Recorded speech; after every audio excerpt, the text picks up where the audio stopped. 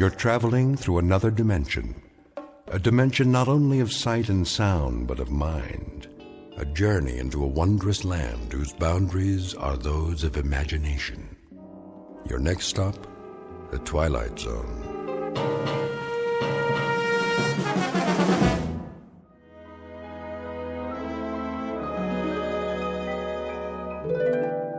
All right, ladies and gentlemen, let's begin with the field reports. Who wants to go first? I will, sir. Proceed. I don't want to spend all eternity on this. Yes, sir. First up is Angel First Class Scott Cousins. Assignment, Orion. Project, Evening Miracles. Job rating, excellent. Good man. Real stuff. Next. I have a report on Angel's second class William Allen. Assignment Beetlejuice, Project Planet Rotation and Weather, job rating excellent. That's his third good rating this month. Recommend him for promotion to first class. I concur, Chief. Right on down the line. Miracle-wise, he's done tremendous things. First class it shall be. Moving on. Cranston? Yes, sir? Well, how about the occupied planets? How about them? Oh, I'd say solid results all the way down the line, Chief. With the possible exception. With the possible exception of what? Apprentice Angel Harmon Cavander, sir. What's his assignment? Earth.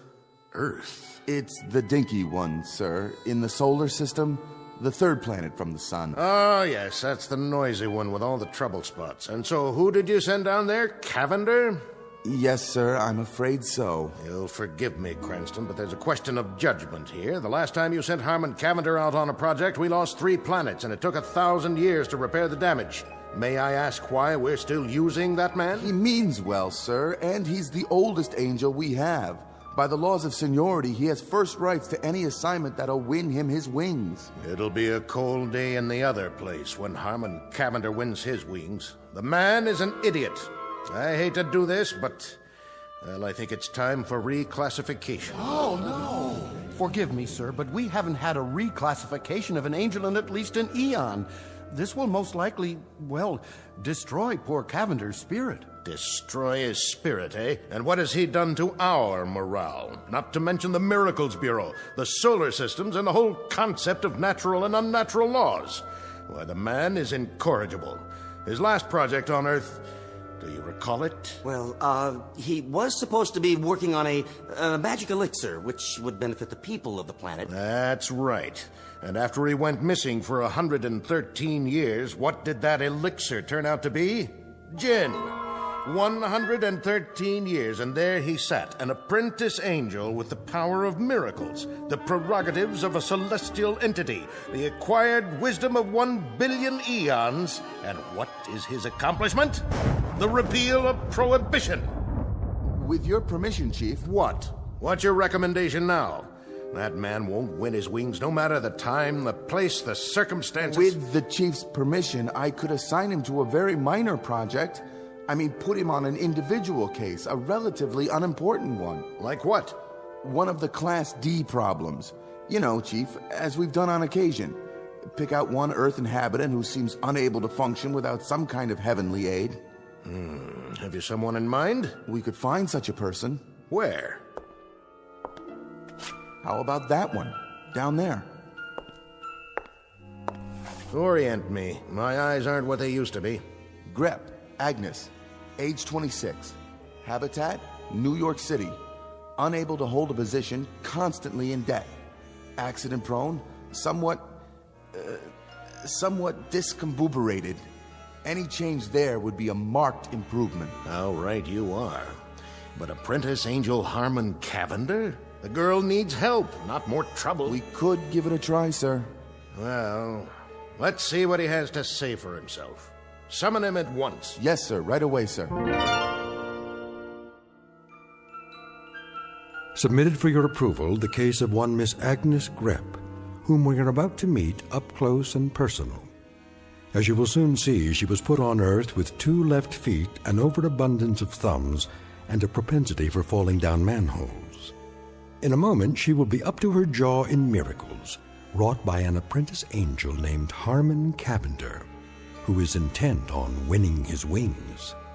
And though it's a fact that both of them should have stood in bed, they are about to tempt all the fates by moving into some particularly tricky territory known only as the Twilight Zone.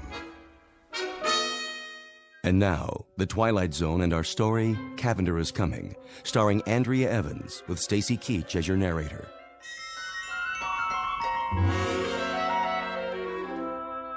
Excuse me. Yes? Is this the 3rd Celestial Division? Yes, sir. Angel Placement Bureau? That's correct. Do you have an appointment? Yes, I'm looking for a Mr. Henry Polk. Our supervisor. And you are? Cavander. Harmon Cavander. Ah, yes. We've been expecting you. Go right in. Thank you.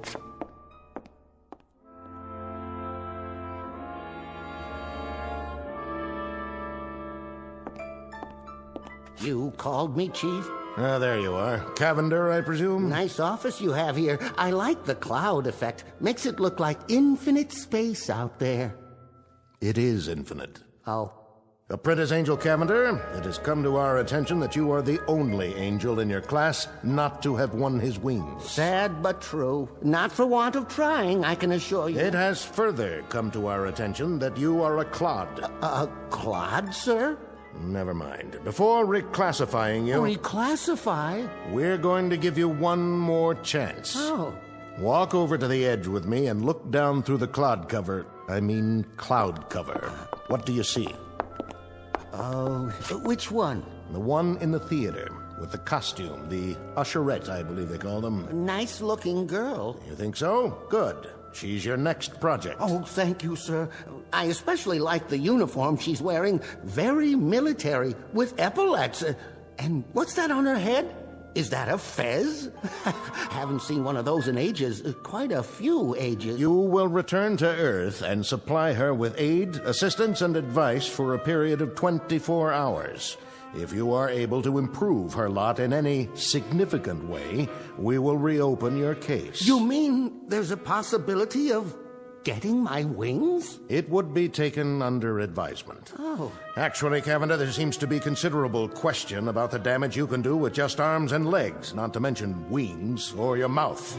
However, we've graciously consented to give you one more opportunity. You have 24 hours to see what, if anything, you can do with that clod, that young Earth woman. Mm-hmm. Take a good look. She's the one lining up for inspection right now in the lobby. Who's doing the inspecting? The theater manager, the short one with the ridiculous little mustache. All right, girls, positions, please. Ready for inspection before we open the doors. Excuse me. End of the line. Can I get in here? This is my position. Pardon me. Inspection. Left lapel wrinkled. Sorry, sir. Lipstick crooked. I'll fix it. And you, Yes, Mr. Stout? stand up. No slumping. Eyes straight ahead. Eyes straight, I said. I'm trying, sir. It's a natural condition. You see, my eyes aren't straight. They're not... You're the new one.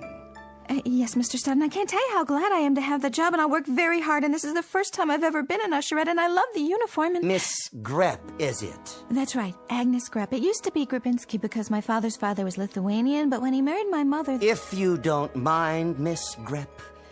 Now then, for the benefit of the new recruits, I will go over very quickly the prescribed positions and order of the day. Pay attention, please, Miss Grepp. I will repeat this only once. You will take the spot girl position in the middle of the lobby, ready to give directions such as stairway to your right, aisle 2 straight ahead, and so forth. Excuse me. What is it? What if I have to... Have to what, Miss Grepp? You know, take a comfort break? You will wait for your 30-minute lunch period, the same as the other girls. Now then, after you have taken their stubs... Their what? Ticket stubs. You collect them. Then the directions you give the patrons will be as follows. Stairway to your right, stairway to your left, aisle 2 straight ahead. Psst. Aisle 3 to your right, balcony and loge upstairs, and... Miss Grepp, if you please. What if I need a drink of water? Yeah, you know, all those directions and my mouth might go dry. It used to go dry when I had to stand up in front of the class, and sometimes it gets dry even when I... Then you look my way and make a face. Like this. Mr. Stout, you look like a fish, doesn't he? Isn't it cute the way he does his mouth like that? The doors are opening for the first performance of the day. Take your positions. Hup, hup. Yes, sir. I'll work the candy counter, sir. I'm in the loges. Where's my flashlight? Spot! Miss Grep, take your spot. Oh, don't worry about me, sir. I got it covered. Hello, dear. Hi. Can you tell us where to find the best seat? Give her your ticket first, Gertrude. Oh, yes, of course. Here you are, dear. About those seats. Immediate lodging. 3 aisles straight up. I mean, in the balcony. Pardon? Oh, and I think there's some candy to your right, popcorn, and oh, God knows what else. Pardon me? Must have water. That man, ask him, but please. Oh, Mr. Manager, I think your usher here is having a fit. Any aisle, any seat at all, just go. What do we do with these tickets, Is there some problem? No problem. A regular fit. Fit? A conniption. Oh. Miss Grep? Mr. Stout? Your epaulets. Oh, Mr. Stout, look at me, please. Close your mouth at once, Miss Grep. Consider yourself cashiered out. You will never make usherette at Blonsky's Bijou of famous Hollywood hits. Now, turn in your uniform. Up. Dismissed.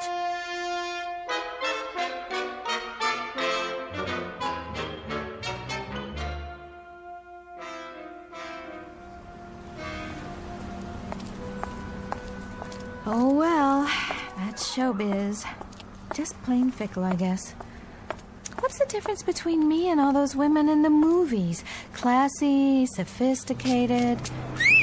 Hey, bus!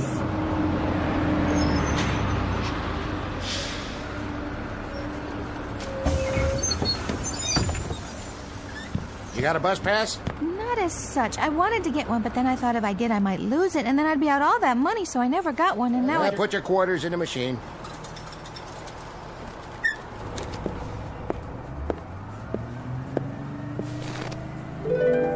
Where did you come from? Don't panic, Miss Grep. Above all, don't panic. If you'll give me just a moment, I can explain. Who's panicked? I almost missed the bus, that's all. But you didn't. No thanks to you. On the contrary, I know this will come as rather a shock to you, but I happen to be a guardian angel. Say, when did you get on? I didn't see you. The whole bus was empty, and then... Indeed, I arranged it that way. As I was saying... Did you pay? I don't have to pay. I'm an angel. Oh, yeah? Where are your wings, then? That's a long story. In point of fact, I've been given 24 hours to help you out in every way possible. This does not preclude the use of miracles. As I say, I know this is going to shock you, but I happen to be your angel. Don't worry about it. I daydream a lot myself. Last week, I daydreamed I was an astronaut. I made 111 orbits before Mr. Goldfarb fired me. Mr. Goldfarb? He ran the delicatessen where I was working. I took care of the steam table all day long, and that's where I used to do most of my daydreaming. Wouldn't you at least like to see a little miracle? Okay, if it makes you feel better. Like what? Well, for example, instead of a run-of-the-mill bus that everybody uses, how about a nice, flashy, chauffeur-driven convertible? Wouldn't that be something? All right, then. Here goes. Is that it? Well, I have a way of fouling these things up, but if you'll give me just a second to concentrate... Wow, Central Park. Well, at least it's a carriage with a convertible top.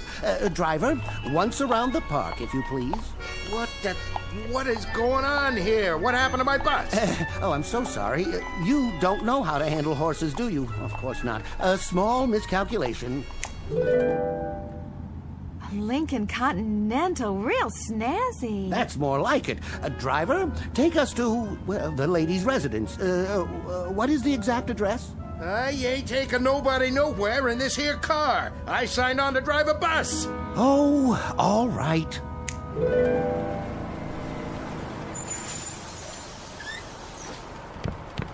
From here on out, folks, you're on your own. When the supervisor comes to claim the bus, tell him I resigned. Well, Miss Grep, what have you got to say now? Excuse me? Well, where are you going? Where do you think? I'm going home. This is my stop. No, wait! Miss Grep, please, wait!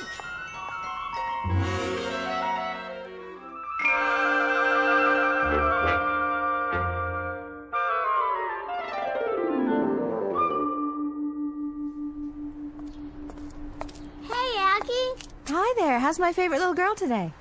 Okay. Been playing? Yeah. I'll bet you had fun, huh? Well, it would be more fun if you could play with me. How come you have to go to work? Not anymore, I don't. I'll play with you tomorrow, okay? We'll go to the park. Promise? You come over and knock on my door in the morning and we'll go, okay? Okay. See ya, Aggie. Hi, Aggie. Hey there, Teddy. You got any candy today? Have I got candy? Look at this. I brought it all the way from Plonsky's Theater, just for you. Gee, thanks.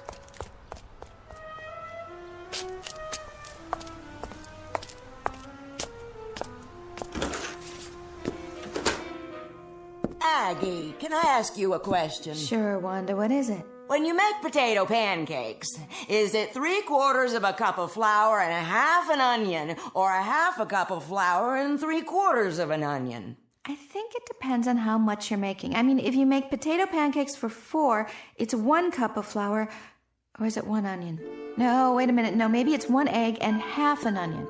How's the job, Aggie? Hi, Joe. You mean, how was it? Oh, Aggie, you didn't go lose another one, did you? Yep, I went and lost another one, all on my own. Which one was this again? Plonsky's Bijou downtown. I flunked close order drill. Listen to me, don't you worry about it none. You'll get another job, but fast. Nice person like you. Aggie, Why, what's the matter, sweetie? I broke my cookie. Oh, sweet baby. Aunt Aggie has a cookie for you. Here. You like it, huh? Mm-hmm. Aunt Aggie's gotta go now, but I'll give you another cookie later. Would you like that? Be careful now. Don't drop it.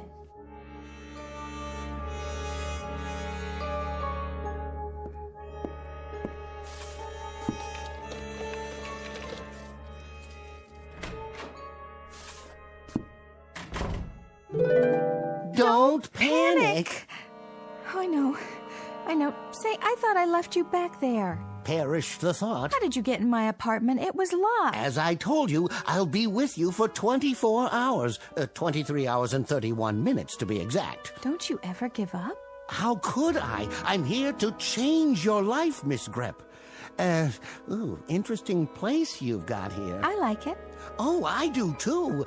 Particularly the stuffed animals and the Cupid dolls. Been collecting them for some time, haven't you? If you'll excuse me, I have got to take these shoes off. My feet are killing me.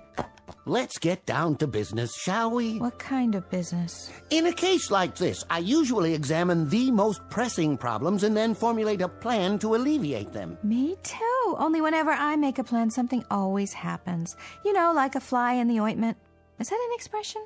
Oh, my mother used to say that. Whenever my father made plans, like the time he went into business raising rock Cornish game hens, it was a great plan, let me tell you.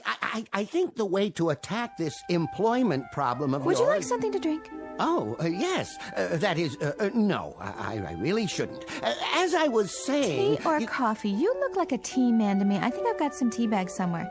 Don't trouble yourself. How about a beer? Oh, no. No.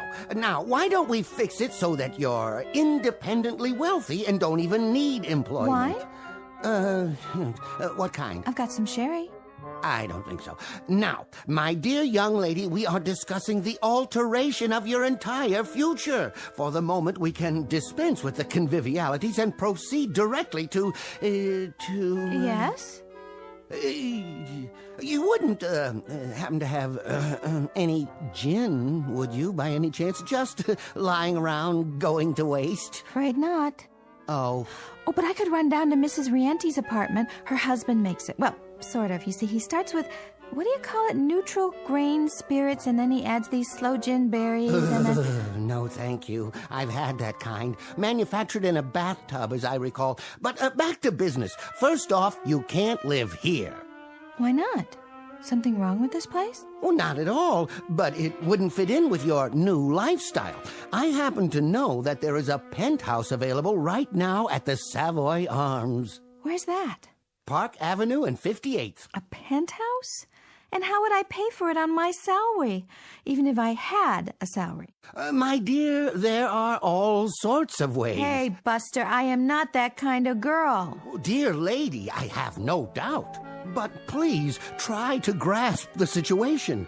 As of this moment, you are independently wealthy. Now, why would you say a thing like that? Watch this. Nothing up my sleeve.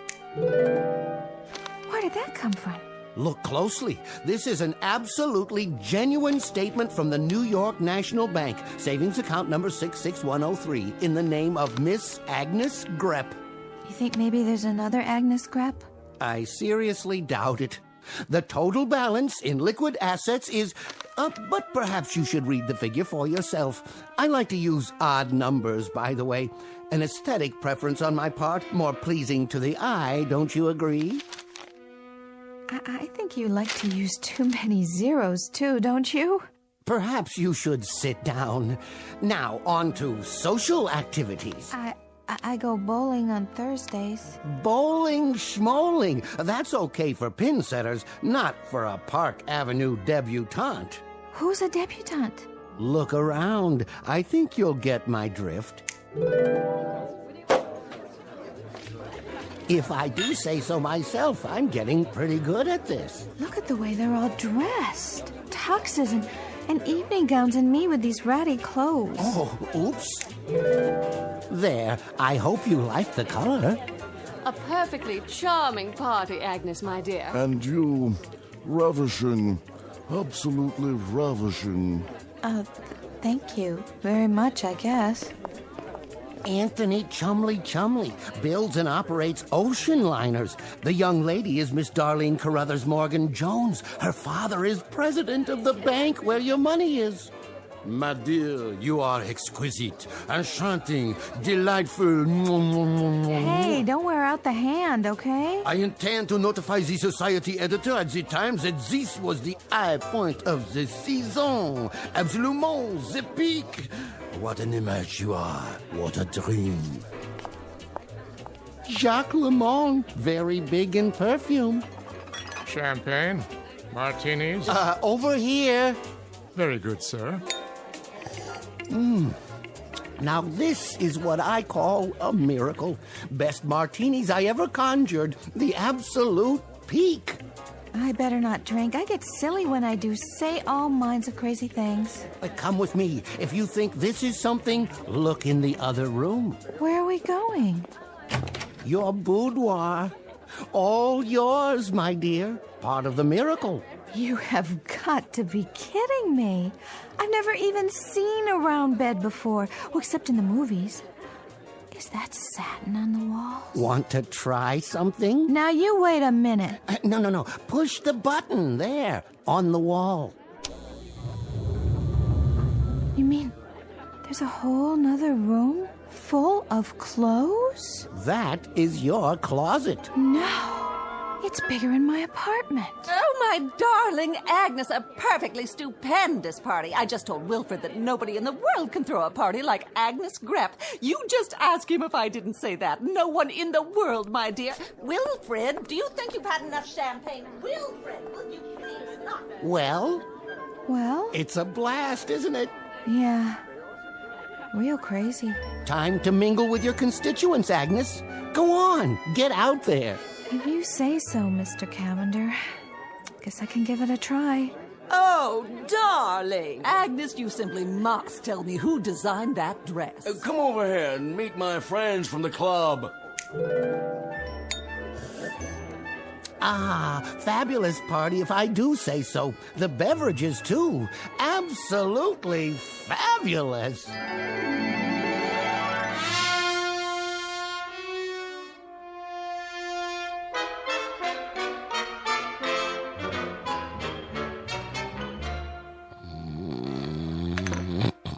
What? Oh, yes, the party. A real blast. A humdinger. Cavander, you have outdone yourself. What time is it? Early, sir. Where is everybody? They've all gone home, sir. Oh, and Miss Grepp, is she... She's gone on an errand, sir. You're the last one in the penthouse. Oh, did she say where? Something very pressing, I should say. Would you care for a continental breakfast, sir? A Bloody Mary? Agnes! Agnes!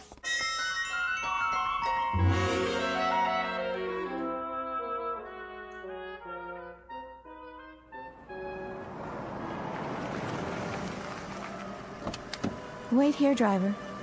Here, miss. Are you sure? I'm sure. Can I help you? Hi, Wanda. Guess I was out pretty late last night. How are you this morning? Fine, miss. Anyone in particular you're looking for? Just my own bed, good old 13A. 13A's been rented. It has? To a nice couple. You a friend of theirs? Hi, Joe. Gonna get the morning paper, huh? Yeah, so? So I just thought I'd say hello. What's with the fur coat, sister? You slumming? Joe.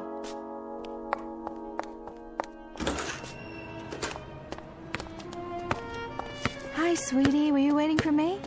Huh? Remember? We said we'd go to the park today, you and me. Just as soon as I change this dress and get out of these awful shoes. Who are you? It's Aunt Aggie, honey. Don't you... My mom said not to talk to strangers. Oh, there you are. She doesn't know me. Of course not. And my apartment, it's been rented. Naturally. And my landlady didn't even recognize me. And you know what Joe, my neighbor, said? Miss Grepp, you can't have your cake and also eat it. That is, somebody's got to pay the fiddler, or something along those lines. What does that mean? Well, you know yourself. It's a kind of a give and take thing. Life, I mean. The whole philosophy of living. Well, what on earth did you expect? What do you want from me? Not much of anything, really. I didn't expect anything except... What? Friends, maybe. Excuse me. Hey, what do you say, slugger? Aunt Aggie's back, and she got candy for you. She's got... What's that? That's not a candy bar. No, honey, it's not a candy bar. It's a bottle of perfume. Costs $100 an ounce.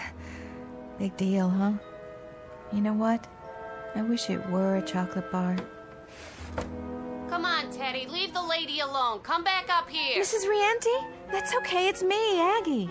Come on back for your breakfast. I told you don't bother the lady. Mrs. Rienti, it's Aggie. Don't let this sable coat throw you. Driver, take the lady back to the Savoy Arms. Yes, sir. No, not the Savoy Arms. How's that? No more Park Avenue and 58th. I don't want to go back there. I want to stay here. Why, I'll never win my wings now. I'll be drummed out. I'll be reclassified. Didn't we have a wonderful time? Don't you have everything you want? Mr. Cavander, you want to make me the happiest girl in the world? Then knock it off with the Park Avenue penthouse, the sable, the whole bit. I want it the way it was. The way it was? Unstable, unresolved, and unemployed? Disconnected, discombobulated, and behind in my rent. But that's for me. That and bowling, babysitting, and potato pancakes. How about it, Mr. Cavander? All right, Miss Grepp, but I think you're making an awful mistake. I tried. God knows I tried. Can you hear me up there? You can't take that away from me.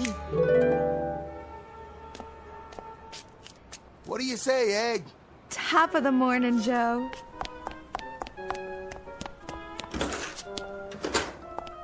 Aggie, on this potato pancake stuff, how many eggs? An even dozen, and I'll be down in a minute.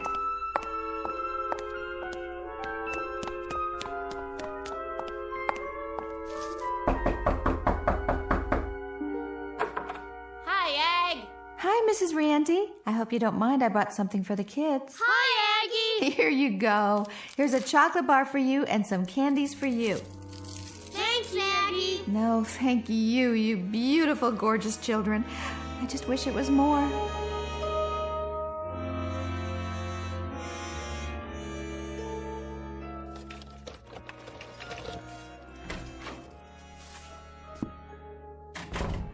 Mr. Cavander, can you hear me? Yes. Oh, I sure am glad you're here. Because I wanted to say thanks a whole bunch. It was wonderful knowing you. Wonderful knowing you, Miss Grepp. Excuse me, what's that, Chief? Yes, sir. I'll be there right away.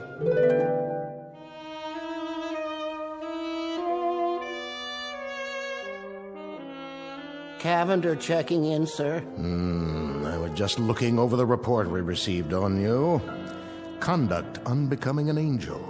Gin and tonic consumption, gin fizz consumption, gin on the rocks, extra dry martinis, general inebriation. Need I go on?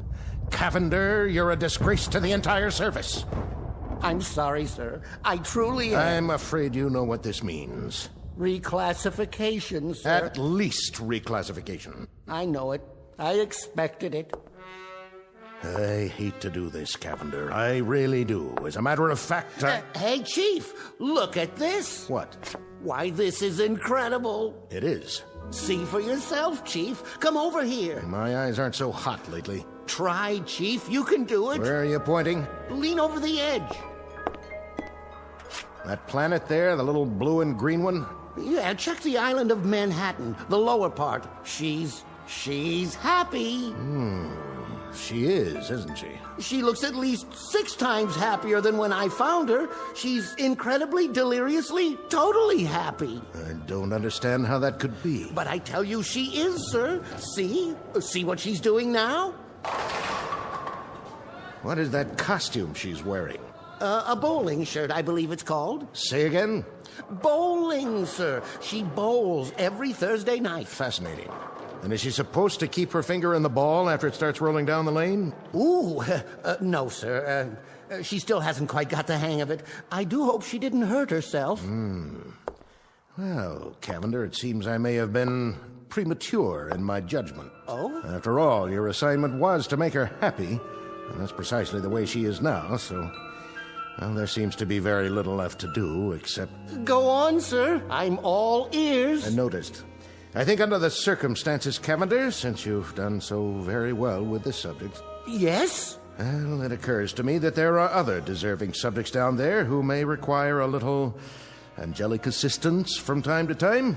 Oh, definitely. No doubt. Each of them could be your personal project, so to speak. How would you like that?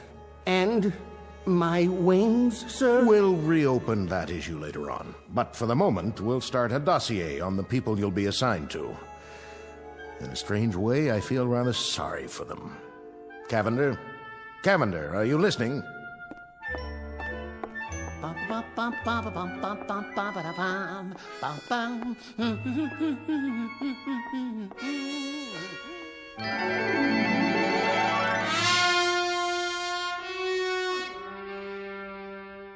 Chapter 1 in the saga of Harmon Cavander, Guardian Angel, proving, among other things, that happiness is relative, that angels have their own problems, and that some people never had it so good, or something along those lines. Tonight's excursion into the Never Never Land known as the Twilight Zone.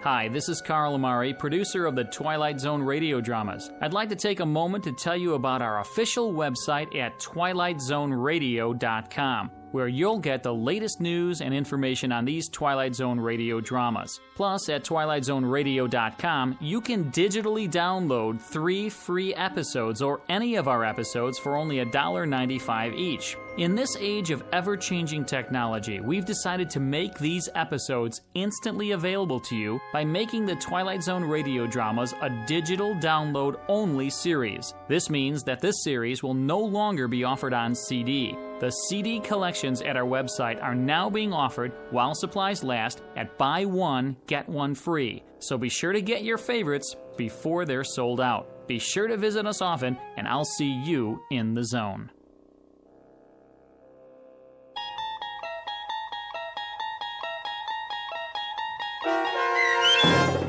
Cavander Is Coming, starring Andrea Evans with Stacy Keach as your narrator, was adapted for radio by Dennis Etchison and based on a script by Rod Serling.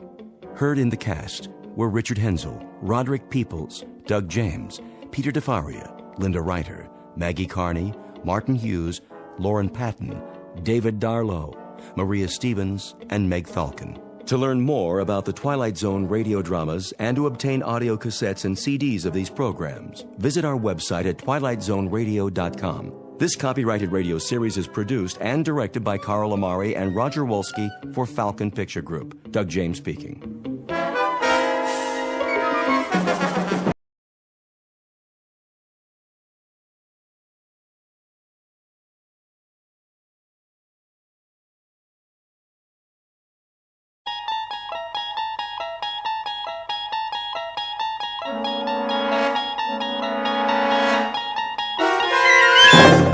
You're traveling through another dimension.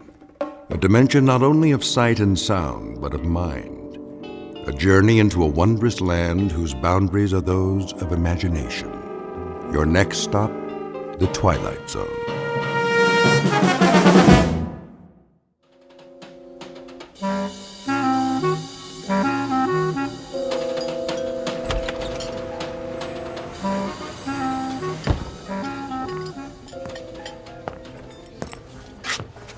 Oh, hello, Mr. Morgan. Ferdy?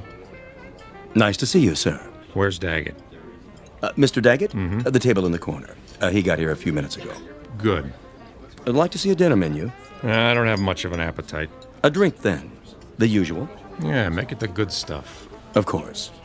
Harold, 1 tequila with lime, table 3. Coming right up.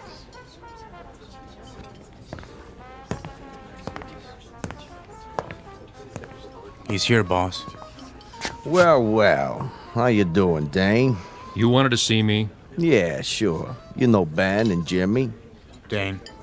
How you? Boys? And Iris and Sherry. Hi. Hello. Pull up a chair. No thanks. Go ahead. Take a load off. I thought you wanted to talk. I do. Mr. Daggett wants you should sit down. I'll stand. Now listen. That's all right, Ben. If he doesn't feel sociable. I don't have all night.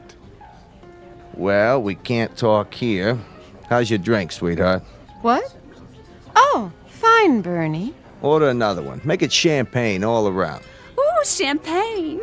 Are we celebrating? That's right. A regular celebration. What's the occasion? The 6-month anniversary of a wonderful partnership.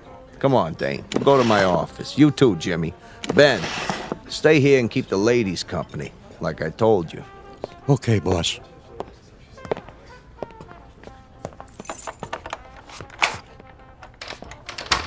After you. Age before beauty. That's a good one. Come on in, Dane. What's a bodyguard for? We don't have any secrets in here, do we, Jimmy? Not on your life.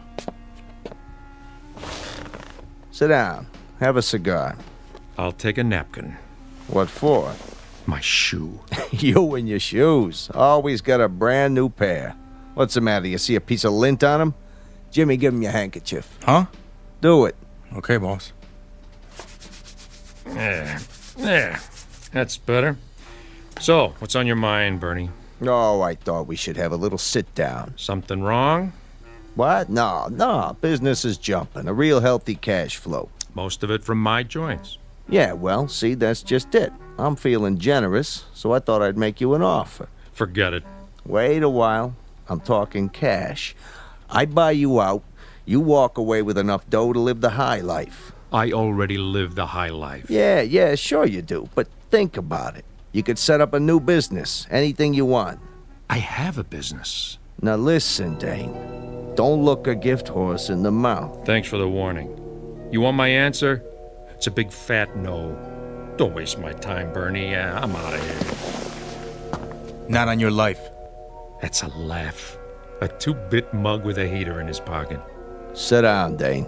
Tell him to keep his hands where I can see him, or I'll ventilate that cheap suit, but fast. Cheap? It's a Versace. We're not through here. Read my lips. N-O. Dane. I thought we had a good thing going. See this 38, Jimmy? Out of my way. Put the piece away, Dane. You're hurting my feelings. You heard the boss. Stay out of your pocket. You too, Bernie. Hands on that desk. Anything you say, Dane. I'm backing out the other door. I see this mug stick his head in the alley. I'll blow it off. Clear? You're getting yourself in an uproar. You need more than a clown in a cheap suit to put the squeeze on me. Maybe so. Now, Ben!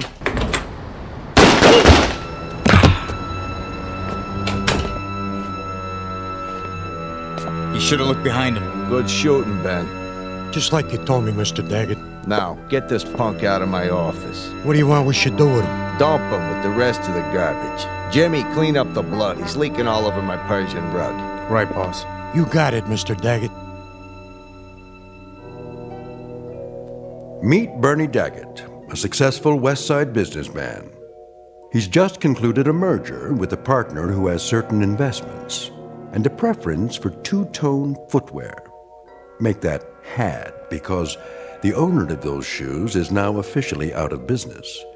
Said business will continue, of course, under different ownership. But what of the gray and black wingtips? They're brand new, with a shine so bright you could use them for mirrors. It would be a shame to let them go to waste. But never fear, a certain Nathan Edward Bledsoe of the Bowery Bledsoes is about to recycle them. At the moment, a few long blocks from here, Nathan just happens to be looking for a new pair of treads because the ones he's wearing are falling apart. He doesn't know it yet, but his search for a warm place to sleep and a bottle of forgetfulness is about to end. Dane's shoes will carry him out of his misery and straight into the Twilight Zone.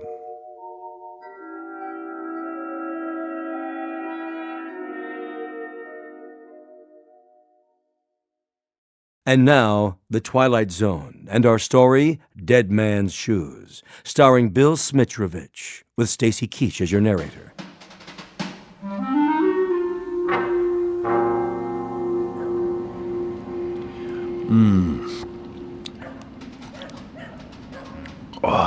Give me a swig, will you, Nate? Sorry, Chips.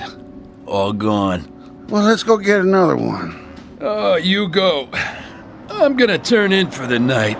But it's early. Besides, I don't got no more money. Go panhandle some. Move your head. What for? So's I can toss this bottle in the trash. 2 to 1 says you can't make it. You gotta have money to gamble, remember? Oh. You missed. I guess we better clean it up. Clean it up. That's a good one.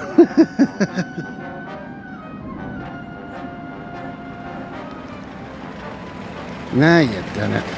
Somebody called the cops. Wait. That ain't a cop car. Okay, Jimmy. The coast is clear. Dump him. Where? Under the fire escape, by the trash.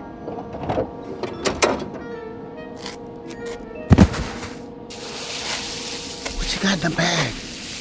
Quiet. Keep your head down. Okay, Ben. Done it. Let's go. Mr. Daggett said to come right back. So long, Dane. Good riddance to bad rubbish.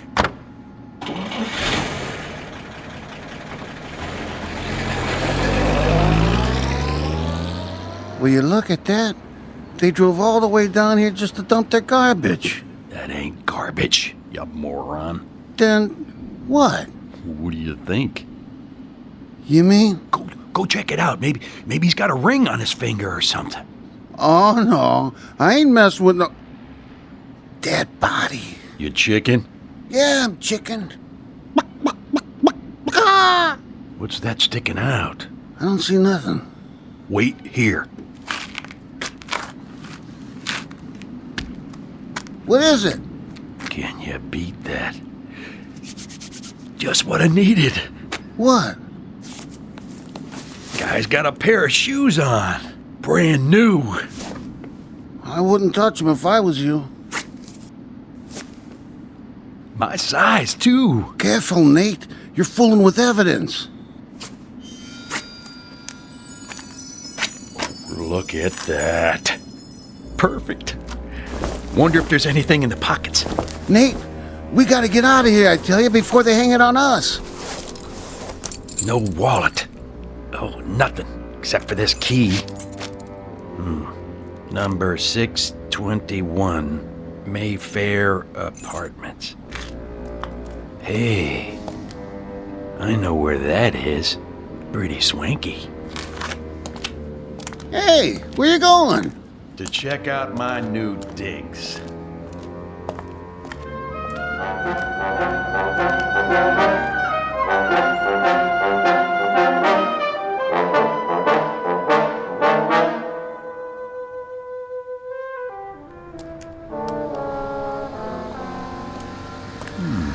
Mayfair Apartments.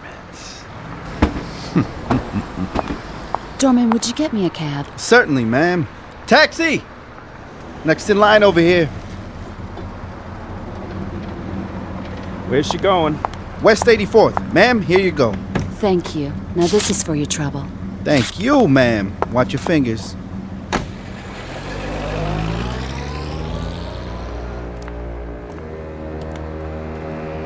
Hey, fella, where you going? This building is for residents only. Yeah, sure, pal. So sue me.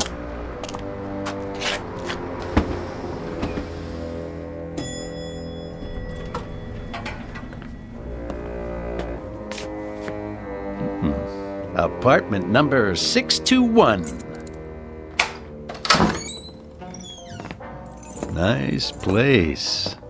Dane, I'm so glad you're here. I was just painting my toenails. Where were you? Who are you? That's rich. Who am I, she says. What do you want? Not you, that's for sure.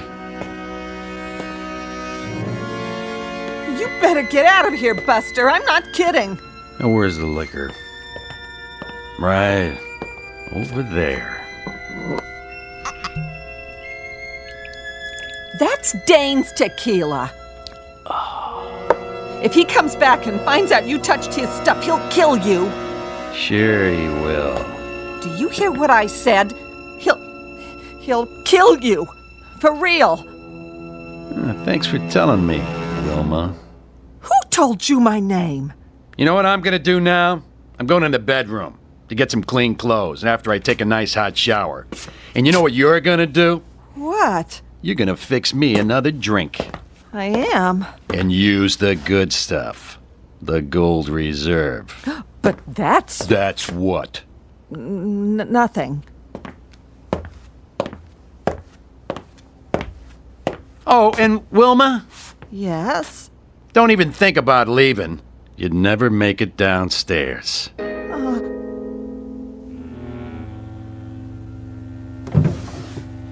Shirt, socks,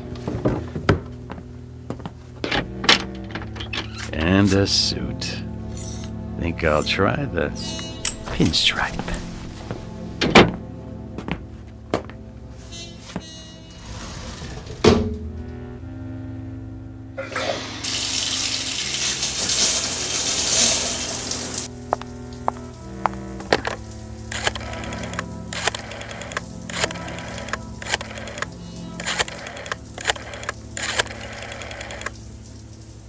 Bernie, it's me, Wilma. Wilma! No, I can't talk any louder. Listen, is Dane there? Well, where is he? What do you mean you don't know? All right, do me a favor. Call me as soon as you do. Thanks, Bernie.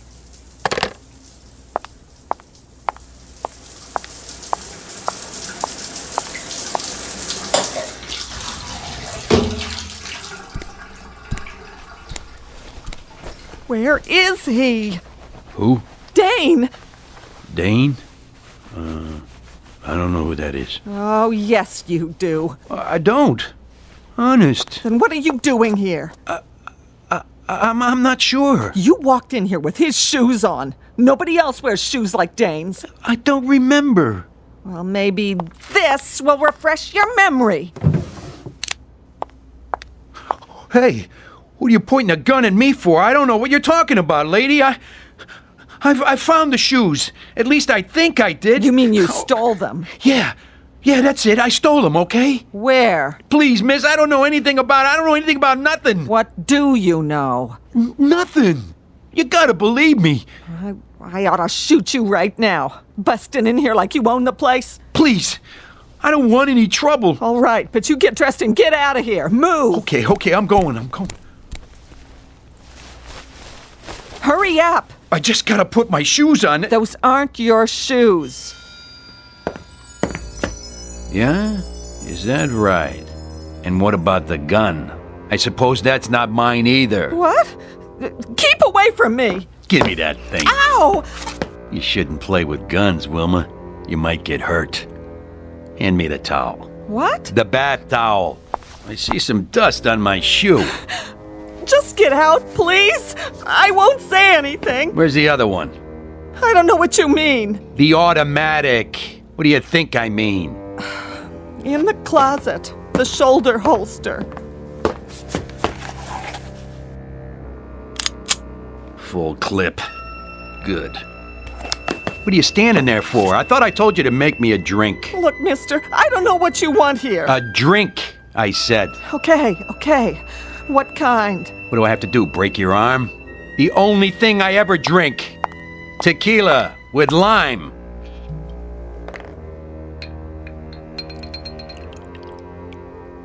Dane's due back any second. I'm warning you, for your own sake. If you know what's good for you... I know what's good for me. Please, don't touch me. Please, don't.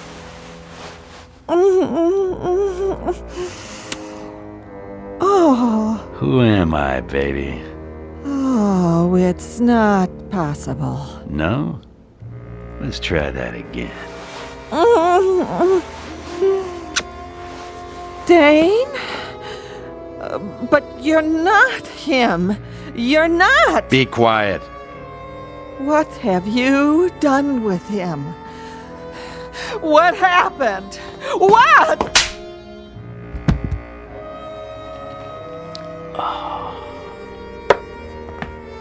Wait, you gotta tell me, please! Tell you what? I have to know! Later. Where are you going? I got a little unfinished business to take care of. Where's Bernie? Bernie? Bernie Daggett. At the club. That's what I thought. You wait here. I'll be back after it's over. And don't answer the door. For your own good.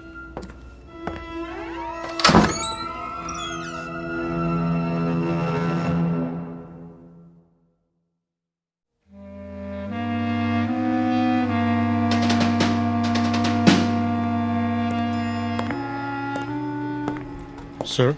Yeah? Did you get the message from Mr... Oh, I'm sorry. What's the matter? There problem? Nothing, sir. I thought you were someone else. Oh, is that so? Like who? Another one of our residents. Let me guess. The guy in 621? That's right. You must know Mr. Morgan. Yeah, you might say that. Just visiting. What's it to you? Oh, nothing at all. It's just... Just what? That suit and those shoes. Mr. Morgan has a pair exactly like them. No kidding. Must be quite popular these days. Very smart. I like 'em. You got a handkerchief? Why, yes, I'm sure I do.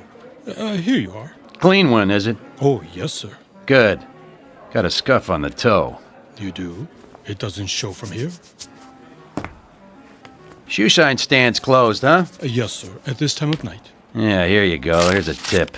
Oh, that's not necessary, really. It's the concierge's job, too. Listen, get a shoe shine boy who works around the clock. Some people care about how they look. Right, I'll do that.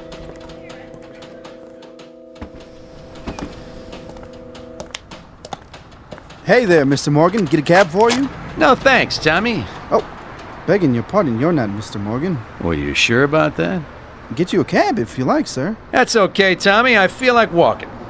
Clean shirt, new shoes, and I know just where I'm going to. Sure looks like you do. Yep. Clothes make the man. That's what they say.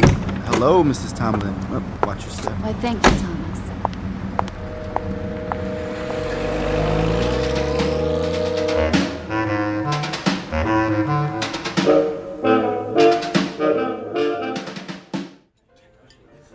Yes, sir. May I help you? I'd like a table. You have a reservation? How about that one over there?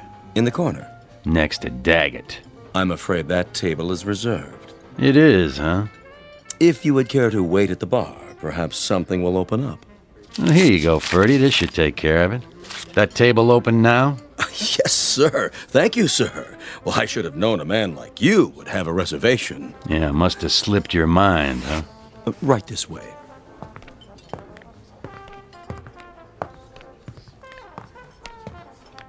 Let me pull the chair out for you. And what may I bring you, sir? The usual. The usual? Tequila. Really? Any particular brand? The good bottle, under the bar. With a slice of lime. Certainly, sir. Right away. Ferdy. Yes, Mr. Daggett. Bring us another bottle of champagne. Of course. Who's that, anyway? You mean the gentleman with the shoes? I'm afraid I don't know, Mr. Daggett. Never saw him in here before. Nor have I. I'll get you your champagne. Friend of yours? No friend of mine. Hey, Jimmy. Yeah, boss? That fella over there. You seen him? Negative. What about you, Benny boy? Never set eyes on him. Well, he seems to know us. What's he smiling for? He ain't looking at me, honest. Of all the nerve. Just some lush. Forget it. Yeah, but a familiar lush. Something about him. Maybe he's looking at me. Iris? It could be. Or ain't I worth staring at anymore? Oh, nobody said that. Said what? Oh, nothing. I just said I was leaving you. Yeah, sure. Jimmy, why don't you go over there and... See? You never listened to me. I'm all ears. I said I was leaving you, Bernie. Sure you are. I mean it. We're Splitsville. There's only one way people leave me, honey. Feet first. Drink up, everybody. Let's finish this bottle. Sorry to tell you, boss, but that guy's still looking at us. Like he's got a secret or something. Oh, he's driving me crazy. All right, that's it. Can't even have a drink in peace. Ben. Yeah? Invite him over. What if you don't want to come? Then get rid of him. No problem.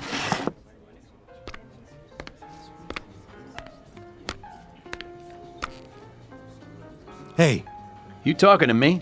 Mr. Daggett wants you. Oh, isn't that nice? Makes me feel all warm inside. He wants you should join him. Well, what do you know? An invitation from the great Bernie Daggett at his own personal table. Are you sure? He loves you should join him.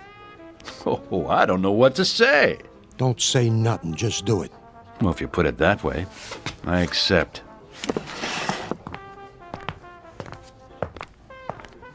Here he is, boss. Well, well. Allow me to introduce myself. Hello, Bernie. You know me? Everyone does. By reputation. Oh, I get it. Sit down. Thanks. Get the man a chair. You, celebrating something? You might say so. Big business deal? Who told you that? Friend of mine. That right. What are you drinking? Tequila with lime. What did you say? Something wrong with that? No. It's just kind of funny. Is it? A coincidence is all. I had a friend drank the same stuff. Well, no kidding. What happened to him? What do you mean? Well, you said had. Say, what's your name? Kilroy. Look, buddy, when Mr. Daggett asks you a question... Easy, Jimmy. I'm sure he didn't mean no disrespect. What line are you in? Restaurants. Just like Dane. Isn't that something? But tonight, I'm a messenger boy. And I've got a message for you, Mr. Daggett. Well, go ahead. Let's have it. Oh, I'm sorry, no can do. What do you mean? I have instructions to deliver the message personally. In private. It's kind of a touchy matter. You understand? And who's this message from? Afraid I can't say. Here you are, sir. Another bottle of champagne on ice and 1 shot of tequila with a slice of lime.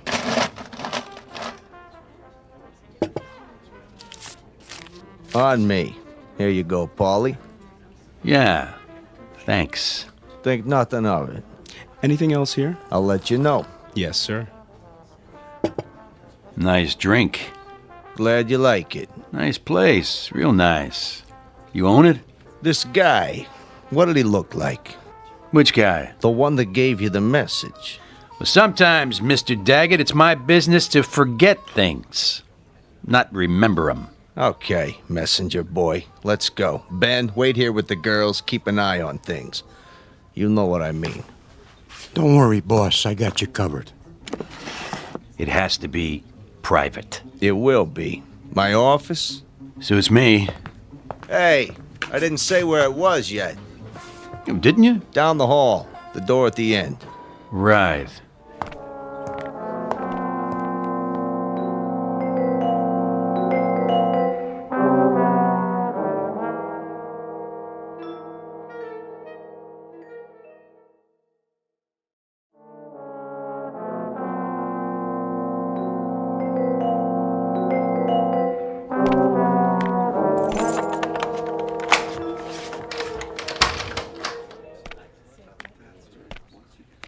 Nice place you got here. Soundproof, too, so we can talk in private. Good idea. Come on in. Make yourself comfortable. Oh, age before beauty. That's a good one. Jimmy? Put your arms out. What for? Just till we get acquainted. Go on, Jimmy. Frisk him. Well, what do we got here? Well, it looks like a 38 to me. What's the matter? The monkey can't see? You got nerve bringing a piece in here? That's okay. I know how it is. A man needs protection nowadays. Yeah, you don't know what kind of trash you'll run into. Hold it for him, Jimmy. Hey, careful with that. I'm always careful. Just till we're finished. Tell your monkey I want it back with all the bullets. Hear that, Jimmy? Absolutely. Have a seat. Cigar? I don't smoke. Good idea. Could be dangerous to your health. So could a lot of things. Yeah, looks like you got a good thing going here. I get by. Win some, lose some. I bet you don't lose very often. I try to keep my hand in the game. And what game is that? Oh, you know. Little of this, little of that. I got a string of restaurants now. That right. Strictly legit. Must be doing pretty good. Nice digs, mirror on the wall, big desk. They call it Danish modern. Real oil paintings. Cost me plenty, let me tell you. See that picture there? Thomas Kincaid original. No kidding. Of course, I got a special discount. Yeah, you paid too much. What? I have 3, just like it. Picked them up at a fire sale. Guy turns them out like a factory. Doesn't even sign his name. Got a room full of brunettes to do it for him. Jimmy, make a note. Yeah, boss. See if there's a money-back guarantee on this crap. Now then, what were we saying? The message? Oh, yeah. You're monkey deaf, too? Say, hotshot. Don't worry about it. When does he go back in his cage? I got no secrets from my boys. Yeah, you sure? Sure, I'm sure. And one thing first. What's that? Give me a handkerchief. You got one in your breast pocket. Yeah, I know, but I don't want to get it dirty. Hear that, Jimmy? Yeah. Here you go, hotshot. There's a piece of dirt on my shoe. Maybe you should watch where you step. Right. All kinds of dirt around here. Where'd you get those shoes? I borrowed them. From who? A friend of mine. What's your friend's name? I think you've met. What's your real name, mister? My name? That's from my friends. Aren't we friends yet? I don't know. Are we? Yeah, I'd buy you a drink, invite you to my office, and all because you got a message to deliver. If that ain't friendly, I don't know what is. Bernie. Mr. Daggett to you. How'd you get it cleaned so fast? What? The rug on the floor? What about it? Well, blood's hard to get out, isn't it? Say, what are you inferring? You have to send it to the cleaners, unless you got your own cleaners. Nickel and dime mugs who wipe up people's messes for them. I don't know what you're talking about. Don't you? But I know one thing. You got a bad attitude. The kind that can get you in trouble. Absolutely. You think so? Then here's what I'm gonna do, Bernie. I'll tell you what I'm talking about.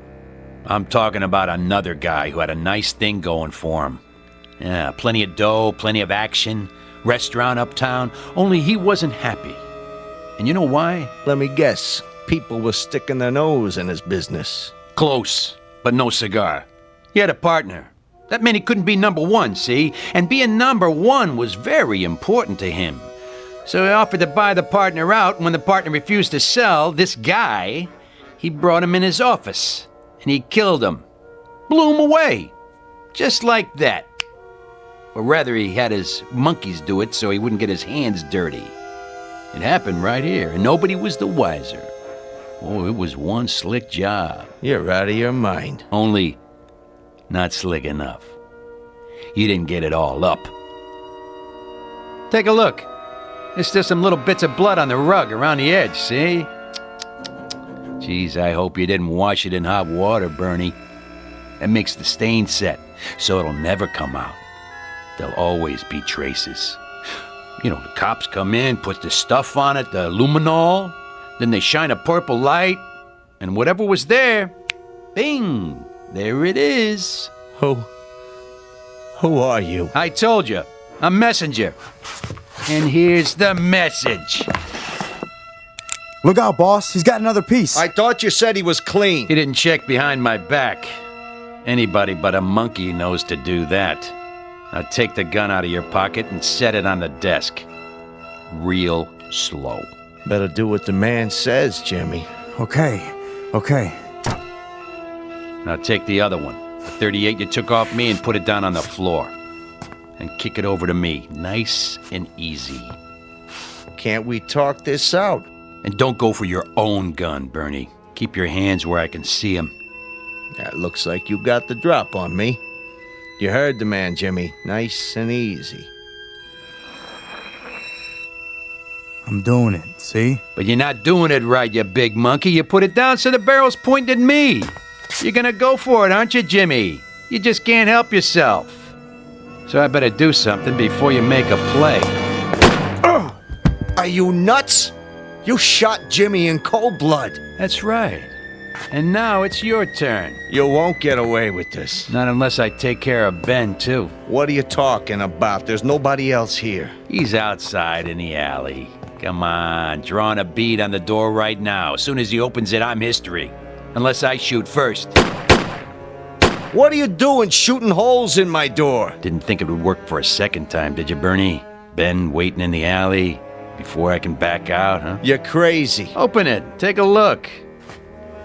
Bet I drilled him right through the stomach. At least I hope so.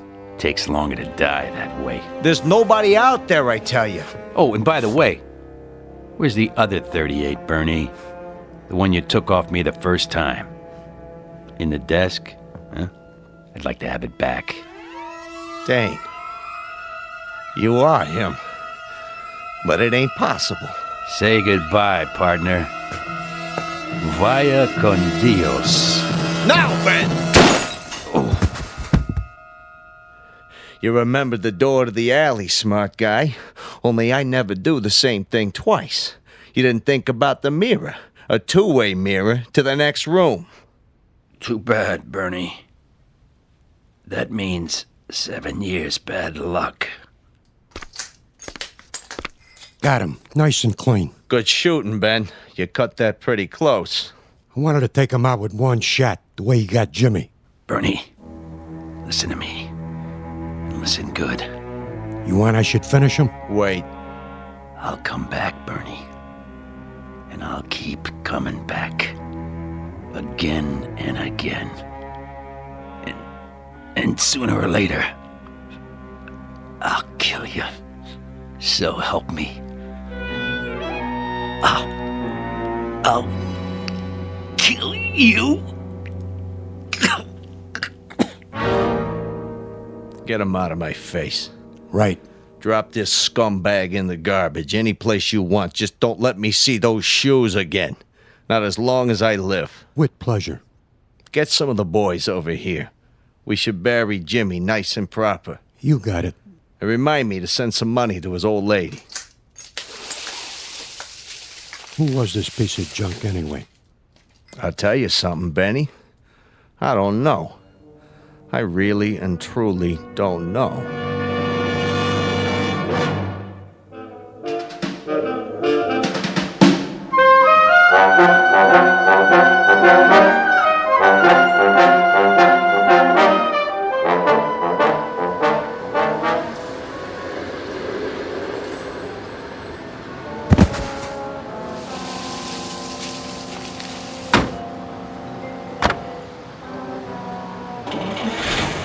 Go, the boss is waiting.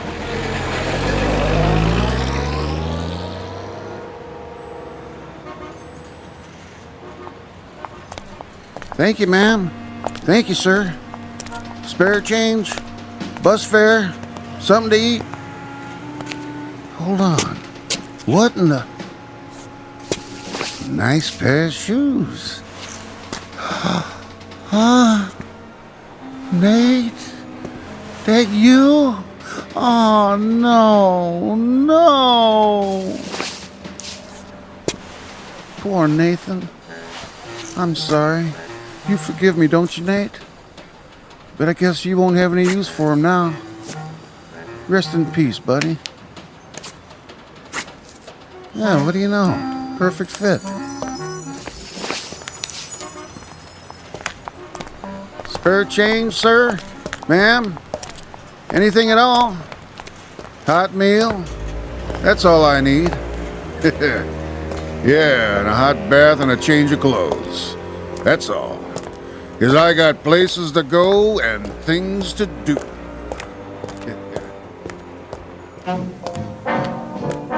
There's an old saying that goes, clothes make the man. And another one that says, if the shoe fits, wear it. Keep both phrases in mind should you ever find yourself on a lonely street at night. Because nothing comes without a price. And if you happen upon a pair of expensive black and gray loafers, size 9, be very careful. Because they just might have a mind of their own. Try them on, and chances are you'll find yourself on a long-distance trek into the Twilight Zone. More from the Twilight Zone after this. Dead Man's Shoes, starring Bill Smitrovich, with Stacy Keach as your narrator, was adapted for radio by Dennis Etchison and written for the Twilight Zone by Charles Beaumont and O.C. Rich. Heard in the cast were Meg Falcon, Christian Stolte, Rick Arthur, Alex Sopener, Fernette Lebo, Amber Lake, Doug James, Dale Rivera, Roger Mueller, Rich Komanek, Eddie Martinez, Tony Castillo, and Carl Amari.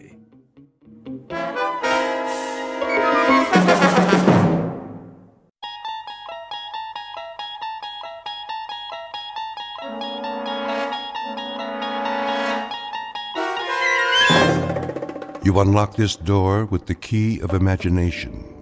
Beyond it is another dimension, a dimension of sound, a dimension of sight, a dimension of mind. You're moving into a land of both shadow and substance, of things and ideas. You've just crossed over into the Twilight Zone.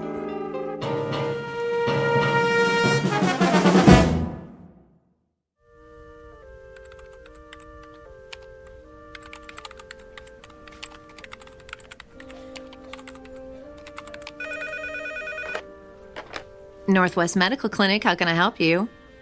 I'm sorry, Dr. Matheson is unavailable. He's taken a temporary assignment out of town. Can I make an appointment for you with one of our other physicians?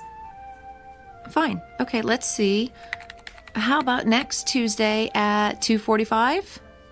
Great. You'll be seeing Dr. Kyle Powers. You're welcome. Goodbye. Psst, Dorothy. What is it, Millie? Kyle gets another victim, eh? I know, right? How many of Dr. Matheson's patients is he seeing? Quite a few, which makes sense. He's got the lightest patient load at the clinic. Gee, I wonder why. Shh, Millie, someone will hear you. Well, maybe they should know what they're getting into before they see Dr. Doom and Gloom. Excuse me. May I help you? I have an appointment with Dr. Kyle Powers at 10:15. Another one bites the dust. Shh. Okay, what is your last name? Callahan. Okay, Callahan, let's see. Ah, yes, you were originally scheduled with Dr. Matheson. Yes, but I guess he's out of town for a while. I'm afraid so. Dr. Matheson accepted a year-long research position at a university on the East Coast. Oh. Kyle is seeing most of his patients. Like lambs to a slaughter. Millie? Mrs. Callahan, why don't you just have a seat over there in the waiting area? The nurse will call your name when the doctor is ready to see you. Thank you.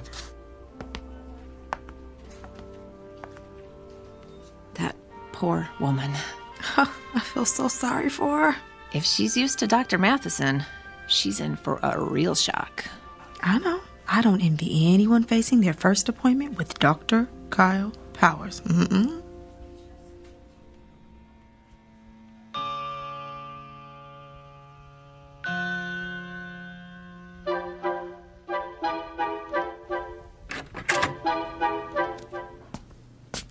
Mrs. Callahan? Yes? I'm Dr. Kyle Powers. It's nice to meet you.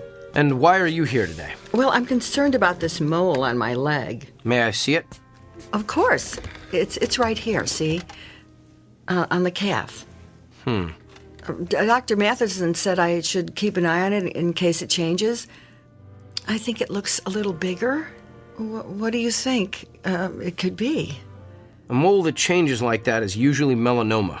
Oh, melanoma. That's cancer, isn't it? Yes, it is. I'm going to need to ask you some questions. Oh, well, go ahead. When did you first notice the mole had changed? About a week ago. How much bigger is it? I'm not sure. 50%? No. 40%? 30? 10% maybe. Do you spend a lot of time in the sun? No. Has anyone in your family ever had melanoma? No, I don't think so. Did you ever have a severe sunburn as a child? No, not severe, no.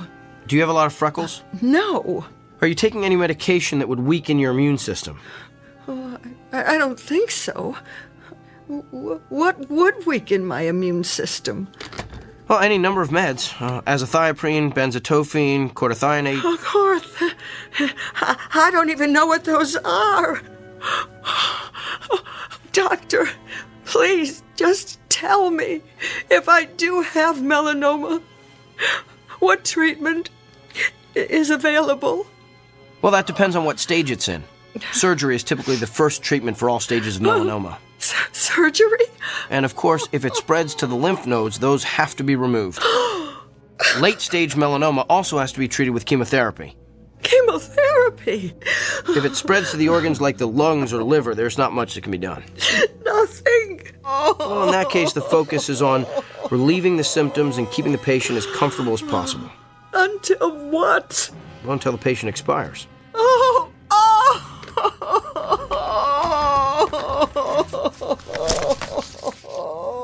I'm going to refer you to a dermatologist. He'll perform a biopsy and then send a sample of the growth to the lab. If it is melanoma, the dermatologist will refer you to a surgeon for the sentinel lymph node biopsy.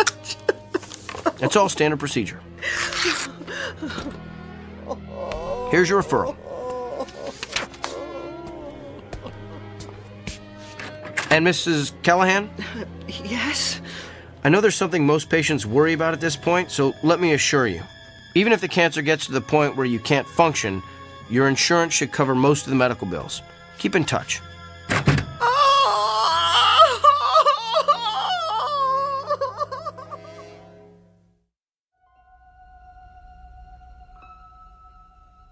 Meet Dr. Kyle Powers, a physician well-versed in and fascinated by the mechanics of the human body.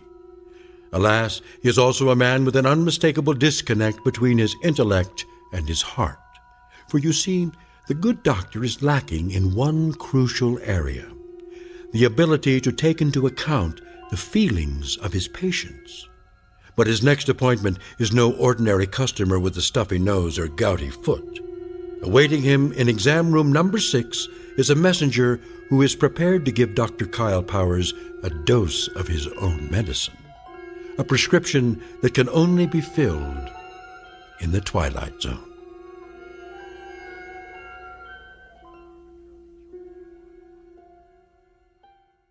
And now, The Twilight Zone and our story, The Amazing Dr. Kyle Powers, starring Sean Astin with Stacy Keach as your narrator.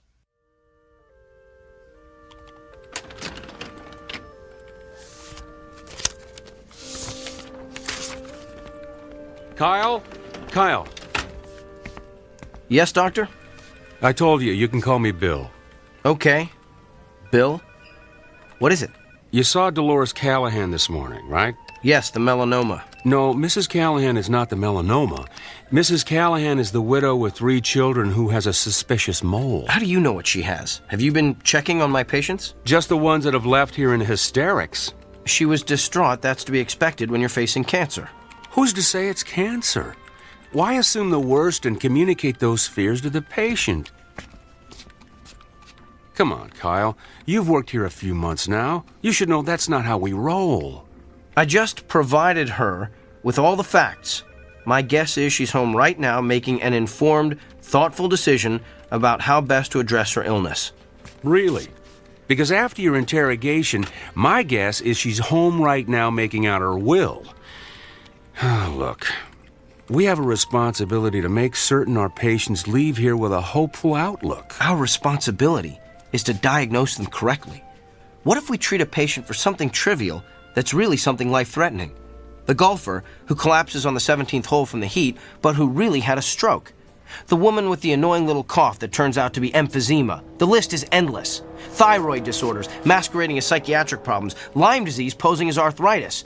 That's why I ask so many questions. The more facts I can get from the patient, the more accurate diagnosis I can make. So you're going to continue cross-examining our patients like it's the Spanish Inquisition? Look, doctor, I realize my technique differs from yours. It may not consist of the sycophantic mollycoddling you prefer, but I think you'll find overall that it gets me closer to the most accurate diagnosis possible. That may not mean anything to you, but it's the reason I get up in the morning. It's how I roll. Now, if you'll excuse me, I have a lot of patients to see. May God help every one of them.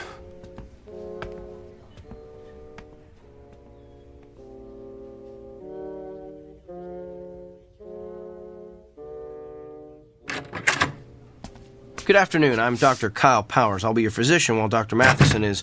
Oh! We are obviously not Eileen Richards. Obviously. The name's Beaumont. I seem to be in the wrong room, Mr. Beaumont. Let me just... You're in the right room, Kyle. You know me? Yes. You're not a quality assurance auditor sent to check up on me, are you? Did Dr. Bill T. Goodwin send you?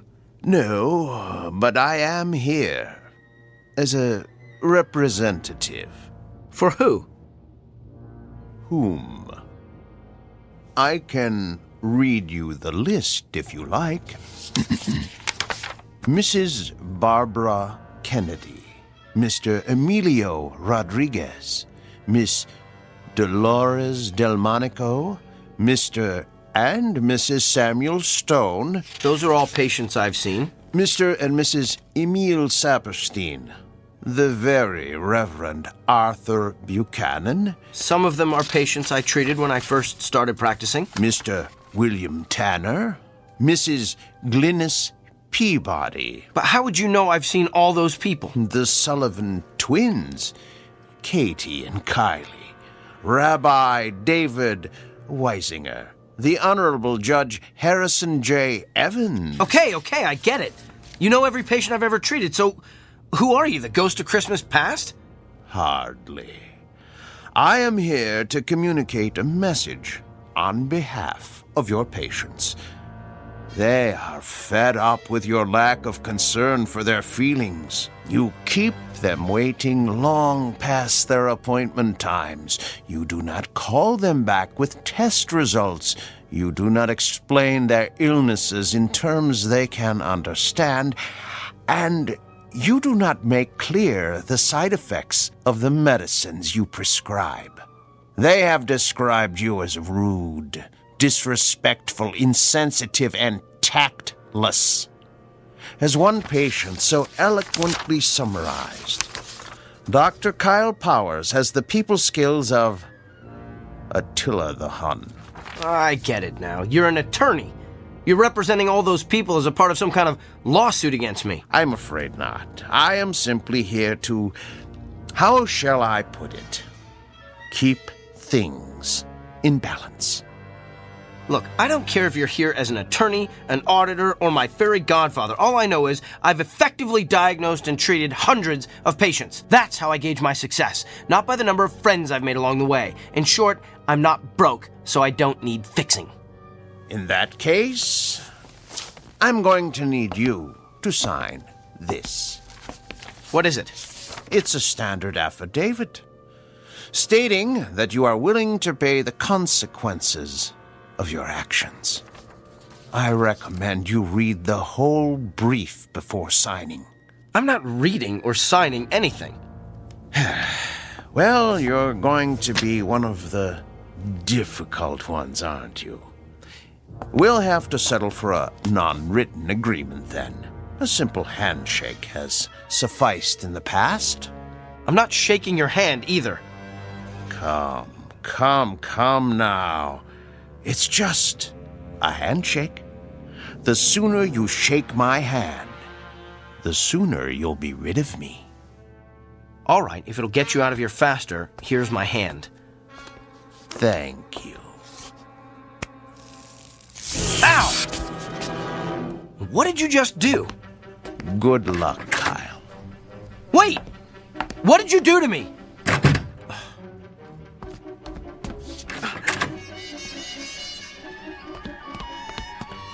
Where did he go? Can I help you, Doctor? The man who just left this room, which way did he go? You're the only one who's left that room in the last 10 minutes. Well, that can't be. I was just talking to him. I can page him if he's still in the building. Who was he? Nobody. Just some prankster with a joy buzzer. Who's my next patient? Mr. Gianelli. He's in room 7.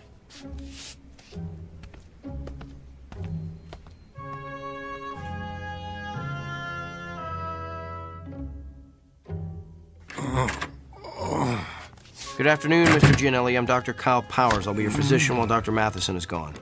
Are you in pain? Oh, yeah. Where does it hurt? The back. What part of the back? Down low.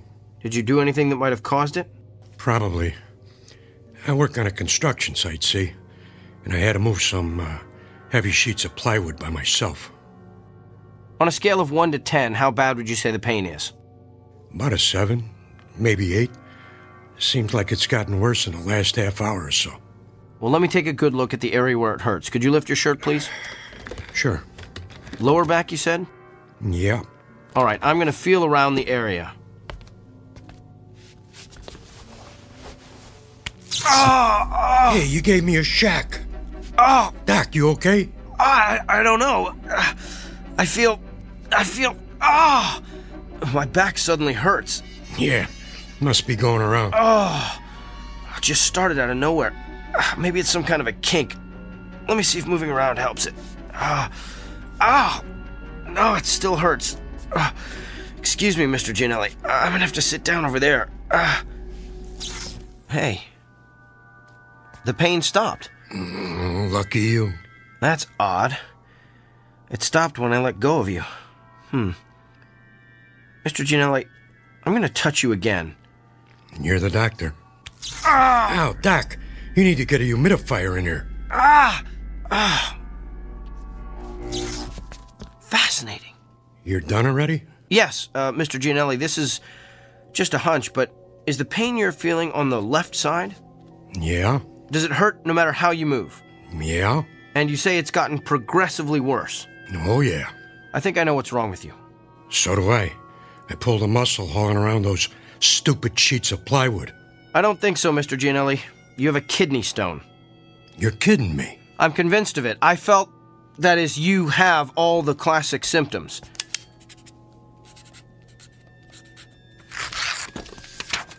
Here, this is an order for you to go up to radiology for an x-ray. That'll tell us exactly where the stone is, and we can figure out what to do about it from there. Hey, Doc, can I ask you something? What? How could you tell all that just by touching my back? Mr. Gianelli, I wish I knew.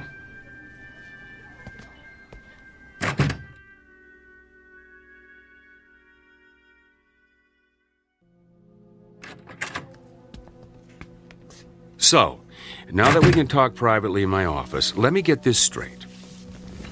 You're telling me that you've been able to tell what your patients are feeling simply by touching them, that you can actually experience the pain they're feeling. That's what I'm telling you. Impossible. It can't be done. Then how do you explain the fact that Mr. Gianelli's x-rays came back showing that he had a kidney stone right where I said it was? And what about all my other patients? Everything I diagnosed this morning was confirmed by x-rays or ultrasounds or MRIs. You simply diagnosed them correctly. But I'm telling you, Dr. Bill, I felt their pain. Prove it. All right. Who's your next patient? No, not a patient. I want you to prove it on me. I've been experiencing some pain the past day or so. I want you to tell me where it is. Okay. I'm gonna have to touch you. I knew there'd be something about this I didn't like. And it has to be on exposed skin. At least, I think it does. I'm still experimenting. Here, you can touch my hand. That's the most skin I'm willing to let you experiment with. All right. Ready? Ready as I'll ever be. Here goes.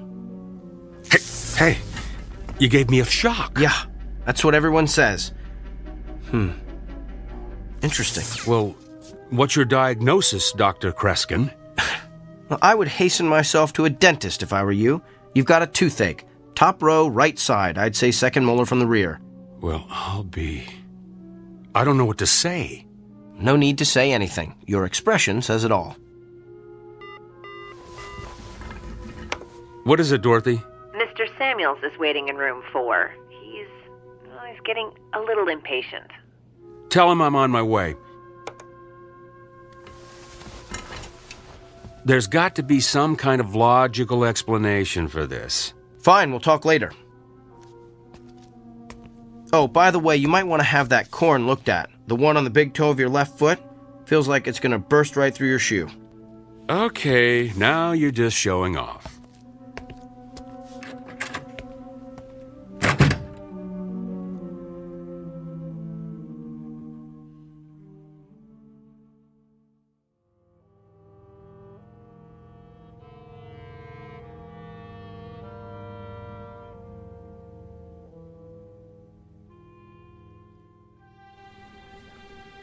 Okay, thank you. Northwest Medical Clinic, may I help you? I'm sorry, he isn't in yet. Can I take a message? I'll let him know. Thank you. Hey, Dorothy. Another reporter for Kyle? Yeah, that's like 25 now. Ever since word got out about his gift, he's become the most popular doctor at the clinic. I know. I can't believe he's going to be on that talk show tomorrow. Yeah, I am dying to see what Dr. Charisma is like on TV. Oh.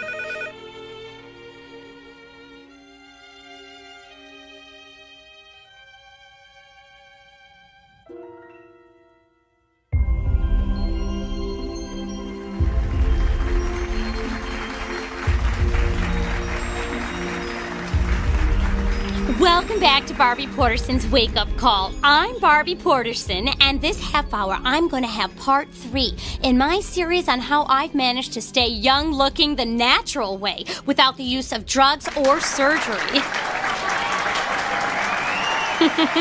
But enough about me. We have a guest with a rather unique gift. His name is Dr. Kyle Powers, and he claims that he can experience the same pain his patients are feeling simply by touching them. Doctor, it's good to have you with us today. Thank you. Now, why don't you tell us exactly what happens when you touch one of your patients? Well, in a nutshell, I experience exactly what the patient is experiencing. I can feel where the pain is in their body, how intense it is, what might be causing it, and I'm then able to provide an accurate diagnosis. Amazing! Would it be possible for us to get a demonstration from you? Of course. Do you have any discomfort or pain that's bothering you? As a matter of fact, I do. Let's see if you can guess what it is. Now, what do I need to do for this demonstration? Nothing. I just need to touch bare skin. Oh my, careful, doctor. We're a family show. You can just give me your hand. All right, here you are. Oh, I think a spark flew between us. Don't tell my husband. Interesting. So, what's your diagnosis? I believe the pain you wanted me to identify is a sprained muscle in your left thigh. Feels like you've probably been working out a bit too rigorously at the health club. Ooh, that's amazing! That's exactly how my own physician diagnosed it, but it took him 20 minutes. Doctor, you truly have a special gift. There's something else, though. What? Your head. You have a headache. Are you coming down with something? Of course not! I'm fit as a fiddle. I stay fit the natural way. There's definitely something there. In fact, it's not just a headache. There's pain in several very specific locations in your forehead. That's interesting. Well, thank you for being with us, Doctor. Wait. I know what I'm feeling. You recently had some sort of cosmetic injections, didn't you? What? Yes, the type that eliminates frown lines and wrinkles. Me? Cosmetic injections? What a ludicrous suggestion. Well, back with more of our Barbie Porterson's wake-up call after these messages. You know, a simple analgesic will help with that headache. No, I don't need it. Could we cut the audio, please?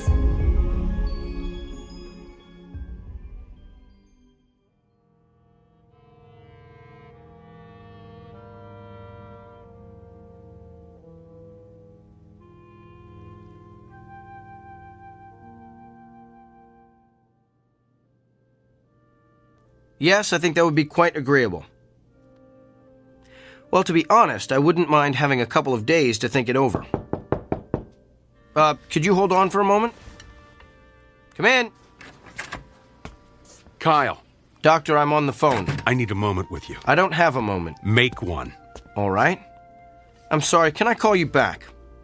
Thanks. That was extremely rude. And what are you staring at? You look so pale. Do you feel all right? I feel fine. Just a little stressed, and your intrusion doesn't help. So what's so urgent that it can't wait? Well, let's start with the waiting room overflowing with your patients. I had an important phone call. With who? Not that it's any of your business, but I was talking to Nigel Fairwick. Nigel Fairwick? He's the TV producer who creates all those vapid reality shows. Why would you want to talk to him? He wants to produce a television show starring yours truly. You're kidding me. Didn't he see that debacle of a TV interview you did the other morning? Yes, in fact, that's why he wanted to talk to me. Apparently the show's ratings skyrocketed after I outed Barbie Porterson. The interview is all over the internet. And this TV show of yours will allow you to perform additional acts of benevolence for the public good? Sometimes. But mostly will consist of me diagnosing the illnesses of actors, political figures, and even world leaders. Doesn't it bother you to exploit your gift like this? Exploit? You just don't get it, do you? I'm not seeking these people out. Nigel Fairwick, the newspapers looking for interviews, those patients in the waiting room, they're all coming to me. I'm the solution to their problems. I'm the answer to their prayers. Spoken like a man with a true messiah complex. There's just something about your gift I've been trying to figure out. If you can feel your patient's pain, then you must be able to feel other things as well. Like what? Like their emotions. You must be able to feel their fear, their anxiety, their despair. Do you feel those things, Kyle? I feel them. Then why don't you ever talk about them? In all the interviews you've given, I've never heard you once mention the patient's emotions. Because it's irrelevant. It's the pain that helps me diagnose the illness. Besides, those feelings only last as long as I touch the patient. So you shove those emotions aside. The way you've done with your own emotions all your life, I guess. Don't you see what you're missing? You could be relating to your patients in a way that no other physician could ever hope to achieve. You could treat your patients on every conceivable level, not just the physical, but the emotional, the spiritual. Kyle, you're the winner of some sort of cosmic lottery.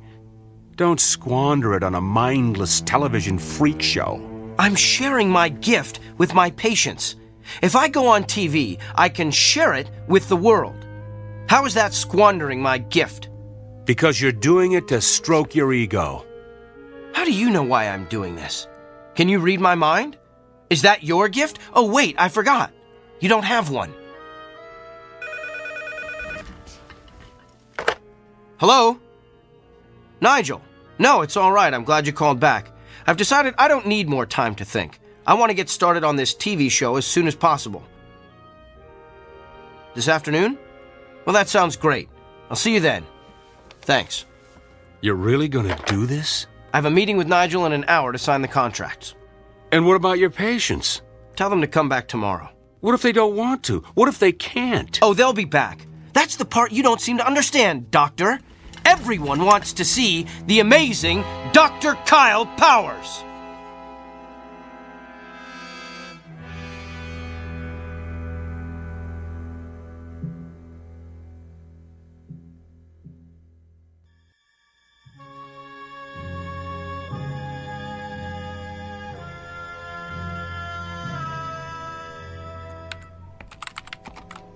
Well, Dorothy, my last patient has left the building.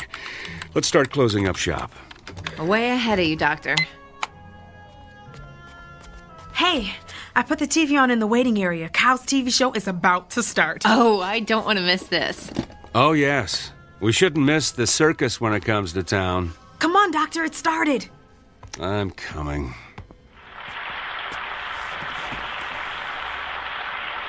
Hello, America, and welcome to Doctor in the House, the new show that promises to be the most amazing, the most remarkable, the most astounding television program you've ever seen. I'm Gil Montgomery, and I'll be your master of ceremonies. Master of hyperbole is more like it. And now, let's bring out the man who's been written about in every newspaper, magazine, and medical journal in the country, nay, the world. Please put your hands together for Dr. Kyle Powers. Wow, a standing ovation. You'd think he was the second coming. He thinks he is anyway. How come he's sweating so much? He's probably just nervous. I don't know. He looks kind of pale, too. Good evening, Doctor. Good evening, Gil. Are you feeling okay, Doctor? I'm not sure. I've been feeling a bit lightheaded today. Well, physician, perhaps we'll give you a chance to heal thyself later in the show. But right now, we're going to bring out your first patient. Are you ready? Yes, I think he fainted. Oh, no. Perhaps we should go to a commercial. But what's wrong with him? He's not getting up. Can somebody help me, please? Is there a doctor in the house? I better head down to the studio.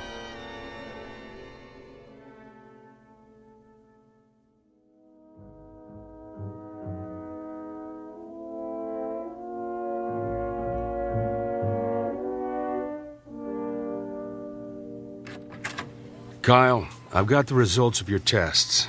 They're pretty extensive. Tell me. Well, simply put, your autoimmune system is completely broken down. Can you tell why? No, I can't find anything that would cause it. There was something about your results, though, that looked familiar. I'd seen this pattern before, but I couldn't remember where. You've seen this pattern. You've seen this pattern in another person? Not one person. Many people. I went back through your files of all your patients. Kyle, what you're experiencing is the affliction of every person you've treated in the past 3 weeks. Think about it. You've got emphysema like Mrs. Crandall. You've got stomach cancer like Mr. Drummond. Even have a kidney stone like Mr. Gianelli. Yeah, you get the idea. Every illness you've treated in the past 3 weeks is coursing through your body. It was 3 weeks ago that... You received your gift. I know.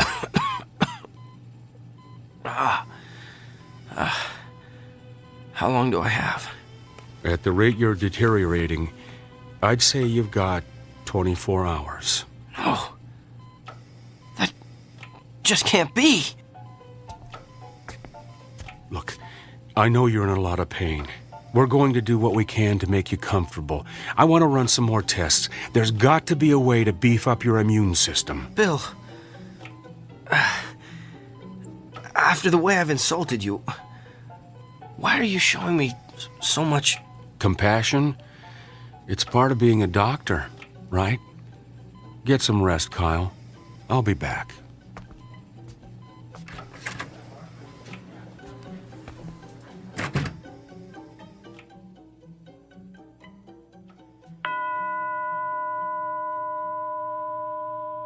The time is now 9 p.m. Visiting hours have ended.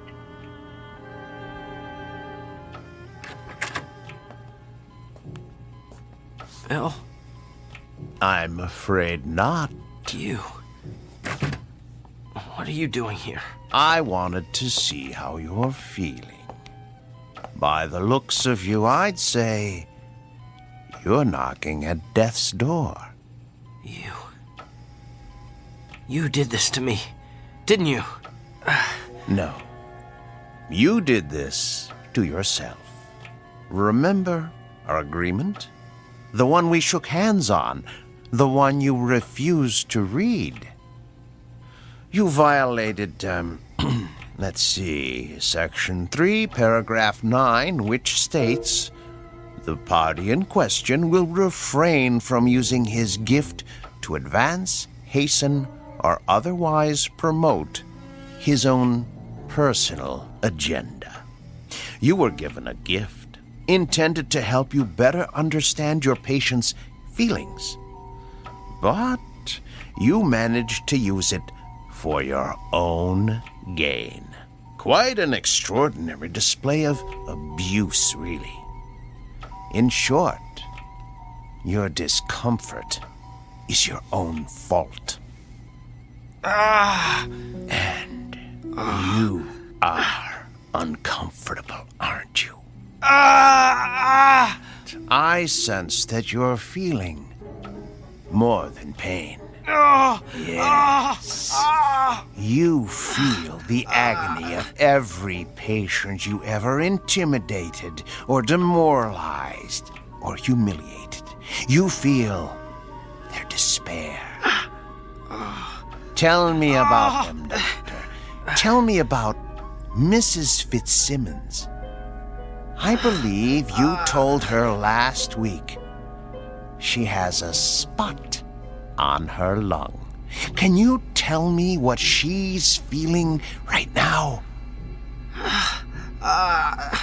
She's afraid she'll die without seeing her grandchildren. And what about Katie Morgan, that college student who's been having dizzy spells?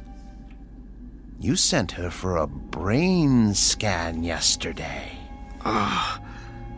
She's afraid she won't be able to marry her fiancé, have children, grow old with a loving husband. And what about Mr. Hamner? You sent him for chemotherapy 2 weeks ago. He's... Yes? He's filled with the terror of not knowing what lies beyond death. It must be hard to carry the burden of all that despair. And what's worse, you're feeling it all at once, aren't you?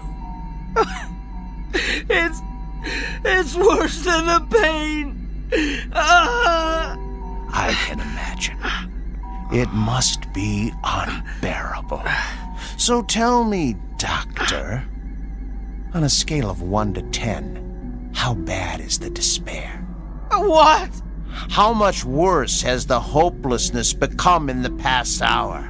Don't! 40%? 30? Stop! Is there a history of anguish or misery in your family? Please stop!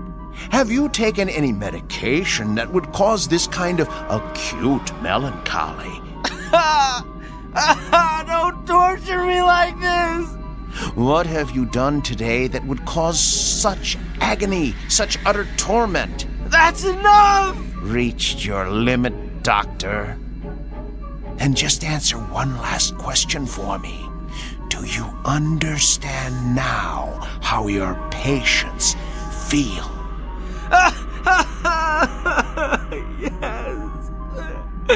Yes. I would prefer death to this much despair. All right, then. Since you're already at the end of your rope, I suggest we end it as quickly as possible. I'm going to touch you one last time.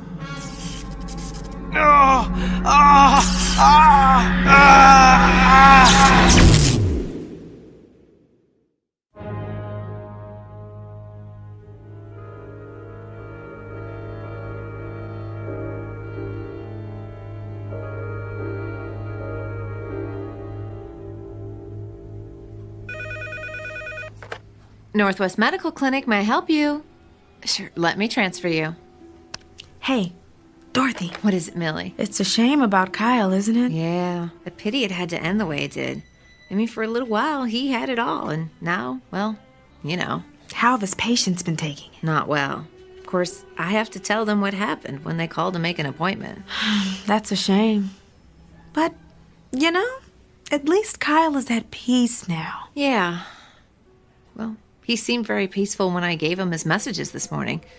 I guess a full recovery will do that to you. That and a near-death experience. Yeah, but it is too bad he lost his, well, you know, his gift. Yeah. I wonder what it's going to be like for him now. Just seeing patients as plain old Dr. Kyle Powers.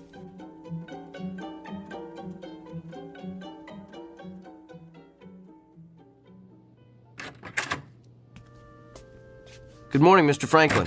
Hi, Doctor. I've got your test results here. I know. I have a feeling you don't have good news for me. I'm going to be completely candid with you. And before I tell you anything else, let me say this. What you've got is treatable. And we're going to exhaust every option available to get you well. So why don't we get out of this sterile examination room, go down to my office and have a cup of coffee, and work out the details. Sounds like a plan. You know, I keep thinking about how everything could change. I'm retiring in a couple of months. Margaret and I wanted to take a trip to Germany to see where my mother was born, and my daughter's about to have my first grandchild. I'm just afraid I'm not going to be around to see all that.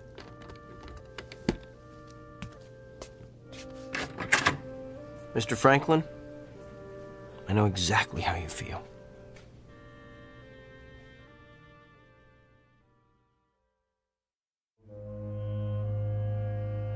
Meet Dr. Kyle Powers. Not the same one we met earlier, but a new and improved version. A person who has perhaps quite literally been to hell and back, and learned along the way that redemption requires no small amount of effort on the part of the recipient. It's a fundamental lesson that's customarily taught in Sunday school or at the feet of a beloved grandparent. But a select few insist on learning it the hard way, while traversing the antiseptic, shadowy corridors of the Twilight Zone.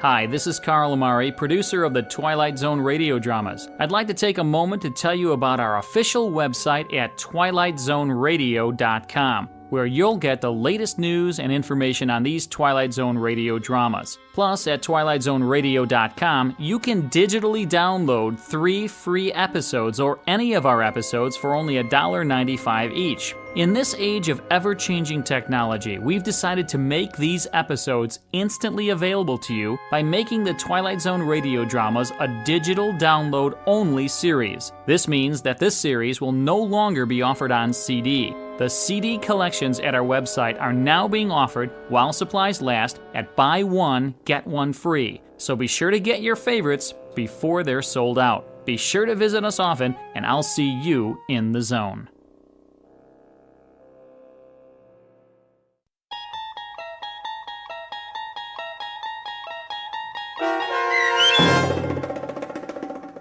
The Amazing Dr. Kyle Powers, starring Sean Astin with Stacy Keach as your narrator, was especially written for The Twilight Zone by Barry Rickert. Heard in the cast were Pat Fraley, Joby Cerny, Robin Moeller, Ty Davis, Ellie Weingart, Alex Sopener, Emmy Bloom Regali, Rob Riley, and William Dick. The producers of The Twilight Zone wish to thank CBS Enterprises and the Rod Serling Estate for making this series possible. This copyrighted radio series is produced and directed by Carl Amari and Joby Cerny for Falcon Picture Group and Westwood One. Sound design and custom Foley effects for The Twilight Zone were done in the Cerny American Sound to Picture Theater by Todd Beyer, Craig Lee, and Tim Cerny. To learn more about the Twilight Zone radio dramas and to contact us, visit our official website at twilightzoneradio.com. Doug James speaking.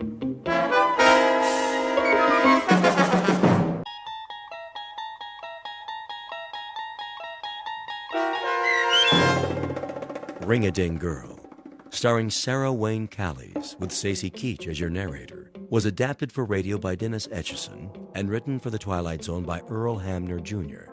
Heard in the cast were Meg Thalken, David Darlow, Christian Stolte, Doug James, Fernette Lebo, Kurt Nabig, and Carl Amari.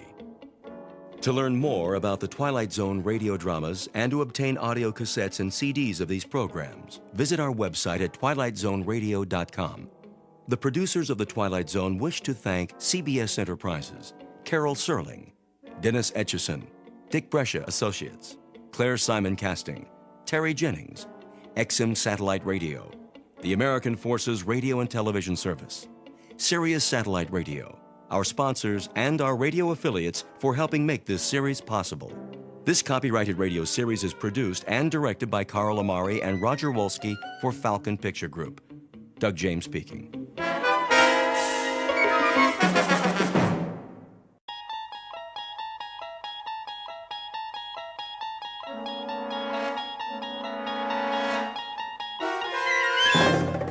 You unlock this door with the key of imagination. Beyond it is another dimension, a dimension of sound, a dimension of sight, a dimension of mind. You're moving into a land of both shadow and substance, of things and ideas.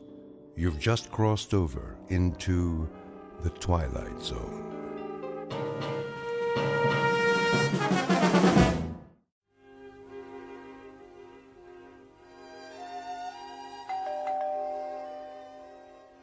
Cece? Yes? Get that, will you? Right away. Just a minute.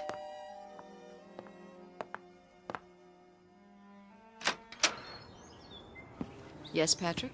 Well, She'll be down in 5 minutes. she's not going to make it. Yes, she will. She always does. Here, What's that? a package. The mail truck just brought it. I'll take it up to her. You get the bags at the foot of the stairs. It's 30 minutes to the airport. Then you'll just have to drive faster. I can't work miracles. Yes, you can. That's why you're her favorite driver. Just tell her. She knows.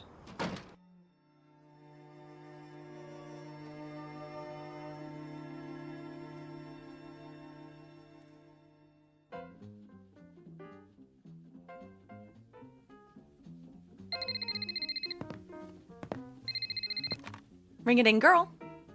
Hello, Ivor. Yes, I know the limousine is waiting. And I know what time the plane takes off. I promise you I'll make it.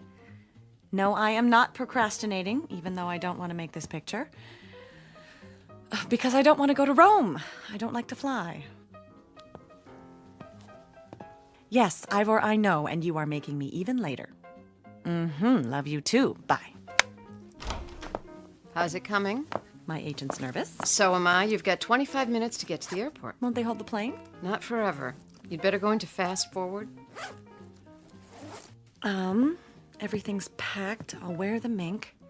Carry my ring case down to Patrick, will you please? You're taking all of them? It was your idea, wasn't it? It was my idea that it might be good publicity if the ring-a-ding girl collected rings. Not that she take them everywhere she goes. But I haven't decided which one to wear. What's in the package? It just came. Special delivery. You can open it on the way. I adore presents. The plane can wait. Bunny, please. Please accept the enclosed as a token of our affection from your fan club in Howardville. Isn't that sweet? Do you know where Howardville is? Doesn't everyone? You'll catch a glimpse of it if you look down. We fly over it. Hooray for us. Howardville is my hometown. They're my most loyal fans. You know, I wouldn't be here if it weren't for them. They actually took up a collection to pay my way to the screen test. I wonder what they've sent me now. You find out. I'll get your precious jewelry down to the car.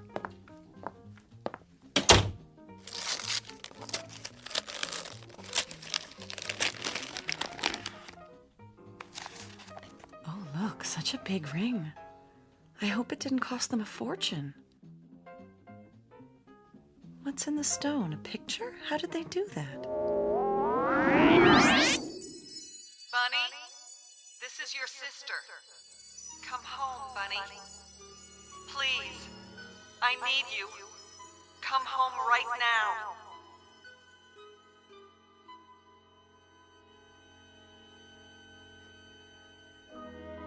Introduction to Bunny Blake. Occupation, film actress. Residence, Hollywood, California. Or anywhere in the world the cameras happen to be rolling. Miss Blake is a beautiful and extremely public figure. What she wears, eats, says, even thinks is news. But underneath the glamour, the makeup, the publicity, is a flesh and blood person. One who has just been handed the role of a lifetime. Because on the way to her next shoot, she will take an unscheduled side trip to a location in the Twilight Zone. And now, The Twilight Zone and our story, Ring-a-Ding Girl, starring Sarah Wayne Callies, with Stacy Keach as your narrator.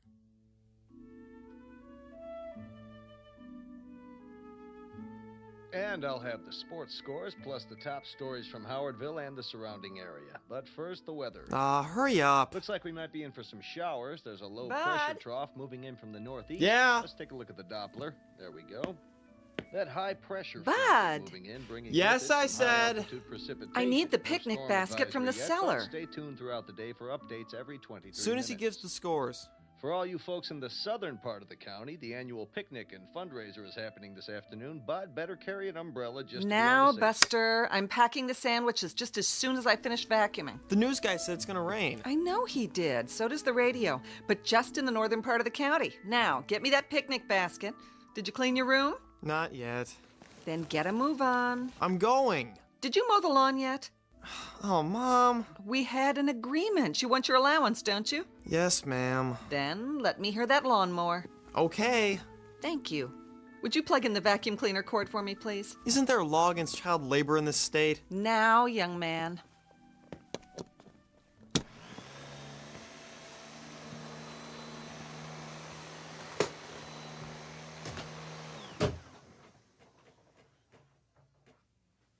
Bud, what happened to the electricity? Bud? Who pulled the cord out of the... Boo. Oh! Bunny! She remembers. Oh, come here. Let me get a look at you. It's been so long. I can't believe it. I've been looking forward to this. I think about you all the time. So good to be home.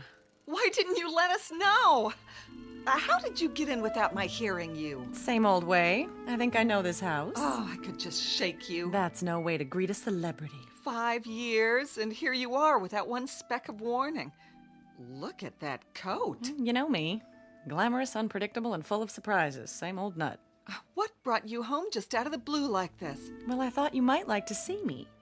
I'm tickled pink, but why now, just like that? Maybe the ring had something to do with it.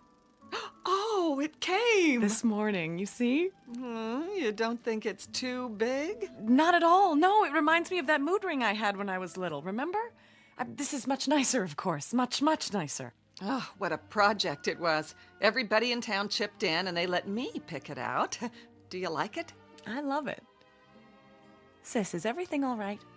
What do you mean? Are you all right? Never better. Why? I don't know. Maybe I'm just tired. Oh, come and sit down. Can I get you anything? No. Take your coat off. Oh, is that real mink? Mm-hmm. They call it Ember Autumn. I suppose it's a bit much. One of the perks of being a star. Oh, you. Oh, don't let it touch the floor. I haven't finished vacuuming yet. This is the way we do it in Hollywood, darling. They teach you to do it in acting class. Off one shoulder, then the other, then drop it like so. Oh. It's supposed to show that you really don't care because you've got 10 more at home in the closet. Then you move your hips like this. Ooh, that walk didn't come from acting class. My one natural talent. Oh, Bunny, we are so proud of you. The whole town is. Are we going to get to keep you for a while? Just for the day, I'm afraid. Oh, but that's not nearly long enough. I know. I'm stealing time as it is. They want me in Rome. Rome? But I got to the airport, and right at the last minute, I said, no, I'm going home instead. I got the basket. Now can I... Whoa. And who is this divine man? You remember Bud? Aunt Bunny? Surely this isn't Bud. So handsome. I thought he was my next leading man. Aw, I get it. Mom says you're always cracking jokes. And she was right, but I don't joke about everything. You want a soda pop or something? I can get you one if... Weren't you going to clean your room? We can do that later. I haven't seen him in ages. It's so good to be home. I'm anxious to see everybody, all my old friends. Well, you came at the right time. Remember the Founders' Day picnic? Oh, how could I forget? Do they still have the beauty pageant? They sure do. The year I won was what got me started. My picture in the paper, someone on the coast saw it. The picnic's this afternoon. Everyone in town will be there. Why don't you come with us? The picnic? Bud and I have to go. I'm on the food committee and Bud's a lifeguard. Picnic.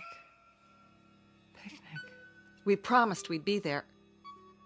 Bunny, what's the matter? Are you all right? Come over to the couch. I'm fine. Just let me sit down. I don't know what's wrong with me. I didn't get much sleep. Oh, take my arm. Bud, get on the other side. I'm fine, I'm telling you. Bunny? Bunny? Hello, ladies and gentlemen, boys and girls. What is that? Do you hear it? Hear what? Is the television on? No. Bunny? Bunny? And a special hello to you, Bunny Blake, wherever you are. Bunny, for the love of God, come home. We need you. We need you. Need you. Need you. Need you.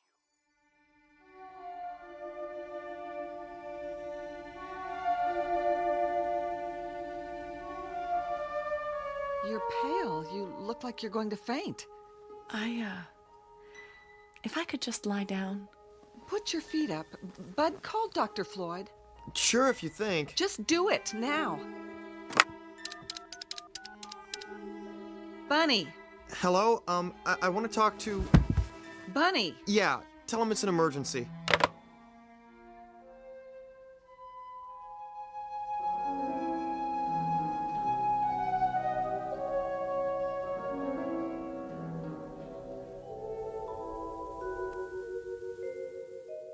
And open. There. Well, what's the verdict? Will I live or will I die? Temperature's normal. Pulse is strong enough. You do seem a little tired. I played a nurse once in a movie. Doctor reminded me of you. The gruff but kindly old family physician. I saw it. The medical profession should have sued.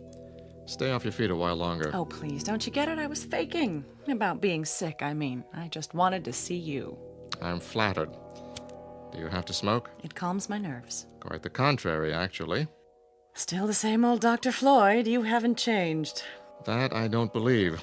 I delivered you, after all. Sorry, I don't remember. What's your diagnosis? In a nutshell, one exhausted young lady. What do you do out in Hollywood, anyway? I glow. Wind me up and I give off incandescent sparkles. Isn't that what stars do? I'd say you've been sparkling a little too much lately. What you need is sleep, rest, fresh air, and some of Hildy's good cooking. I want you to take it easy for a while. I'd love to oblige you, kind sir, but that's impossible. There's a producer waiting in Rome this very minute, pulling out what little hair he has left, just wondering where I am. Tell me his name. I'll send a cable and tell him you're sick. But I'm not. Just the same. I didn't like what Hildy told me. She said you had some kind of seizure. Oh, that's silly. She thought you were in shock. You seemed not to hear or see her. It was a performance. Evidently a very convincing one. I told you it was all an excuse to get you over here. Well, it worked. There's something I want to ask you. Yes? About Founders' Day. What about it? You used to be a big man on the committee. Still am. I'm the chairman now. Then could you do something for me? Hmm? As one kindly, gruff old family friend to another, would you do me one very large favor? I'll be happy to try. I want the picnic put off. Postponed until another day. Really? Is that all? It's important. You can't be serious, Bunny. Why? I've got one little day to spend at home. I want it to be a plain, ordinary apple pie day, just the way I remember. I want to drop in on my old friends, surprise them at home. You could see them at the picnic. No, it wouldn't be the same. There'll be crowds, people I don't know, crowds tugging at me for my autograph. I'd be miserable. Bunny, listen to me. You can't seriously expect the entire town to rearrange its plans just to suit your whims. Doc, I love this town and I love the people. Would I ask them to do this for me if it weren't more than a whim? I don't know what your life is like away from here. Perhaps in Hollywood you can make an unreasonable request and have it granted, but this isn't Hollywood. I'm going to give you a little something to help you rest. Oh, Doctor, if I could only make you understand. Any pharmacy in town should be able to fill this. No, not the ring again. Ring-a-ding, girl. Oh, there's a laugh if I ever heard one. You don't fool Cyrus Gentry. Who do you think you are, Miss Snippet? All high and mighty, coming back here like you was somebody special. Go back to where you belong, Bunny Blake. Go back. Go back. Go back. Oh.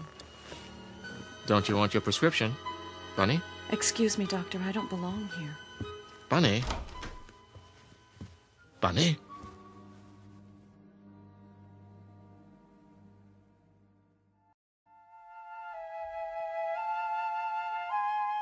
Hildy, can you come here? Yes, Doctor. How is the patient? Where is the patient? She went upstairs. She did? Very agitated all of a sudden. The look on her face. Hildy, what's upsetting your sister? I wish I knew. She seems to be under a severe strain and acting quite irrationally. I know. I'm delighted to see her, of course, but to fly here like this without so much as a call? There's something downright odd about it. I want you to get this filled. Some pills to relax her. Keep her as quiet as possible. And by no means let her go to Rome. At least not right away. I'll try, but she's always had her own mind. It may be just fatigue, but then again... Should I be worried? It's too soon to say. For now, let's keep an eye on her. Thank you, Doctor. I'll do my best. Call me if you need me. I will. Thank you so much for stopping by.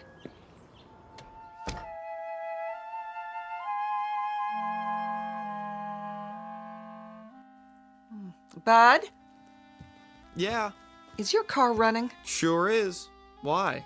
This is a prescription for Aunt Bunny's medicine. Get it filled as quickly as you can. Okay. What's the matter with her, Mom? I'm not sure.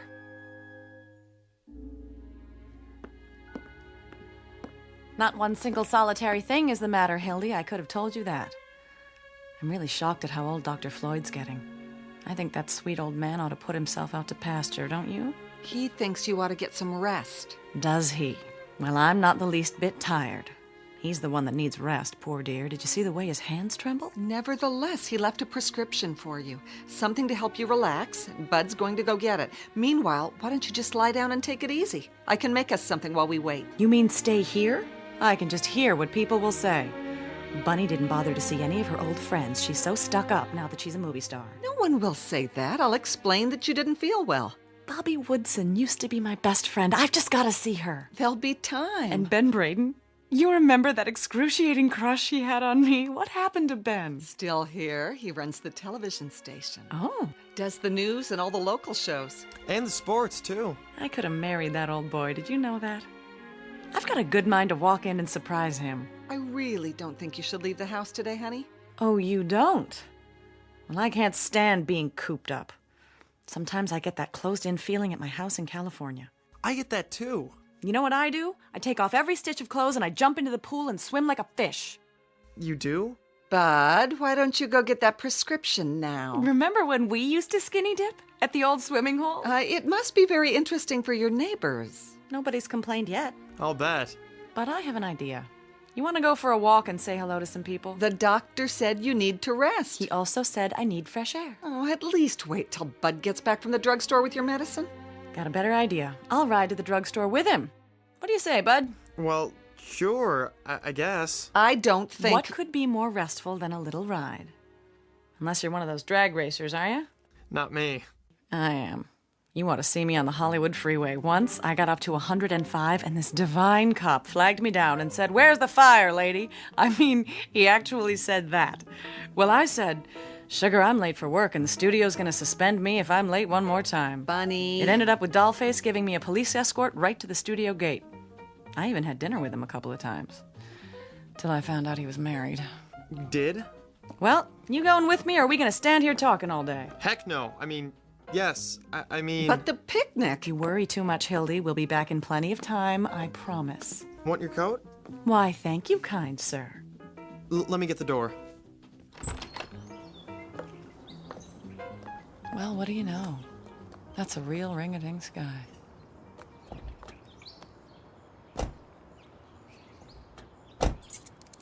Drive carefully, Bud. Don't be long, you two.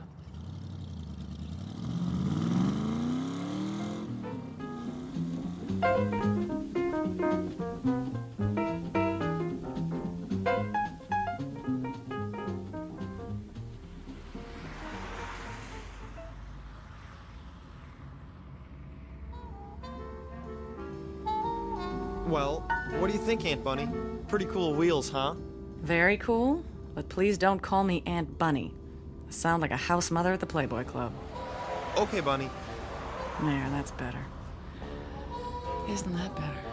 Must be pretty boring for you. I wouldn't say that. Compared to Hollywood and everything, you know a lot of movie stars. A few. What are they like? Which ones? Oh, I don't know. You go to parties and all that stuff? Not very often.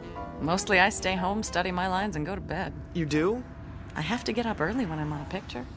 Do you have one of those... Aw, never mind. Go ahead, say it. Well, I hear everybody has a water bed out there. I used to, but I got rid of it. How come? Too noisy.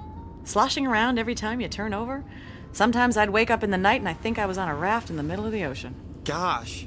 They're cold, too. Especially because I don't wear anything when I sleep. You don't?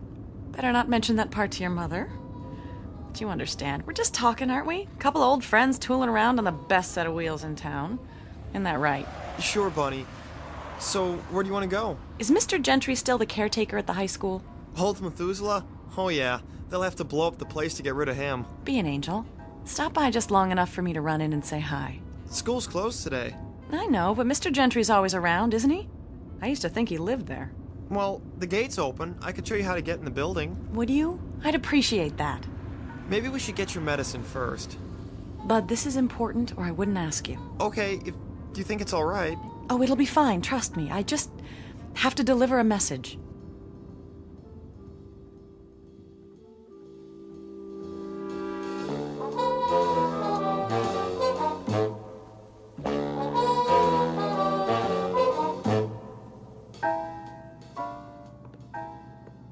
Mr. Gentry? Are you in here, Mr. Who's there? Dang kids. Mr. Gentry, remember me? Barbara Blake. That you? It's me. How are you? I'm kicking pretty high for an old man. So you finally came back. Get your fill of Hollywood, did you? No, I like it there. It's not what you think. Isn't it? We read all about the hijinks you get into. Can't say I'd be proud of it. I don't know what you mean, Mr. Gentry. It's just a town like any other. What brings you back here, Barbara? I'm not sure. It was an impulse. You picked a time. The Founders' Day celebration.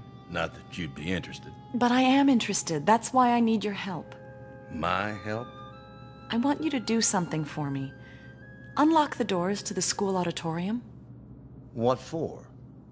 Some people might show up, and if they do, I want you to let them in. Oh, not me.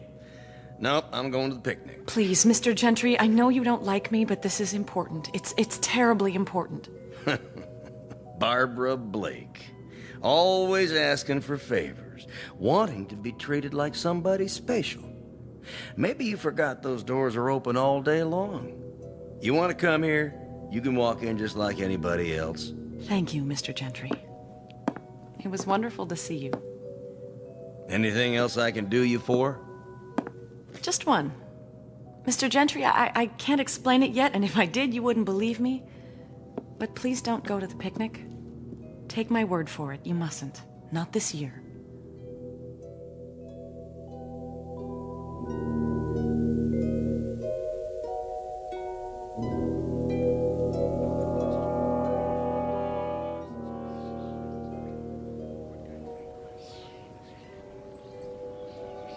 Well, how does the old town look? So good, I wonder why I ever left. Why did you leave, I mean? Oh, I guess I could have stayed and done Blythe's Spirit in the little theater and played an angel in the church pageant at Christmas time, but I was too ambitious. Too talented, you mean? Oh, I don't know if it was that. I knew I had some talent and I had to find a place for it to grow. Otherwise, it would have died and I'd have ended up frustrated, pushing a broom around a house I couldn't stand and screaming at a brood of children. Can you understand that, Bud? I sure can. Well, you've got your prescription. Want to go home now? Wait. What's the matter? Ladies and gentlemen, this is the captain. We're running into a little rough weather. Fasten your seatbelts, please. It might get a little bumpy up here. Bunny, something wrong with your ring? What? Oh. Oh, no, nothing at all. It's just the way it catches the light. Sometimes I think I see a picture in it. Yeah. Do you want to go home? Is the television station still on this street? Uh-huh. Right over there. Wait for me, will you, Bud? I'll be right back.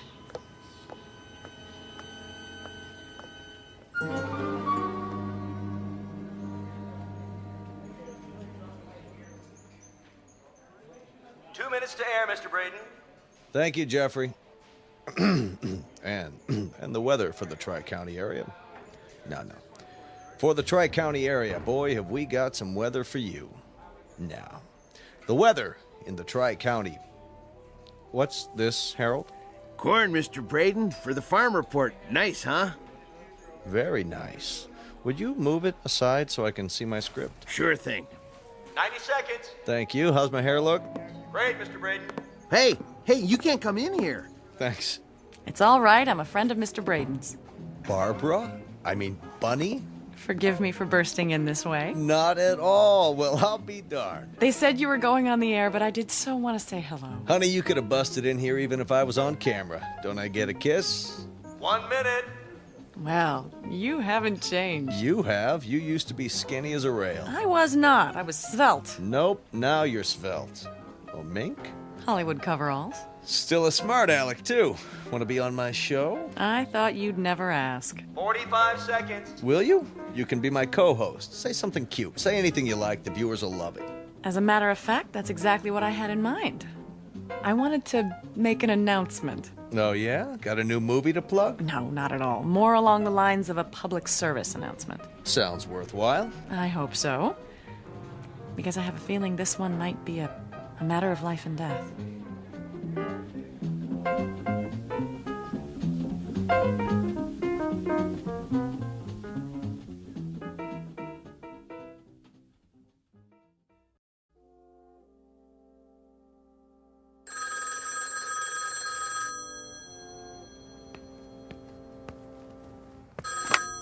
Hello?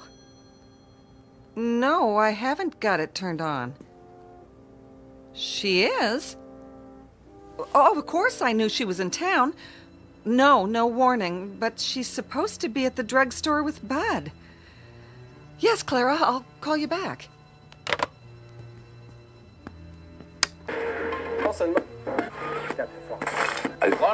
Yes, Ben, you can't imagine how happy I am to be back in Howardville. It hasn't changed a bit, and I mean that in a good way.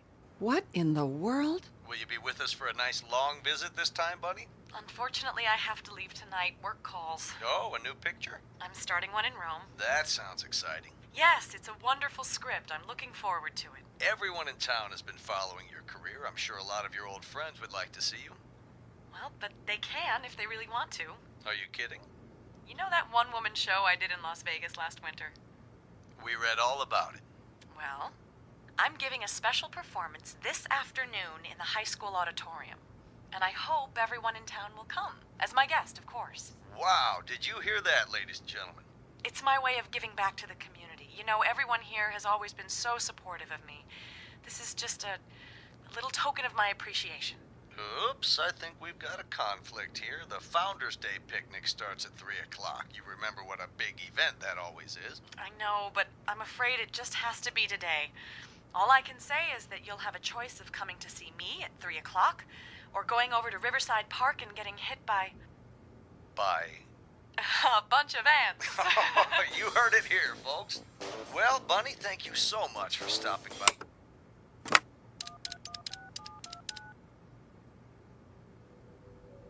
Clara?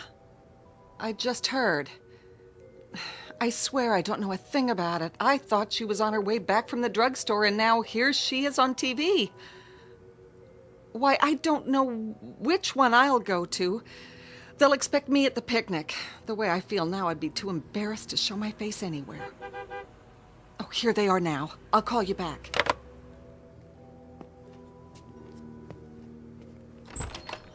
Hi, Mom. Sorry we took so long. Go to your room. Bunny, I'm trying not to be angry with you because you must have lost your mind. I told you there was going to be an explosion, buddy boy. I can explain. I said you're excused. Yes, ma'am. It wasn't his fault. This is nothing to joke about. People are calling here. And what do they say? They're confused. They don't know whether to go to the picnic or this, whatever it is you're putting on at the school. I can understand that, but... What are you trying to do? I owe this town, Hildy. It's just my way of paying back a debt. It doesn't look that way. It looks like you're a show-off. A big celebrity who's trying to impress a lot of small-town hicks. That's not it at all. Then what is it? Sis, let's not fight. I can't condone what you're doing, Bunny, and I won't be a part of it. Bud and I will be at the picnic. Oh, Hildy, you don't understand. No. Not the ring. Is that Howardville down there? That's it. That fly speck next to the river. That's what you wanted to go home to? Forget it, Bunny. We don't have time.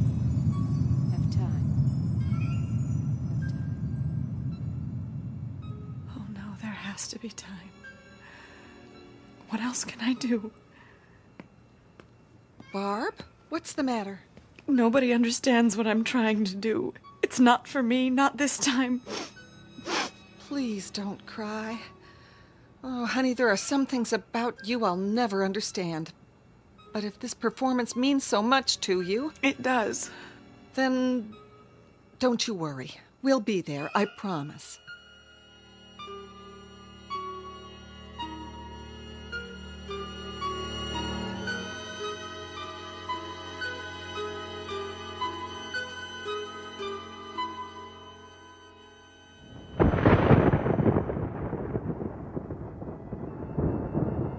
Time to go. We're late. Don't worry. One thing's for sure. They can't start the show till I get there. Ooh, better take an umbrella. Thanks. Bud, we're waiting.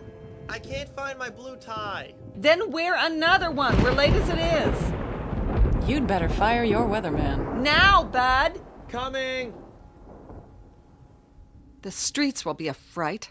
Remember how we used to lie in our beds on rainy nights and talk to each other when we were kids? Oh, it was fun, wasn't it? Being kids. It was special. I'll never forget it. It's raining really heavy. Well, we'll just have to brave it. I have an audience waiting. Oh, we need raincoats. They're in the hall closet. You wear one. I'm going in style. That fur'll get all ruined. Don't worry about me. Help me on with it, will you? Your ring looks really pretty. Thank you, Bud.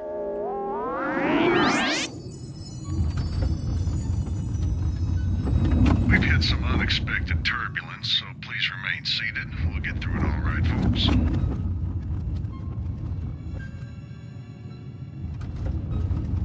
Getting kind of rough. Don't worry, Cece. It was meant to be. You aren't scared at all, are you? Why should I be? Can't live forever, you know. It's like when I'm in my dressing room and there's a call to come to the set. I know what's waiting for me. I know there's nothing I can do to put it off any longer. Sometimes I'm not even sure if I know my lines, but the show must go on.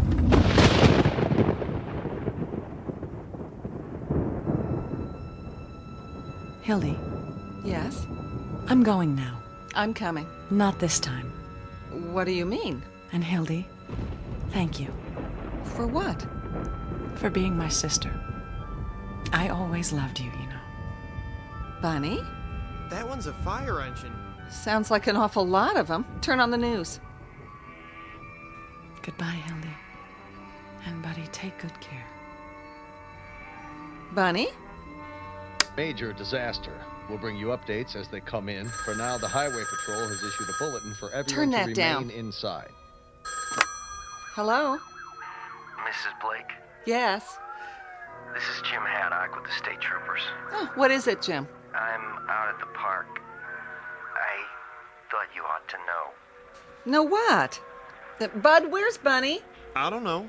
It's terrible. I've never seen anything like it. Like what? Jim, will you please tell me what it is you're talking about? The crash.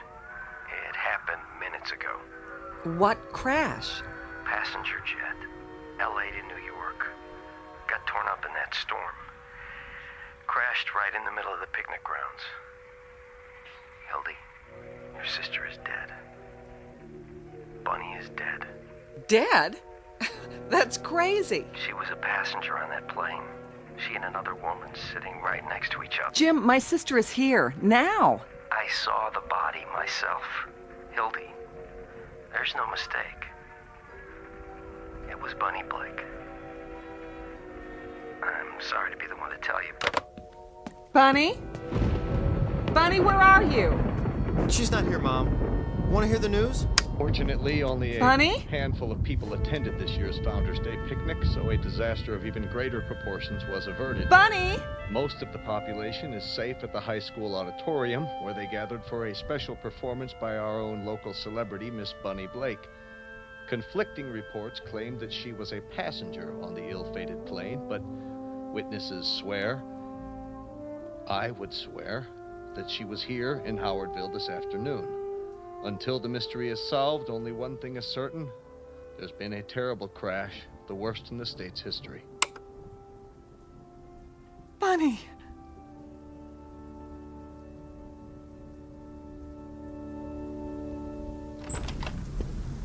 Mom!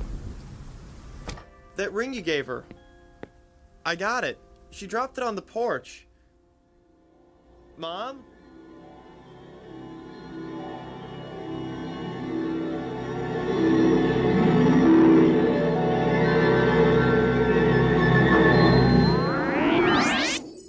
We are all travelers. The trip starts in a place called birth and ends at a distant location known as death. And that's the end of the journey, unless, like Bunny Blake, you happen to make one last curtain call on a misty stage somewhere in the Twilight Zone.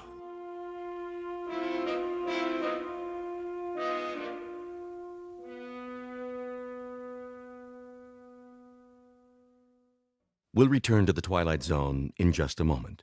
You are about to enter another dimension, a dimension not only of sight and sound, but of mind, a journey into a wondrous land of imagination. Next stop, the Twilight Zone. Hi, this is Stacy Keach. I'd like to take a moment to tell you about our Twilight Zone website at twilightzoneradio.com. At twilightzoneradio.com, you'll find the latest information on these Twilight Zone radio dramas, including behind-the-scenes photographs, plus the newest product releases, trivia contests, ways to contact us, other Twilight Zone-related info and merchandise, plus links to other fascinating websites. So make your next stop twilightzoneradio.com.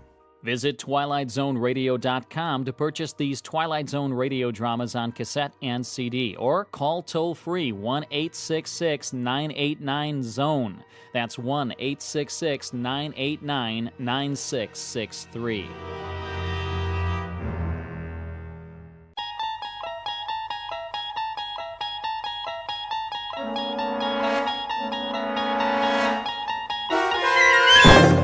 You're traveling through another dimension. A dimension not only of sight and sound, but of mind. A journey into a wondrous land whose boundaries are those of imagination. Your next stop, the Twilight Zone.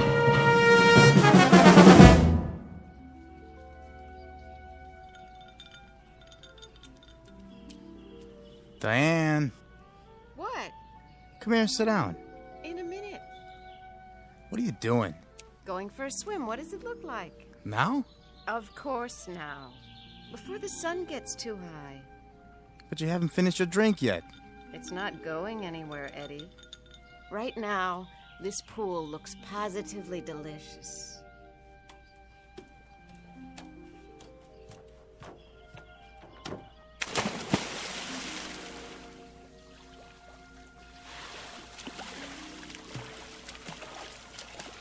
Nice form. I give you a 10. You'd better say that. Nice bathing suit, too. Come on in, the water's fine. I don't want to get wet. Why? I gave you some trunks. They're a little on the large side, don't you think? They might come off. Promises, promises.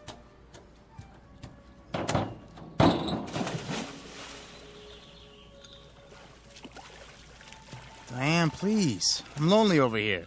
All right.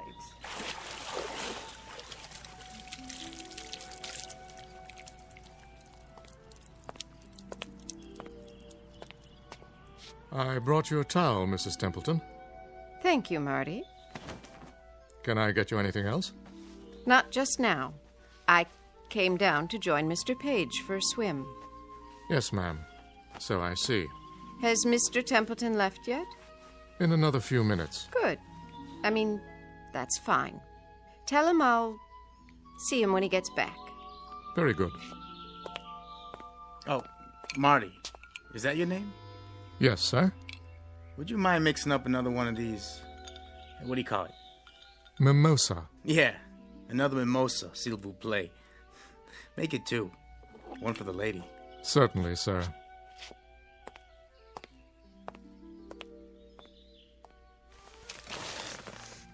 Rub some lotion on my shoulders, would you, Eddie? I wouldn't want to peel. Sure thing. Oh, you have such strong hands. Did he say your husband's still here? He'll be gone soon. He has a rehearsal. Oh. He doesn't mind, huh? Me being here and all? That's what the guest house is for. Friends who come and visit. But I don't even know him. I hardly even know you. How long has it been? Since yesterday? I know a friend when I meet one. We are going to be friends, aren't we? Yeah, you better believe it. Lie down. What? So I can do your legs. Not yet, Eddie. There'll be plenty of time.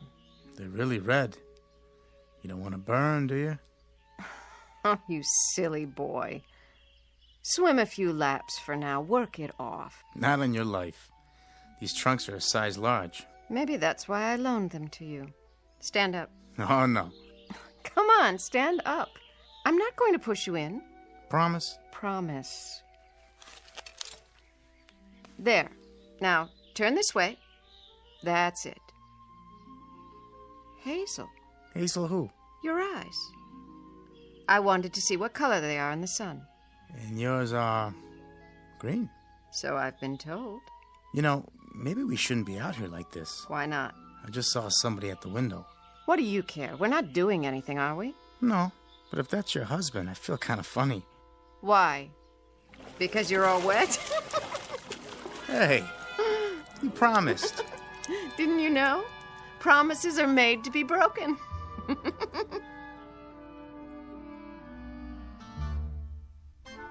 The young woman is Diane Templeton, the wife of Booth Templeton.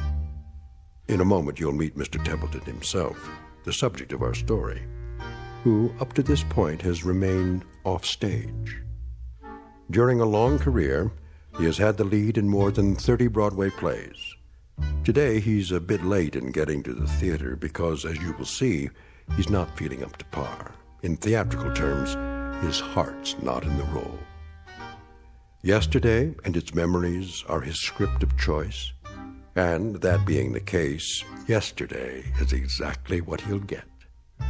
Within the hour, his years and troubles will threaten to descend on him like a final curtain. To avoid being crushed, Mr. Booth Templeton must escape from the theater and this world, only to make his debut on another stage in another world. one we call the Twilight Zone. And now, The Twilight Zone and our story, The Trouble with Templeton, starring Michael York, with Stacy Keach as your narrator.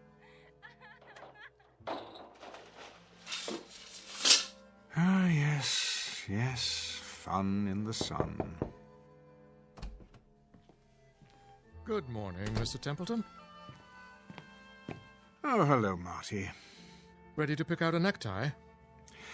I suppose. Let's see. How about the blue stripes? I was thinking this one. Very smart. Laura gave it to me. Oh, it must have been 30 years ago now. Did she? Excellent taste. Oh, she certainly had that. Help you with a knot? No.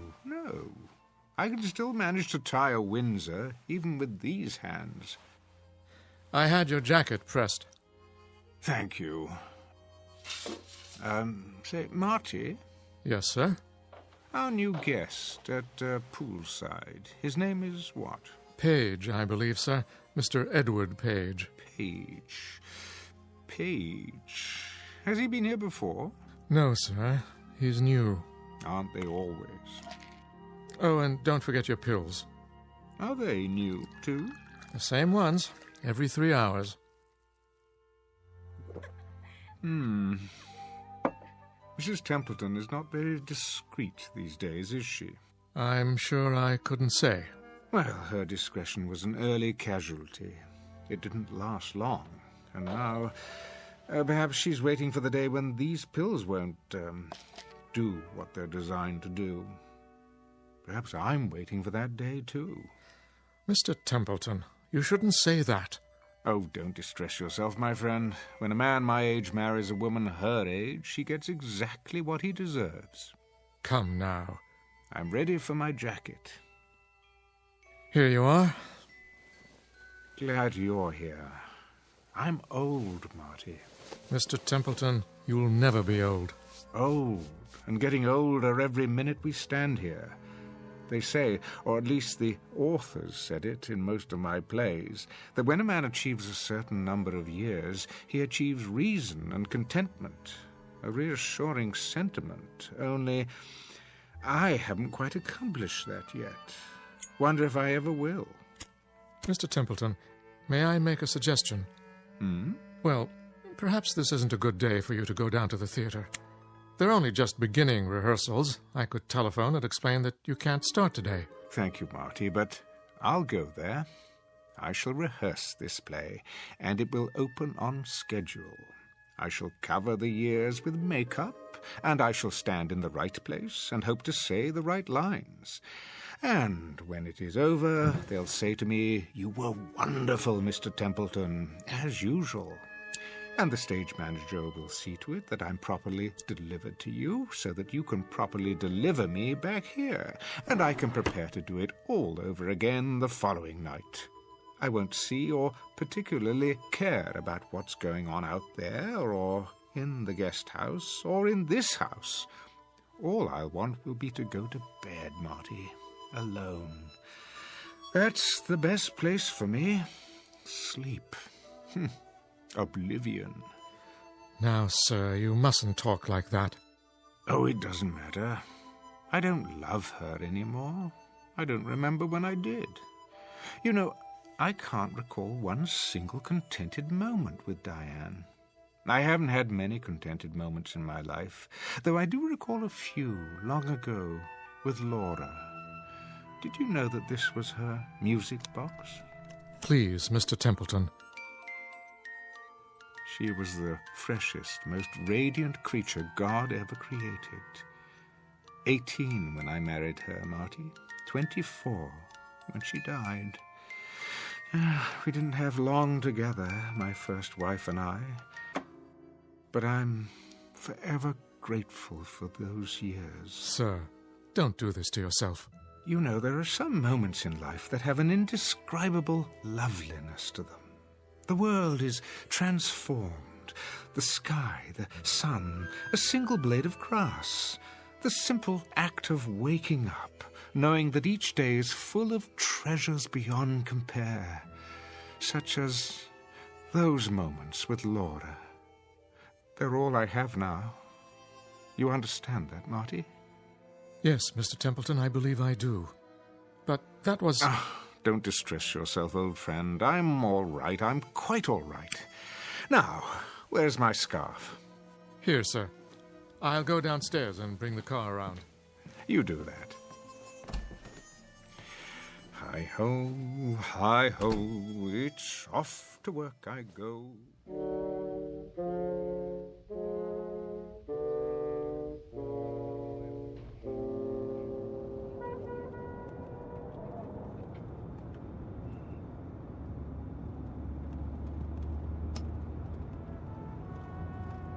The Savoy, isn't it, sir? Indeed. The site of countless famous productions. The Locked Rooms of the Heart, the O'Neill One-Acts, and the comedies. Dixie Dugan at the races, her simian husband, so very many. I see the theater just ahead.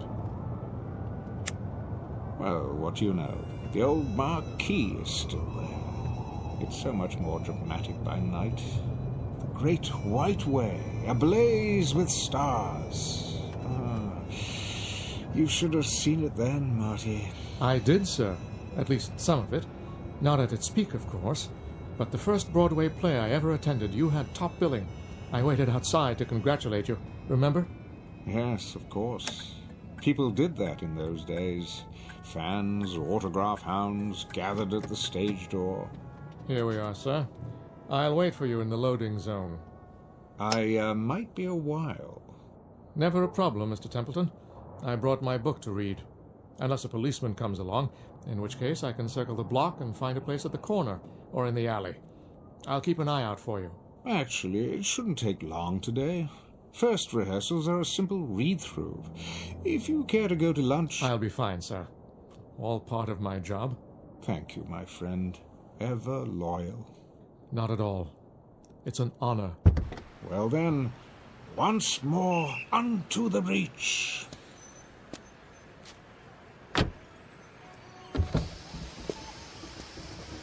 Oh, and sir... Yes? Do break a leg, so to speak.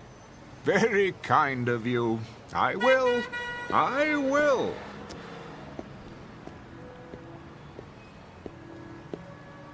No billboard yet. I remember every time a new one went up... You're late, Booth. What's that? After 12, kiddo. Is it really? The boy wonder won't like it. And who is the boy wonder? Why, Arthur Willis. Willis. The director. No. You must be mistaken. Duff Mead is our director, a dear friend of mine. Was. Canned him last night. Surely not. We need someone with more pep, zip. Not my racket, but I know what's good and what's bad as well as the next guy. I wanted to drop by this morning and let everybody know that I'm personally interested in this thing. Art Willis is okay with you, isn't he? Well, I've heard the name, of course, but I don't actually know him. Mr... I'm Sid Sperry. Remember that name? Why, I believe I'm your angel. Beg pardon? That's what they call them, isn't it? My money's backing this play. Oh, yes, Mr. Sperry. I'm rather forgetful about names. Always have been. Okay by me, just as long as you don't forget your lines. I'll do my best. Come on, I'll walk you in. Just stepped outside to have a smoke myself. Yes, of course. I can hardly wait. Always a pleasure to begin rehearsals.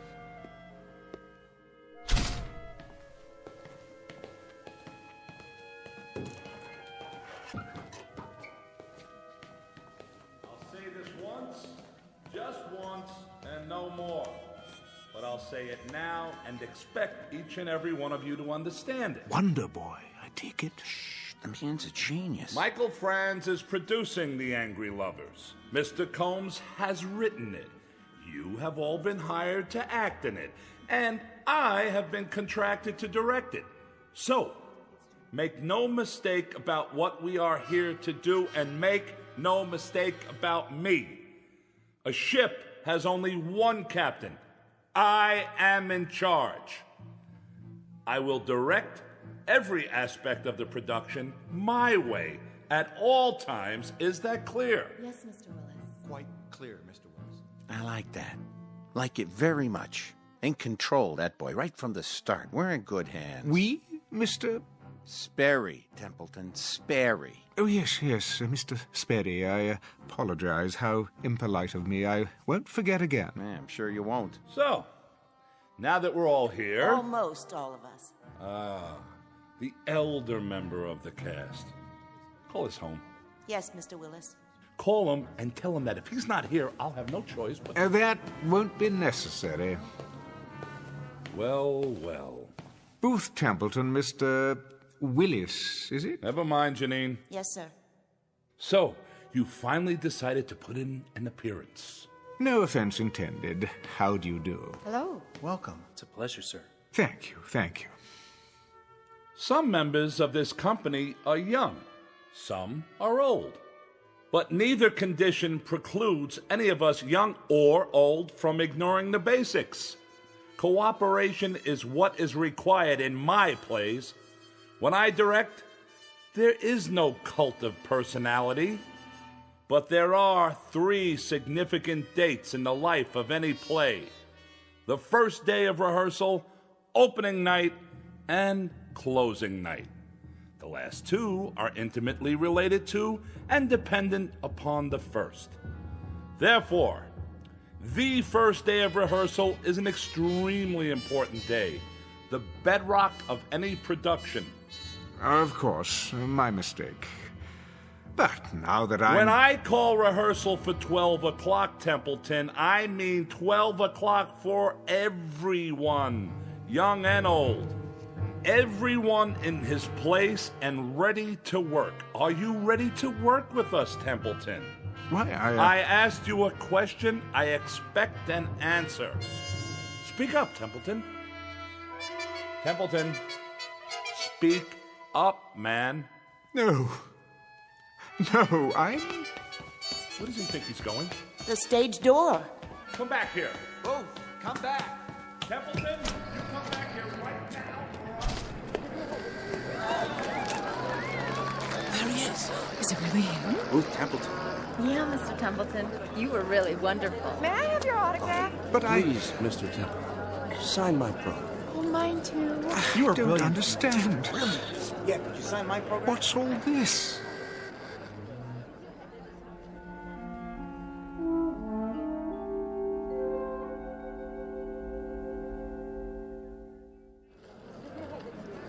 I've seen every play you've been in, Mr. Templeton. I've never missed a performance. You're my favorite actor. I think you're the best, Mr. Templeton. Why, thank you. When are you going to Hollywood to be in talking pictures?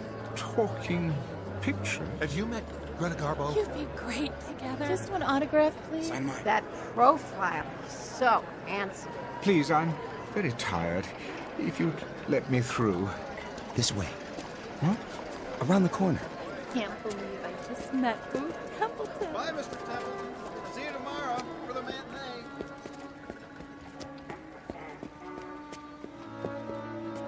They won't follow you. Don't worry. You're a star. Am I? I was once. Where's Marty? Who? May I ask what is going on? Huh? Those taxi cabs. Why are they all so ancient? Look new to me. There. Now you're in the clear. Thank you. Think nothing of it. Always glad to help. You know that. You look familiar. Have we met? Now you're ribbing me, Mr. Templeton. You know my name. Anderson, the stage manager. Anderson. Oh, yes. Wait a minute, what's this? What's what? This billboard. How long has it been here? Oh, a few days, I guess. Since they started previews. What's the matter? Don't you like it? I do. But it's a collector's item. Will be, I guess, if you sign it. Hold on. Why is it on the side of the building?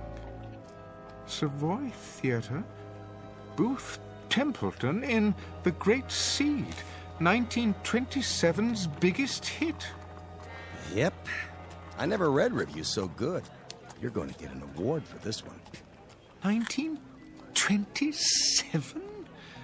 That's 35 years ago. Written and directed by Barney Pfluger. Barney? He sure is good, huh, Mr. Templeton? Another winner for both of you. What year is this?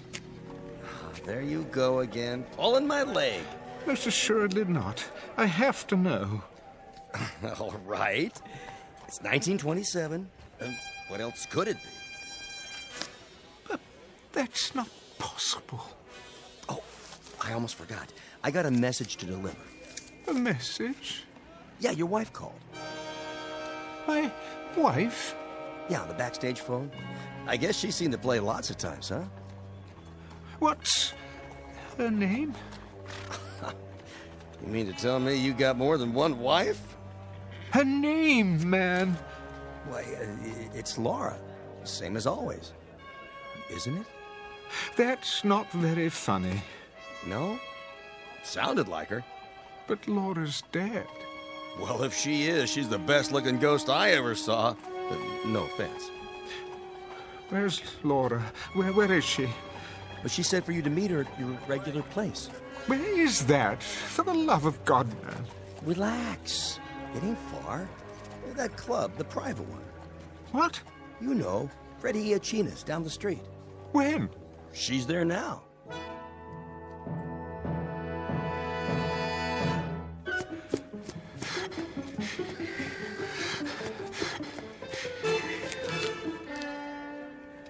Oh, it isn't possible.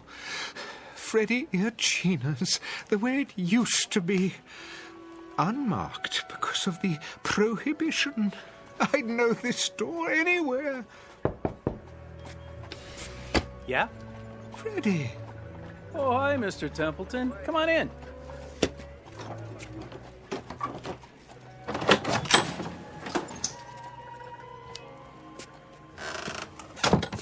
Freddie, it is you. What'd you expect? But I'd swear this is your old speakeasy. Can't be too careful these days. Always expecting a raid or something. Why, this is fantastic. Where the elite meet to eat. Nick! Make my friend a drink. What'll it be? Nothing right now. Suit yourself. One Manhattan, one old-fashioned, a screwdriver, and a glass of beer. Table 7. Coming right up. Freddie, my wife. Yeah? Is she here? Sure. Came in a little while ago. But she's not at our usual table. Table 3, over there. What do you have tonight? Steaks or chops? Nothing. Freddie, we're not staying very long. If you change your mind, let me know. I will.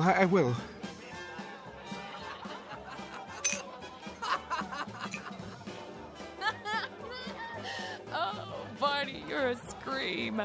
Laura? Is it you? Hi! Hey, Booth! We didn't wait, as you can see. Barney? Barney Pfluger? The same. Don't know him as to love him. But I haven't seen you in years. It only seems that long. How soon they forget. Sit down, old man. I'll be right back. Laura, darling. Booth, my goodness. Relax. The Kansas City steak's great tonight. So juicy. Right? Laura? What's the matter, honey? You look worried. I hurried over as soon as I heard. Heard of what? Ugh, Booth. How many times have I told you to take off your makeup before you come in here? Makeup? This isn't the green room. It makes you look old. Laura, darling, let's go somewhere else. We already are somewhere else. I mean, where it's quieter, where there aren't so many people. Well, I happen to like people. The more the merrier. I want to talk to you. Why? Well, about several things. Very important things. Well, I want to have a good time. Oh, yoo-hoo! Yes? Could you get me another one of these, please? And make it the good stuff, not that watered-down hooch. Coming right up, Mrs. Templeton. But I have to talk to you. So go ahead. I'm all ears. Oh, Laura, darling, where do I begin? I don't know why I'm here or for how long. All I know is I'm here. Do tell. And I want to make good use of the time. I want to have you alone to myself. Oh, Ruth, don't be dull. I'm back. Miss me? Not particularly. You gonna eat, old chap? What? If you are, better get your order in now. The new band's swell. Laura, Barney. So are the steaks. The chops are a bit chewy, though. He's right, honey. Now listen to me, you two. I have something important to say. So do I. Barney, do you have those pages with you? Pages? The script you were working on. Let me see it. I don't think that's a good idea. I need something to fan myself with. It's so hot tonight. Oh! Yeah, it certainly is. Be my guest. Your drink. Thanks, Toots. Laura, we need to talk now before anything else happens. What could happen, old boy? The police won't come in here. Hey, George! Bring me another. And one for the gentleman, too. Coming right up. I'd be glad to get into a cold tub. Laura, please, put that down. Give it here.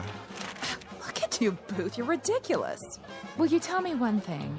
But that's what I'm trying to... Why on this glad green earth are you wearing an overcoat on a night like this? I mean, really. You look like Rudy Valley. I'm not so sure that it is a glad green earth. Oh, Laura, darling, Barney, I'm not so certain of this earth or anything else right now. Please, listen to me, won't you? Don't be such a wet blanket. Listen! Something's happened. Something very strange. Please, try to understand. This isn't makeup. I have grown older, darling. In another world for many, many lonely years. I've had only a memory of you to live on. You too, Barney. Why, you were my best friend. But both of you have been only memories for a long time.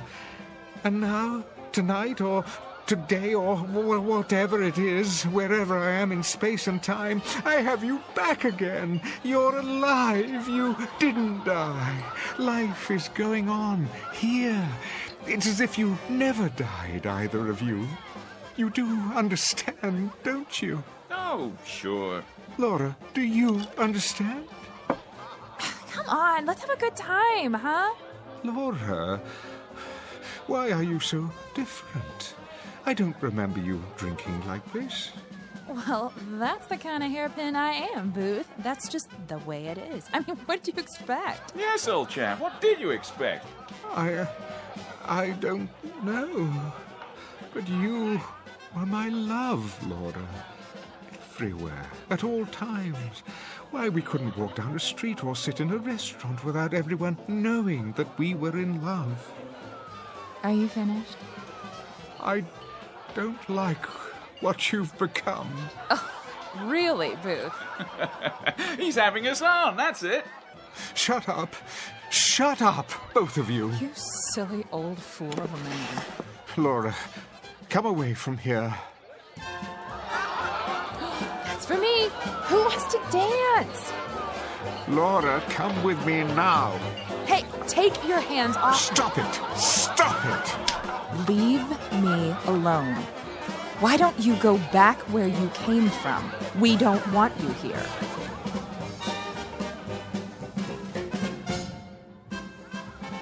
Laura, you slapped me. Oh, leave me alone.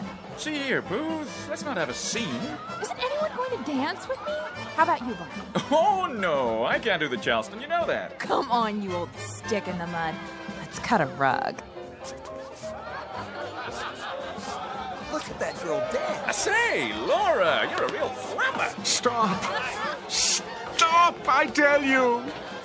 Something wrong here? Yes. It's all wrong. She won't listen. Take it easy, Mr. Templeton. Have a good time. That's the problem. Time. Who knows how long this will last? It's a gift. Every moment of it, every second. I can't let her squander it. Have a round of the house. No, you don't understand. I'd say you're the one who doesn't understand, old boy. This place is for the young. If you can't get with it, perhaps you should go somewhere else.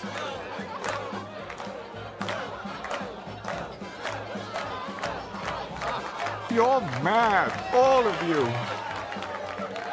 Come on, Mr. Templeton. You don't fit in. Freddie's right. You don't. Why won't you listen? I didn't ask to come here. Are you sure? Perhaps you did. And now that you're here, you're miserable. Well, why ruin it for us? Don't you see? This simply isn't for you. Not anymore. Maybe you should listen to him. We don't want any trouble. I don't want any trouble either, but you don't know what it's like. Seeing my wife, my best friend... Come along now. Peaceful life. Get some air. Yes, that's what I need to clear my head. Right this way. See you in the funny papers, old boy. Let's go dance. Go, go, go, go! See you some other time, Barney. I don't think so.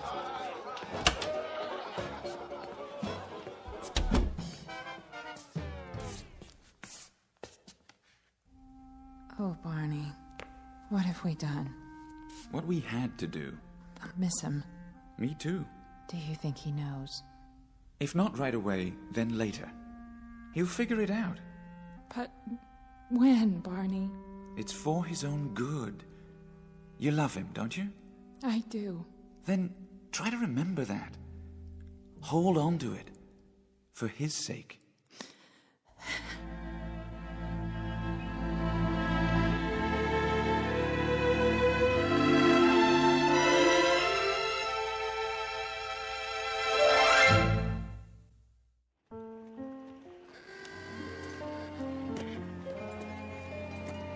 Say, will you look at that? Is that him? Sure is. Mr. Templeton? What do you want? My wife's your biggest fan. We just saw the great seed. You were brilliant. Great show. I'm sorry, May I have your autograph? Not now, please. What are you? Stuck up? All we want's an autograph. Very well, then. There. Now, I'm afraid I must be going. It's fantastic. The cars, the clothing, just as they were. The lights, the marquees. Find her all right, Mr. Templeton? What? Your wife. Oh, yes.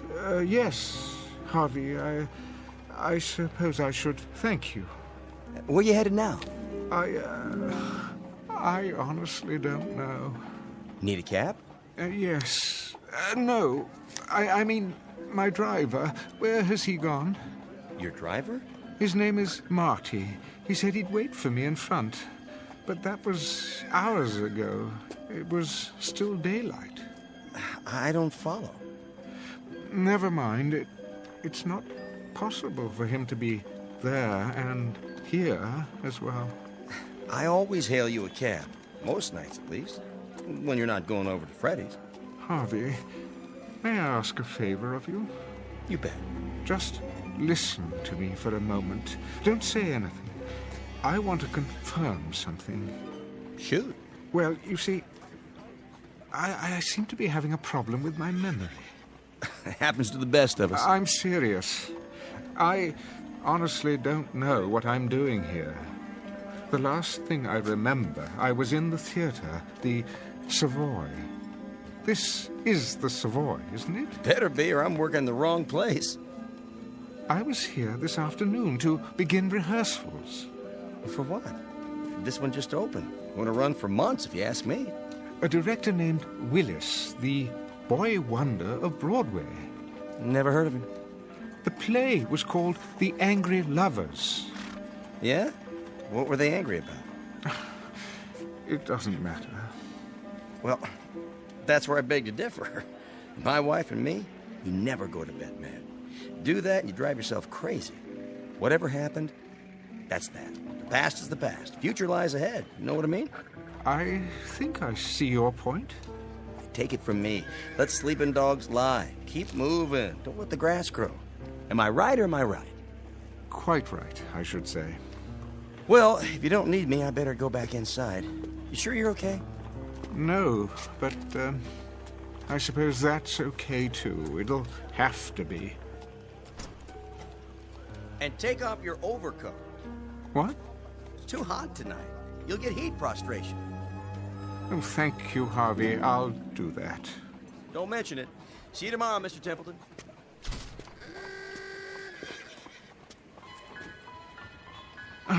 Why did I wear this blasted thing? What was in the pocket? Oh, Barney's latest play. Not a very long one. Looks like a rough draft. What in the... What to do when Booth comes back? Setting, table and speakeasy. Enter Booth as Laura throws back her head and laughs too shrilly. Laura. Oh, Barney, you're a scream. Booth. Laura, is it you? Barney. Hi, Booth. We didn't wait, as you can see. Booth? Barney? Barney Pfluger? Barney? The same. To know him is to love him. Sit down, old chap. I don't believe this. It is a script, but for what? Laura, why don't you go back where you came from? We don't want you here. They were acting the whole time. But why? For me?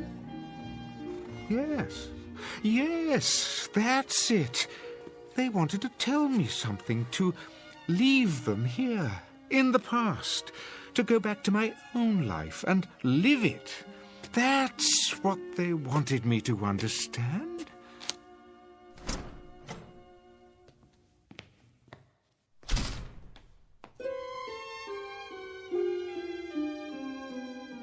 I say let him go. He can be replaced. I don't know, Sid. He's a major star. He was. He's still a draw. If we make the announcement now, it will sound like the production's in trouble. There he is now. Let me handle this. Templeton. Mr. Willis, I presume. One question. Are you in or are you out? I am definitely in. And it is definitely Mr. Templeton, especially to one so young as you. Now, wait a minute. Excuse me, Mr. Sperry.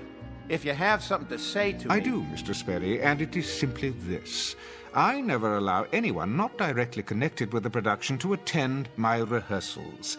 That is a matter best left to the artist you hire to do their job, which, as I understand it, is to give you a hit play. Say... And your job is to remain out of sight and not interfere. In fact, I insist upon it. Just who do you think you are? I don't think. I know. The name is Booth Templeton. Yeah, well, I don't care. Sidney, run along. But I said I'll handle it. Yeah, right, all right. But see that you do. Now then, shall we start rehearsal? I'd like that, Mr. Templeton. I guess I came on too strong before. I don't blame you for taking a break. Think nothing of it, young man. What's past is past. I like your attitude. I've just had a remarkable experience. For a moment, I almost forgot who I am, and when.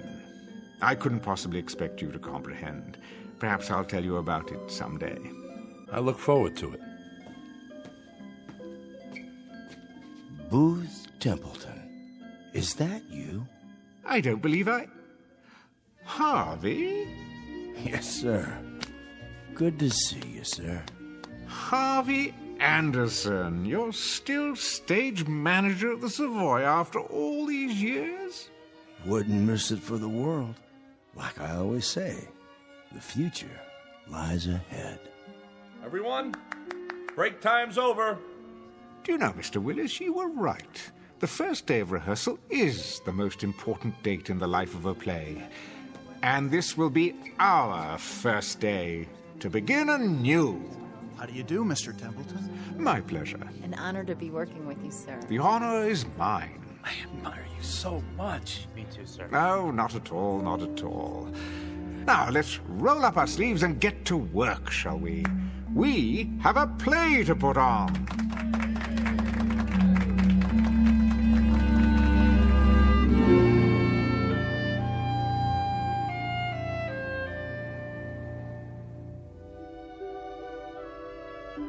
Mr. Booth Templeton, who shares with most human beings a hunger to recapture the distant past, moments that soften and blur with the years. But in this case, the characters from his past blocked his return and sent him back to his own time, because for the living, the future always lies ahead. Mr. Booth Templeton, who discovered in his pocket a round-trip ticket to the Twilight Zone.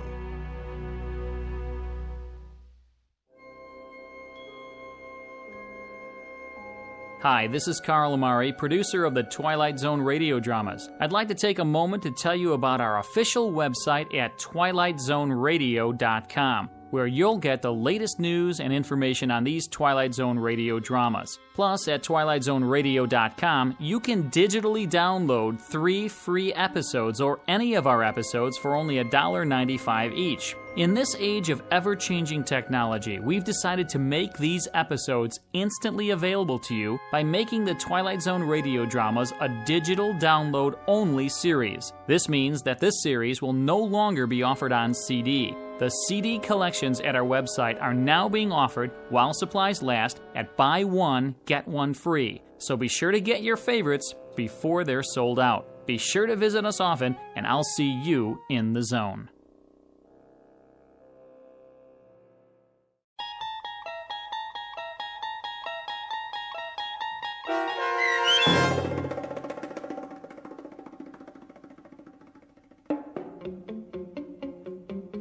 The Trouble with Templeton, starring Michael York, with Stacy Keach as your narrator, was adapted for radio by Dennis Etchison and written for The Twilight Zone by E. Jack Newman. Heard in the cast were Mike Starr, Rebecca Spence, Nick Sandys, Frenette Lebo, Rick Arthur, David Darlow, Doug James, Tom McElroy, Roy Anderson, Tom Lally, Carl Amari, Linda Ryder, Terry Lopez, and Vince Amari. The producers of The Twilight Zone wish to thank CBS Enterprises and the Rod Serling Estate for making this series possible.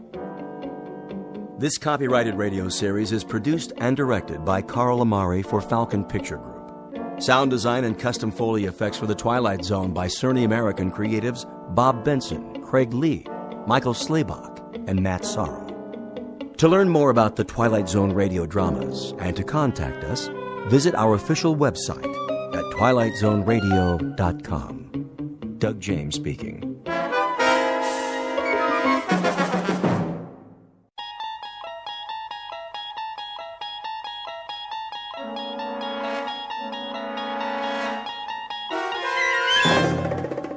You're traveling through another dimension, a dimension not only of sight and sound, but of mind, a journey into a wondrous land whose boundaries are that of imagination. That's the signpost up ahead.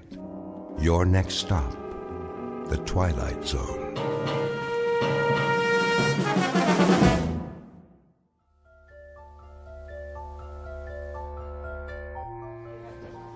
How much is this? Shall I wrap it up for you, ma'am? I got all my Christmas shopping done. I need one more present for Uncle Fred.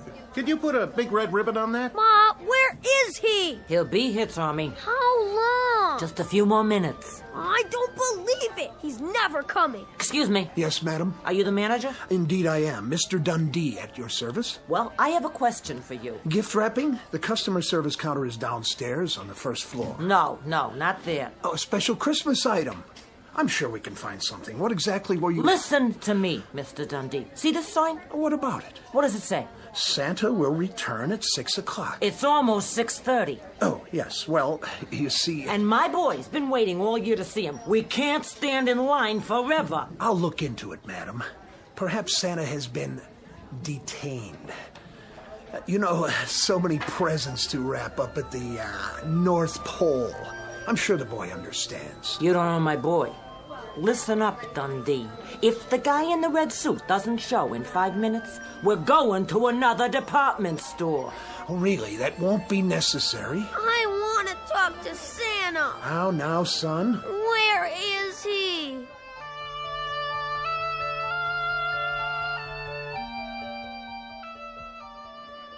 Bartender, pour me another one, will you? Coming right up. Hey, Corwin. Yeah. See the clock on the wall? What about it? You told me to tell you when it was 6:30? Well, it's 6:30. That's exactly what it is. 6:30 on the dot. So what happens now? You turn into a reindeer? Would that was so. One more, my good man. That's 5 drinks. No, 6. And a sandwich. You owe me, Santa. Relax. I've got your money right here. Say, will you look at that? Where? Those two at the window. Little boy and little girl. Sad faces, don't you think? Yeah, they peek in here, they see Santa getting plastered. Real nice. Go on, shoot! That's not what's eating them. What is it then? They know there isn't really a Santa Claus. No kidding. Why do you suppose that is? How's that? Don't you ever wonder why there isn't a real one? For kids, I mean. What am I, a philosopher? You know what your trouble is, Corwin? You let that stupid red suit go to your head. Here's your change. I'll flip you for it. Double or nothing. What do you think this is, Atlantic City? Come on, eat your sandwich and get out of here. I've had enough to eat. Where's my drink? I'm coming. Oh, ouch. And keep your fingers out of the till. All right. Can't you take a joke? I catch you doing that one more time, I'm gonna break both your arms up to your shoulder blades. Now go on, get out of here. What's going on? Nothing, just Santa trying to hoist the joint. What's that for? Your tip, my good man.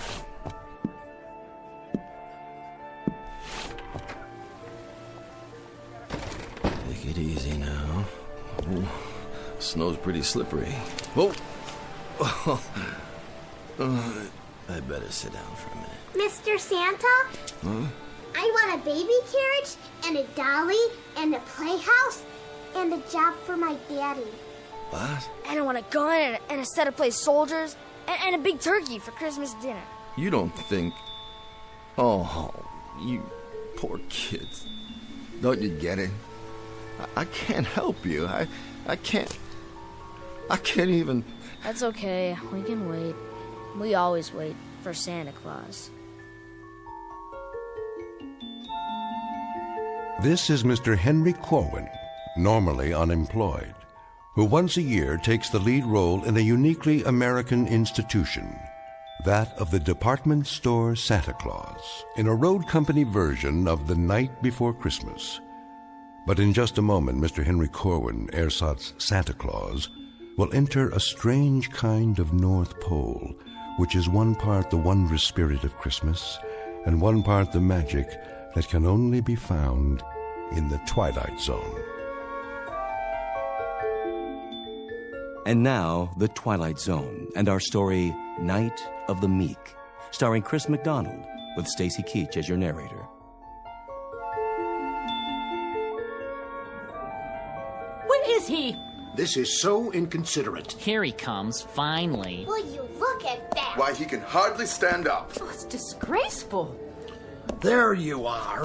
Hello, boys and girls. Ho, ho, ho. Corwin, you're an hour late. I am? 1 hour and 9 minutes, to be exact. Can you beat that? Now, I advise you to get up on your throne without further ado. I'm going. And refrain from disillusioning these children any further. All right. I'm going. By showing them that not only isn't there a Santa Claus, but the one in this store happens to be a wino who'd be more at home playing Rudolph the Red-Nosed Reindeer. I take your point, Mr. Dundee. Stand aside. St. Nick is back on the job.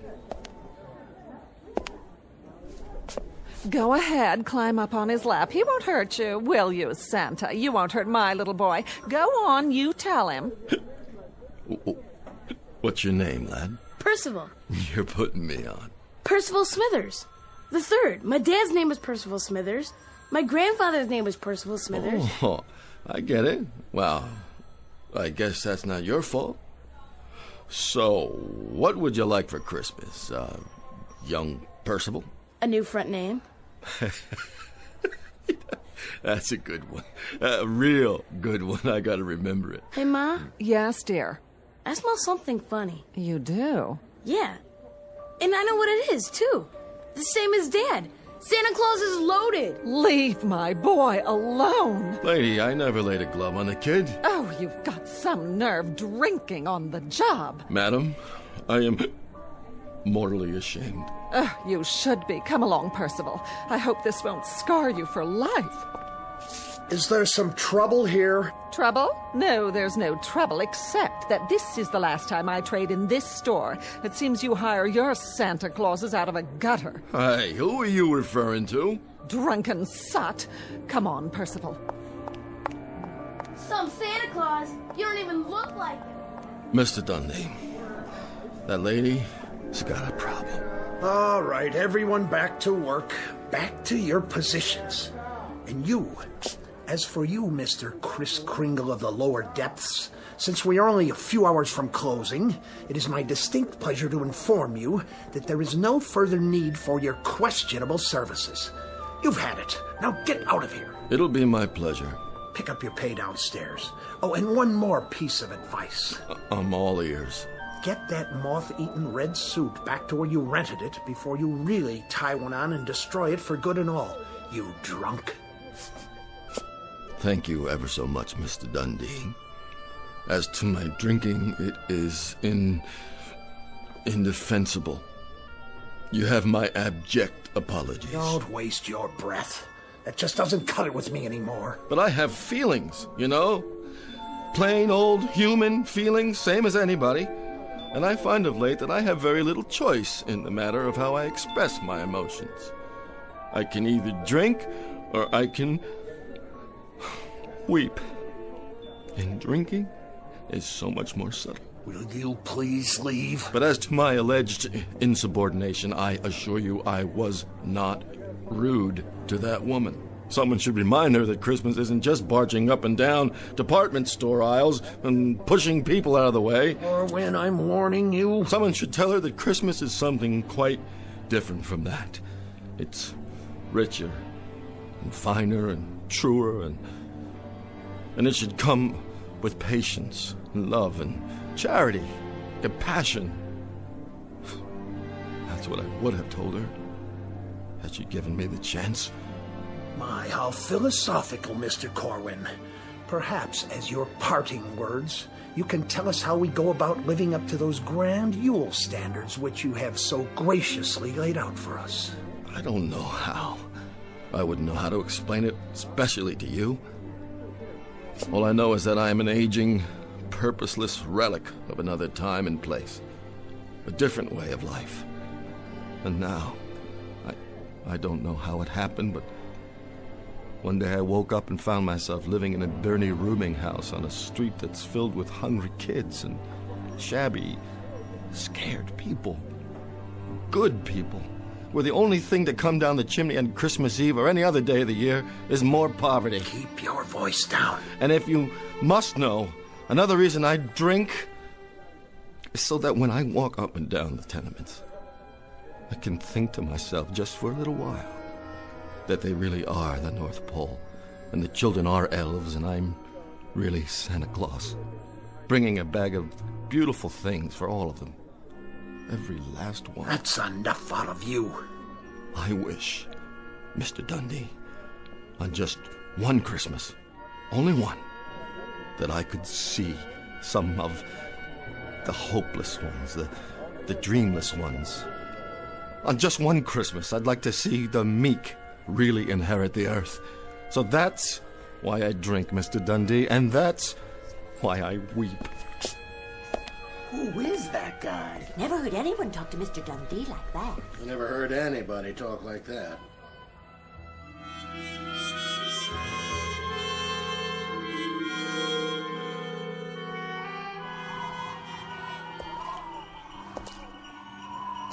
What in the heck is that? Sleigh bells? Yeah, sure it is. Better get home and sober up. Could have sworn I heard...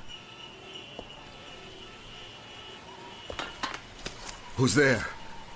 In the alley. Stop hiding behind those garbage cans.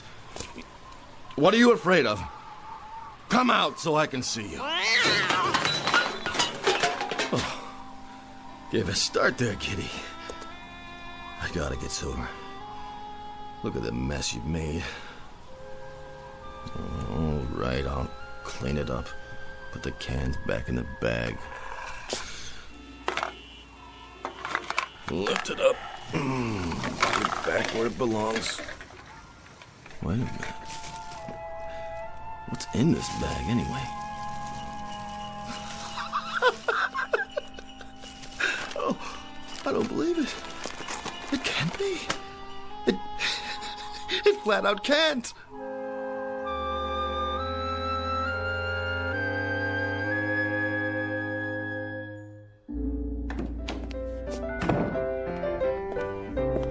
Excuse me, sister. Is this the Delancey Street Mission House? It is. Could I get something to eat, sister? You take a seat with the others. Have yourself a nice cup of coffee. Oh, sure. Dinner will be served after the sermon. Gotcha. Okay. Thank you, sister. God bless you. Have a seat. At least the coffee's hot. Sit down and take a load off. The sermon ain't so bad. No, it don't take long. Here's a chair. Don't mind if I do.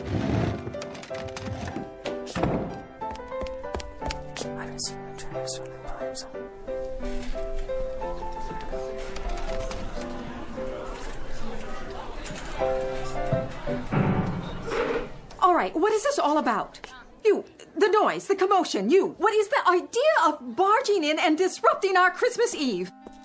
Begging your pardon, Sister Florence. I ain't touched a drop since last Thursday, and that's the gospel truth. But I swear to you right now... You mustn't swear. On account of I seen him with my own eyes. He's coming. Who? Him. Him? Santa Claus is coming to town. Oh, I thank you for the thought. He's coming up the street heading this way, and he's giving everybody their heart's desire. Oh, yeah, sure. Santa Claus? Are you kidding me? Pour yourself a cup of coffee.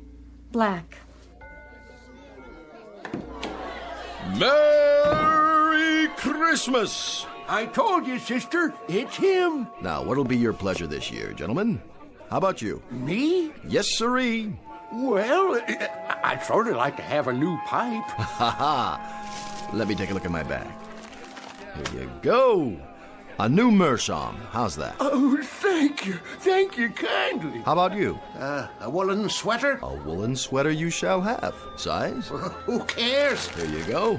Next. Some new shoes? How about some pipe tobacco? A carton of cigarettes? Another sweater, maybe? Slippers. A smoking jacket.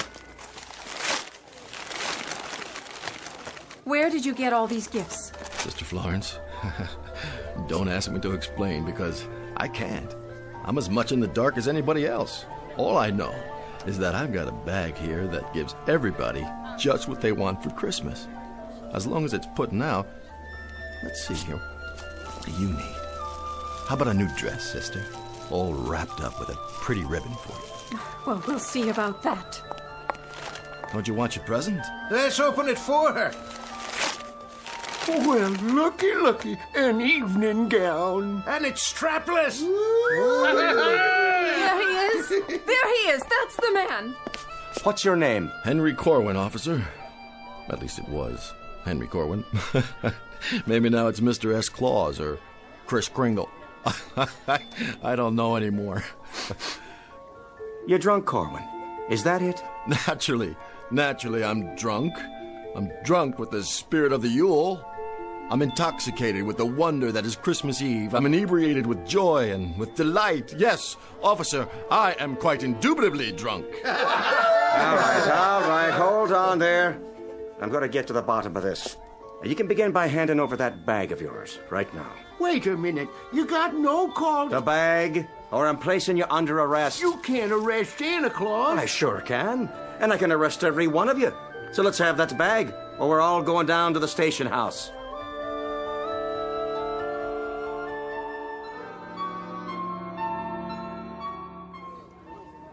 You hard of hearing? I'm sure we can settle this. Yes, we can, Corwin. And in a hurry. I'd like to see just one little thing. And that would be? Show me the receipt for all this stuff. Right now. The receipt? You heard me.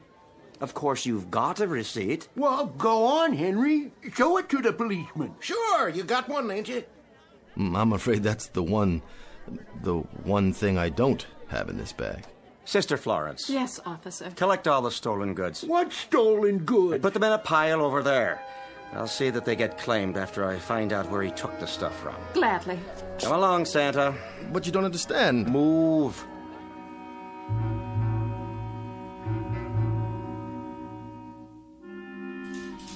I want to report a missing person. Yes, ma'am. Fill out a report.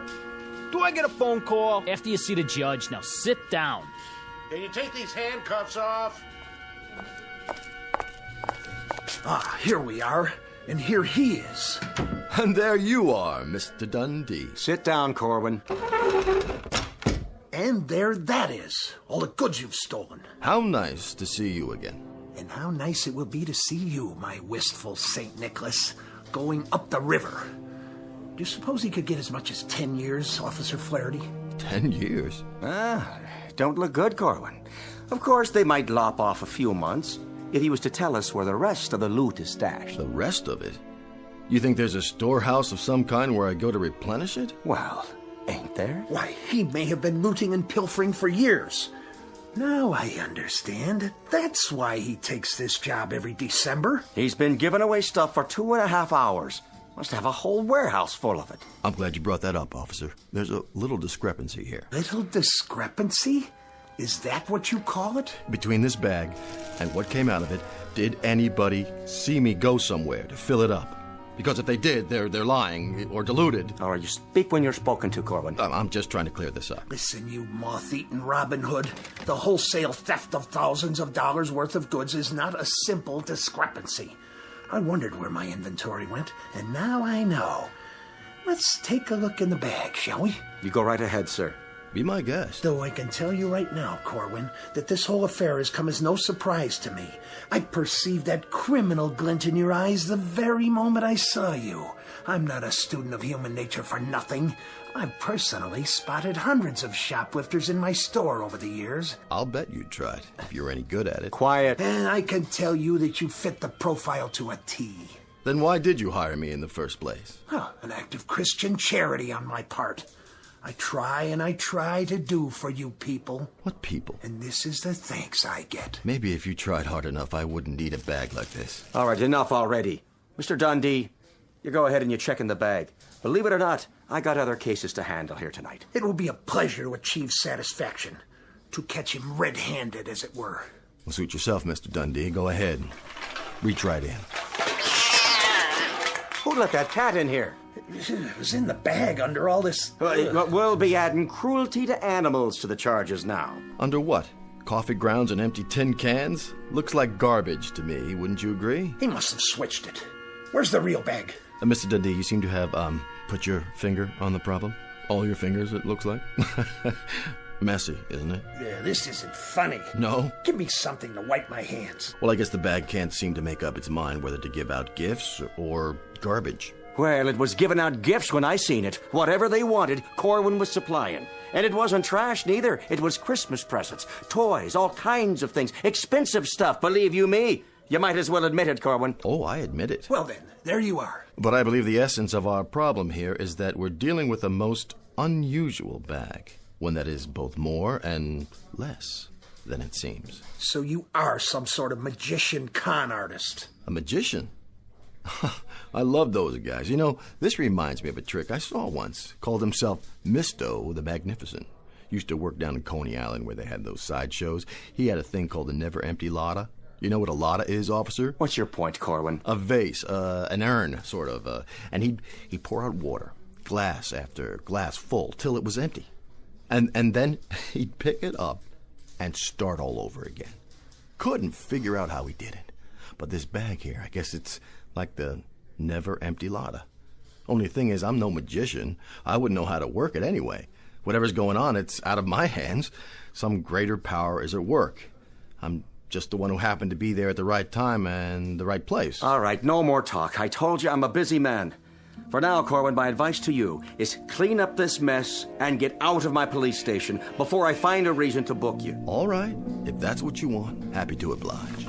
Just like that? You're letting him go? My hands are tied. There's no evidence. And you, Officer Flaherty, call yourself a policeman? Hey, now. Well, I suppose it's a demanding task to distinguish between a bag full of garbage and an inventory of expensive stolen gifts.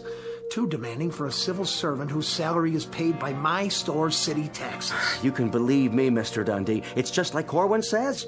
We must be dealing with something supernatural here. Oh, in other words, all anyone needs to do is ask this man to make a little abracadabra for them, and no sooner said than done. I don't know how it works, but I can Well, go ahead. Prove it. I told you, I'm no magician. Well, it seems miracles are the order of the day, aren't they? Don't go getting sacrilegious. You want me to drop the charges?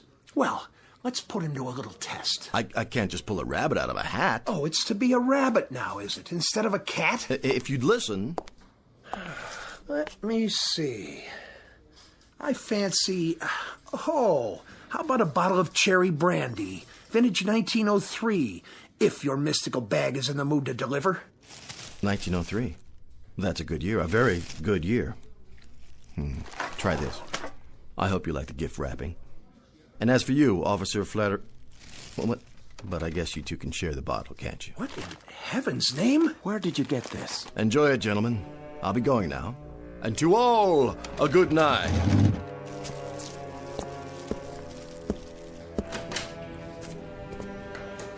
Well, let me open that package for you. You go right ahead. No telling what's inside.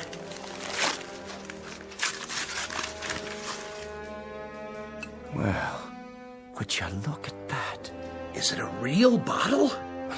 Looks like one. Feels like it, too. It is a magic trick.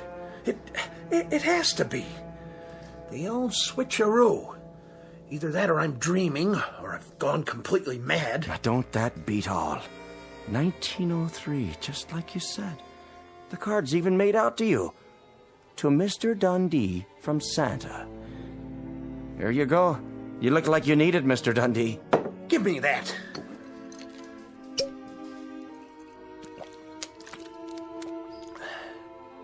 I don't believe it. It's cherry brandy. And a very fine one, I might add. Just one more thing. Yeah? Would you mind terribly much passing the bottle before it's empty?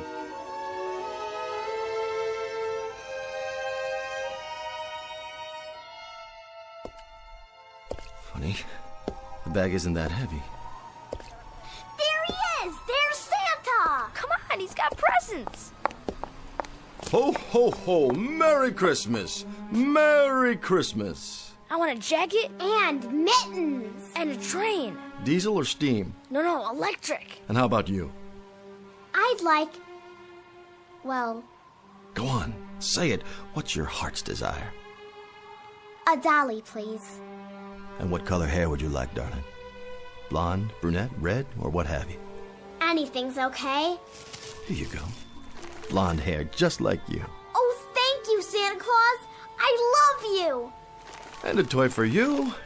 And one for you. What's the matter, Santa? Yeah, what's wrong? This bag's getting lighter and lighter. So, what's wrong with that? Well, there's so many folks who need things tonight. I'm just worried about what happens if... If what? What happens if I run out of presents?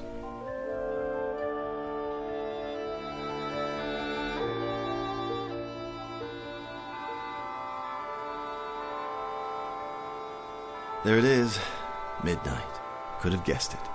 Am I the last one? You are. Last present in this bag. If someone else needs it. Go ahead. I got mine already. Well, if you're sure it's all right. I don't see anybody else around, do you? No? Then here you go, ma'am. It's all yours. Thank you so much. I hope it's something you can use, my dear. Oh, it is a beautiful new blanket to keep out the cold. Thank you so much.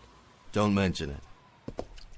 Yep, looks like your bag's empty, all right. That it is. So, what are you gonna do now? Oh, I'll go on home, I guess.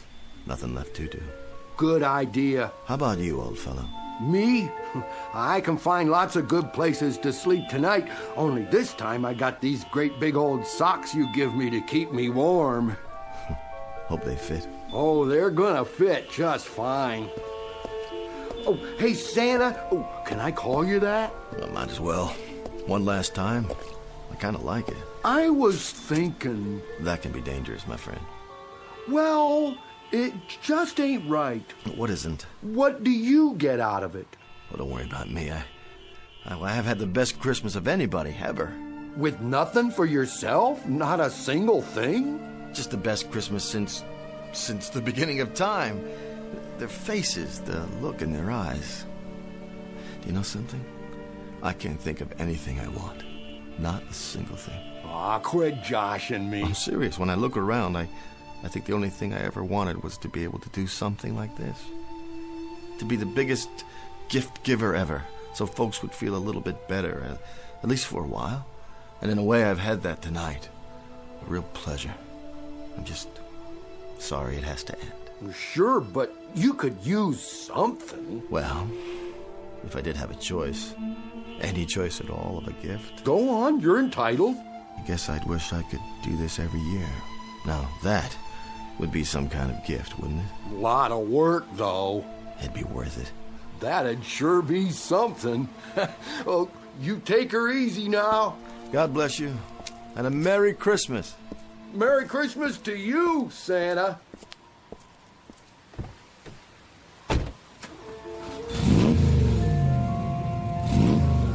Oh, and thanks for the car.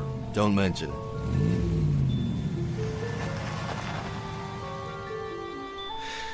Whew, I might beat. Now, how did I get here? That's the alley. Guess I better put the bag back where I found it. What's all this? Looks like somebody's throwing out their Christmas decorations already. That's no decoration. That's your sled. Yeah, sure. A sled and a reindeer right here in the alley just for me. Somebody sure made the eyes look real. He is real. Yeah, about as real as you are, little fella. Little fella. We've been waiting for you. And I suppose you're going to tell me you're a real elf, too. I sure am. We've been waiting for you to come back. Say, where did you rent your costume? I never saw one look that good. Pointed hat, turned up toes. Costume? I made this myself, by hand. And the little bells? Must have been a heck of a party. It better be a costume because I haven't had a drink in... Uh-oh. Oh, no. What's the matter, Santa? No, not me. You got the wrong guy. No, I haven't. Did you hear what I said? We've been waiting quite a while, Santa Claus. Better get a move on. We've got a whole year of hard work ahead to get ready for next year. Ready? Come over here. Yes, Santa? Pinch me. If you say so. Ow! You didn't have to do it that hard. Are you ready now? I don't know. Come on, get in. There's plenty of room. Where? In the sleigh. You sure you don't have the wrong person? Oh, Santa, stop joking and get in. We're late. I don't have to. I could turn around right now and go home. If you do that, a lot of people would be very sad. Next year. You wouldn't lie to me. Elves can't lie. Okay. Move over, Shorty. Now, how do you work these reins?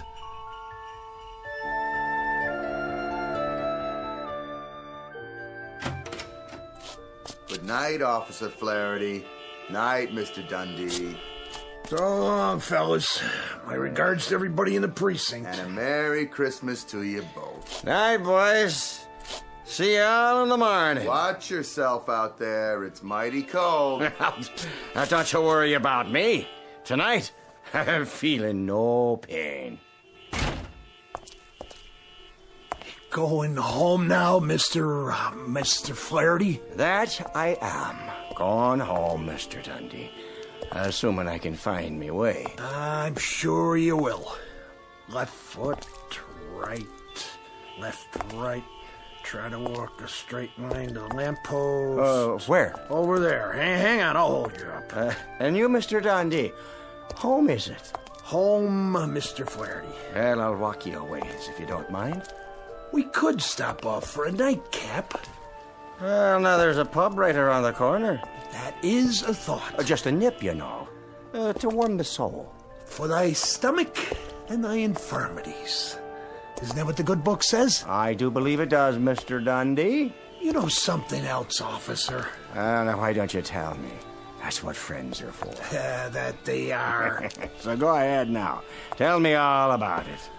Well, sir, this is the most remarkable Christmas I've ever had. You don't say. Merry Christmas! Flaherty, did you see it? Did you? I thought I saw something. What did you see? No, you first. Mr. Dundee, I don't think I'd better tell you. You'd report me for drinking on duty. But you're not on duty. True. Go ahead. What did you see? Mr. Dundee, it was that Corwin fella playing his life in a sleigh with reindeer sitting alongside a what? One of his little helpers. So help me. All done up in proper costume. They were riding towards the sky, big as you please. One question for you. Yeah? Did we drink a whole bottle of cherry brandy back in the station house? Vintage 1903, but only one bottle. The finest I ever tasted. So I guess that's about the size of it then, isn't it, Mr. Dundee? Flaherty, you better come on home with me. We'll make some hot coffee. Yeah, and pour a little whiskey in it. We call that Irish coffee, you know. Oh, I do know. And then we'll talk some more about all this. Sort it out. What is there to say? If a man can't believe his own eyes, what can he believe? Then,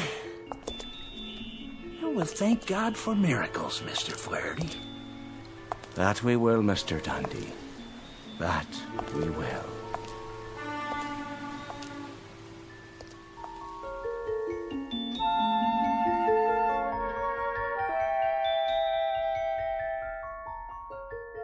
A word to the wise, to all the children of our times, whether their concern be pediatrics or geriatrics, whether they crawl on hands and knees and wear diapers or walk with cane and comb their beards.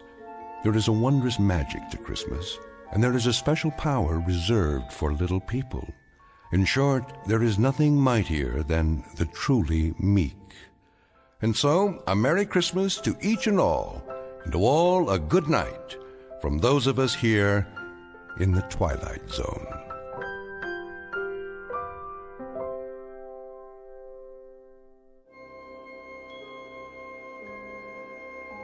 Hi, this is Carl Amari, producer of the Twilight Zone radio dramas. I'd like to take a moment to tell you about our official website at twilightzoneradio.com, where you'll get the latest news and information on these Twilight Zone radio dramas. Plus, at twilightzoneradio.com, you can digitally download 3 free episodes or any of our episodes for only $1.95 each. In this age of ever-changing technology, we've decided to make these episodes instantly available to you by making the Twilight Zone radio dramas a digital download-only series. This means that this series will no longer be offered on CD. The CD collections at our website are now being offered while supplies last at buy one, get one free. So be sure to get your favorites before they're sold out. Be sure to visit us often, and I'll see you in the zone.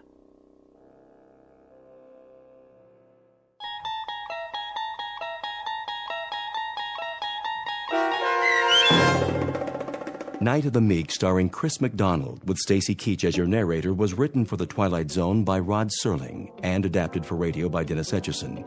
Heard in the cast were Taylor Miller, Turk Muller, Doug James, Peter DeFaria, Peggy Roeder, Adam Tangway, Richard Hensel, Meg Thalken, Lucas Ellman, Zach Gray, Carl Amari, Roger Wolski, Rick Peoples, and Lauren Patton.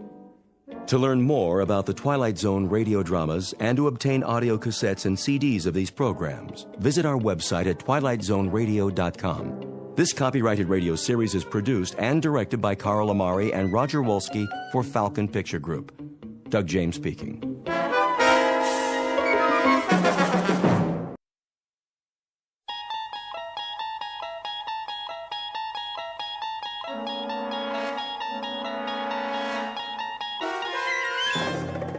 You unlock this door with the key of imagination. Beyond it is another dimension, a dimension of sound, a dimension of sight, a dimension of mind. You're moving into a land of both shadow and substance, of things and ideas. You've just crossed over into the Twilight Zone.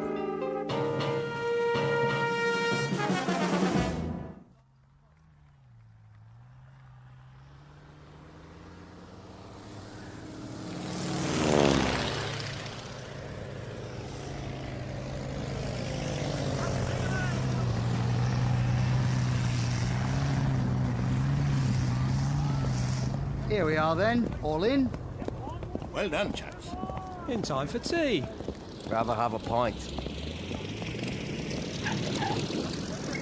Which one is this? Lieutenant Jones, sir. None the worse for wear. All back then, are they? Not quite, sir. Let me see. Campbell, McCudden, Rhys Davids. Who's still in the air? That would be Captain Mackay and... Not Mac. What about him, sir? Oh, I'm sure he'll make it. The man's an absolute ace. It's just that ever since we lost Ball, well... Yes, that business with the Cloud. Cloud, indeed. It was the Jerrys that got him. Bloody butchers. Well, no clouds in the sky this morning, sir, and not a German plane in sight. He should be setting down any time now. Flying alone, is he? On patrol with another scout.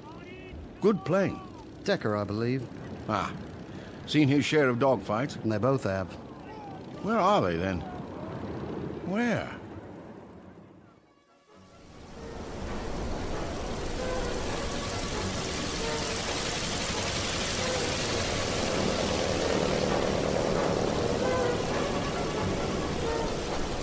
Where's he going now? Mac!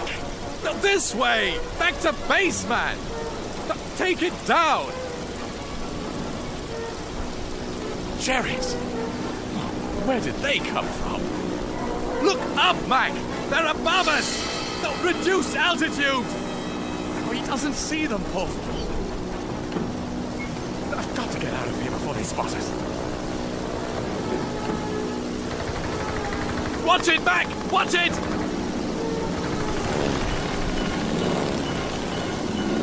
We can't fight them all. Mac! Mac, come on! Let's get out of here! We've got to lose them. We've simply got to... What's this? A cloud?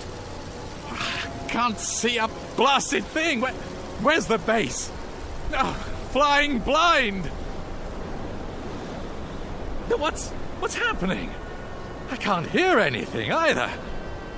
Mac? Mac? Where are you? Where am I?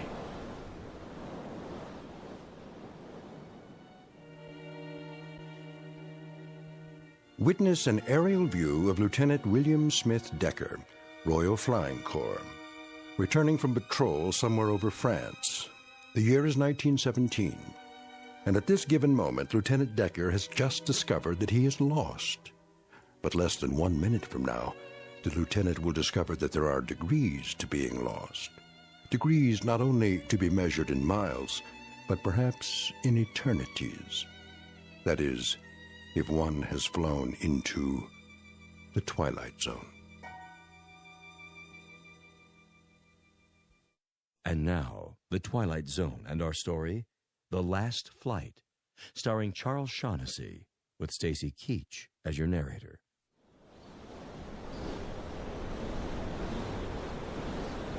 Can't see, can't hear. Oh, good Lord, what was that?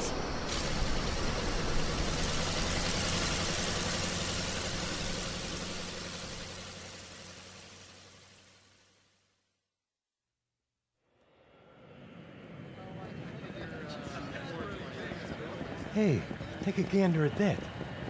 What in the... Is this a joke?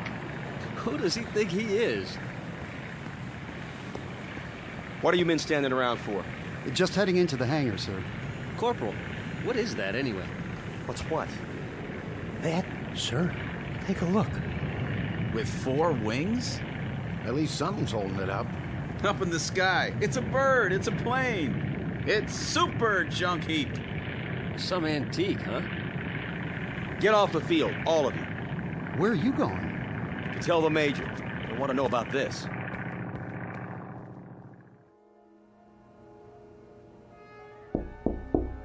Major Wilson? Yeah? Major, have you... Have I what, Corporal? If you don't mind, sir, I think you should take a look outside. Something wrong? I'm not sure, but I thought you should know. It sounds like it.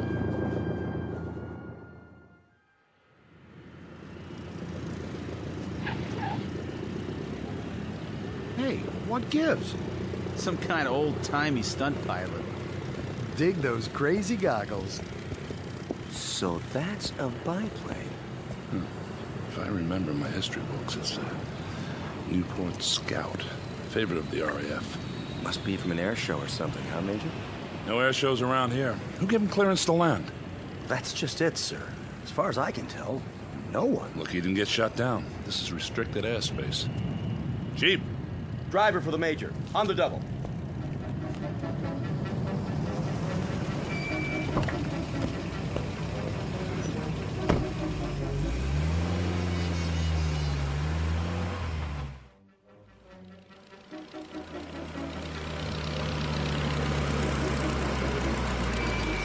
Shut it off! Now! We can't hear you, sir. What's he think he's doing? Just sitting there. Looks scared. He's trying to take off again. Block the runway, man. Move! Can't roll over us. That's it. Cut him off. My best, sir.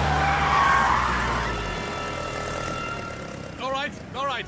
I surrender. Shut off your engine and climb down. Now. Look at those boots. Leather jacket, silk scarf. Didn't I see this in some old movie? If you didn't, I did. Hands up!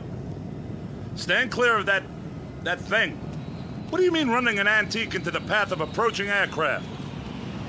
What's the matter with you? Speak up, man! Are you French? Don't you understand what I'm saying? Parlez-vous français? Are you American? What's that supposed to mean? What do you think you are? Why, I honestly don't know. Can't you see this is an American base? But all these... All these what? Experimental aircraft. We had no idea you chaps were so advanced. Are you British? Yes. How long have you been in it? In what?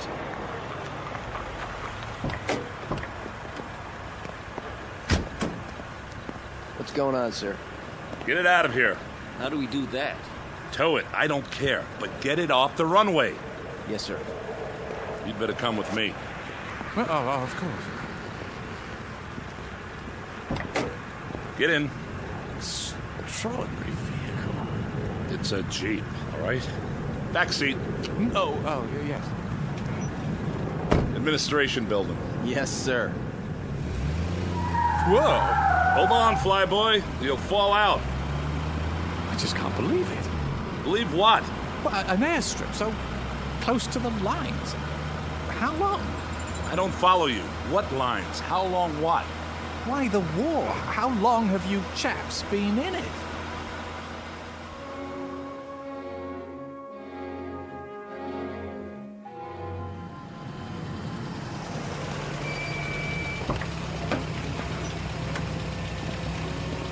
This way. Quite impressive. I have to hand it to you, Yanks. Major? Lieutenant. I say, what's she doing in uniform? She's a WAF. How's that? Women's Air Force. I see.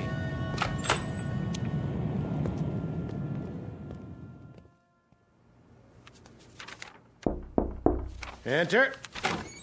Major Wilson is here, General. Ask him if he can't wait till later. I have to sign off on this report. It's something kind of special, sir. Oh, all right. Show him in. Come in, Major. What is it, Wilson? I thought everything was under control. Someone to see you, sir. Who's this? Well, sir, this man, he's British apparently, landed on our airstrip a few minutes ago, delaying Captain Bradford's takeoff, I might add.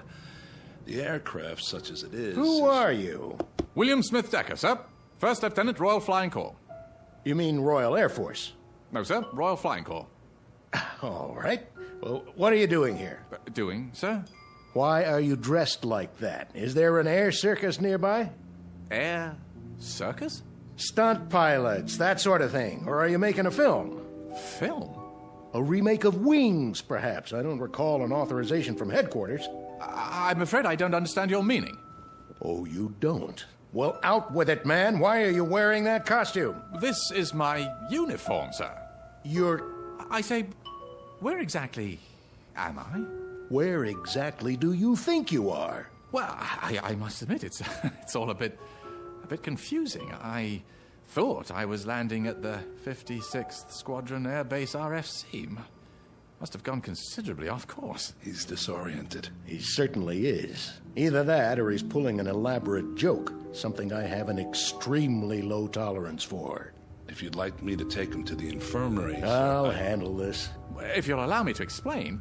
56th Squadron RFC, you say? That was once an official installation, as I recall. Was, sir? What's today's date? June the 5th. What year?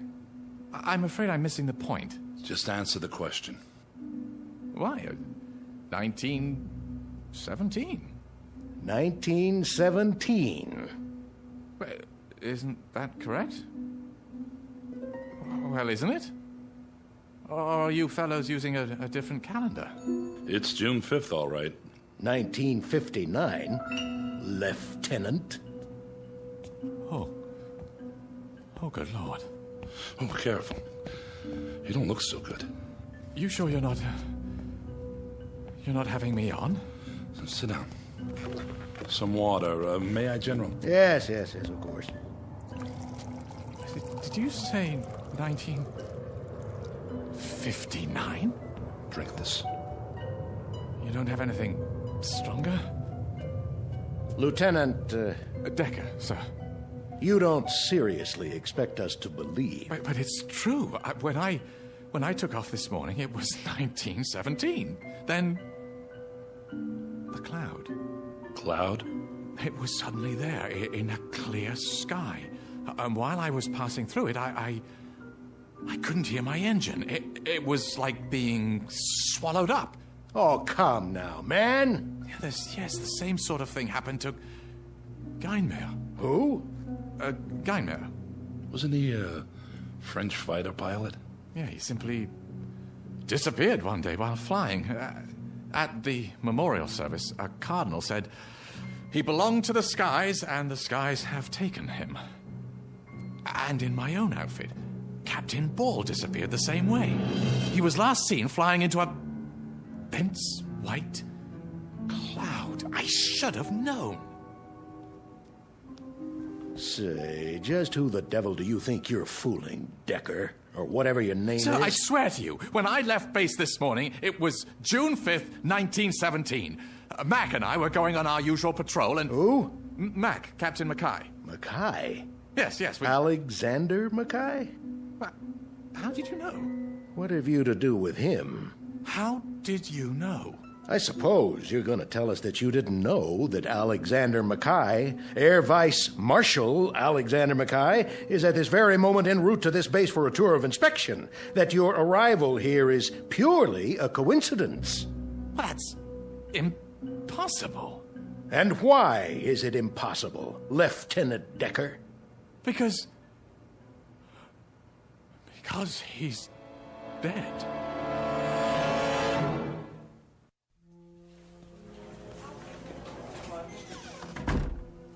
Well, Major?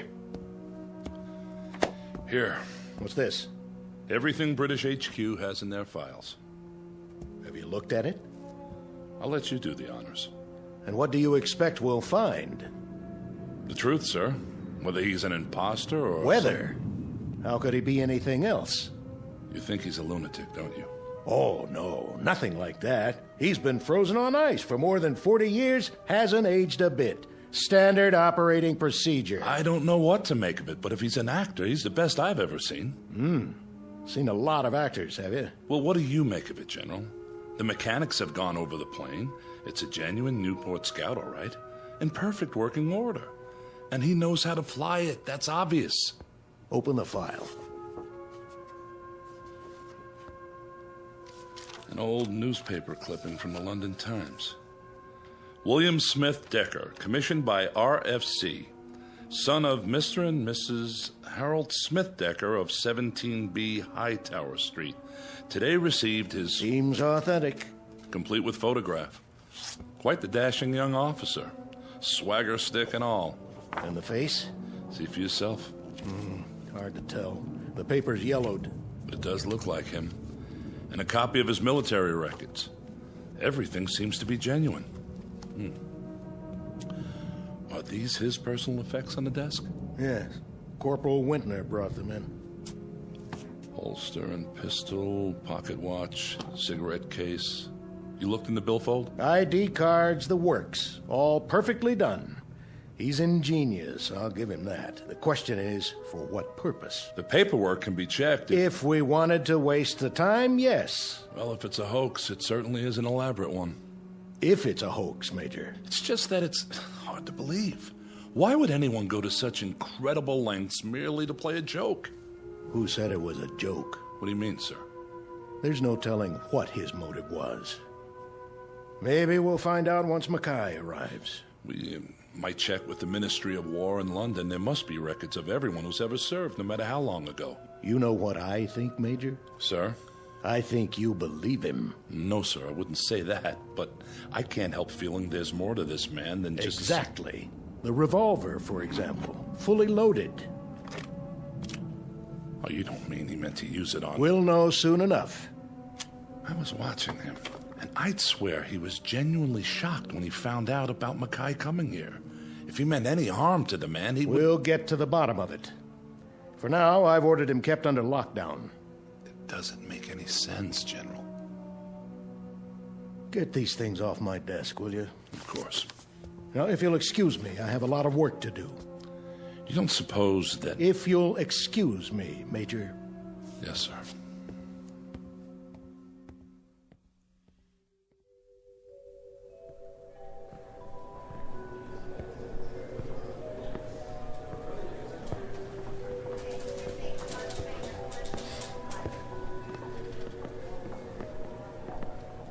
Major? Corporal Wintner? Sir? Yes? I was just wondering, what are you going to do? Do? With the airman. Decker, is that his name?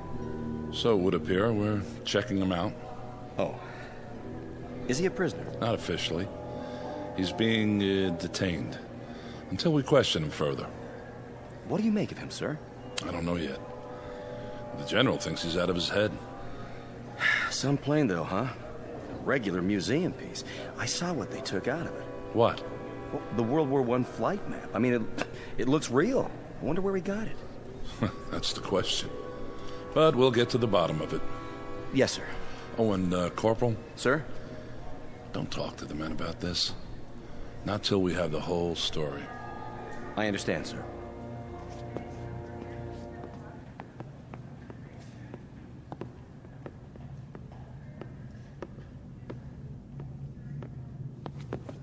Major Wilson? At ease. How is he? He asked for tea, sir, with milk. Can you beat that? I had some brought over from the commissary. That's fine. I'll be inside with him. Yes, sir. Lieutenant? Why am I a prisoner here? That's not quite that bad. I'm being kept here, am I not? For the time being. But I'm not free to leave. I'm only following orders, Decker, until Vice Marshal Mackay arrives. What earthly good will it do for me to see him? Well, you mentioned him by name. You claim to know him. I most certainly do. Then this will give us a chance to straighten it out. There's nothing to be straightened out. Why are you so afraid of that? I'm not. I'm not afraid of anything. Well, then, there's no need to worry. So, I'll see him. Good. I wanted to ask you something about that cloud you spoke of. I've told you everything. Why don't you relax? Sit down. I don't care to sit down just now. Nervous, are you? I wouldn't say that. You do realize, Decker, that you're asking us to believe something rather incredible. A cloud of silence in a clear blue sky. A World War I pilot landing at an American SAC base in present-day France. Such a thing doesn't happen every day, you know. Yet it did happen, and it happened today. We're in agreement on that. Look, I told you I'd see Mackay. Look, why don't you leave me alone till then, You really feel you know him, don't you? Know him? Ha! Old Leadbottom. Leadbottom? Whenever we flew over German lines, the soldiers fired at us, quite naturally. And one day Mac got hit in a most embarrassing spot. I always called him Old Leadbottom afterwards. It's a personal joke, of course. Mac's a proud sort, don't you know? He wouldn't like it if I bruited it about. Why did you keep insisting before that he was dead? Because the last I saw of him, he was caught in a circle of 7 German planes. 7 biplanes. There was nothing I could do, you understand? I was in my own plane, involved with 3 others. They were closing in on me. So he got away. I don't see how he could have. He not only could have, he did. He was one of Britain's great heroes during the Blitz. What do you mean by Blitz? The second war we told you about. He won the DFC for knocking down 3 German bombers one night over London. Undoubtedly saved hundreds of lives. Oh. Decker! I have to get out of here! No, you don't. I've got him. Sit down, Decker, now! Can you manage, sir? Yes. Stay outside. For the love of God! Sit down. Now you tell me, what is wrong? I must leave. I'm afraid that's impossible. When Mackay arrives, we'll get to the bottom of everything. I tell you, I can't see him. Why? Look, it wouldn't make sense to you. Try me. Because he'll know me for what I am. And what is that? A coward. A coward. I'm sorry. I've always been a coward. All my life, running away. Pretending to be something I never was, never could be. That's why I'm here now, because I ran away, because I wanted so desperately to escape that I did. The chaps in the 56th are such bloody heroes, don't you know? Men like Ball, McCudden, Rice David, so brilliant pilots, magnificent fighters. I always feel like such a rotten sham among them. I keep talking about it as if it were the present, don't I? Yet it isn't. If I can believe my own senses, it's the past now. 42 years in the past. Decker. Oh, I got by with pretending well enough. My kind of strained idiocy was exactly the brand we all put on. Playing the part, don't you know? Exaggerated, near hysterical with confidence. Boys on a crazy lark, drinking, joking, laughing, far too much, all of it. Then turning into deadly, ice-cold killers in the sky. Not me, of course, no, not me. Up there, I was just as terrified as I was on the ground. Even more so.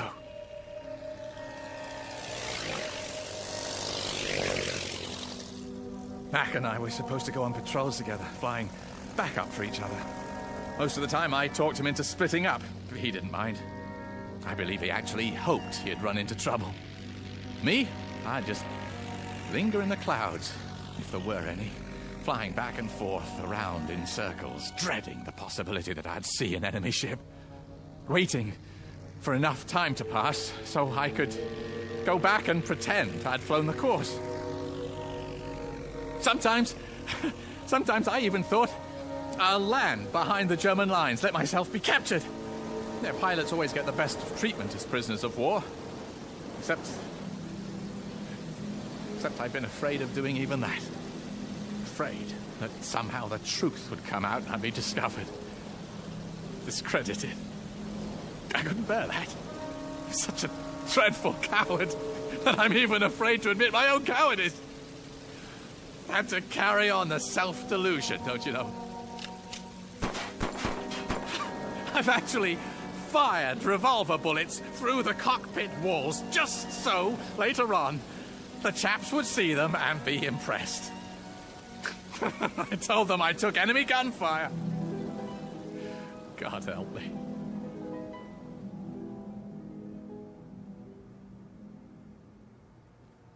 Fear isn't a crime, Lieutenant. Every pilot's been afraid at one time or another. Mackay would understand that. No. What makes you even think he knows about it? Because it was I who let the Germans trap him. You said you were fighting 3 German planes yourself. How could you possibly... I wasn't fighting anyone. I was running. Don't you understand? I was trying to get away.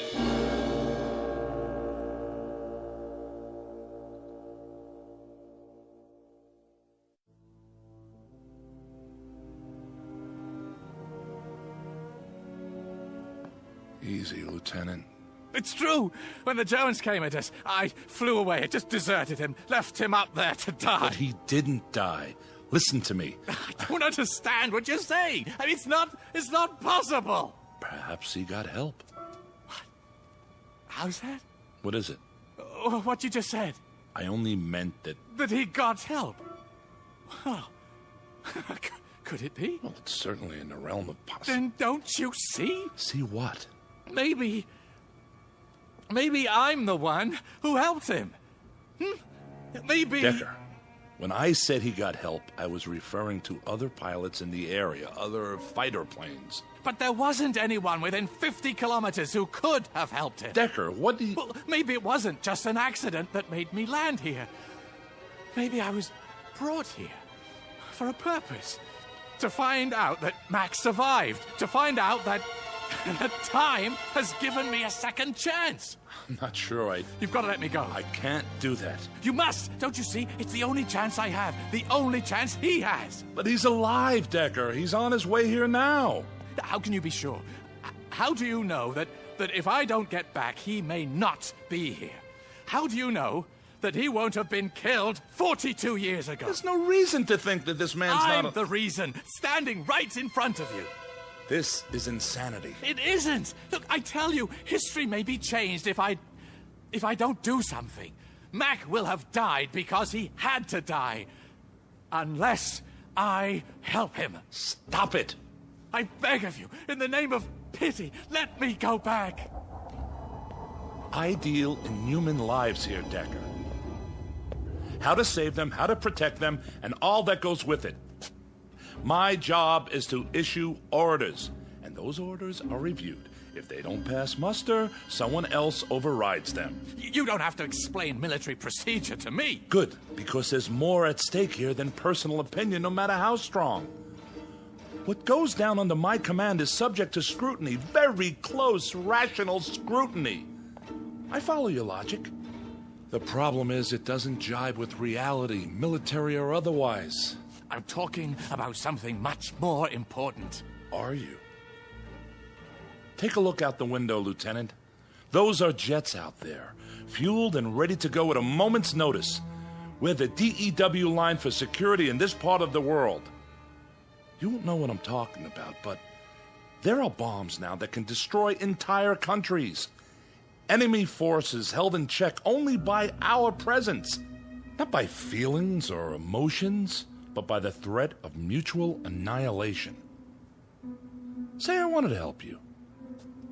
Say I believed your story, no matter how outlandish it sounds. Even so, there's nothing, absolutely nothing. I can... Well, maybe you can't. But I still can! Where's Major Wilson? Out of my way. What are you... I said, get out of my way! Here now, you can't... Stop it! Someone, please! Yeah, where are the hangars? Help! The prisoner's escaping! For the love of God, woman, I only want to see my plane. Where? The South Field, but... Thanks. You've just changed the course of history. Cheers! Hey, stop him!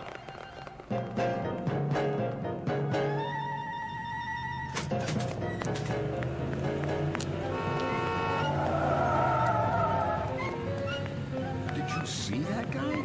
Something out of an old movie. What in the rosy hell?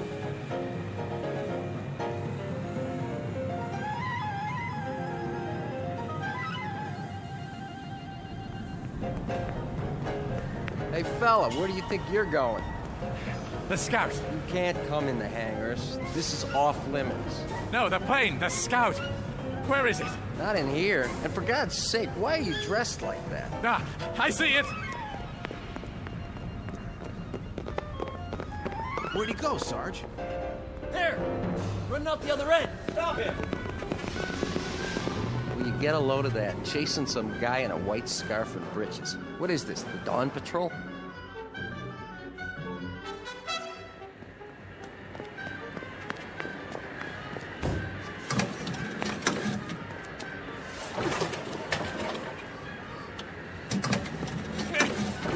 Come on, it's got to start!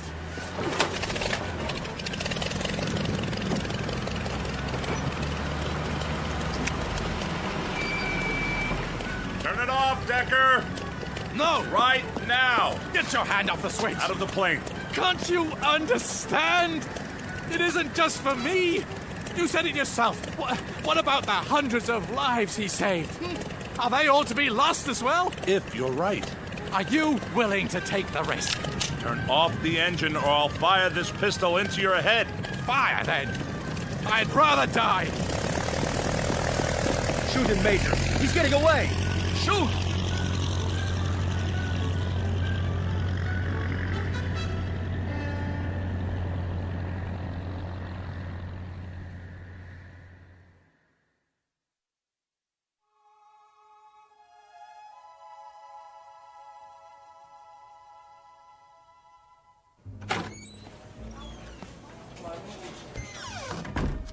General? You're in trouble, Major. I hope you know that. I understand, sir. Well, what do you have to say for yourself? I don't know how to explain it. I just couldn't pull the trigger. Your thought processes elude me, Wilson. They positively elude me. Letting that maniac loose. Yes, sir. I'm trying to understand. You had him. How could you... Yes? Air Vice Marshal Mackay, sir. Fine. We were supposed to meet him when he landed. I know, sir. I'm sorry. Marshal Mackay. How'd you do, General? Very pleased to meet you, sir. I trust you had a comfortable flight. Oh, yes. Splendid. Good, good. This is Major Wilson. Honored, Major. The honor is mine. Now then, shall we begin the inspection? Or perhaps you'd care to have a meal first. Not really. I'm on a bit of a schedule this afternoon. Sir, may I ask you a question? Not now, Wilson. But what is it, my boy? Well, sir, do you know a man named William Smith Decker? Really, Major? Smitty? Why, yes. You do? I should know him. He saved my life. What? Then he did go back. How, sir? If I may ask, how did he save your life?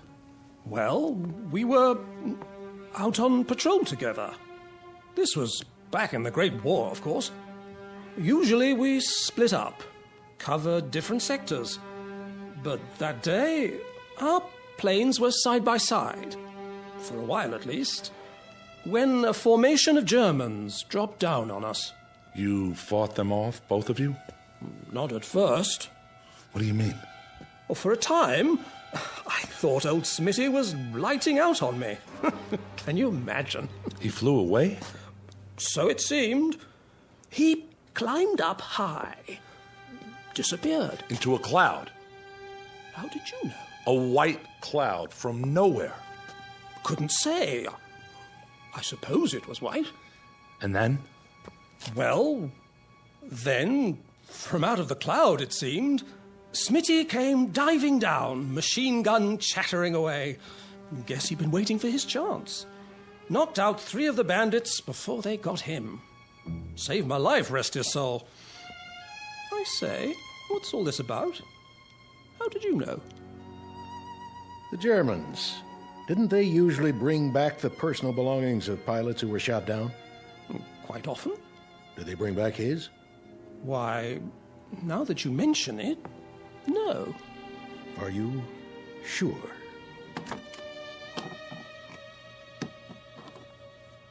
Where in heaven's name did you get these? They're his. Know them anywhere. But how? So, you've never known exactly what happened to him, to your friend Smitty. What the devil is going on here? We might be able to fill you in on the details. After all these years? How could you? Maybe you'd better sit down, old lead bottom. What did you call me?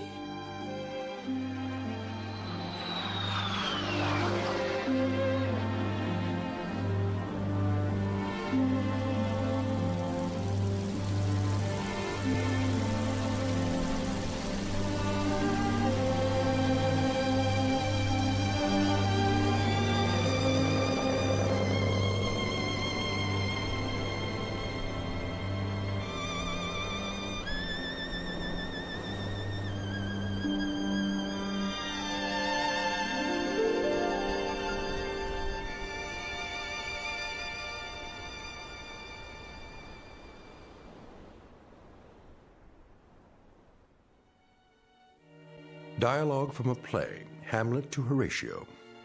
There are more things in heaven and earth, Horatio, than are dreamt of in your philosophy.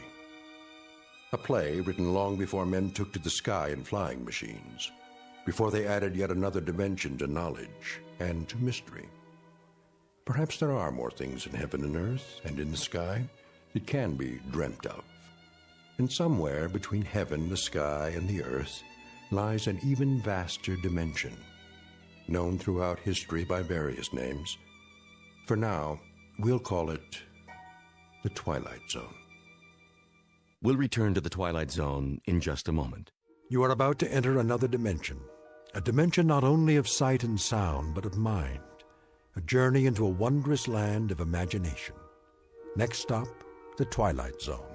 Hi, this is Stacy Keach. I'd like to take a moment to tell you about our Twilight Zone website at twilightzoneradio.com. At twilightzoneradio.com, you'll find the latest information on these Twilight Zone radio dramas, including behind-the-scenes photographs, plus the newest product releases, trivia contests, ways to contact us, other Twilight Zone-related info and merchandise, plus links to other fascinating websites. So make your next stop twilightzoneradio.com. Visit twilightzoneradio.com to purchase these Twilight Zone radio dramas on cassette and CD, or call toll-free 1-866-989-ZONE. That's 1-866-989-9663.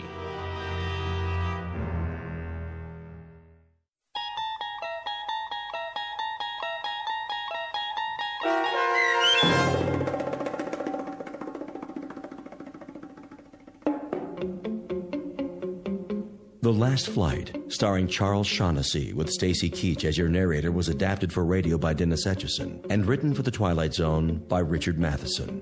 Heard in the cast were Mike Starr, Roderick Peoples, Nigel Patterson, Doug James, Jeff Lupetin, Kurt Nabig, Steve Kay, Carl Amari, Richard Hensel, Jamie Barron, and Linda Reiter. The producers of The Twilight Zone wish to thank CBS Enterprises and the Rod Serling Estate for making this series possible. This copyrighted radio series is produced and directed by Carl Amari for Falcon Picture Group. Sound design and custom Foley effects for The Twilight Zone by Cerny American creatives Bob Benson, Craig Lee, Michael Slaybach, and Matt Sorrow. To learn more about the Twilight Zone radio dramas and to contact us, visit our official website at twilightzoneradio.com. Doug James speaking.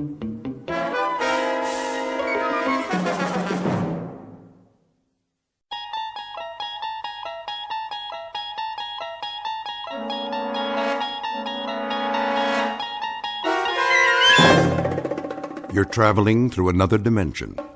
A dimension not only of sight and sound, but of mind. A journey into a wondrous land whose boundaries are those of imagination. Your next stop, the Twilight Zone.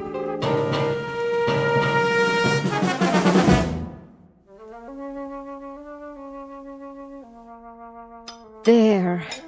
Nice and creamy. Anthony? Hi, Aunt Amy. I just knew that was you. What's that in your hand? My Jack-in-the-Box. Oh, yes. That's such a funny toy. Where's my mother? In the bedroom, lying down. She'll cook the rest of the dinner soon as I'm finished. But I wanted to get this done first. What you making? Well, what do you think? A cake, of course. For my favorite little boy. Is it a good one? Oh, yes. A very good one. Very, very good. I just took it out of the oven a while ago. Chocolate on the inside with little yellow swirls? What else? I know what my Anthony wants. See? Doesn't that smell good? Where's the frosting? Right here in the bowl. It's chocolate, too. I blended in a lot of butter to make sure it's smooth. 100 times. By hand. Milk chocolate? You bet. We don't like that dark chocolate, do we? Ugh. No. Hurry up, Aunt Amy. Don't you worry. It'll be ready in a jiffy. Put the frosting on. Plenty of time for that. Besides, we have to let the cake cool first. Put it on. Now. Oh, I know what you want. You want to lick the bowl. Well, you'll just have to wait. I don't want to wait. Be a good boy now. I am a good boy. I know you are. I know that. Of course I do. A very, very good boy. I'll just go ahead and frost it now. Why not? No problem, Anthony. None at all. I want lots on the top. Surely. Lots and lots. See how thick I'm putting it on? Swirls of chocolate butter frosting, and all of it for my favorite nephew. There. Some more around the sides. We don't want to forget the sides, do we, Anthony? The sides are good, too. So good. Anthony, stop that. Get your finger out of the bowl. Ow! There'll be plenty left for you to lick when I'm finished. When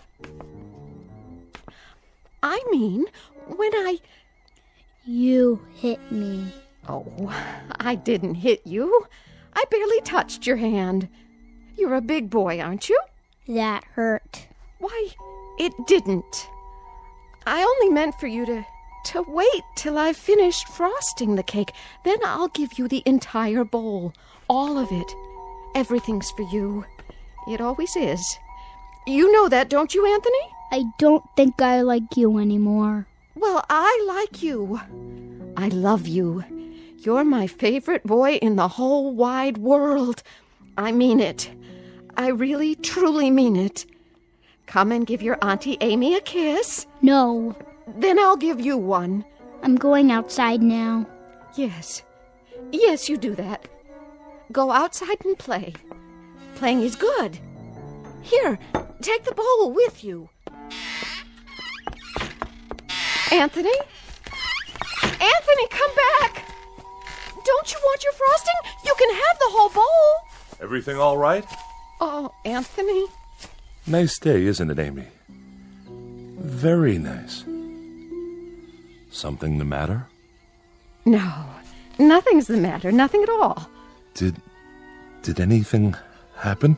Oh, I was just frosting the cake, and Anthony couldn't resist tasting it. Well, who could?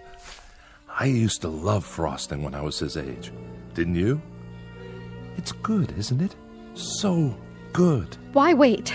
We can go ahead and have the cake now if Anthony wants. It's perfectly fine with me. Now, Amy, why don't you apologize to the boy? You can do that, can't you? Anthony, I'm sorry. Come on back, boy. Anthony, please. Anthony.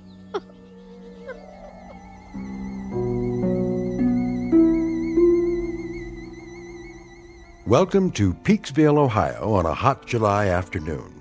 At first glance, you'd think this is a farm like any other. And the little boy, Anthony by name, is like any other little boy. But Peaksville is a place not found on any map. And those fields of wheat and barley, they're not the only crop. Something else grows in Peaksville, and for want of a better term, we'd call it horror. One day, exactly 6 years ago, a boy was born. And as far as the people are concerned, that's all that matters. There isn't anything else. Because Anthony controls it all. In just a moment, we'll take a closer look at Anthony Fremont and the people in the village and the village itself. A world in which nothing exists except Peaksville. A world Anthony manufactured and which he now rules with absolute power. A nightmare of rare design, located dead center in the Twilight Zone. And now, The Twilight Zone and our story, It's a Good Life, starring Mike Starr, with Stacy Keach as your narrator.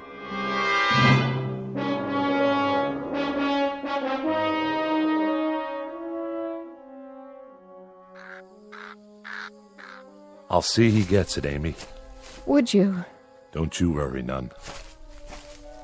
Look, boy. Look what Aunt Amy's got for you. Your own bowl of chocolate frosting. You like chocolate, don't you, Anthony? I know I do. Chocolate's good. I don't like her. Of course you do. She's your Aunt Amy, and she loves you. You know that. I hate her. Oh, that's a good joke. A very good joke. It's all for you, Anthony, all of it. And after you've finished, I'll make some more if you like. As much as you want. Get away. Oh, now, darling. Don't look at me. What? I don't like you to look at me. Hear that, Amy? Anthony's got a point. Why don't you go back in the house for now, so you can help Agnes cook dinner? Yes. Yes, I'll do that. It's going to be a good dinner, isn't it? I believe it will be, yes. You know, just the way he likes it. Don't you? It'll be delicious, Anthony. You'll see. I told you, don't look at me. She's not... I'll make it so she can't look at me. So she can't look at anything ever again. Watch your step there, Amy. I can't see. What do you mean? Sure you can. That would be some joke. Just go on inside. The light. That's all I can see. The sun.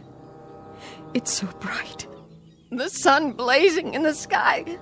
Like white fire all around. Amy? Help me. Please. I can't see. I can't see. Help me.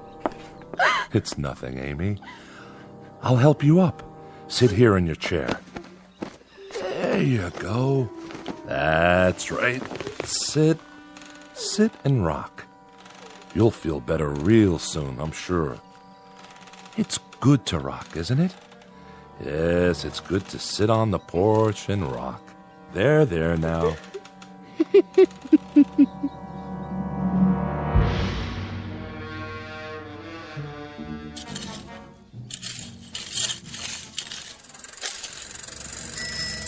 Hi there, Bill. Afternoon, Mr. Fremont. I brought the groceries from town.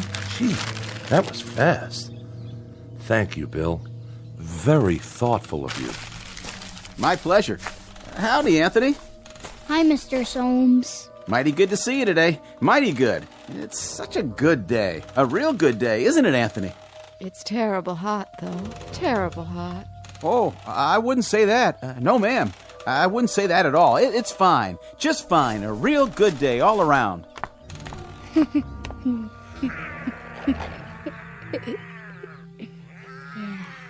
What are you doing, Anthony? Playing. My, that's real good. Whatever it is. You like it? Sure do. I was just wondering, what you were doing. I made something. By golly, you did. Know what it is? Can't rightly say that I do. Take a guess. Oh, I'm not very good at guessing. Guess. Go on, Bill. You can do that, can't you? Well, now, some kind of animal, is it? It's a gopher with 3 heads. See? Oh, yeah. He's a real fine one. I ain't ever seen a gopher with 3 heads before. He's alive, huh? Must be, the way he's moving around. He was. I'll make him dead now. I'm tired of playing with him. Be dead, gopher. You be dead. Now, that's real fine, Anthony. That's real fine, what you done. Sure is. Yeah. You made him dead, all right. Look at him laying there. It's good that you done that. Real good. Tell me what it looked like. Well, it was like a regular gopher, only more interesting. Was it ugly, though? Oh, I wouldn't say that. I wouldn't either. I'll bet it was ugly. Grotesque looking. That's the way Anthony likes things. What a good joke. You'd better bury him now. Okay. Want some help? No, I'll wish him into the cornfield. You do that. Gopher, go into the cornfield. Go be in the cornfield.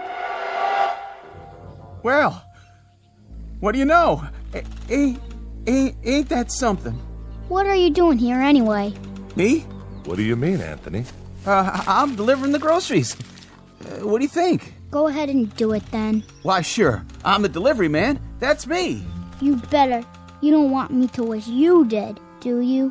Why, no, Anthony. No, I don't. But what? But I just wanted to say, you do some real fine things. Real fine. You're a good boy. We all love you. Don't we, Miss Amy? Don't we just love Anthony? Oh, yes. We love him. Everybody loves Anthony. Yes, sir. We sure do love him. We love that boy. Well, hi, Bill. Mrs. Fremont, how are you? I was just checking the roast in the oven. Got everything we asked for? Pretty much. I have your list here. Let me see. Didn't have any laundry soap. General store's all out of the laundry soap. Well, that's to be expected. Not even bar soap, though, huh? All out of that, too? Oh, we've been out for a year. You know that, Mrs. Fremont. We ain't had no bar soap for over a year, so I guess nobody has to wash their hands or behind their ears anymore. That's right, Bill. That's exactly right. I got a couple of cans of soup in there. That's nice, huh? Didn't even know we had them on the shelf. And I remembered Anthony loves tomato soup, doesn't he? So I brought that. How thoughtful. You'll tell him, won't you, Mrs. Fremont? Tell him I brought the tomato soup because I heard he liked it. Tell him I brought it, won't you? Why, of course I will, Bill. I'll tell him. Matter of fact, I'll tell him right now. Oh, no, Mrs. Fremont. You don't have to go to the trouble. I gotta get going anyway. I gotta get back to the store. You don't have to be frightened of him, Bill. He likes you. He told me that several times, how much he liked you. Oh, that's real nice to hear. He's a clever boy, Mrs. Fremont. That he is. About the cleverest boy I've ever seen. Know what he was doing out there? Making something, I imagine. You got it. Yesterday he made some kind of furry animal. I have never seen the likes of it, but he invented it all by himself. Had real sharp teeth, too. Long and sharp. Could have done some real damage. It tried to bite him. I was kind of hoping that it would. Mrs. Fremont. But Anthony wished it into the cornfield before it could do him any harm. I gotta be going, Mrs. Fremont. I'm real glad. I mean, it's real fine that Anthony keeps making these things. Real fine indeed. Yes, ma'am. It's great. see you tonight, won't we, Bill? Tonight? Why, sure, it's TV night tonight. Oh, yeah.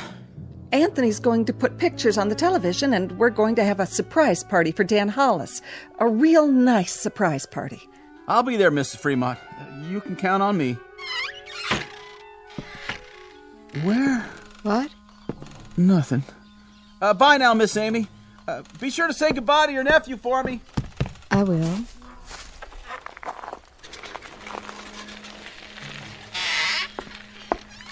Where's Anthony? I think he went into the barn. Oh. Leastways, I heard the door open. I keep telling him he shouldn't go in there, but... Amy, why, it's real nice that Anthony goes into the barn. A real good thing. But Agnes, he isn't even around now. You don't have to say that. But even so, Amy, even so, it's nice that he goes into the barn when he wants to. It's real nice. We mustn't even think anything bad about him, Amy. Do you understand? But he isn't around. Amy, dear, you know as well as I do, sometimes he can hear what we're thinking, no matter where he is. He doesn't even have to hear it with his ears. It's like when you lost your temper. That was only for a second. 1 second. I know, but look what he did to your eyes. Now you can't even see. So you just think nice things, Amy. Real nice things about how good it is that Anthony's going into the barn to do whatever he does in there. And tonight we'll have Dan Hollis's birthday party, and we'll have a nice time. A very nice time. But it's such a hot day. I hope it cools off tonight. Oh, I wouldn't say it was hot, Amy.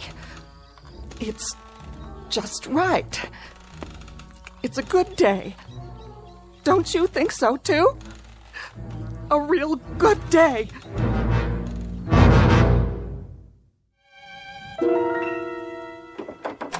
Who's... Oh. It's you, Agnes.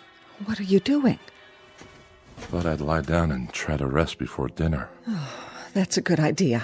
You worked hard today. Always do. Got to get the crops in. Come in, honey, if you want. And close the door. He's still playing outside? Good. That's good. I put Amy to bed in her room. Did you? I had to lead the way. Is there a cane in the house? Do you remember? She's going to need one. I'll sure check. I told her to try and take a nap. Good. Jeff. Naps are great this time of day, don't you think? Yes, I do. I wanted to talk to you about... Sure, honey. We can talk all you want. Later. I was just going to change my clothes. Why don't you check on the roast while I wash up? How's that sound? All right. I'll do that. And you get a little rest, too, if you can. Sounds like a good idea. See you at dinner.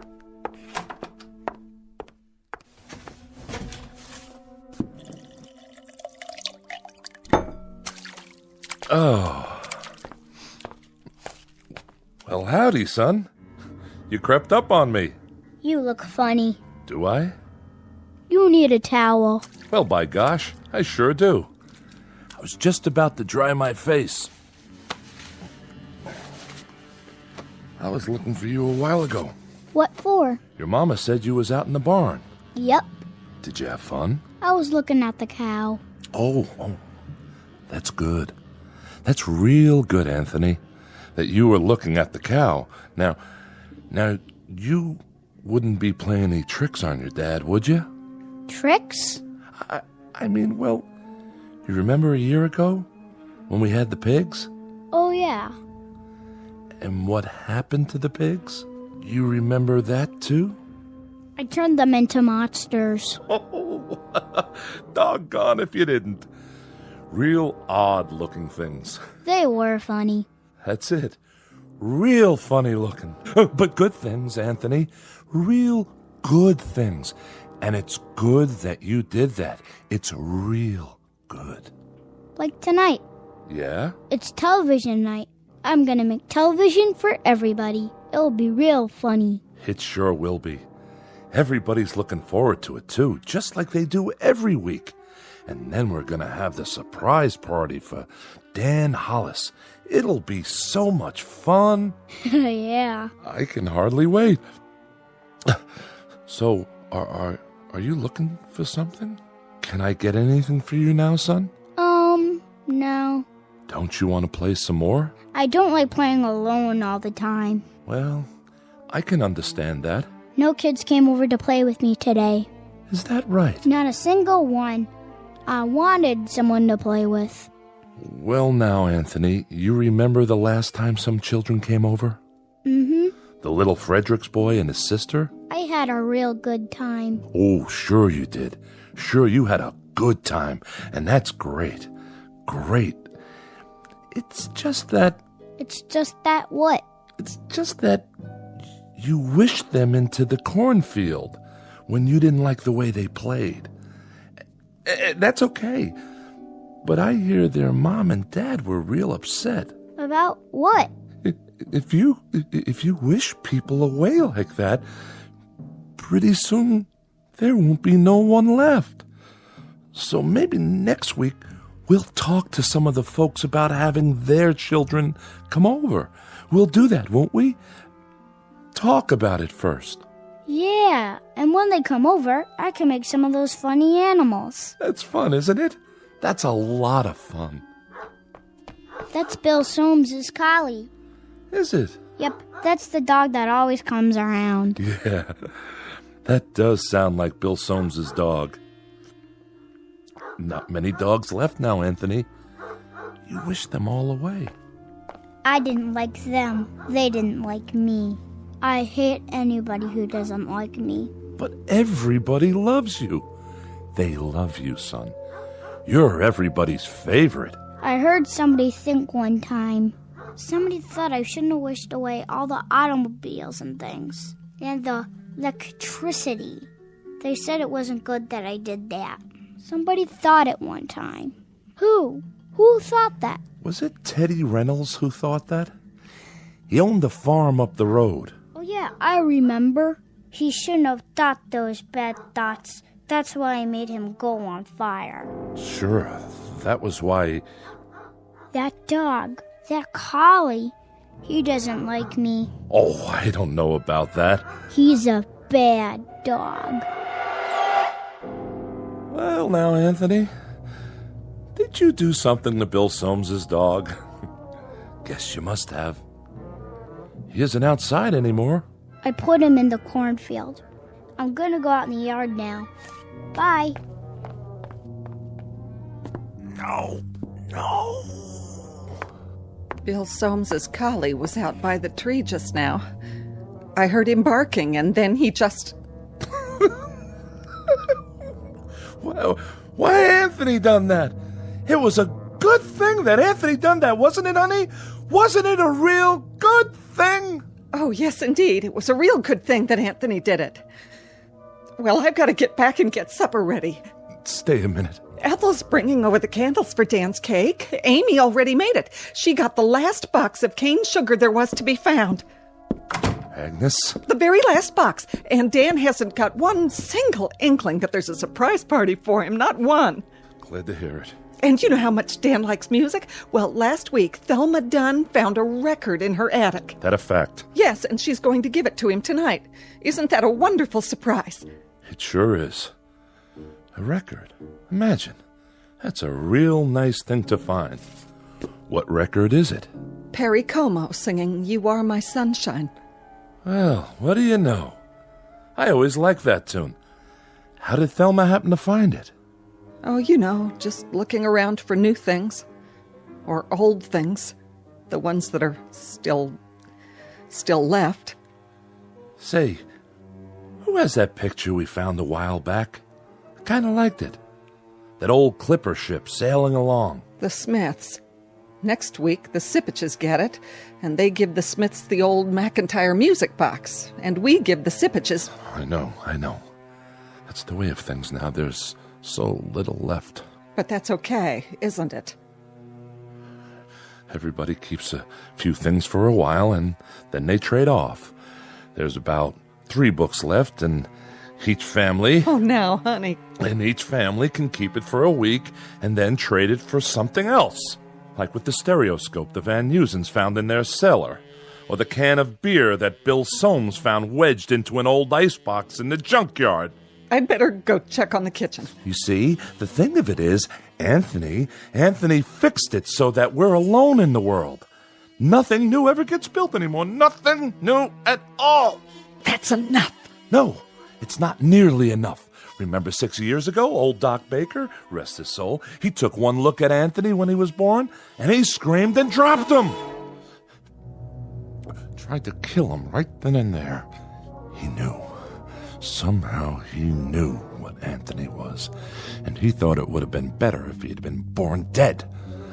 But Anthony, my son, he whined and let out a cry, and then he done this thing. He took his revenge. Oh, didn't he? Please, I beg of you, don't. No. And he either destroyed the world and only left this village, or he took the village someplace away from everything. We don't know exactly which, do we? All we know is that we're alone, and there aren't any towns or villages or anything else left except this place. And Anthony, he controls it with his mind. He controls everything. That's right. That little boy in the yard outside. He can make it rain or snow. He can wish people into a grave, or he can turn them into anything he wants.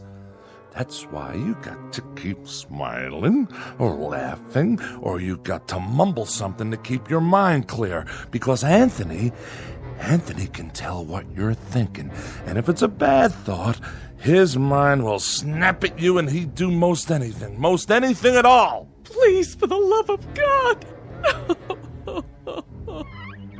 Mom? Dad? All right. But it's good. It's good that it turned out this way, isn't it? It's real good.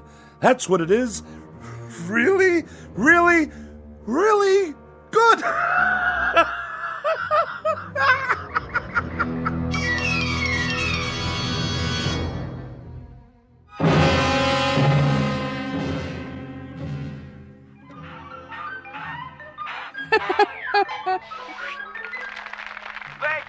Thank you, ladies and gentlemen, and especially you kids. And now for our next act. It's time for Stupid Animal Tricks. And here's some film we thought you'd like to see. First up is Rocco the Squirrel in Crossing the Road.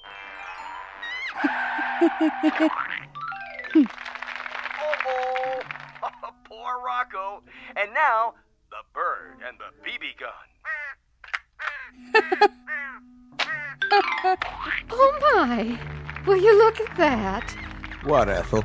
It's just like cartoons, only better. And last but not least, the turtle crossing the street. Well, that's all, folks. And now, time for our next program. Welcome, horror fans, to tonight's episode of Scary Nightmares. This one's a real killer of a story. It's called Pleasant Dreams. Let's watch, shall we? Think I'll go get some fresh air. Shh. Not now, Dan.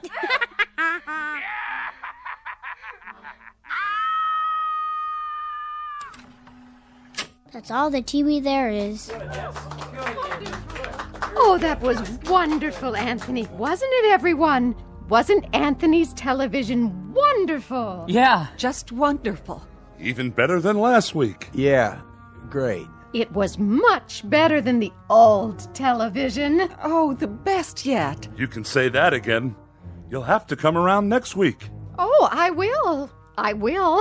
And now, everyone, is it time? I guess so, honey. The surprise for Dan's birthday. Oh, you shouldn't have done anything. Go ahead, Ethel. Give your hubby the big surprise. All right.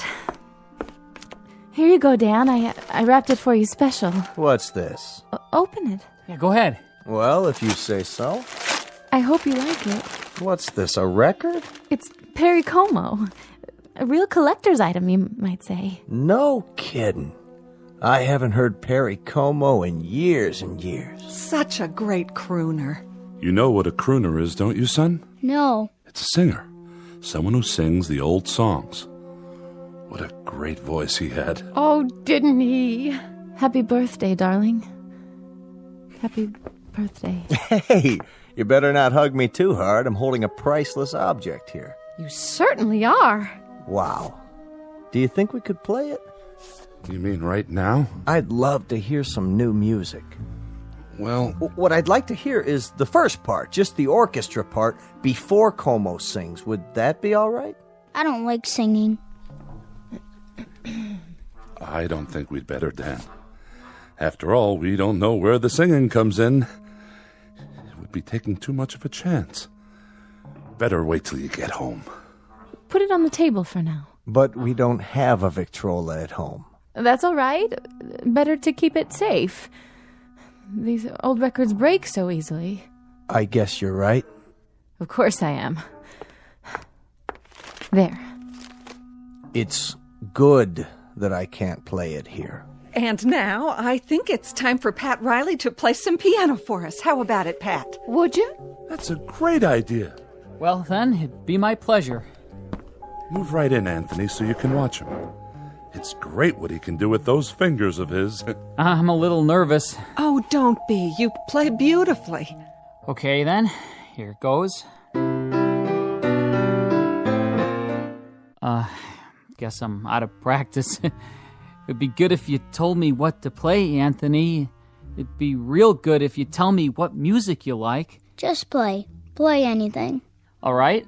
I'll play Night and Day. That's a nice old tune. It sure is. That's always lovely. Yeah, go ahead.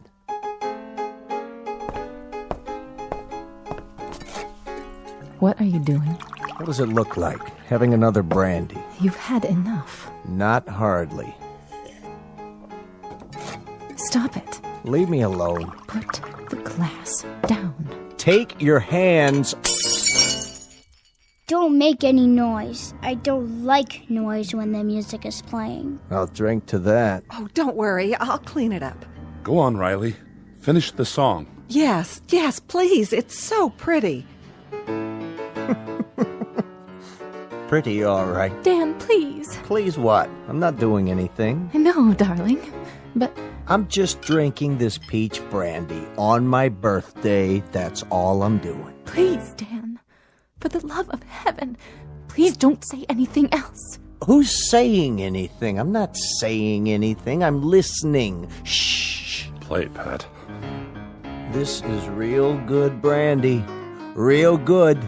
You people know something? There's only 5 bottles of real liquor in the whole village. 5. 1 rye, 2 scotch, 1 after-dinner cordial, and this here. And when that's gone, there won't be any left at all. None. Keep playing. Nuts. Nuts! Can't even play my record. Can't even play Perry Como. Don't play that anymore, Pat. That's not what I want you to play. Play this. Happy birthday to me. Happy birthday to me. Dan! Happy... Please, stop! Oh, please, Ethel, be quiet! Dan! Ethel, you have to stop now. Happy birthday, dear Danny. Happy birthday to me. Play it, Pat. Play it so I can sing it right. You know, I can't carry a tune unless somebody plays it. I'll do my best. That's enough. I said that's enough. Go outside for a while, Dan. Get a breath of fresh air. You and her, you had them. You had to go have them, didn't you? If there's any fault, it's yours. You are my sunshine, my only sunshine. You make me happy when I am blue. You monster. You dirty little monster. You murderer. Hey, what you thinking, Anthony? You go ahead. You think about me. You think bad thoughts about me and maybe some man in this room. Some man with guts. Somebody who's sick to death of living in this place and is willing to take a chance. Maybe he'll sneak up behind you and lay something heavy across your skull and end this once and for all. You're a bad man. You think that, Anthony. You go ahead. I'm a bad man. Keep thinking that. Somebody get behind him. That's all it takes. Somebody end this now. Pick up a bottle or a stick or something, anything, and... You're a very bad man, and you keep thinking bad thoughts about me. But now you can't anymore. You can't even see me. My eyes? Your eyes aren't real. They're like a toy. That's all you are now. A toy Jack-in-the-Box.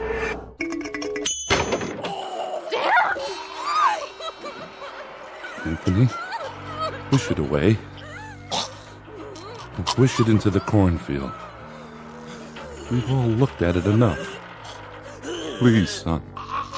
Wish it into the cornfield. All right. That's better. He was a bad man, so I turned him into a clown Jack-in-the-Box. A clown that still had his face. You shouldn't think bad thoughts either, lady, or I'll do the same thing to you. It's a good thing you did that to Dan. It's a very good thing. Play some more music, Mr. Riley. Oh, yeah, it was swell. Just swell. A real good thing. I like that song. Come on, Anthony, I'll lift you up so you can sit on the piano. Would you like that? You know something? What's that, Amy? Careful, watch your step. Why don't you sit down again? I kind of liked it a little bit better when there were cities outside.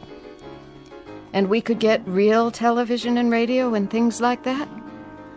Didn't you? Why, Amy, it's good for you to say such a thing. Very good, but you must be making a joke.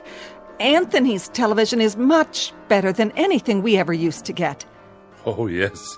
It's fine. It's fine. Anthony's are the best shows we've ever had. Yeah. Very good. Look at that, will you? It's snowing outside. Anthony, are you making it snow? Yeah, I'm making it snow. I like snow. So do I. We all do. But that'll kill off half the crops. That's what it'll do, Anthony. And then we won't have anything to harvest or eat. Did you know that? Mm-hmm. But I guess it's good that you're making it snow. It's real good. And tomorrow will be a good day. No matter what. A very, very good day. No profound comment here. No clever words about the human mind and the power of thought or the need to survive. We only wanted to introduce you to one of our favorite citizens, and we do mean favorite, little Anthony Fremont, age 6, who lives in a village called Peaksville, in a place that used to be Ohio. And if by some strange chance you should ever run across him, you'd best think only good thoughts, because anything less than that is attempted at your own risk. In the Twilight Zone.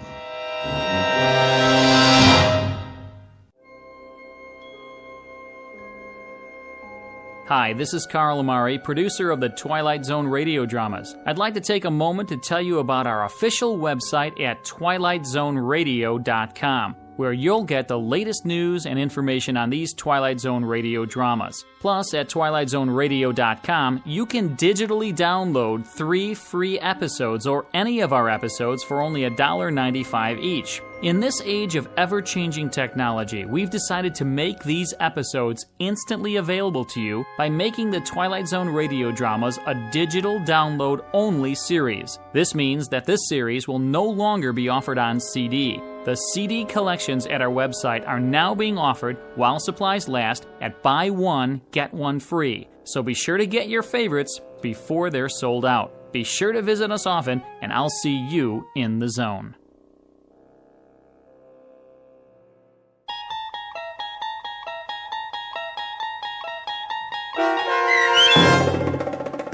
It's a Good Life, starring Mike Starr with Stacy Keach as your narrator, was adapted for radio by Dennis Etchison and written for The Twilight Zone by Rod Serling from a story by Jerome Bixby. Heard in the cast were Meg Thalken, Fernette Lebo, Christian Stolte, Jeff Lupetin, Doug James, Brooke Sanford, Carl Amari, piano stylings by Daniel Choka, and introducing Zachary Leipzig as Anthony. To learn more about the Twilight Zone radio dramas and to obtain audio cassettes and CDs of these programs, visit our website at twilightzoneradio.com. The producers of The Twilight Zone wish to thank CBS Enterprises, Carol Serling, Dennis Etchison, Dick Brescia Associates, Claire Simon Casting, Terry Jennings, XM Satellite Radio, Sirius Satellite Radio, our sponsors, and our radio affiliates for helping make this series possible. This copyrighted radio series is produced and directed by Carl Amari and Roger Wolski for Falcon Picture Group. Doug James speaking.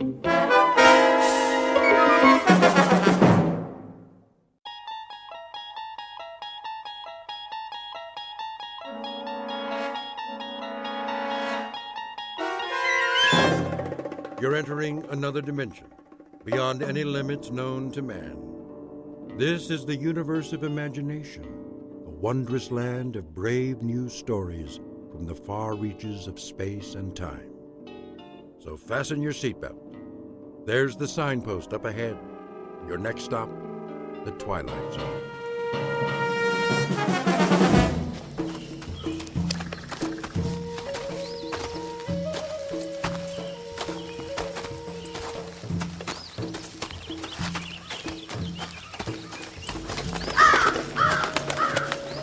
Man, what was that?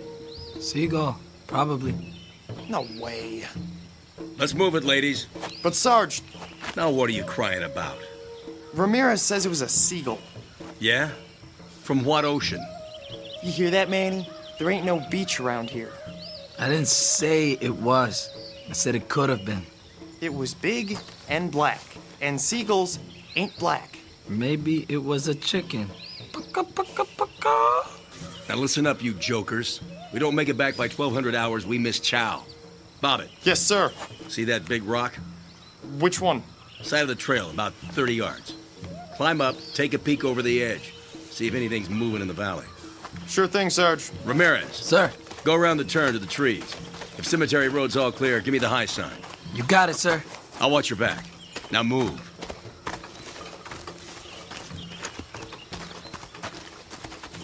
Sarge wants to take a break. What about us? This ain't no democracy. You hear that? Artillery. Could have been thunder. I don't see any clouds. You see any clouds? The weather's crazy around here. The enemy's 5 kilometers away. That's what headquarters says. Why would they lie? So we don't turn, tail, and run. I ain't no chicken. Well, let's find out. You got the glasses? Right here. There's the rock. Go over and take a look-see. And keep your head down. Here goes nothing.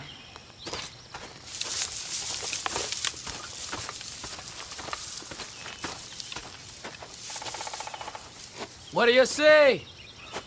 Crop fields. Grass. That's all. My turn. Wait there. Hey, Manny, be careful. That was a mortar for sure. What do you know? It's raining. We better get going. I'd like to take me a little shower first. Oh! Manny! Manny! You're bleeding. Go back. Can you walk? I said go back. There's a sniper. I ain't leaving you here. Nice shooting, Sarge. You got him. Take cover. Ramirez is hit. He's losing blood. Get him to the trees! You were right, Ray. Hang on, Manny. It was a crow. I should have known. Crows are bad luck. Move! He can't walk. Lift his legs! It's too late. Promise me something. What? When the captain writes my folks, tell him to say, I didn't feel a thing. Get down!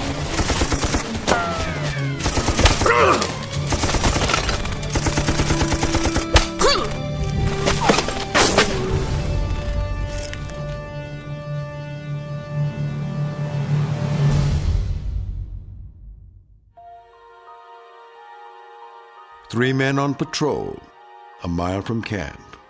A simple reconnaissance mission. Or it should have been. The year? Take your pick. The place? It might be any on a very long list. This army happens to be American, but there are a lot of uniforms out there. The men, though, never change. Their job is always the same, to stop the enemy. The question is, at what price? And what of those who wait, for whom their lives are beyond price? They can only pray that every man comes back alive. Some, however, never come back. This, then, is their story. Tale of those who fight and those who wait. In the Twilight Zone. Company, attention! One! Squad 1! One! Squad 2! Two! Squad 3! Dear Mr. and Mrs. Ramirez, your son Manuel served in my company for... that's no good. Your son, Private First Class Manuel Ramirez, served under my command for the past 12 months. During that time, he exhibited courage and... Sir? Oh, Lieutenant, come in. I was just finishing the letters. You ready for me to type them up? Not quite yet. Oh, if I'm interrupting... No. I could use a break. Coffee, Captain? Oh, I've had plenty. Help yourself.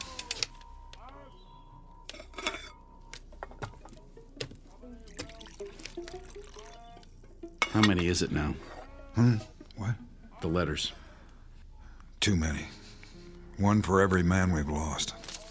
I always thought... What's that, Eddings? Isn't it the Pentagon's job to... Officially, yes. Then why... They were under my command. That makes it my responsibility. I see. Every one was somebody's son, or husband, or brother. They deserve more than a form letter. Frankly, sir, I don't know how you do it. Sitting here, writing? That's the easy part. Just the same time, I've been meaning to thank you. For what? I'm only the typist. Something I was never very good at. How many to go this morning? I've written Miller's family, Bobbitt's, rough drafts at least. That leaves Ramirez. I'd hope to have them done before the truck gets here. Well, you can always dictate. That wouldn't work. Why not? I'm pretty fast. I know you are, but I seem to be running out of words. At least the kind that mean anything. Well, let's give it a shot, sir. If you draw a blank, I'll make suggestions, and then I'll read it back. You have final say, of course. I'm afraid I'd drive you crazy. I tell you, we can do it. Just sit me down, give me some paper. You don't know what you're in for. All right. Okay. Ready when you are, sir. This is what I have so far. Dear Mr. and Mrs. Ramirez, your son, Private First Class Manuel Ramirez, served under my command for the past 12 months. During that time, he exhibited courage and, Dedication? Good. It was on the tip of your tongue, sir. I don't know what's wrong with me. Nothing's wrong with you. The fact that you took the time to write, believe me, Captain, that says a lot. His loyalty and motivation were an example to the entire company. It is therefore with the deepest regret that I write today to inform you.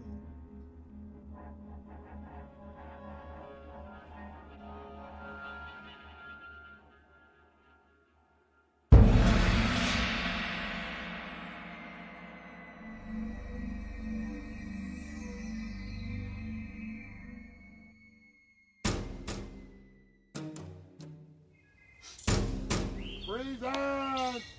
On! Order! On! Hey, Lincoln. What? You seen the bodies? Yup. All bagged up. Where'd they put them? Behind the latrine, till the truck gets here. They laid them on the ground? No. They put them in the little chapel of dreams, done up in their Sunday best. What do you think? They shouldn't leave them out like that. Afraid someone's gonna steal them? No. Well, they're sure not gonna get up and walk away. We're talking about Manny. I went through basic with him. Me too. And Bobbit, and the Sarge. This morning we had mess together. So? And now, what are they? Dead meat. That's what. Missing and presumed dead. Same thing, isn't it? Once you're on the list, you don't come back, just like Inglis and Willard and Ruiz and... Forget about it. We used to have 100 guys. Now how many we got? 67. Who's next? I mean, if we don't watch it, we're all gonna be on the list. We're all... I said forget it, Cook. This isn't war games. You want to make it home in one piece? Then keep your head screwed on straight or you're done for. You got that? I just don't want to end up like I was nothing. We could bite the big one and nobody'd even know. What if they never found you? All you'd be is a name on a list. There's the truck. Now shut your mouth and do your job. You hear me?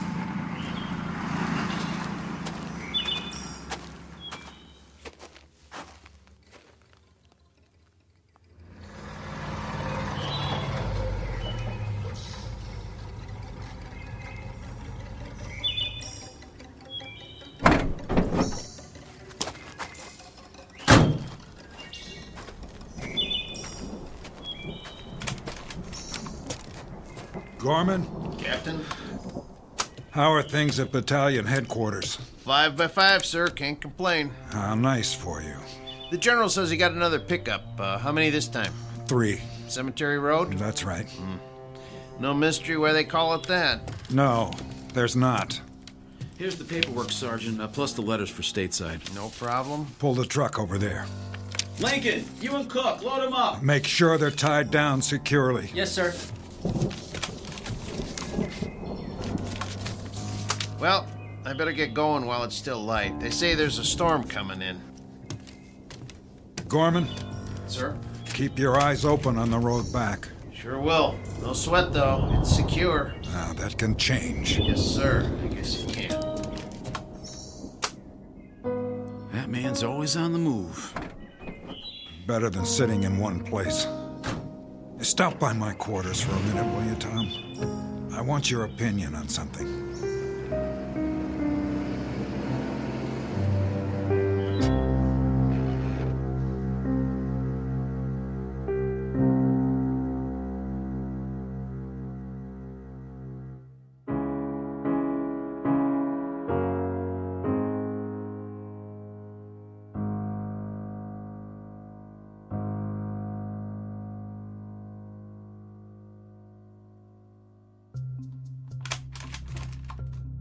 What is it, sir?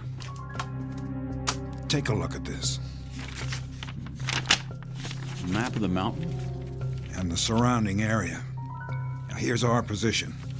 The black circle to the north belongs to the enemy. Roughly everything from there to there. How roughly? The last flyover was 8 days ago. When's the chopper go up again? It's hard to say. According to command, it's too risky. The weather? The pilot would have to come in low because of the cloud cover and then pull up before he hits the peak. There's no room for error. You could call in a blanket airstrike. On what? Everything inside the black circle. We don't know their present location. If they've moved, the locals may have come back. Headquarters doesn't want to bomb civilians, and neither do I. So until the weather lifts, all you can do is send out more recon. And keep adding names to the list. Missing, presumed dead. A terrible, terrible waste. It doesn't make sense. It does to the general. But Cemetery Road is a shooting gallery. Give me an alternative. Pull back for now until we know more. Somebody has to hold this side. What if all they have is a few snipers up there? Then we better pray someone makes it far enough to find out. I don't like it. You think I do? We tried the Eastern Fork and we tried the West. We stopped before the road splits and we sat there and we waited. It doesn't make any difference. At the very least, they have some well-placed spotters. Either that or... Or what? They're preparing for a large-scale attack. Possible, but unlikely. The road's too narrow. Exactly. Listen, forget Cemetery Road. That's where they expect us to fight them. You know what I'd do if I were the enemy?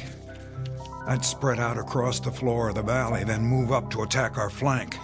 That would cut off our supply line. They'd have us right where they want us, like sitting ducks. That would also put them out in the open. It's too dangerous. They love that it's dangerous. They don't care about casualties. But we're not sure they're in the valley. How can we be sure if they only come out at night? It's so dense they have all the cover they need. There's one way to know, absolutely. All it would take is one man. One. Say he climbs straight down from the camp, away from the mountain, with a night vision scope and a camera. Then Command will have all the proof they need, because if I'm right, you know what he'll see? The entire floor of the valley alive in the dark, like ants moving leaves. It just might work. Of course it would. Can you imagine how many lives that would save? It's not worth wasting any more. My men aren't pawns, they're flesh and blood. Oh, forgive me, Tom. For what, sir? I'm just spinning my wheels. We both know that that's not the way the Army thinks. Forget I said any of it. I guess I just had to blow off some steam.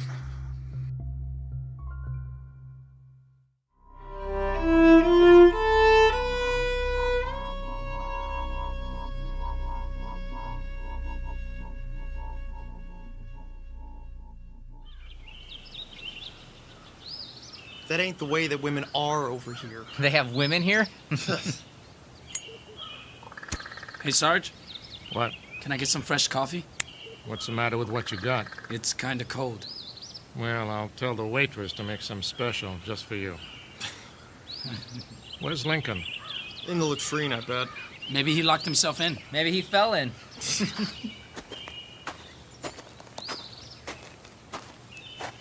Well, it's about time. Sorry I'm late, Sarge. Where you been, Private? Looking for the lieutenant. Yeah? Where is he? Search me. Sit down, Jack, before you fall down. Any of you guys seen him? Not me. Me neither. Captain wants to know. Well, I thought... You thought what, Cluck? Oh, nothing. The captain asked you a question. Well, it's like this. Last night I was trying to get some shut-eye, but I kept hearing a noise. So I looked around and... And what? I might have seen him. Where? Edge of camp, had his pack on, like he was heading out. But I know he wasn't on watch, and then all of a sudden he just disappeared. What do you mean?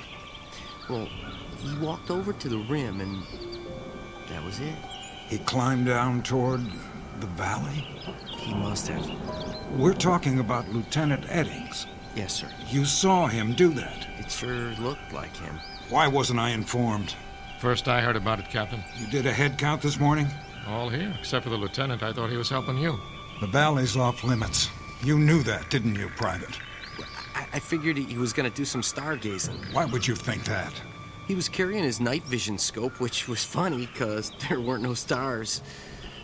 You know how the clouds are, so thick you can't see the moon. Sergeant Lowe. Sir. I want you to put together a search party. Right away. And don't show your faces back here until you've found him. Are we clear? Redmond, Trulick, Hernandez, you heard the captain. Grab your gear. Yes, Sarge. All right. Come on, boss.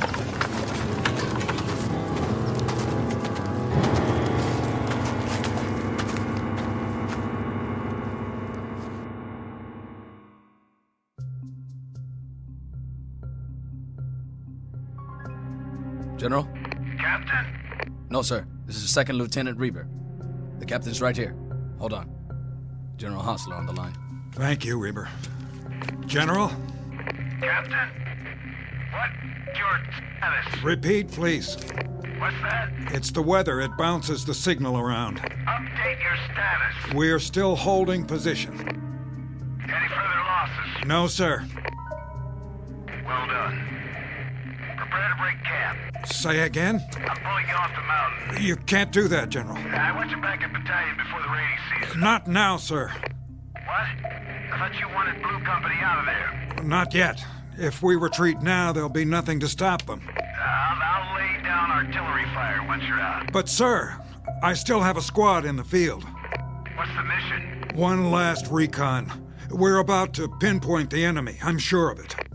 How much longer? As long as it takes, General. For now, I could use some support on the supply road so I can get everyone out if they cut us off. How much support? How much have you got? I can spare a platoon, but only till your men are accounted for. Roger that, General. Sir. What is it, Reaver?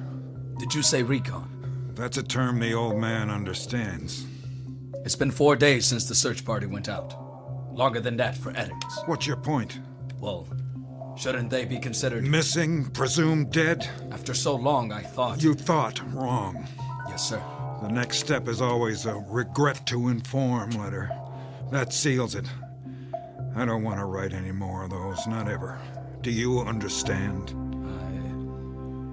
I suppose I do.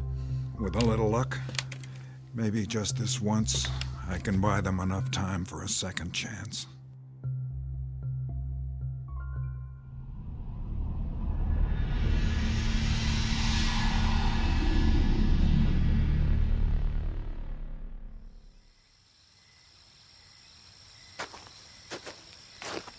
Evening, Captain. Hello, Reaver. Where's the new platoon? Back by the supply road, cleaning their weapons. What do you think of them? They look like they'd shoot anything that moves. That's the problem. Then you're not going to send any of them down? With 5 of my men still out? Not unless I have to. No sign of them? Not yet. I'll call you on the walkie if I spot anything. Meanwhile, you ought to get some sleep, sir. I have 2 men standing watch. Which men? Privates Lincoln and Cook.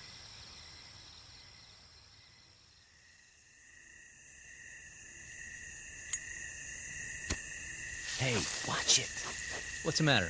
Somebody might see you. Like who? Somebody out there. Oh yeah, I forgot. The boogeyman? You want one? Nope.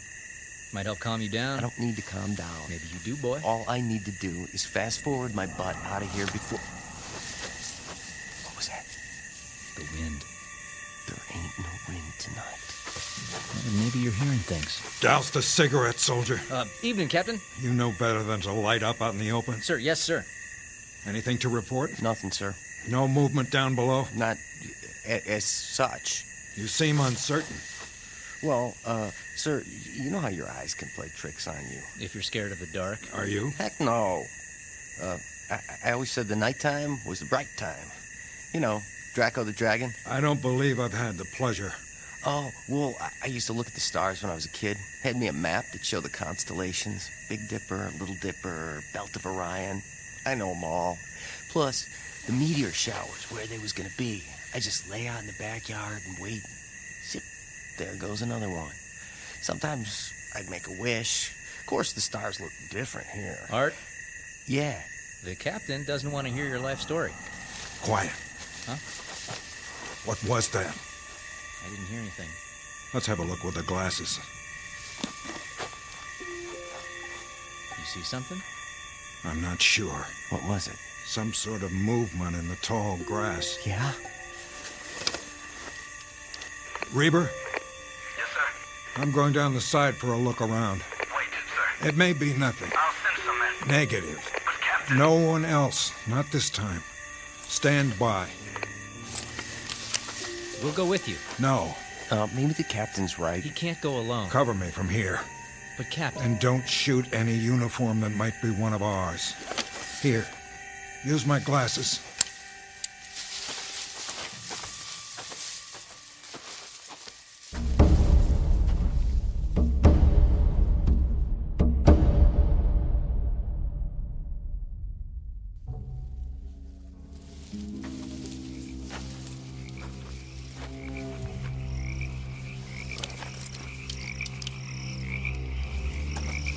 Reaver? Where are you, sir? About 300 yards. I can still see the camp. What else? Brush. Some trees on the ridge. Sir, we can do a sweep in the morning. Not on your life, or anyone else's. Captain, please. Hold on. What is it? Wait. Hear that? You're breaking up. The storm's coming.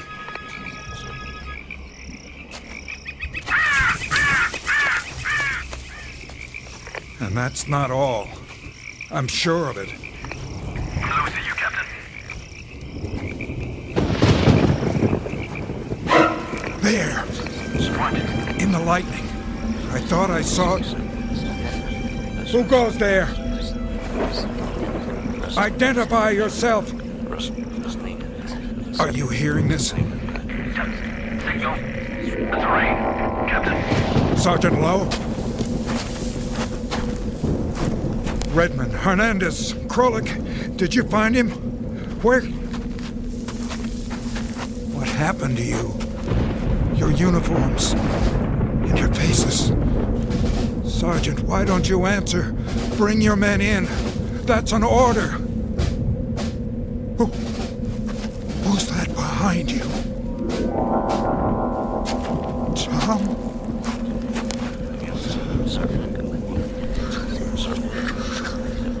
Yes.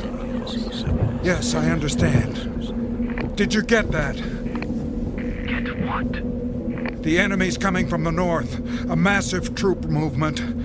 We have 72 hours at most. Tell headquarters, Reber. Tell them now.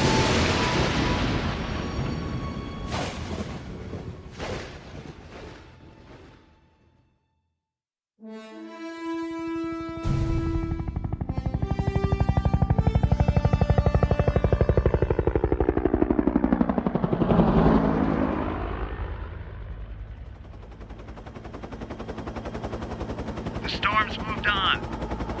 About time. Visibility good, sir. The mountain's straight ahead. Take it higher. You sure? Yeah, today we're flying over the peak. Well, I guess it's okay if we can see it.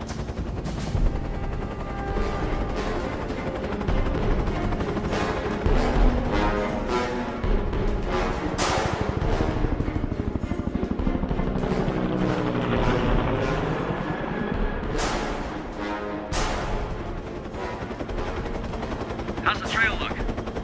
West side's clear. The valley, too. You think the enemy pulled out?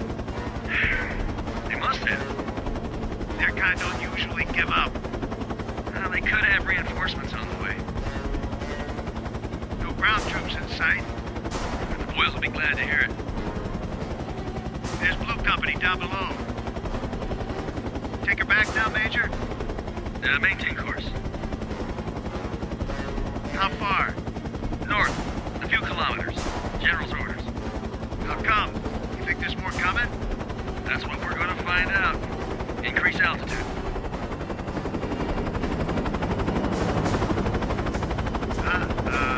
What you got? Smoke on the horizon. 10 o'clock. Man, they are coming. Sure looks like it. They're burning barbs on the way. Radio headquarters, tell them to dig in. It's going to be a full-scale offensive.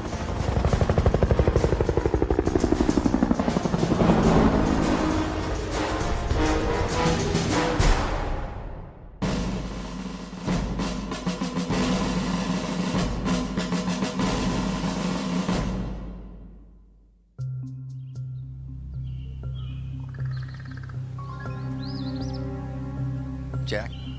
Yeah. You seen the captain? He'll be along. You can set your watch by it. That's the truth. Every 15 minutes. That's all he does, walking back and forth, checking the valley. Sentries ain't good enough for him. Still nothing down there. Then why aren't we moving out? Ask him yourself. Here he comes. Private Cook. Yes, sir? Report. Big fat zero. You're positive? Stone dead, Captain. What are we supposed to be? Be quiet. But, sir... Quiet. What is it? I thought I heard them. Who? Don't play dumb with me, Private. I'm not, sir. I mean... You know Sergeant Lowe, don't you? Know him? Why, sure. And Private Redmond? Yeah? And Hernandez and Krolik and Lieutenant Eddings? We know all of them, sir. Or we did. Then you should have no trouble recognizing them. Huh? They may have trouble getting up the side. It's still muddy. Let me know at the first sign. Yes, sir. He's losing it big time. Don't he know they're dead meat by now?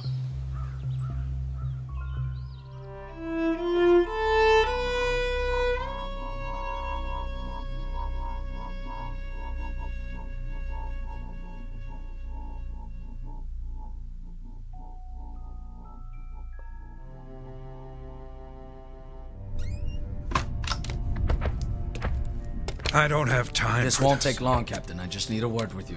What's this about? If you wouldn't mind sitting down for a minute. I have to get back to my watch. With all due respect, sir, we're running out of time. There's a big push coming from the north. We have aerial confirmation. Yeah, just as they said. Who? The men in the field. You heard them yourself. Sorry, I didn't. Afraid all I could hear was static. But you saw them. I don't know what I saw. Went in the grass.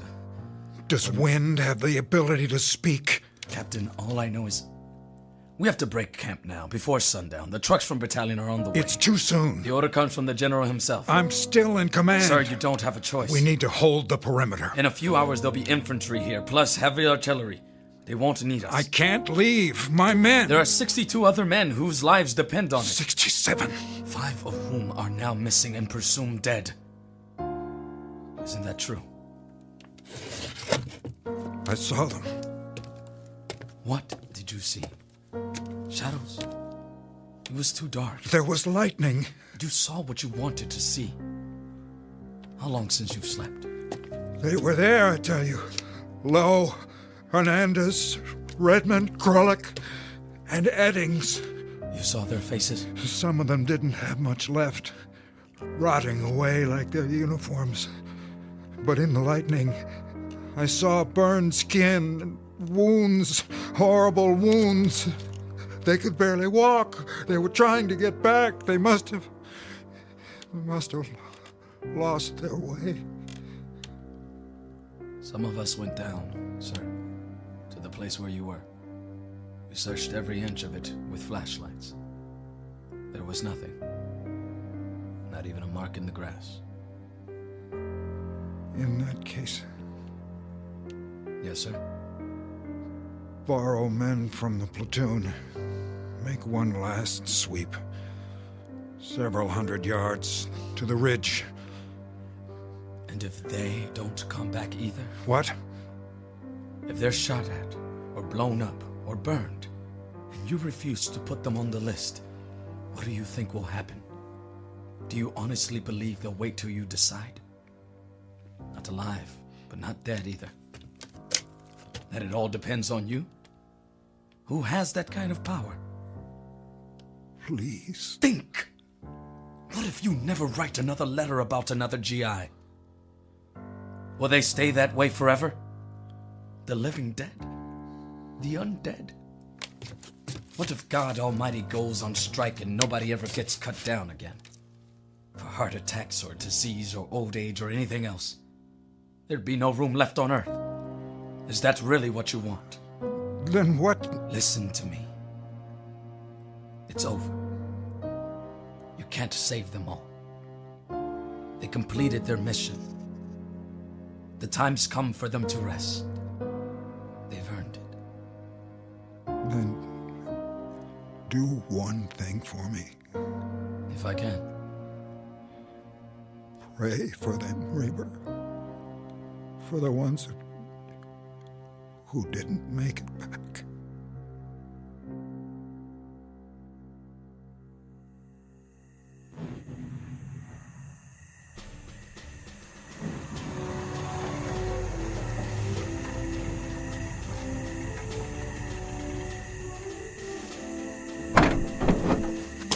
Okay, everybody out. Unload the trucks. Sir, yes, sir. Yes. Okay. On the double. Let's go, let's go, let's go. Move, move. Gorman, Hi, Lieutenant. Bet you're glad to see me. Am I happy? New company's packed up and ready to roll. We'll turn around and head back as soon as I get everybody emptied out. We didn't leave them much. It's all right. We're gonna camp out under the stars tonight. Tell them to make a wish. Sir, you're in the first vehicle, front seat. Thank you, Sergeant. How many men? 62. Exactly. See you at headquarters, Captain. Reaver? Yes? I'd like you to ride with me.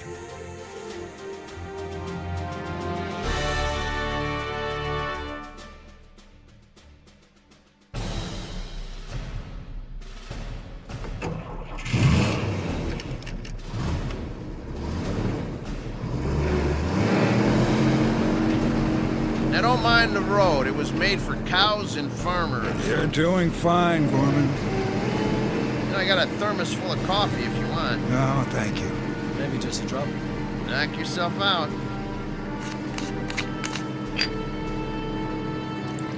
Some sight back there, huh? What's that? The truck's on our tail. Check the side mirror. Heads bobbing under the tarp every time they hit a bump. Somehow, I don't think they'd mind. Those drivers don't know the way like I do. Never been to Chinatown, Sergeant? Which one? It doesn't matter. I was just thinking about Chinese New Year's. Yeah? They have those big paper dragons, you know, with 5 or 6 guys underneath to hold them up. Yeah, right. That's what all these trucks remind me of. Only here it's canvas instead of paper. And there's a whole lot of guys. Look at them back there. Heads bouncing up and down. I'm not sure where they're going. Lieutenant. Yes, sir. When we get back to battalion, I've got a lot of things to catch up on. You wouldn't by any chance know how to work a typewriter. Can't say that I do, Captain, but I can give it a try.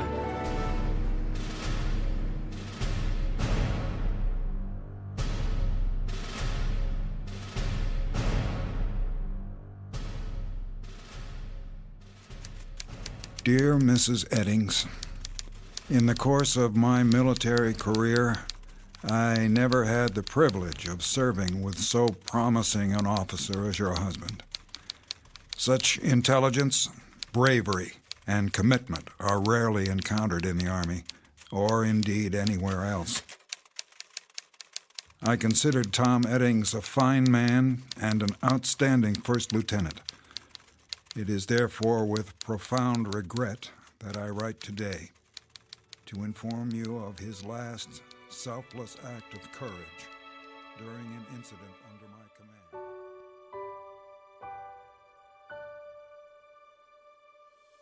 command. Incident on a Mountainside, a fable to file under ghost stories, or perhaps a brief side trip on the road to understanding. But however you view it, know that we can't forget the price paid by others in our name, or refuse to grant them the peace earned by their blood. Such matters never die, here or in the Twilight Zone.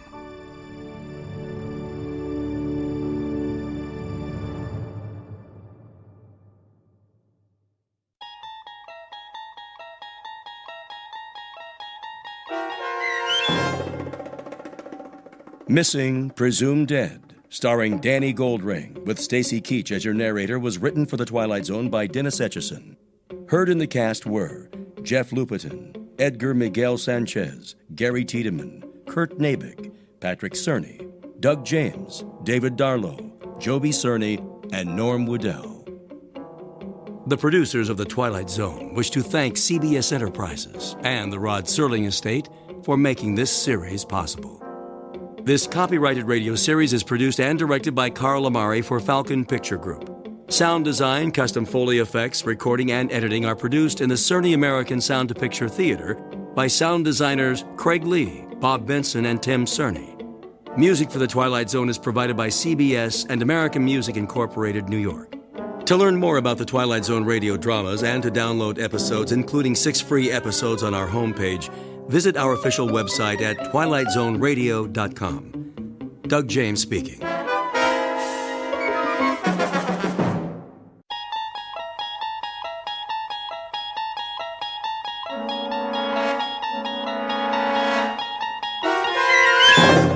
There is a fifth dimension beyond that which is known to man. It is a dimension as vast as space and as timeless as infinity. It is the middle ground between light and shadow, and it lies between the pit of man's fears and the summit of his knowledge. This is the dimension of imagination. It is an area which we call the Twilight Zone.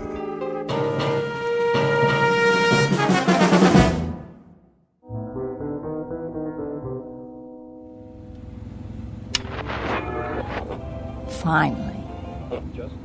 Done this radio. Voice of America International Broadcast. And now the news. Victims continue to pour into refugee camps as the bombing continues. Please. I can hear them in the night. I can hear them in the daylight. They're coming for us, but they'll have bodies to step over. More bodies than they can count. There will be no survivors.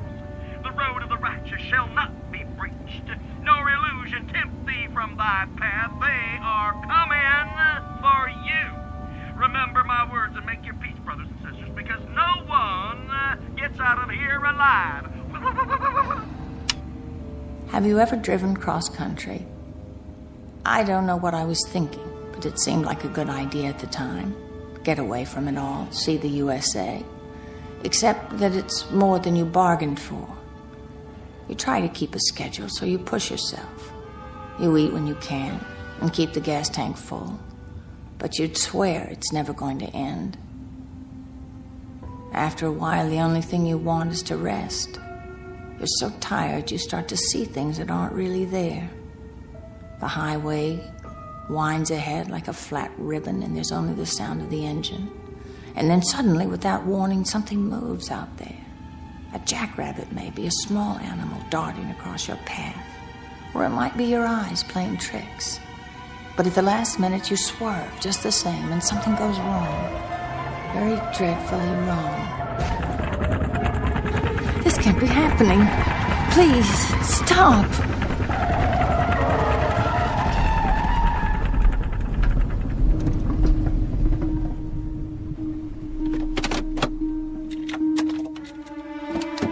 Help! Somebody help!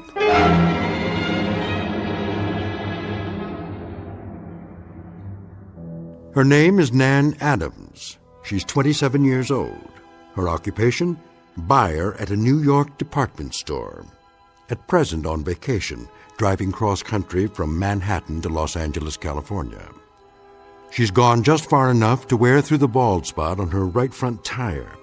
But with any luck, she'll survive this little setback. Minor incident on Highway 11 in Pennsylvania. Perhaps to be filed under accidents you walk away from. A conversational item for the winter months back home when Miss Adams talks of her trip to her friends over a glass of wine. What she doesn't know yet is that from this moment on, she won't be alone. For the remainder of the trip, her companion will be terror, her route, fear, her destination, quite unknown. Because Miss Adams has just crossed an invisible line not on any map, one that leads directly into the Twilight Zone.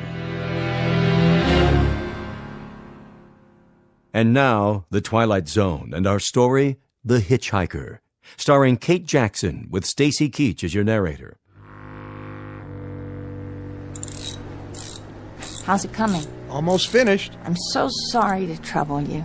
Hey, that's my job. Good thing I drove by. Yes, it is. There are no phones for miles. I don't know what I would have done. No real damage. At least you didn't flip the car. Thank God. Just let me tighten these lug nuts here and you're on your way. I should know how to do that. Would you believe I've never changed a tire in my life? You're not the only one. That's why I stay in business. Lots of flats out here. That, vapor lock, cars that overheat, run out of gas. Keep a 5-gallon can in the truck. I don't know what happened exactly. How fast were you going, lady? 60, 65, something like that. That all? I guess I wasn't paying attention. It happens. Gotta keep your eyes on the road, though. I thought I saw something. Like what? I don't know. Something moving. Do you think it could have been a mirage? A what? A mirage. Some sort of optical illusion with the sun on the windshield or... You want my advice? Check into a motel and get some sleep. Too long behind the wheel, you start to lose it. But I'm behind schedule. It ain't worth it. You see those skid marks? 65 miles an hour and you hit a blowout and hit the shoulder? Soft as pudding. Lady, you're on the side of the angels. By rights, you shouldn't need a mechanic. Somebody should have called for a hearse. I take your point. How's that bump on your forehead? Oh, fine. Got a first aid kit if you need it. No. It's just a scratch. There you go. Spare's ready to roll. How much do I owe you? Just follow me into town. I'll see if I can fix you up with another tire. You don't want to run the rest of the way without a backup. No, I suppose I don't.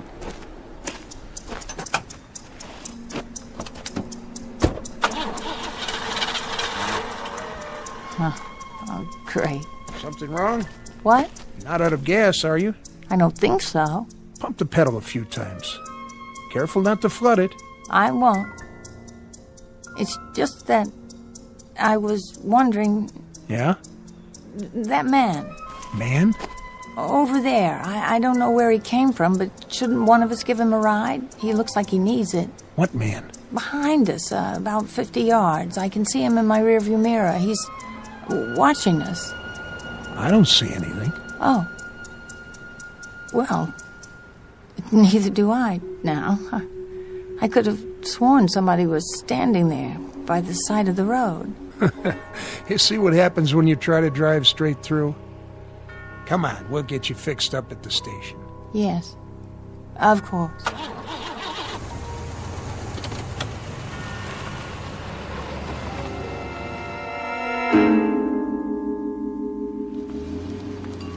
Let's see. 45 for a new tire, plus 5 for the mounting and balancing, and the tax. That doesn't seem nearly enough. What about the service call? No charge. I was on my way back anyway. Make it $53.50. Huh. I guess it's a lot cheaper than a funeral. You could say that again. You're very kind. Here you go. $6.50 change. I checked your other tires while I was at it. They look okay. Thank you so much. Anything wrong? No, nothing's wrong. I was just looking at that hitchhiker. What hitchhiker? Outside, by the pumps. Where? He's gone now. Yep, that he is. Somebody must have picked him up. One of the truckers, most likely. Strange. I saw him before, too. When you were changing the tire. Out on the highway. Uh-huh. I'm sure it was the same man. Must have gotten himself a lift then, too. Right after we passed him. Yes. That must be it. Well, I'd better get going or I'll never make L.A. Shouldn't be too hard. Brand new car. Good weather. Ought to make it easy. Better take a rest first, though. I can't. I'm already a day late. Get some food in you at least. If you want to make it in one piece. Yes, I... Look at that. Huh? He didn't get a lift. He didn't? I just saw him again. You saw... The hitchhiker. Oh, well, it's no business of mine. That's the truth. Thanks very much for all your help. Okay, miss. Have a nice, safe trip. Thank you, I will. Hitchhiker. What's she talking about anyway? I didn't see no hitchhiker.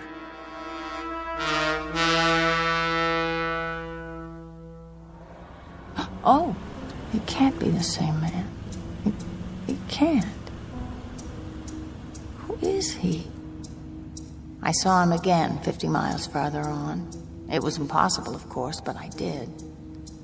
And then again on the long, straight stretch through Virginia. Not menacing, really. An ordinary man. If anything, drab. A little mousy. Just a shabby, silly-looking scarecrow man. I shouldn't even think about him at all. But it's the coincidence of the thing. The fact that wherever I go, there he is. And I think he sees me. His eyes are always turned my way. Is he smiling? Why? Whenever I stop, I see him. No matter how far I travel or how fast I go, he's ahead of me. He's always ahead of me.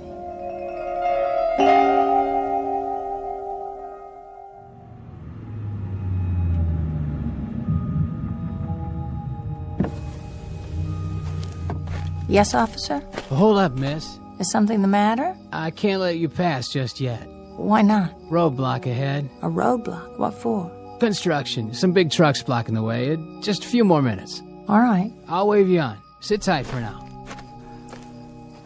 This could take all night. Where's my map?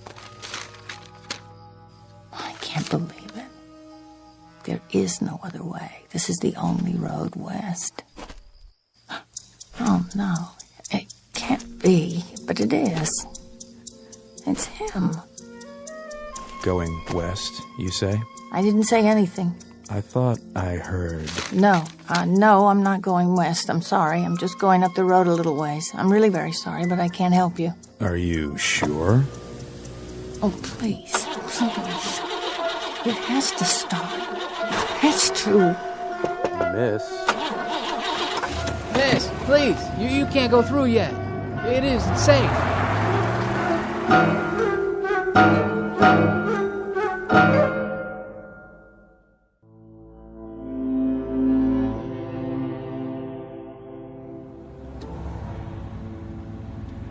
I'm on the turnpike now, a more secure feeling. And yet, I don't know why it is, but I'm frightened. A funny thing, fear. I've never known it before, not really, not like this. But now here it is. There's no denying it. Can't quite put it into words, a fear that's just about as vague as its object. And that's the trouble. It isn't really a fear, not exactly. That may be the wrong term, but I feel something. What should I call it? A sense of disquiet. The feeling that things are a little tilted, a little off somehow. The feeling you get when something's wrong, but you don't quite know what it is yet. It's vague because that's what that Hitch Hiker is. He's vague. Like a charcoal sketch that somebody's made and then half rubbed off the paper, leaving only a kind of indistinct outline. I wonder why it is he's always there. I wonder why I can't shake him. But most of all, I wonder why I can't stop thinking about him.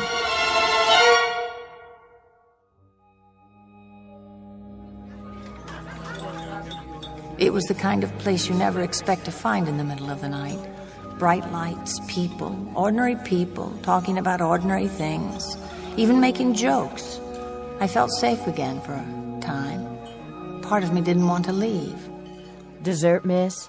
What did you say? Still got some pie left.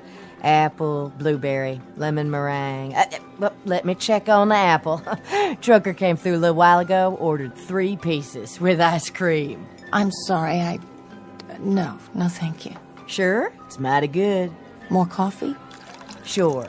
Ought to have more than coffee, though. I guess I don't have much of an appetite. Driving alone? Yes, I am. Where to? All the way to California. Whew, no kidding. That's a haul. Couldn't get me to drive all that way, at least not by my lonesome. Actually, I was looking forward to it. You were? In the beginning. You see... End of the counter, Angie. 2 burger baskets to go. Coming up. Well, as the man said when he kissed the cow, everyone to his own taste. You got that right, Angie. Yeah, that's a good one. Yeah, I keep telling her she ought to be on television. How much do I owe you? Let's see. Here you go. Put it on mine, Rich. That's all right. I said I got it for you. No, really. Say, don't I know you from somewhere? I seriously doubt it. Come on over here a minute. Give the change to the waitress, will you? Sure thing. Hey, girlie, why don't you be friendly? It's mighty lonely driving long distance. All right, that's enough. This is no girly. This is a lady. Now knock it off. Sure, Rich. I'll see you next week. Thank you, but you didn't have to do that. Hey, listen. Do yourself a favor. There's a decent motel a couple blocks from here. You look like you can use it. What about a gas station? There's one right next to it. Still open, too. I do need to fill up. Hey, you can't do better than the Bite-A-Weed. It's nice and clean. I suppose I could. Do you get many hitchhikers? Hitchhikers? You mean around here? It's pretty rare, is it? Yeah, I'll say. There's no road, just the turnpike. Guy'd be a fool hitching a ride here. I mean, look at it. Miles and miles of straightaway and practically no speed limit. Now, what car's gonna stop and pick up a guy under those conditions? Would you? No. No, I probably wouldn't. In fact, I'm sure of it. Of course, a guy might get a lift before the turnpike starts. By the toll house or something. But then it'd be one long ride, and most cars wouldn't pick up a guy for that long a ride. And, you know, this is kind of lonely country out here, flatlands and hills and that sort of thing. You didn't see any hitchers, did you? Oh, no. No, I haven't seen anyone like that. I was just wondering, that's all.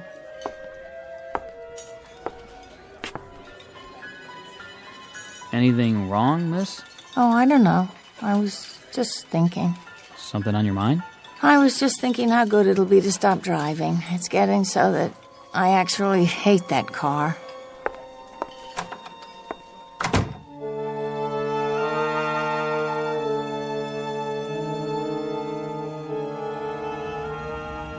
I was in no hurry to get back on the turnpike. The all-night gas station was just where he said it was, a couple of blocks south, near the railroad tracks.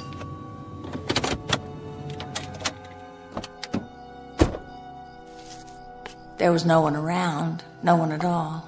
To tell the truth, I felt relieved, even if it was self-serve. You'd think I'd have plenty of experience by now, pumping my own gas, but I was used to full service. There was only a little booth where you pay when you're finished. It's not working. Can someone please show me how to start the pump? Hello? Hello in there?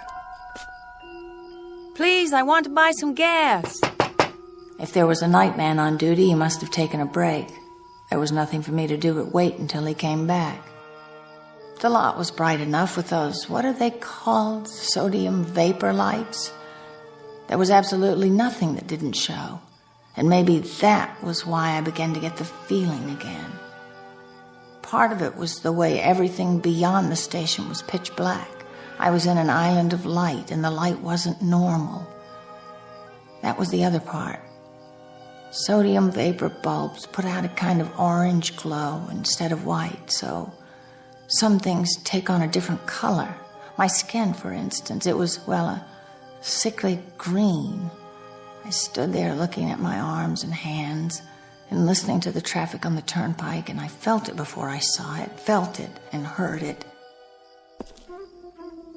It's him. I know it is. Where is he?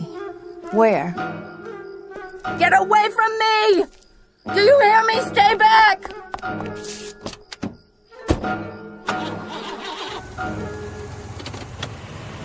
I couldn't see him, but I didn't have to. I knew who it was.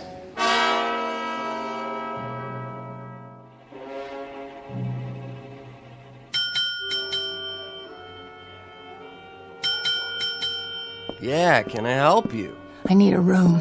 For how long? Till morning. Just you? That's right. Fill out this card. I wonder, could I see the room? Huh? What for? They're all the same. If you don't mind. Come on, then.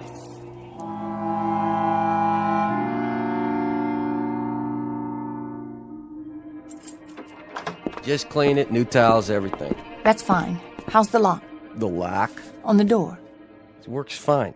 Ah, there's a deadbolt, too. See, case-hardened steel. Nobody gets in or out unless you open it from the inside. Good. Need privacy, do you? I just sleep better when I know everything's secure. Traveling alone, huh? Business trip, is it? Yes, it is. Don't worry about me. I'll be up at the crack of dawn, as soon as I lay my head down for a few hours. Thanks. Bye now. One thing. Yes? Cash or credit, no checks. In advance. Oh, of course. I'll get you change. Keep it. Thank you. Good night. I told myself I'd be safe enough, at least for a while. I had to rest sometime. Clean sheets. What was that? Nobody out there. Must be my imagination. Yeah, that's it. Besides, no one can get in. What was that? It's in the room. A leaky shower head. But I knew. Already I knew, even if I hadn't thought it through. Something the desk clerk said about nothing getting in or out. I imagined myself lying in bed in the dark, waiting for another sound, and me trapped with it here in this room. No, that wasn't acceptable. Not acceptable at all. I had to go back to the turnpike where I belong.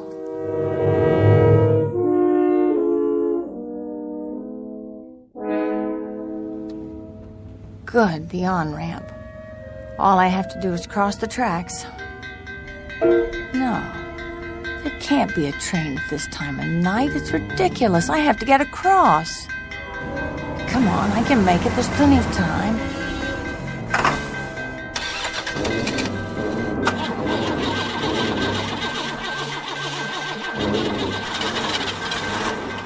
Miss, going my way? Get away from my car! It has to start. It has to. This can't be happening.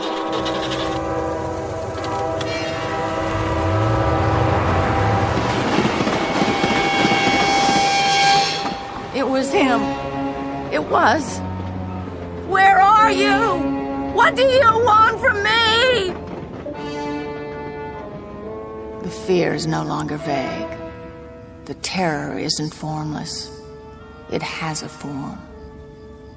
He was beckoning, that drab, skinny man in the cheap, shabby suit. He was beckoning me. He wanted me to start across the tracks, for the car to stall. He wanted me to die. Now I don't know what to do. Whether I should turn around and go back to New York or go on. Thoughts stab at my brain. Ugly, frightened thoughts. Projections of tomorrow and the next day, driving through plains, driving through the desert, unspeakably, nightmarishly alone. And I know I'll see him again. I'll see him at detours, at other railroad crossings. He'll be looking at me at stoplights. If I stay at another motel, I'll glance through the window and see him outside, waiting. I don't know what to do now. I just don't know.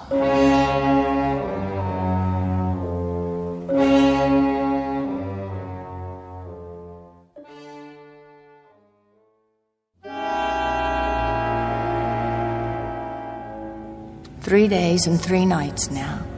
Past Tennessee into Arkansas, through the Ozark country and into Oklahoma and Texas. Stop for coffee and then drive on. Stop for food and drive. Stop for coffee, and the routine goes on. Towns without names pass by. Landscapes without form. The numbers on the dashboard clock change, and I don't even see them. Now it isn't a trip, it's flight. Route 80 isn't a highway anymore, it's a means of escape, so I keep going. Conscious of only one thing, I've got to get where I'm going before that Hitch Hiker closes in.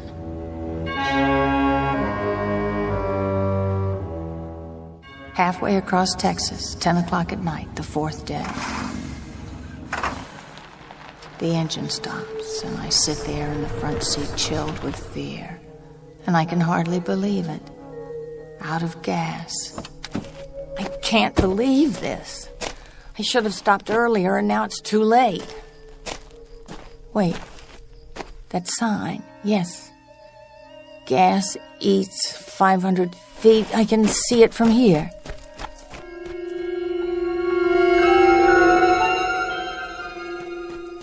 Please, someone. You can't be closed. Yeah, what is it? What do you want? I ran out of gas. I'm just a quarter of a mile down the road. Come back in the morning. Please, I can't stay here till then.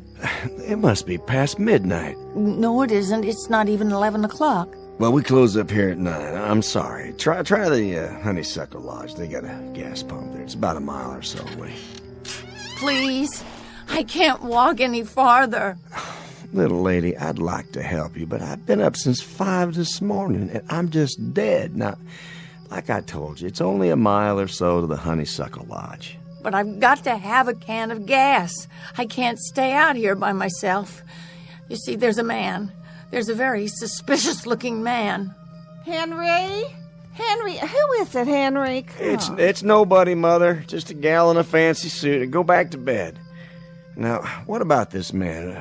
What was he doing? Nothing. Nothing, huh? Well, then what of it? That's not something to wake a man in the middle of his sleep about. I'm trying to tell you. Now, listen, young woman. You must have taken a nip or something. If you haven't got anything better to do than wake decent folks out of their hard-earned sleep. But he looked as if he was going to rob me. Well, if he does, you come back and I'll call the sheriff for you. Who's there? Come out into the light so I can see you. You have to stop following me. Stop right now or I'll scream. There are people inside. They'll hear and... Lady? What did you say? I said, what's the matter, lady? Yes, that's what I am. That's exactly what I am. A lady. What are you doing out so late? What am I? You work here? This your place? No. My car's just up the road. You see, I ran out of gas. The man won't give me any. I saw the car. You left your keys in it. I turned the lights off, though, so the battery wouldn't run down. Do you live around here? Nope.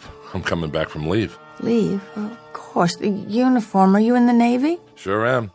Ever see a fella in a sailor suit that wasn't? No, I guess I haven't. Where are you headed? Going back to my ship. She's in San Diego. That's where I'm heading. San Diego, California. Would you like a ride? You kidding? No, I mean it. I'll take you all the way to San Diego. Will you drive with me? You don't have to ask me twice, lady. You've got yourself a rider. I don't have any gas, though. We'll fix that. You tried already? The man's in bed. He can't be bothered. Well, let's get him out of bed. All he needs a couple of gallons. I seen some all-night gas station signs. There must be plenty up ahead. Let's go, Pop. You got some customers out here.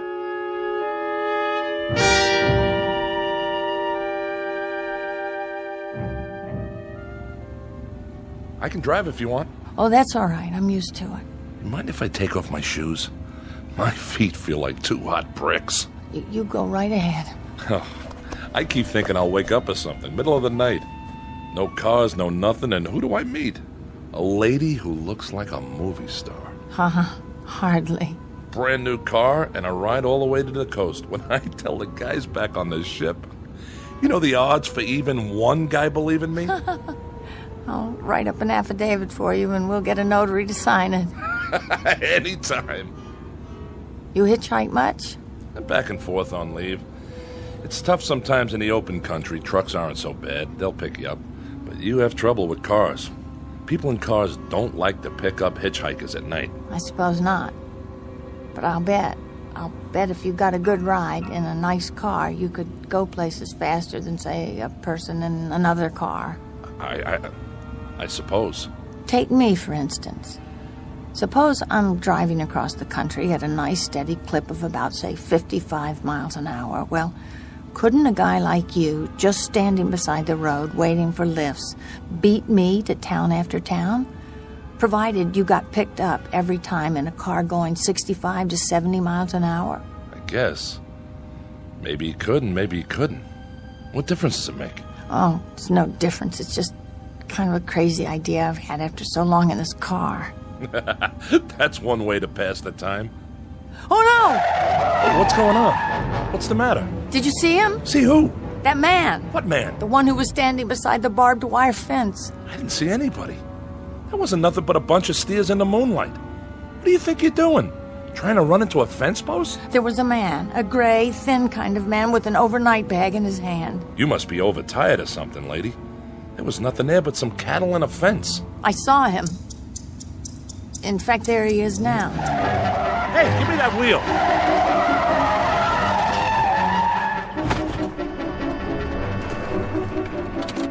Lady, I'm taking charge of the keys. Maybe you'd better let me drive after all. You must have seen him that time. I didn't see anybody. What were you trying to do? Hit him. Huh? That's right, I was trying to hit him. Maybe if I could kill him, I could make him stop. You see, what are you doing? What does it look like? Where are you going? No place in particular, lady. Just out of plain sight. Any place that puts some distance between me and this automobile. Please don't get out. I'll drive more carefully from now on, I promise. No way, baby. I'd kind of like to get back to my ship in one piece. And driving with you? That's a pretty lousy guarantee I'd ever make it. Please, I'm sorry. I don't know what came over me. Please don't go. I'm sorry, lady. You'll have to excuse me. You can't go. You don't understand. You can't. Look, I'll take you right into San Diego. I'll take you to the docks. I give you my word. Sure. Seeing elephants, skyscrapers, and make-believe people all the way. Thanks, but no thanks. Look, I like you. I like you very much. That's the reason I picked you up. We could be friends. Good friends. I'd like you to take me out. Really. Please. Sorry, lady. Believe me, you'll never know how sorry. Listen, I know you think I'm out of my mind or something, but this man, I've been seeing this man all the way across the country. He's been following me. If you could only help me, stay with me until I reach the coast. Honey, what you need is a good night's sleep. You don't need a boyfriend, just a good night's sleep. Here's your keys. See you around. Please, come back!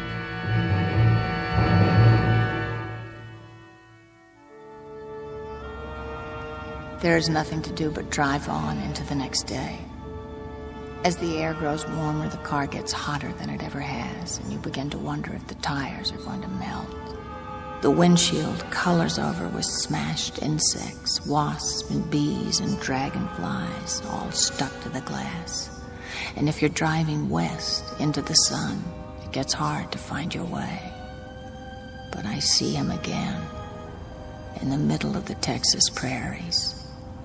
And then everywhere, wherever I pull off, even for a moment, for gas, for oil, for a drink of pop, a cup of coffee, a sandwich, he's there.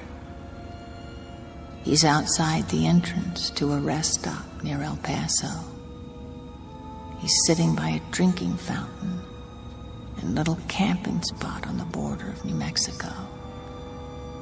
He's waiting for me outside the Navajo reservation where I check my tires. I see him again when I buy 12 gallons of gas in Arizona.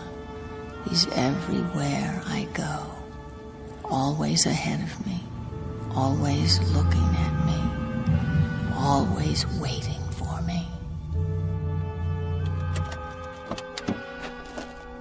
Now I'm outside a diner near Tucson. There's a phone booth, and I'm going to call home. Back to New York. Put in a call to my mother so I can speak to someone familiar. Someone I love. Someone who will bring back reality for me. Just a voice, that's all. But I know it will be enough. Just a warm, familiar voice so I won't lose my mind.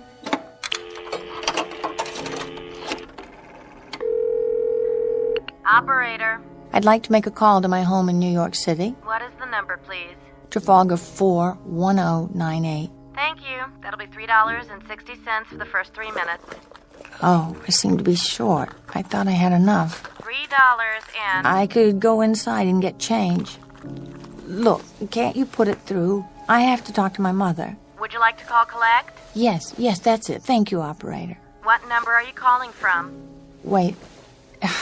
There's no number. It's been scratched off. If you can't give me the number... Don't hang up. Here, I found some coins. I'll put them in now. 50 cents more, please. Yes, I know. I've got it. Thank you. Go ahead, please. Mrs. Adams' residence. Hello? Hello, Mother? This is the home of Mrs. Adams. Who did you wish to speak to? Who's this? This is Mrs. Whitney. Mrs. Whitney? I don't know any Mrs. Whitney. Is it Trafalgar 41098? Yes. Where's my mother? Where's Mrs. Adams? Well, Mrs. Adams is not at home. She's still in the hospital. The hospital? Who calling. Is this a member of the family? What's she in the hospital for? She's been bedridden for 5 days. Nervous breakdown. Who is calling? Nervous breakdown? But there's nothing wrong with my mother. She's never had any problems. It's all taken place since the death of her daughter. The death of her daughter? What are you talking about? What do you mean, the death of her daughter? Who is this? What number is this? It's all been very sudden. Nan was killed just 5 days ago in an automobile accident in Pennsylvania. A tire blew out and her car turned over. Please deposit 60 cents more if you wish to continue this call. Please deposit 60 cents. Please deposit 60 cents. Please deposit 60 cents. Very odd, but the fear has left me. I'm numb now. I have no feeling. It's as if someone pulled out a kind of plug in me, and every emotion, including fear, is drained away. And I'm only a cold shell. I'm conscious of the things around me, the vast, soulless night of Arizona, the frantically blinking stars that look down from the darkness. Ahead of me stretches 1,000 miles of empty mesa, mountains, prairies, desert, and somewhere among them, he's waiting. Somewhere I'll find out who he is and what he wants. Though just now, for the first time, looking out at the night, I think I know. I know that he's here now, without even looking in the rearview mirror. I believe you're going my way. Yes. Yes, of course I am.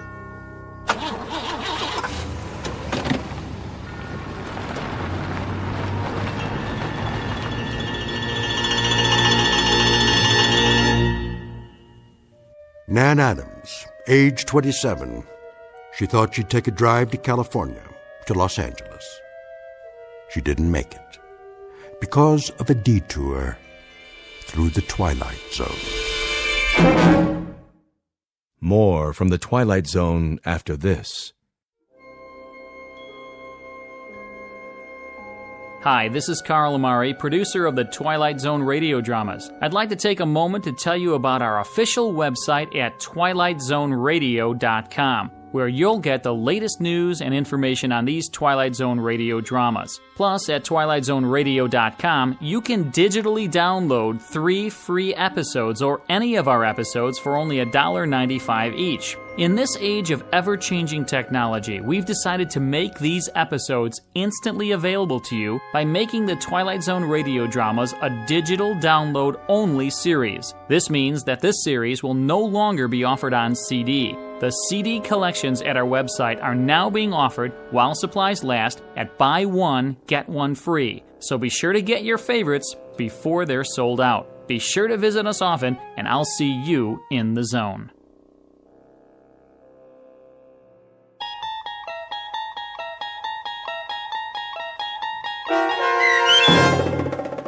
The Hitch Hiker, starring Kate Jackson, with Stacy Keach as your narrator, was adapted for radio by Dennis Etchison and based on a script by Rod Serling from a story by Lucille Fletcher.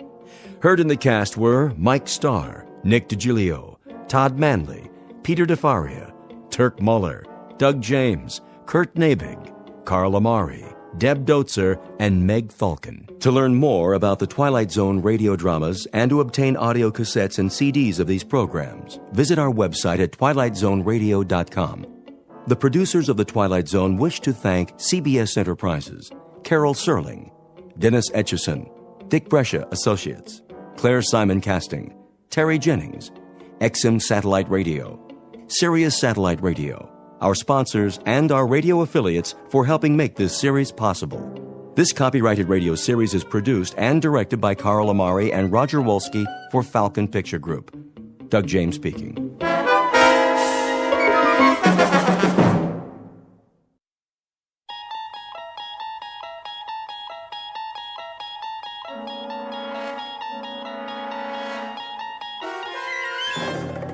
You unlock this door with the key of imagination. Beyond it is another dimension, a dimension of sound, a dimension of sight, a dimension of mind. You're moving into a land of both shadow and substance, of things and ideas. You've just crossed over into the Twilight Zone.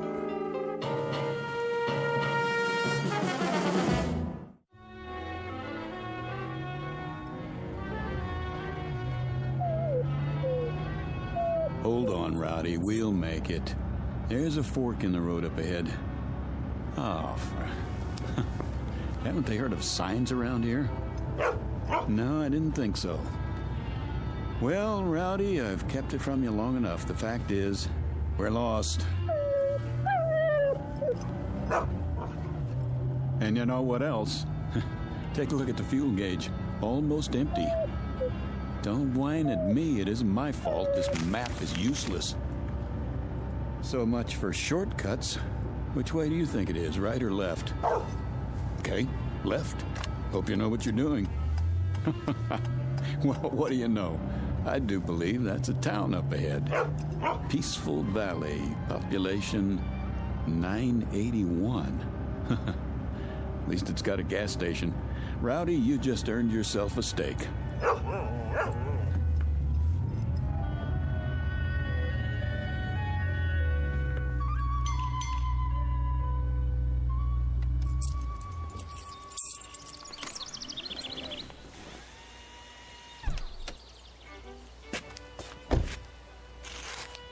Hey, anybody here?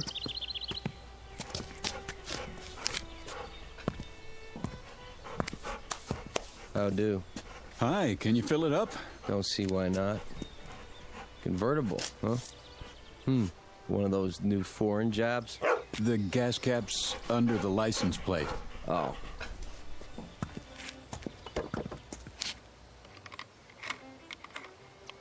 Well, I'll check the oil and water. Sure enough.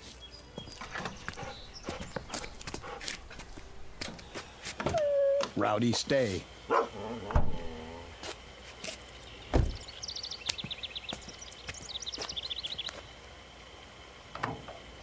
Pretty empty, huh? She's running on fumes. How'd you let that happen? Oh, I listened to a friend. Told me I could cut 4 hours off the trip if I took the back road. No traffic, nice scenery. If I'd gone the way I know, I'd be in Albuquerque already. Ah, you mean you're lost? That's what I mean. Think you could point me toward a highway? A great big highway with signs? Just go back to the fork and take the other road to Braden. That's about 80 miles. When you get there, ask somebody for a map. I'm fresh out. Shouldn't have any trouble, though. I shouldn't, but I always do. Here, take it out of this. Sure thing. Nice little town you've got here. What's it called? Peaceful Valley. Well, it isn't exactly a valley, but it looks peaceful enough. Where's the nearest restaurant? Down the street. It's closed, though. You'd be better off in Braden. Yeah, but I'm hungry, and so's my dog. I promised him a steak. Sorry, we don't have many visitors here. I can see why. I'll get your change.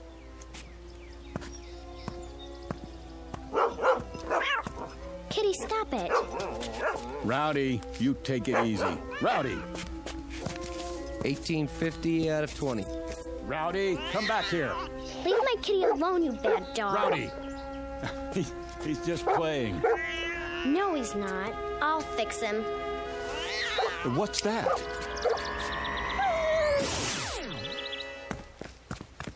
Rowdy? Hey, where is he?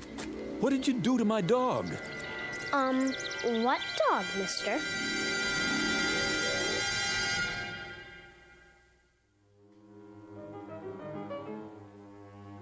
You've seen them.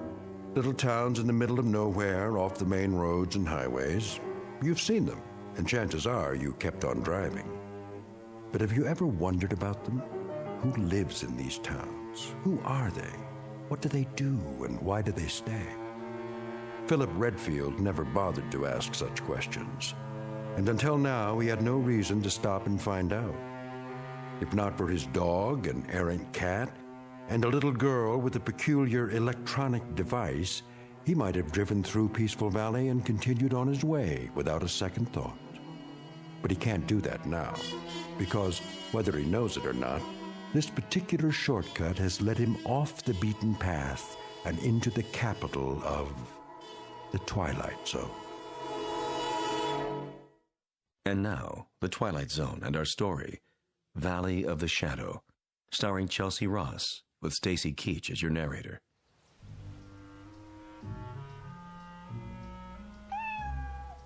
Come on, Kitty. Let's go in the house. Now, little girl, wait. Huh? What did you do to my dog? Nothing. Oh, yes, you did. Look, I was standing right over there. I saw you. You leave me alone. Not until you tell me what you did to my dog. What in the... Rowdy, here! Here, boy! Rowdy, where are you? Hey, fella, you scared my little girl. That makes us even. Your little girl scared me. What do you mean by that? Just what I said. I don't know how she did it, but she made my dog disappear. What? She pointed something at him about the size of a remote control. She took it out of her pocket, and he vanished into thin air. Are you feeling all right? No, I never feel all right when I see a miracle happen. It raises my blood pressure. Easy now, mister. What kind of dog is he? A golden retriever. Let's look around the yard. He's bound to be here somewhere. What's his name? Rowdy. Here, Rowdy. Here, dog. Look, this isn't doing us any good. I told you. You try over the hedge. I'll go around back. Don't worry. We'll find him. He couldn't just disappear. That's what I'm trying to tell you he did. Here, Rowdy. Rowdy? Rowdy! Here he is. Wait, there you are, boy. Good dog. Where were you? In the back. I guess he must have found another cat to chase. Yeah, I guess so. Yeah, I'm sorry I popped off at you. I could have sworn. It's all right. The way Sissy disappears sometimes, well, I know how you must have felt. How you doing, boy? Sissy's your daughter? Yep. What was that thing she had, anyway? What thing? In her hand, some sort of electronic device. Now, I know I didn't imagine that. Oh, it must have been her transistor radio. Yeah. Well, I'm sorry I bothered you. Come on, boy.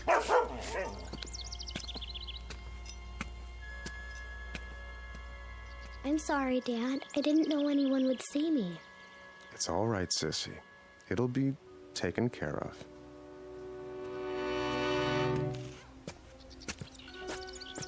You see all that?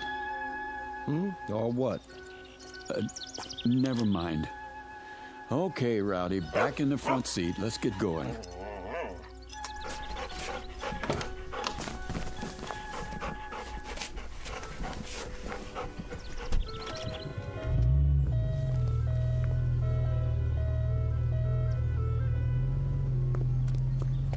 Hey, Braden's the other way. I know, you told me.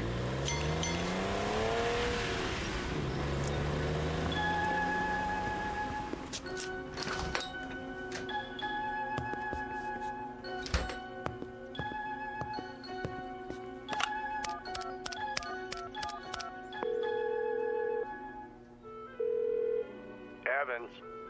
I want to talk to Dorn. He's not here. Then you better find him. It's important. What's happened? We've got an outsider, and he saw something.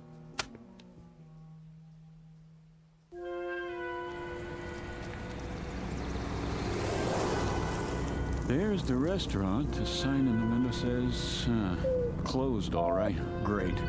Well, don't worry, Rowdy. I said I'd find you a steak, and I will, somewhere.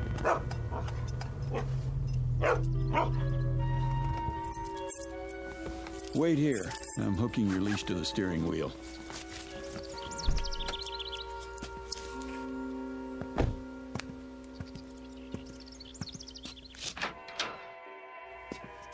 Hello? Anybody here? Hello?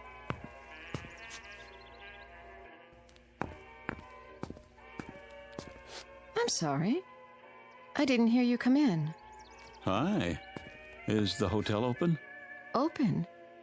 Oh, yes. But we don't have any vacancies. No? Why is that? Well, the rooms are all taken. But all the keys are still hanging on the wall. Everybody's out. Is that right? Well, the fact is, I don't want a room. I just wanted a restaurant. Maybe you could make a suggestion. I'm afraid it's closed. You mean there's only one restaurant in Peaceful Valley? Yes, sir. Then where do you eat? At home. And what about your guests? They do eat, don't they? If you'll excuse me, I have some work to do. Just a second, miss. Look, my name's Philip Redfield. I'm a newspaper reporter, and if I sound nosy, I guess that's because it's part of my job. Oh, I see. You don't mind, do you? No. Good. Then just answer one question for me. Look, ever since I pulled into town, people have been trying to get rid of me. They have? At least that's the feeling I get. I was just wondering why. Well, we don't get many outsiders. So I've heard. Enough to fill the hotel, though. I really have to go. I think you should too, Mr. Redfield. All right, I get the hint. Oh, miss. Yes? Mind if I take one of your newspapers? What? Oh, not at all. Please. Hey, you better get your subscription renewed. This paper's 9 years old.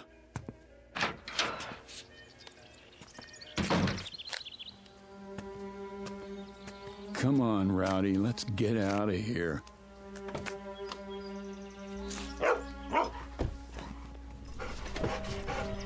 So long, Peaceful Valley. Thanks for the memories. You tell him, boy, nothing here for us. Just let me turn around. A few minutes from now, we'll be back in the real world.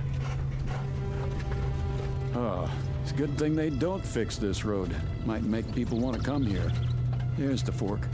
Don't see any stop sign. Do you, Rowdy? Nope, me neither. Well, let's punch it.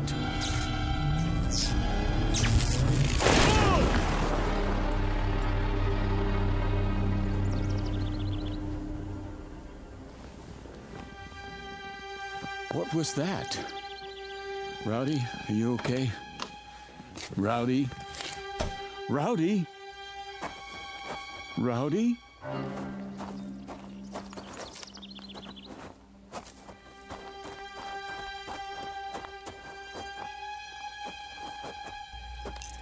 Rowdy? Oh, no. No.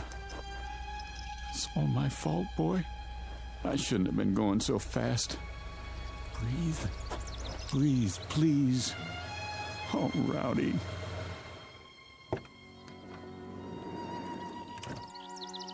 Rowdy. Had an accident, did you? No, an accident had me. I had the top down. He was thrown out of the front seat. There's no heartbeat. Let me check. Nope. I don't believe it. He's dead. Front end's pretty smashed up. Radiator shot, too.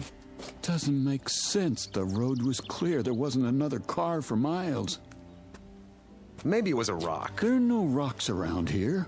Can't be too sure. Yeah, must have been. Rain washes some big ones into the road every now and then. If there were, it would still be here. Could have knocked it off the road. Come along, Mr. Redfield. Come where? We better get you to a doctor. What about my dog? You have nothing to worry about. Can you walk okay? Here, lean on me. Wait a minute. I don't think I want to go back into town. Not your town, anyway. You need to be examined. I'm all right, I tell you. You don't know that. Could be internal injuries. If anything's wrong with you, it'll be on our conscience forever. Take it slow.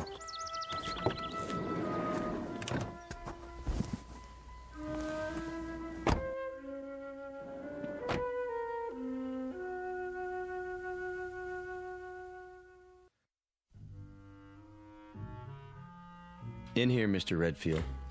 This is a doctor's office? In a way. Thank you, gentlemen. You can leave now. If you're not a doctor, what are you? My name's Dorn. You might say I'm the mayor. And these are my associates, Mr. Evans on my right and Mr. Connolly. Hello. How do you do? And how do you feel, Mr. Redfield? Terrible. Oh, I'm sorry to hear that. Would it help you to learn that your dog is well? He's dead. Oh, no, not at all. Merely stunned. I assure you, he's quite happy. How do you know? Mr. Swanson called in. That's the man who helped your dog. He thought you'd be pleased. I am, if that's true. You have a suspicious nature, don't you? I thought I was supposed to see a doctor. Oh, of course. But you don't really need one, do you? If you did, we'd have one here in no time, believe me. Then why am I here? Just to bring us all up to speed, in a manner of speaking. Please, sit down. We'll try not to detain you too long. After all, you can't go anywhere in a wrecked car now, can you? You got that right. We'd like to ask you a few questions, if we may. Don't worry, only a few. Mr. Evans, perhaps you would care to begin. Mr. Redfield, it's been reported that you saw something, a miracle, I believe you called it, across from the gasoline station. Would you please tell us about this miracle? Sure. My dog ran after a cat. What were the details? That's it. You're quite certain? Nothing more? Yes, I'm certain. Mr. Connolly, your question. I was simply wondering, Mr. Redfield, why you told the girl at the hotel that people were trying to get rid of you. What is this, a quiz show? Look, I've got a wrecked car, and I'm already a day late for work. I assure you, it's being taken care of. Just a few more questions, if you please. I think you mentioned that you're a newspaper reporter. So? A noble calling, but limited. I suppose you have a novel in the planning stages? Who told you that?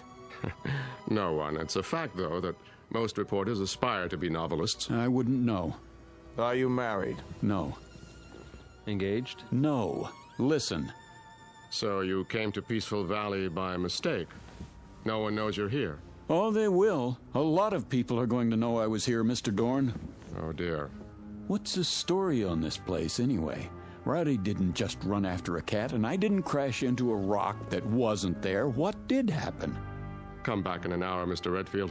Perhaps then you'll have the answers you seek. I'd like to speak with my associates first. Where can I find a phone? There's one at the hotel. 1 hour, then, Mr. Dorn.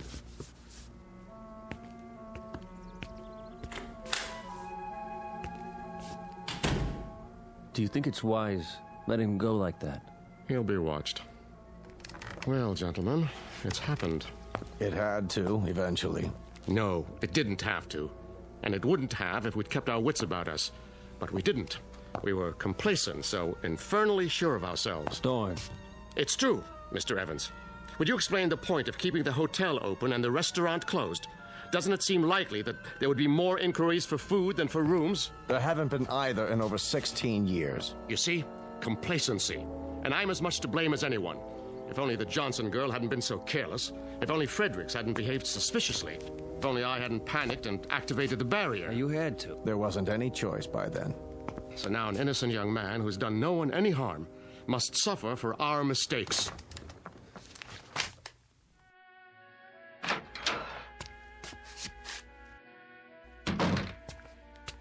Mr. Redfield. I was told there's a telephone here. Well, yes, but... Where is it?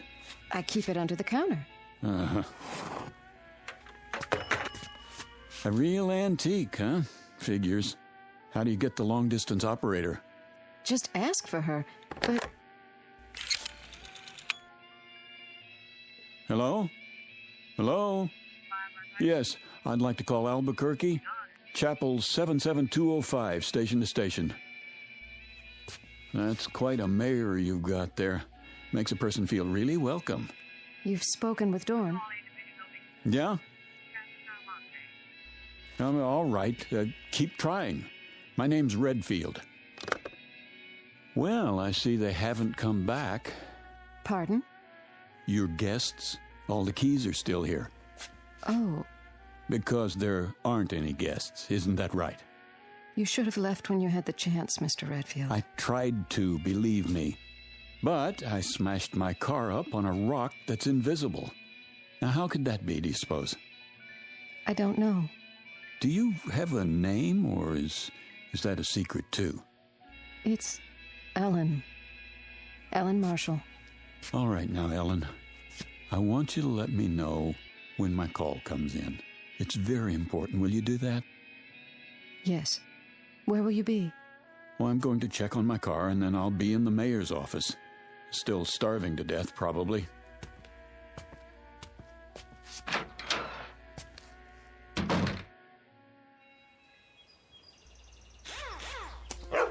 Rowdy!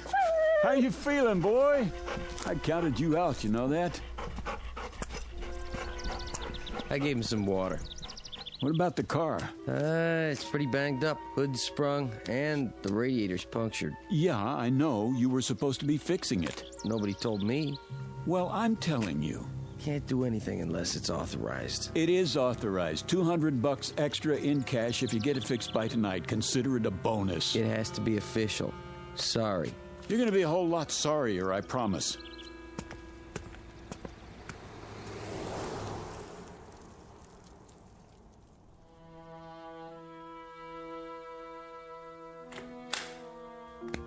Mr. Redfield, come in. I thought you said my car was going to be repaired. Sit down, please. I don't want to sit down. I want to know why nothing has been done to my car. Why is it just sitting out there? Primarily, Mr. Redfield, because you won't be needing it anymore. No? And why not? Because you are never going to leave Peaceful Valley. Is that supposed to be a threat? You see, Mr. Redfield. Now, the situation is rather complicated. While we hold no brief against you personally... Wait, I think I've got it figured out. Oh? Peaceful Valley is an insane asylum, and you're the head lunatics. I'm never going to leave. Who's going to stop me? We are, if necessary. There's nothing you can do, Mr. Redfield. We'll see about that. Don't do anything foolish. Please listen to Mr. Evans. Tell him to get his hands off me. Come with us. I said don't touch me. Mr. Redfield, be reasonable. You be reasonable. As far as I know, kidnapping is still a crime in this state. Gentlemen, I implore you. This violence must stop now. Oh, you've got one of those too, huh? What are you going to do, make me disappear? Don't you There. You shouldn't have done that, Dorn. Now he's seen the device up close. You mustn't bring him back. I have to. What did you do? How did I get in this chair? You were disassembled. But I was across the room. Your molecules were transported and reassembled with this. That's the same thing the little girl used. So what is it? I'm afraid you wouldn't understand, even if you were a physicist, which you aren't. Try me. Let's say it's a device by which we move objects from one location to another. All things are collections of atoms with spaces in between. Even you, Mr. Redfield. And those atoms are in a given mathematical order. This mechanism breaks them up and stores them, then puts them together again in the same order. That's ridiculous. Perhaps. But it saves time when you want to move your furniture around. Dorn. Yes, Mr. Evans? Let's get this over with. What's he talking about? You smelled a story in this town, Mr. Redfield. And you were right. You turned off onto the road to Peaceful Valley. You saw certain things that defied logic. You became curious. So we had to stop you. And now, I'm sorry to say, we must do worse. Because you have stumbled upon the best-kept secret in the world. What secret? Our gift. Dorn. Relax, gentlemen. It will do no harm to tell him now. Our gift, Mr. Redfield, bestowed on the people of this village. 104 years ago, a man came to Peaceful Valley. From what land or even what planet, no one knows. Oh, come on. He was a brilliant scientist, but he was also wise, as you shall see. From his brain came equations the likes of which no one has seen or dreamed of. No one on this planet, at any rate. What kind of equations? Of course, I can't tell you what they were, but you're aware, I trust, that the basis of this complicated process we call life is energy. It is a powerful, mysterious force. If enough of it were to strike a single square inch of Earth, it could run all the machines in the world. It could perform miracles. And you expect me to believe in this Magic? No magic. The scientists' equations unlocked the Force, Mr. Redfield. And from them has come the greatest power for good or for evil that the universe has ever known. Where do you come in? He decided to entrust his secret, the equations and the machines he'd built, to 3 men. He instructed them to give the people of Peaceful Valley the benefits of this power, but under no circumstances to reveal the secret to the outside world. It was to be kept here until humanity learns the ways of peace. And that is your story, Mr. Redfield. So you can see why we cannot allow you to leave. Our law is very clear. It says, let him who discovers the secret be eliminated. There is more at stake here than your life, much more. And now it's time to finish it. What are you doing? Come with us. Get away from me! Don't make it hard on yourself. Come, Mr. Redfield, we can't do it here. I promise you it won't hurt a bit. No! Wait! Wait!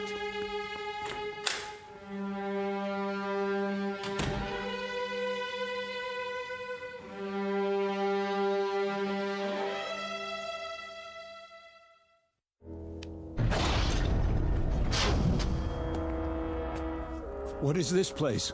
A laboratory, built by our benefactor. There's the original of the dissimulator, somewhat larger than the one we used on you upstairs. And this is a second-generation model. The same principle, with one important difference. It works in what we call the time dimension. No end of uses for it. For example, please step over here, Mr. Redfield. And don't be afraid. Mr. Connolly? Yes? Hand me that letter opener on the desk. Now, let's say that your automobile accident had been more serious. If you had been injured, if some metal had penetrated your flesh, like this. You stabbed me. Precisely. But don't worry. As soon as I direct the time ray at your wound, you will be restored to a moment before the letter opener entered your chest.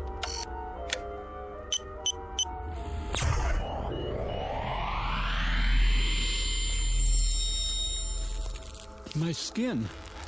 I can feel it closing up. This is fantastic. Isn't it? Even the fabric of your shirt. Now, let me see. This console is a duplicating machine, but not like others you've seen. Here, for example, on this card is a description of the atomic structure of a ham sandwich on white bread with mustard. One ham sandwich. I believe you said you were hungry? Not anymore, Mr. Dorn. Out there on the road, what did I run into? In the car. I'm sorry about that, but we had to stop you. It was an energy field, a wall of loosely packed atoms, so to speak. Purely an emergency measure. Now, behind this wall panel with the cards is a folder containing the sacred papers, the original equations from which everything you see came about, in case you still doubt that they exist. Do you know what you've got here? I believe so. And you mean to say you don't intend to share it with the world? Oh, good heavens, no. I've already explained why. The world isn't ready. But Peaceful Valley is?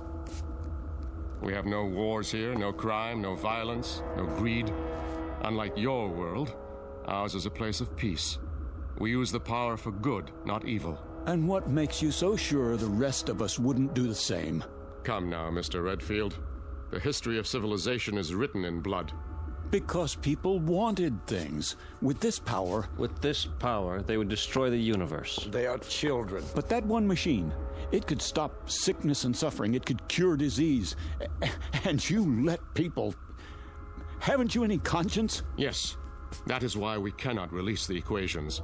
The same power to heal the sick could be used to kill the innocent. It could mean the end of the world. I don't believe that. Think, Mr. Redfield. What did you do with Professor Einstein's primitive equation E = mc squared? It could have been used to make the waters flow in the deserts to feed the starving millions, was it? No. It was used to destroy countless lives with a bomb. So you're just going to sit on your secrets, use them for making ham sandwiches. Ham sandwiches are a bit better than total destruction, wouldn't you say? Let's get on with it. He knows too much. We have to eliminate him. You hypocrites. You talk about us, but when you want someone out of the way, what do? You eliminate him. Be quiet. No, he has a point, Mr. Evans. That is what I've been pondering. If we kill this man, then in what way do we differ from the outsiders?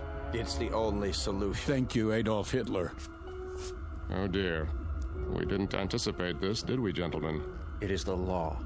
Not necessarily. The law says, let him who discovers the secret be eliminated. It doesn't say killed.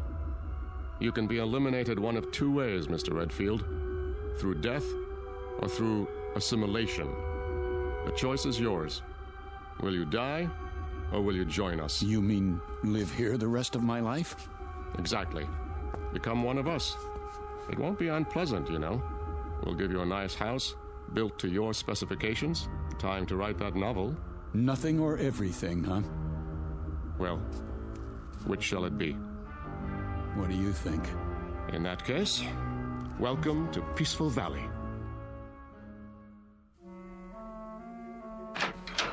I've equipped it with bookshelves, a desk, reference materials, paper. I'm sorry about the old-fashioned typewriter. We couldn't find a card for anything newer. But Dorn has promised me... Miss Marshall.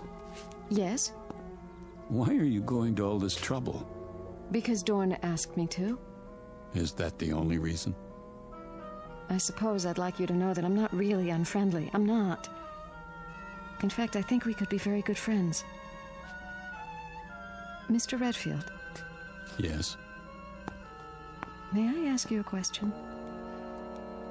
I wish you would. Do you play chess?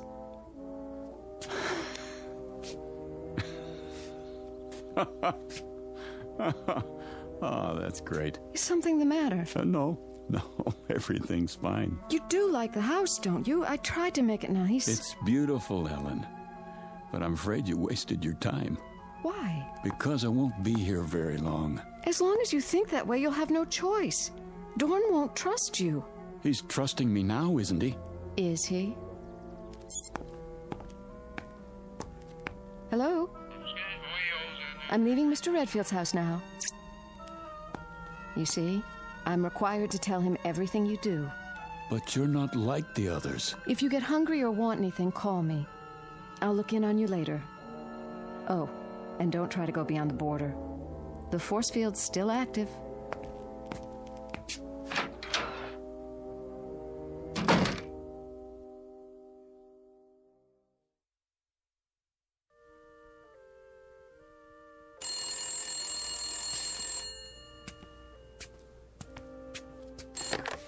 Yes? Mr. Redfield, on your call to Albuquerque, The circuits are still busy. Easy, Rowdy. Hello? I brought you a new typewriter ribbon and some erasers for now. Dorn's still looking for the atomic structure of a word processor. Thanks. Have you started the novel yet? Not really. I find it hard to concentrate in prison. I don't understand. You ought to. You've got the same problem. I can leave anytime I want to. Then why don't you? Why should I? What could the outside world offer that we don't have? That isn't the point. It's what you could offer the outside world. Right now, at this very moment, millions of people are starving. You could feed them. They're suffering. You could make them well. But you don't care. Let them starve. Let the children die because their mothers can't give them enough milk as long as you're happy. Philip, those things, are they really happening? All over the world. Every minute of the day and night. What would you do? A terrible thing. I'd get those papers, and I'd give them to the world. You mean you'd steal them and run away? But you promised Dorn... I promised myself to be a decent human being, and that means helping other human beings. And what's the use? You don't know what I'm talking about. You never wanted anything you couldn't whip up in 10 seconds like a cake. I did once. When you were going to leave Peaceful Valley. I've thought about you since then, Philip. Even asleep, I've thought about you, and it hurts. I don't know why, but it hurts. We have machines for so many things, but I can't stop this feeling. There's an equation that might help. 1 + 1 = 1. Don't people fall in love here? I don't know. But now, Philip, I want us to be together. I could want that too, in a real world. But as long as I'm in Peaceful Valley, I'm going to want just one thing. Out. All I know is I want to be with you. Then help me. If I do, will you take me? I promise. I'll be back. Wait for me outside.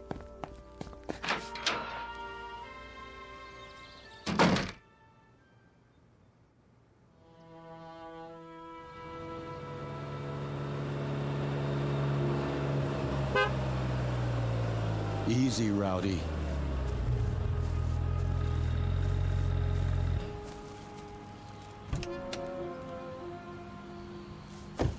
My car. You got it fixed. Dorn always keeps his word. What about the force field? I had him take it down temporarily so I could check the road outside of town. We only have a few minutes. Then let's go. There's just one stop I have to make. Come on, Rowdy.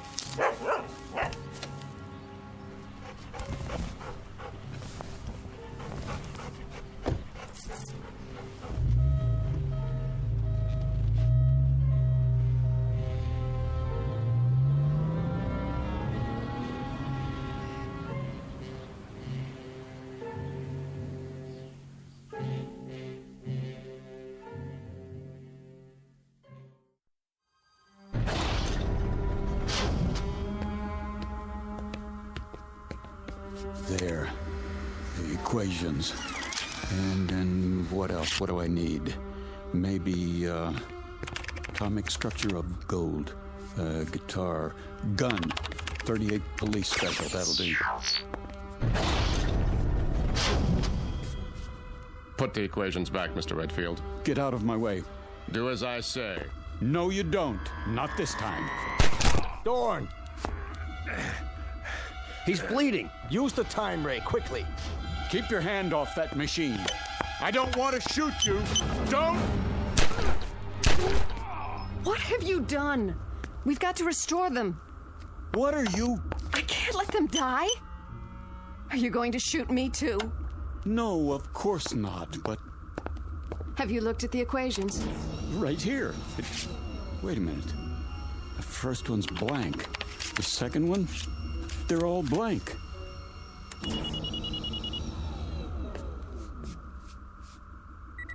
You tricked me.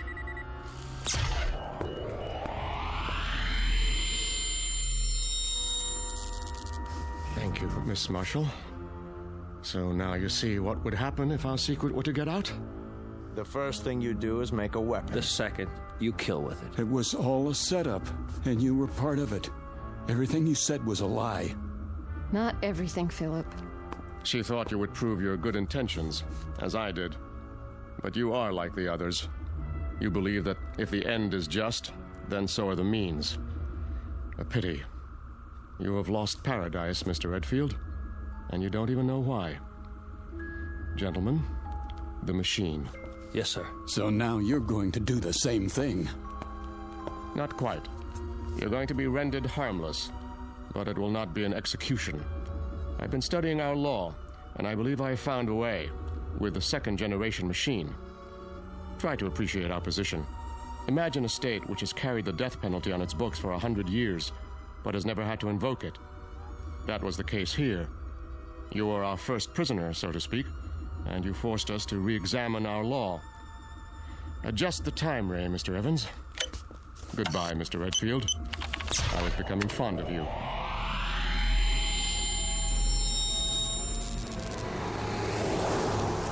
Here's your change, mister. What? Your change? Oh, sorry. I must have dozed off for a second. Happens when you drive too long. Yeah. You say Braden's back that way. 80 miles. Down, boy. It's just a cat. You stay. That's strange. Anything wrong? Well, just that woman who walked by. Thought I knew her. Wishful thinking, I guess. Nice little town you've got here. We like it. Well, so long. Don't know that I'll be back this way, but keep it peaceful.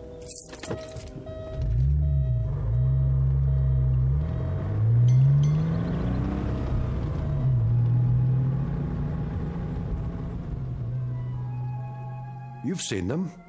Little towns in the middle of nowhere, tucked safely away from the main road. Ever really thought about them? About the people there? What they do and why they stay? The next time you're tempted to take a shortcut, think twice. Because what happens there might change you and the world in more ways than you can imagine. Of course, change can be a good thing, as long as you're on your way out of and not into the Twilight Zone.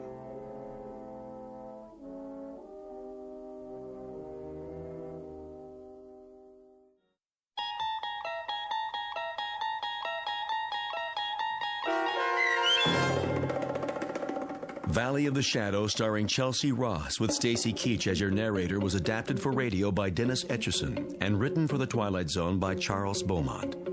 Heard in the cast were David Darlow, Frenette Lebo, Christian Stolte, Amanda Amari, Doug James, Steve Key, Kurt Nabig, Richard Shavzin, Carl Amari, and Roger Wolski. To learn more about the Twilight Zone radio dramas and to obtain audio cassettes and CDs of these programs, visit our website at twilightzoneradio.com. The producers of The Twilight Zone wish to thank CBS Enterprises, Carol Serling, Dennis Etchison, Claire Simon Casting, Terry Jennings, XM Satellite Radio, Sirius Satellite Radio, our sponsors, and our radio affiliates for helping make this series possible.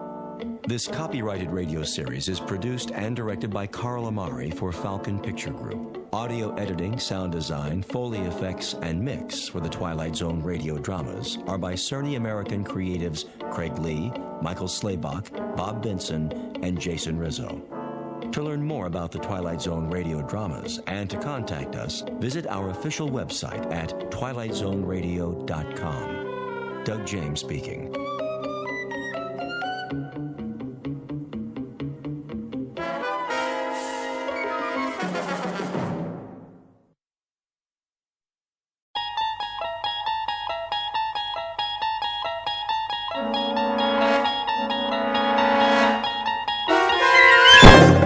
You're traveling through another dimension.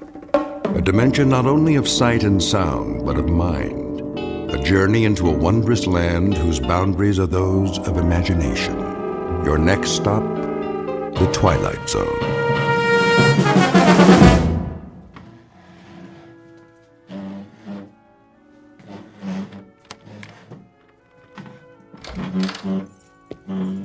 Marvin? Yes, sir. What do you think you're doing? Moving the table, sir. Why, whatever for? The party, Mr. Fitzgerald. Party? What party? Mrs. Fitzgerald, sir, for her birthday. Oh, good Lord, is that tonight? I understand that it is. You instructed me to see to the arrangement, sir. Oh, so I did. I suppose you'll transform this apartment into a veritable wonderland. Paper streamers and the like. No, sir. Just a buffet for the guests, as soon as the delivery boy arrives downstairs. The guests? Those on the list, sir. Small gathering of your closest friends. Then it'll be a very small gathering indeed. Sit down, Marvin, before you fall down. Very well, sir. On second thought, fix me a drink. As you wish.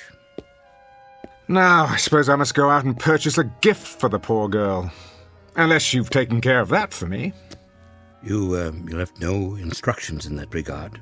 Well, you might have simply asked her what she desires for the momentous occasion. But I couldn't.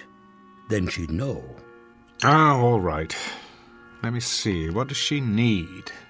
Books? No, too many of those. All they do is gather dust. A trinket? A bauble? Diamonds are quite dear these days. If I might offer a suggestion. Oh, why not? Well, Mrs. Fitzgerald has expressed an interest in music. Oh, she has she? What does she know about music? I will not have popular ditties polluting my environment.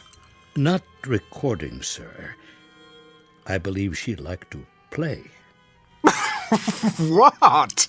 A glockenspiel? A kettle drum? You'd have to ask Mrs. Fitzgerald, but she did say it has powers to soothe the savage beast. That's breast, man, the savage breast. Do you see any beasts around here? If you don't mind, sir, I'll repair to my quarters for a while until the provisions arrive. Did you put soda in this drink? Oh, I've told you, Marvin, no soda. Make me another one at once, and this time do it properly. Yes, sir.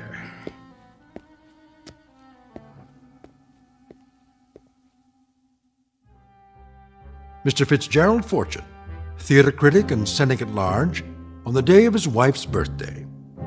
If he knew what's in store for him, however, he would make it a point not to attend. Because before the party is over, an extraordinary instrument will play what might be called those old piano roll blues, an opening night that could only happen in the Twilight Zone. And now, The Twilight Zone, and our story, A Piano in the House, starring Michael York, with Stacy Keach as your narrator.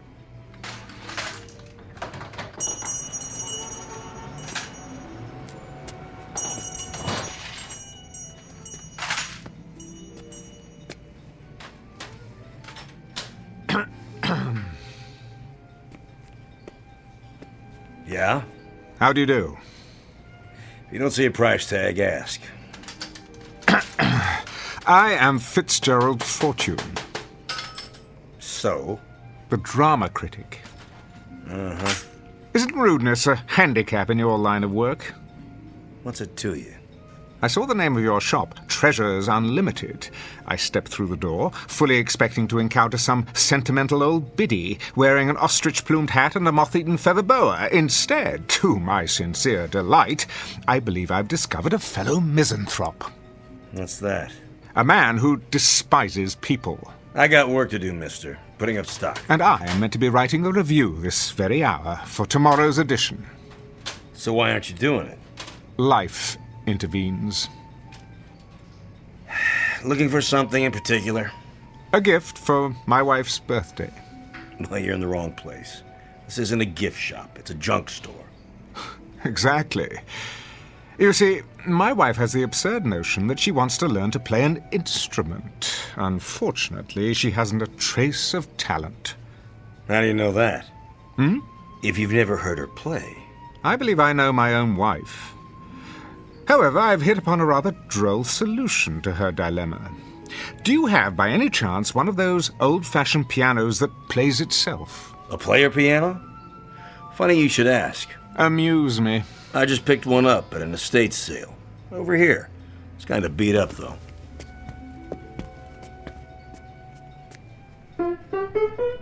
Splendid. Needs a good tuning. Nonsense. My wife will believe it to be an antique and cherish it all the more. Would you play something, please? I can't play. Takes these paper rolls. Came with a whole bunch of them. Right in the piano bench. Rachmaninoff's Prelude in C-sharp minor. Stephen Foster. U.B. Blake. Even The Prisoner's Song. Quite an eclectic assortment. You're taking a lot of my time, mister. You are taking an equal amount of mine. Let's try this roll, shall we? Number QRS 8856. I'm in the mood for love. Okay.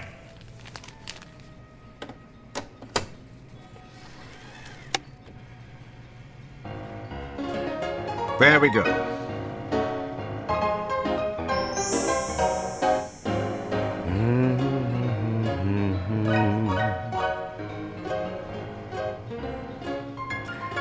What birthday does this make for the little woman? Your wife. Oh, her 26. So young. You must be a man of great personal magnetism to have attracted one of that age. I am. How utterly romantic. Youth, wisdom, hand in hand. Oh, how I'd like to see you both together. And for her birthday, you're giving her the gift of music. How touching. What is the price of the piano? You are taking your young bride out somewhere tonight. A quiet nook, where you can be lost together in the midst of this great city, looking into each other's eyes. How much? Where's the tag? Ah, and worth every penny. A bit of restoration to take care of the finish. The mechanism still works, so since it's a birthday present, let's say, take 20% off that. No, make it 40. Forget the sales tax. Done. I shall require delivery before 6 o'clock this evening. The address is on my check. Certainly. I wouldn't want a lady to be disappointed on her birthday. How remarkable. And what's that? Are you aware of how susceptible you are? I am? To the power of music. Isn't everyone? To some degree, I suppose.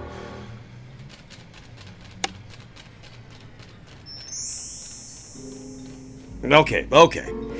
You got a sale. Now, you gonna stand around all day taking my time? No, I was just leaving. Well, nobody's stopping you. There's the door. Tell me, are you sentimental about anything else besides birthdays? Birthdays? They're a lousy waste of time and money. It was the piano, wasn't it? Extraordinary. Good day to you.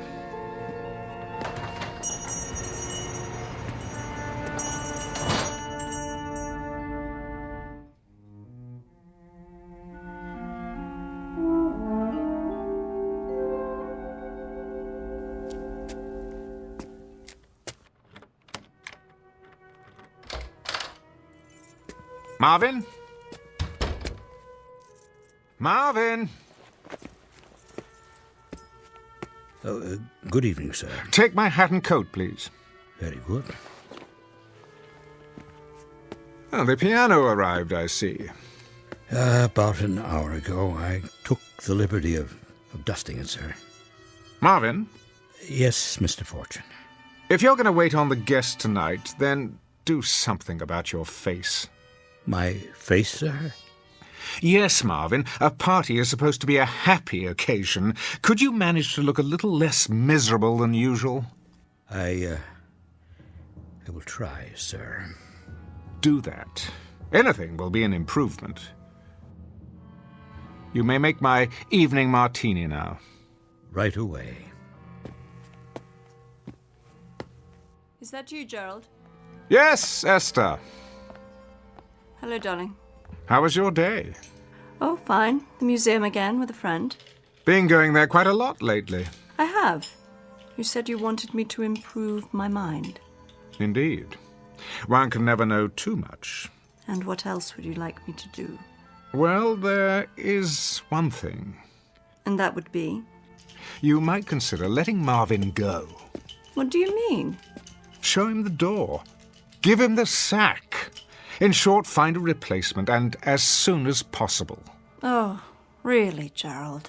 I'm quite serious. What has he done now? It isn't anything he's done. It's his appearance. He seems the same as always. Well, that's the trouble. It's the way he looks. I can't bear coming home only to be confronted by that lugubrious expression on his face. I find it unspeakably depressing. Don't you? Not particularly, Gerald. Look at him, like a hound dog, ready to burst into tears at any moment. Surely we can find a servant who's more cheerful to have around. Keep your voice down. Why? There's no need to hurt his feelings. The man has no feelings. He's a clod. Gerald. You haven't commented on the piano. I was about to. You don't care for it? I love it. I really do. Have you tried it yet? I didn't know how, so I decided I'd wait until you got home. I knew you wanted to play. That's why I got it for you. Hardly any need. Hmm? The piano plays itself. Oh, you noticed. Wasn't that considerate of me? I thought I'd save you the trouble of all those tedious lessons, only to find out at the end that you had no gift for music. I see. Well, darling, aren't you moved by my thoughtfulness? Thank you, Gerald. Let's have a demonstration, shall we? If you like. Marvin, is this thing plugged in? Yes, sir. Good. You see, these paper rolls are punched with holes. All you do is select one, insert it, and throw the switch. The paper passes over the slots and the keys move up and down as if someone were playing them. What fun. Quite the rage in the old days. Your drink, sir. In a moment. Now then, for example, here's one called Smiles. You open the panel, press it into place like this, start it on the take-up reel.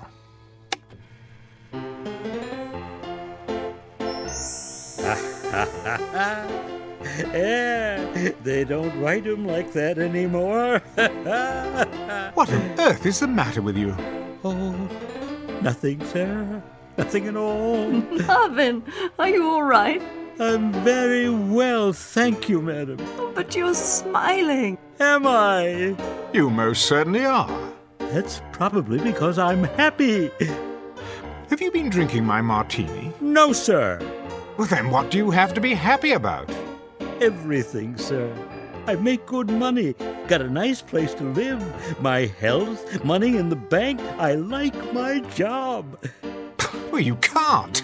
I treat you atrociously. Oh, you don't bother me, Mr. Fortune. You tickle me. What? Oh, yes. Sometimes it's all I can do to keep from laughing out loud when you have one of your tantrums. I get a kick out of it when you go around, flicking the table to be sure I've dusted, or checking the silver to see if it's polished. You are funny, Mr. Fortune. Am I? Yes, quite. Downright hilarious, if the truth be told. Why, Marvin, I've never heard you speak like this. Nor have I. Well, there's plenty more where that came from. I've got 1 million of them, sir. 1 million of them. Well, out with it, man. You're quite the comedian today.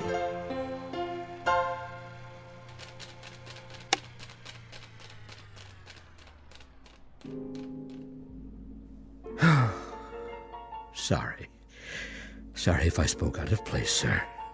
Well, on the contrary, Marvin, I'm glad you did. Will there be anything else, sir?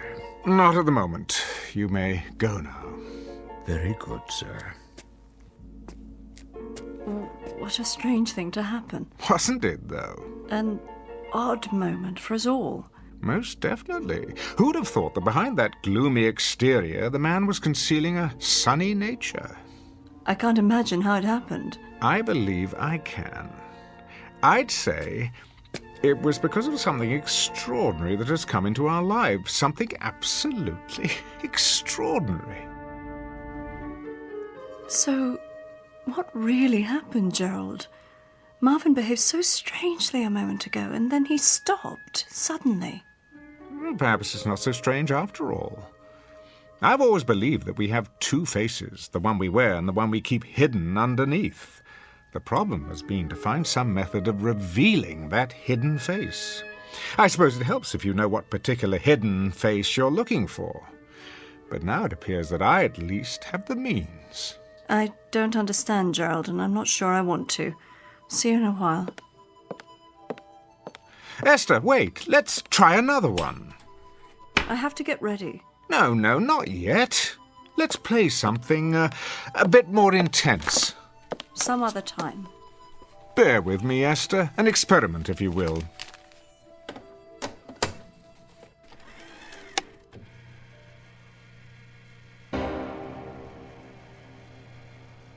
Well, what do you think of this one? I don't know what you want me to say. Go on. Don't hold back. What you're really feeling. I can't. You can. But... Let's hear it, darling. Now's your chance. You... Spit it out. You beast. That's the girl. For 6 years I have controlled myself, but I can't keep it in any longer.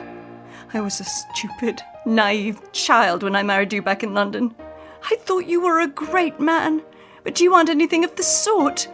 You're a sadistic fiend. You take pleasure in humiliating me before your oh-so-clever friends for one simple reason. Because you enjoy hurting me. I've stood your cruelty all these years, but I won't stand for it anymore. Are you sure you're feeling well, my dear? I'm feeling very, very well. Better than I've felt in years. It's a great relief to tell you what I really think of you. It's been bottled up for so long. Go on, please. I'm listening. I thought you needed me. I thought you needed my love, but you don't. All you need is to have someone around to bully and torture whenever you feel like it. I've tried to love you, heaven knows I have tried, but I hate you. I honestly hate you. Bravo!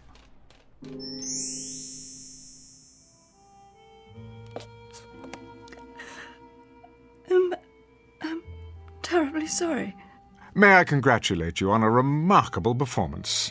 Had it been on stage, my dear, I would have given you a superlative review. I don't know what possessed me. I do. That was your hidden face. I've suspected for years that beneath your unemotional facade, you were an hysterical little girl, and I was right. But how? Haven't you seen what's in the record shops these days? There is music for every conceivable occasion. Music for a rainy day, music for a romantic dinner, music to read by, music to dance by, music to dream by, music to do everything under the sun by. Could it be that this anachronistic old piano, the product of a more sensible time, has provided music to help us expose our hidden selves by? I still don't understand. Well, it's quite simple, really. Marvin was hiding his inherently happy nature, which was revealed when he heard happy music. You were concealing hysteria, and when you heard hysterical music, you couldn't hide yourself either. You mean the piano? That's exactly what I mean. I seem to have bought you a more interesting birthday present than I imagined. A kind of sonic lie detector, if you will. I wonder what other people are hiding. Our friends, for example. Gerald, please, promise me not to play the piano at my party tonight. I mean, to let it play itself. I promise no such thing. I wasn't looking forward to the festivities, but now I believe we may be in for a most amusing evening.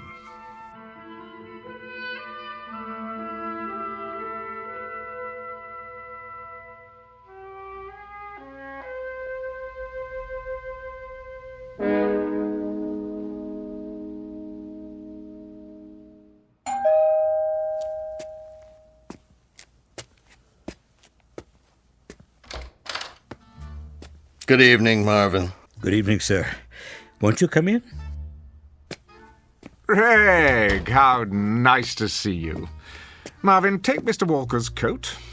Yes, sir. I'm truly pleased that you could join us. You're unusually cordial tonight. That isn't a smile you're wearing, is it? I brought it out of storage in honor of Esther's birthday. I trust you've done the same. Not I. Smiling isn't among my plans for the evening. Drink? But of course.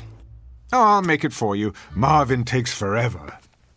I'm delighted to hear that you share my distaste for birthdays. Birthdays, anniversaries, and certain holidays I overlook whenever possible. They imply some degree of human involvement, the sort of thing I'd rather avoid. Is that true? I've been given to understand that you're something of a ladies' man, quite thickly involved, in fact. You've been misinformed. Have I? I'm much too selfish to fall in love. And you're miserable. Admit it.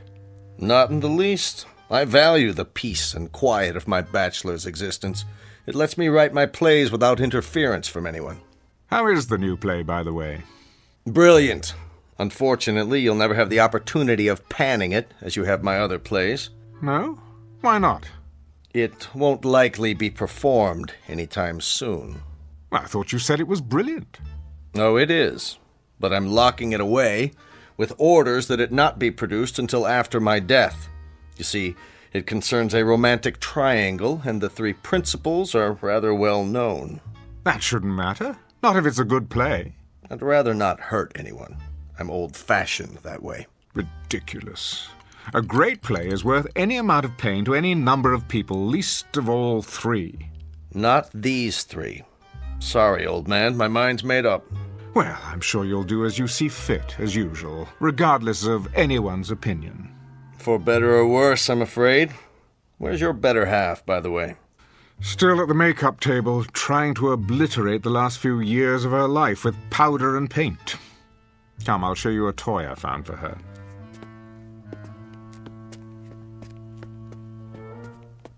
Well, well. I haven't seen one of these old jobs in years. Neither had I. Does it play? Remarkably well. Let me demonstrate. It's just this little switch here.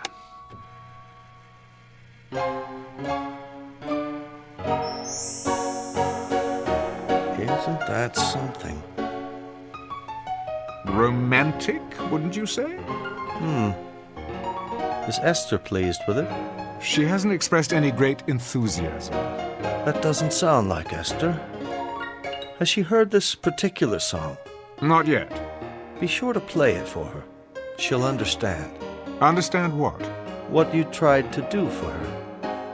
Usually she's so grateful for any small sign of affection. I think that's one of Esther's most lovable qualities. Is that right?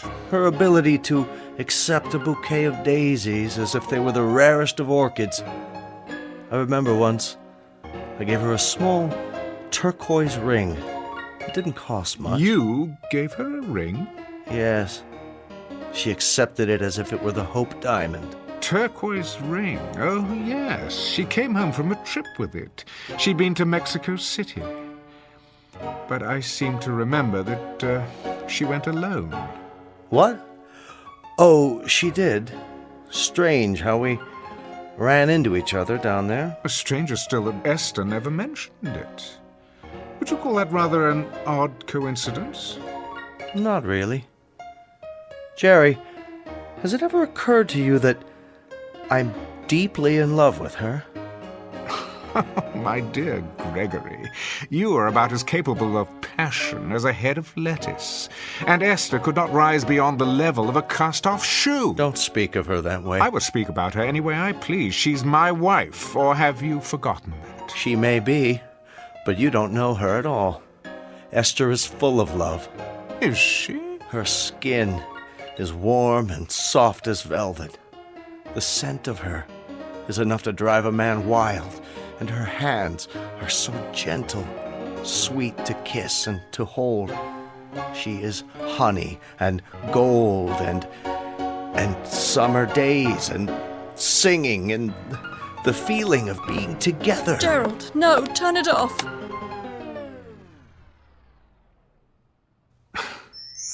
I'm sorry you did that, Esther. I don't know when I've been so entertained. And you, Greg, why would you say such things? Sorry, Esther, I don't know what came over me. It's just as well. I never enjoyed deceiving you, Gerald. My dear, you are incapable of deceiving me. I've known for years your capacity for doing any number of sordid little things.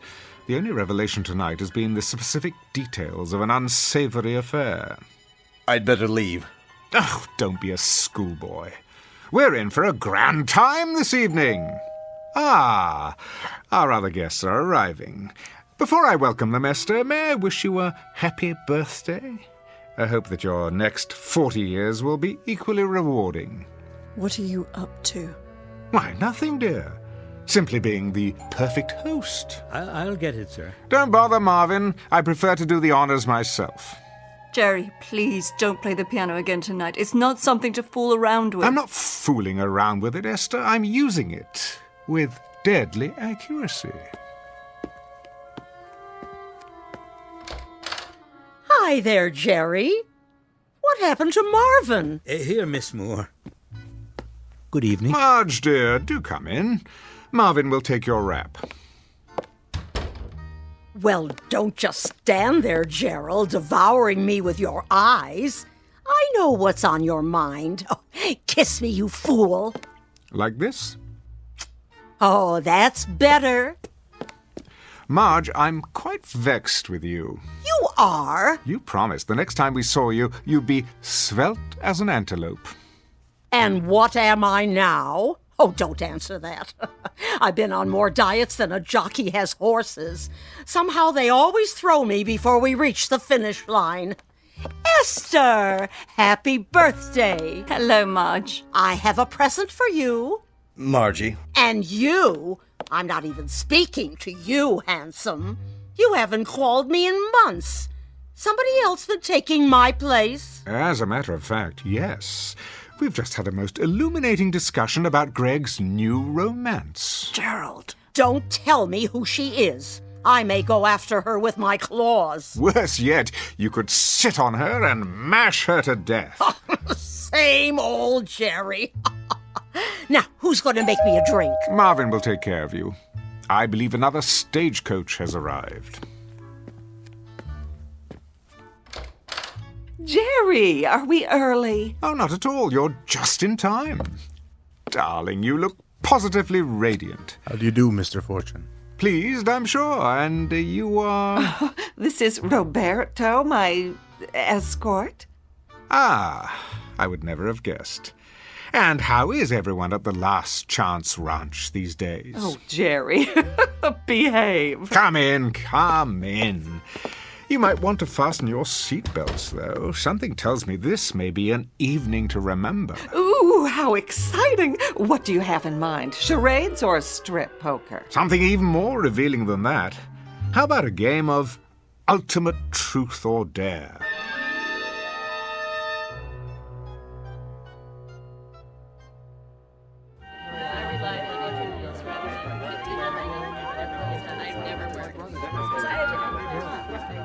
Pick up the empty glasses, will you, Marvin? Yes, sir. Everyone, let me have your attention, please. What's he got in mind? Over here, by the piano.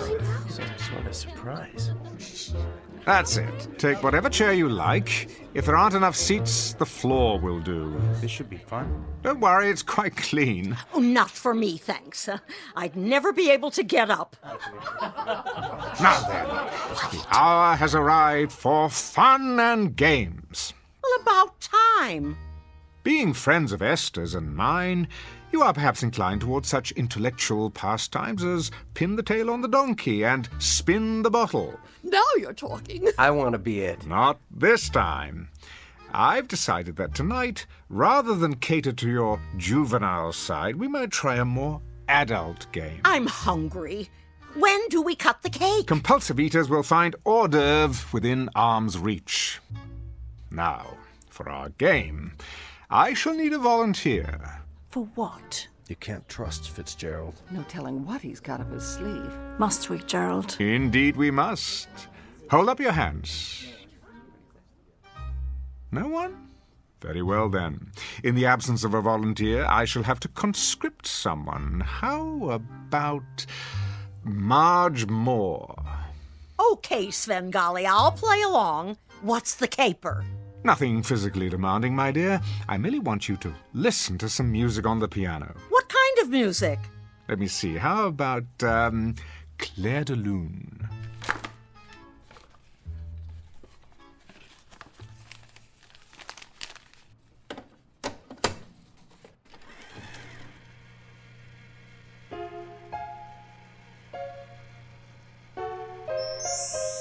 Isn't that beautiful? Look at her. She's going into some kind of trance. This is going to be good. Talk to me, Marge.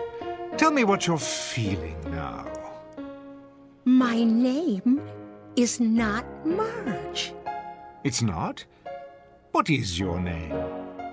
Tina. That's a pretty name. Tell me about yourself. What do you want to know? Who are you, Tina? A little girl. And what do you like to do, Tina? I like to dance. Good girl. Would you like to dance for us, Tina? All right.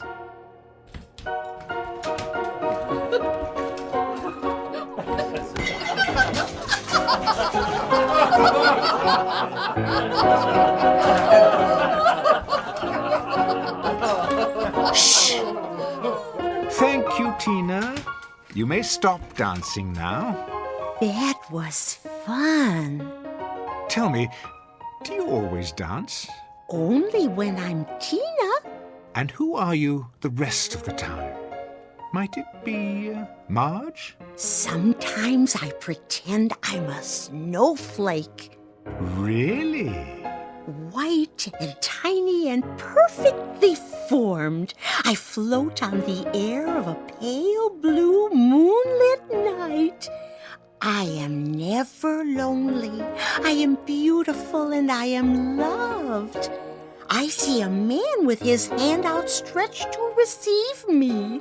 A very handsome man. He sees me and knows that I am beautiful. I drift down until I reach his hand. I am enclosed in warmth. I melt with love.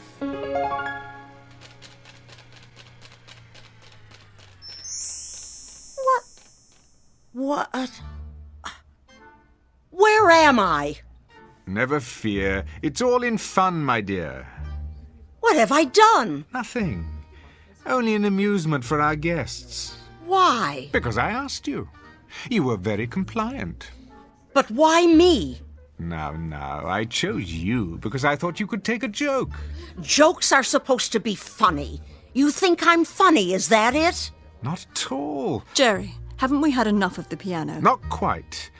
I thought we'd perform one more listening test. For what possible purpose? To call forth the person who lives within someone else. And who might that be? Oh, I've been trying to make up my mind. What would be entertaining? A politician? A poet? A Broadway producer? Alas, I fear that there are none in our midst. Still, we must go for the big finish. So before the curtain falls, why not hear from the devil himself? What? Jerry, please. The only question is, in whose breast does he reside? No one here, surely. This is ridiculous. Is it? Where's your spirit of scientific inquiry? There's nothing very scientific about this. A cheap parlor trick to embarrass people. Easy, Greg. We're all friends here, aren't we? Nonetheless, I doubt that I shall get a suitable volunteer, but it doesn't matter. Esther, put this roll on the piano. What is it? Faust. If there's a devil among us, we'll know it soon enough. I don't think I like this. Why not? Are you the Prince of Darkness? Hardly. Then bear with me a moment longer. It might be edifying, a process of elimination, if you will. Esther, the piano. But... Now. Very well. And you thought this would be a typical birthday party. I think we'd better be going. Oh, but the game's not over. I think it is. Really? It's late. Just another minute, you'll see. It'll be worth it. Don't. I have to. Not that roll. Something else. Greg, thank you. You've just given me an idea. Esther? Yes? We're waiting. Here, it's ready.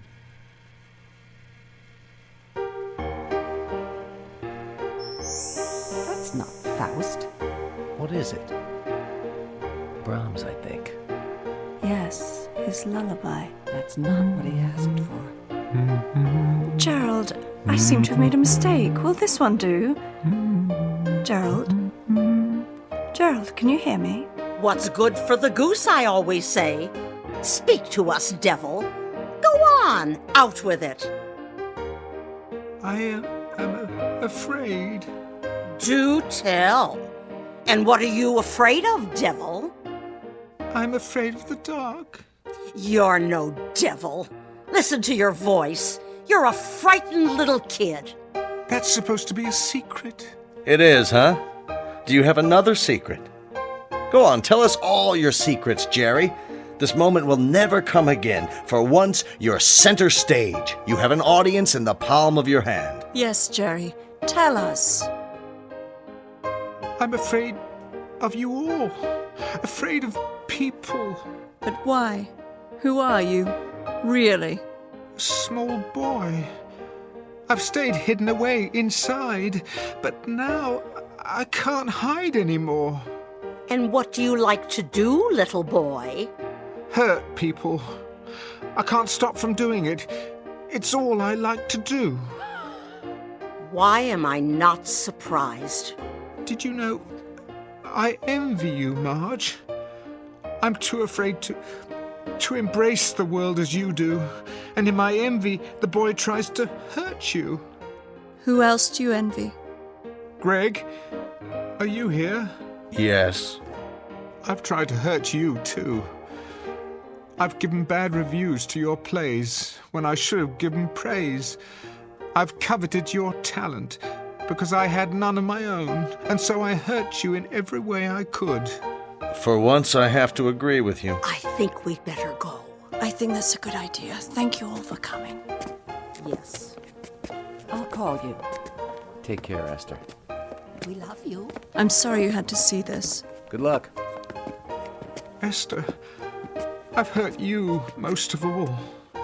You came to me with love, but I couldn't accept it because it frightened me. I never learned how to return love except as a child does, with shrieks and blows and indifference. It must have been very, very difficult for you. Good night, Esther. Call me if you need me.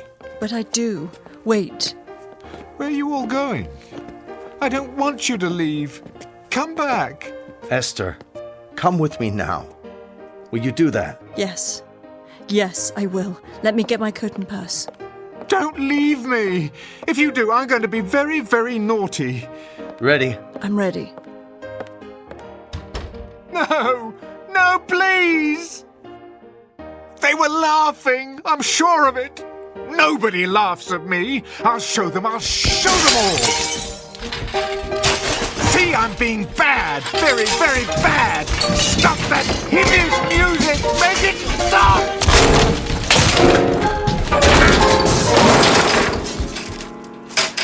There. What do you think of that? Mr. Fortune. What's happened? What's happened? What have I done? Where... Will there be anything else this evening? Are you laughing at me? Are you? Oh, no, sir. I'm most definitely not laughing.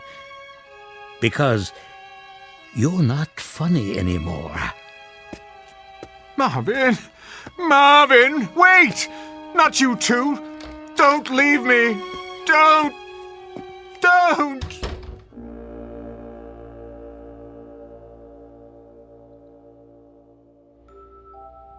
Mr. Fitzgerald Fortune, critic, man about town, and cynic at large, whose wit shows no mercy at all for those who cross his path, which means the rest of the world. A man who went searching for a hidden cast of characters and instead found what is concealed within himself. As the house lights dim just off the Great White Way at an empty theater in the Twilight Zone.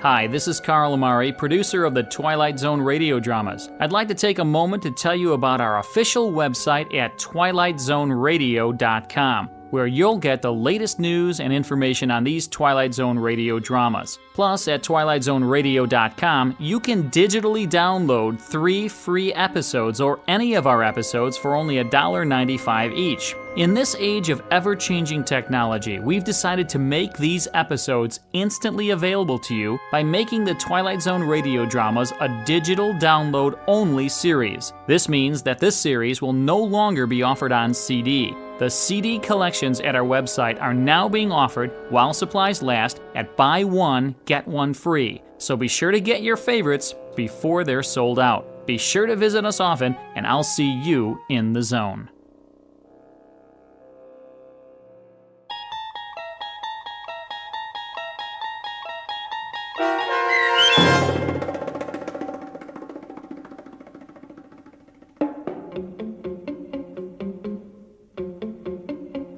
A Piano in the House, starring Michael York, with Stacy Keach as your narrator, was adapted for radio by Dennis Etchison and written for The Twilight Zone by Earl Hamner Jr. Heard in the cast were Sarah Wellington, Christian Stolte, Renee Matthews, Doug James, Herb Graham, Meg Thalken, Rosalind Alexander, Rick Vargas, and Kurt Nabig. The producers of The Twilight Zone wish to thank CBS Enterprises and the Rod Serling Estate for making this series possible. This copyrighted radio series is produced and directed by Carl Amari for Falcon Picture Group. Sound design and custom Foley effects for The Twilight Zone by Cerny American creatives Bob Benson, Craig Lee, Michael Slaybach, and Matt Sorrow. To learn more about the Twilight Zone radio dramas and to contact us, visit our official website at twilightzoneradio.com. Doug James speaking.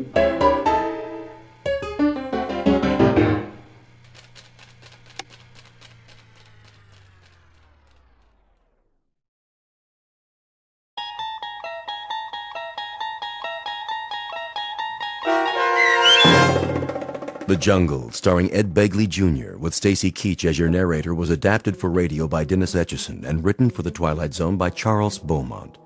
Heard in the cast were Alyssa Fraden, Jeff Lupetin, Doug James, David Darlow, Ivan Vega, Joseph Minoso, Tim Rose, Roger Wolski, Vince Amari, and Carl Amari. To learn more about the Twilight Zone radio dramas and to obtain audio cassettes and CDs of these programs, visit our website at twilightzoneradio.com. The producers of The Twilight Zone wish to thank CBS Enterprises, Carol Serling, Dennis Etchison, Dick Brescia Associates, Claire Simon Casting, Terry Jennings, our sponsors, and our radio affiliates for helping make this series possible. This copyrighted radio series is produced and directed by Carl Amari and Roger Wolski for Falcon Picture Group. Doug James speaking.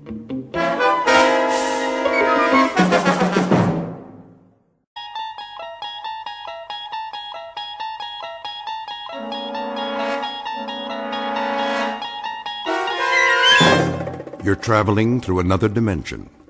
A dimension not only of sight and sound, but of mind. A journey into a wondrous land whose boundaries are those of imagination. Your next stop, the Twilight Zone.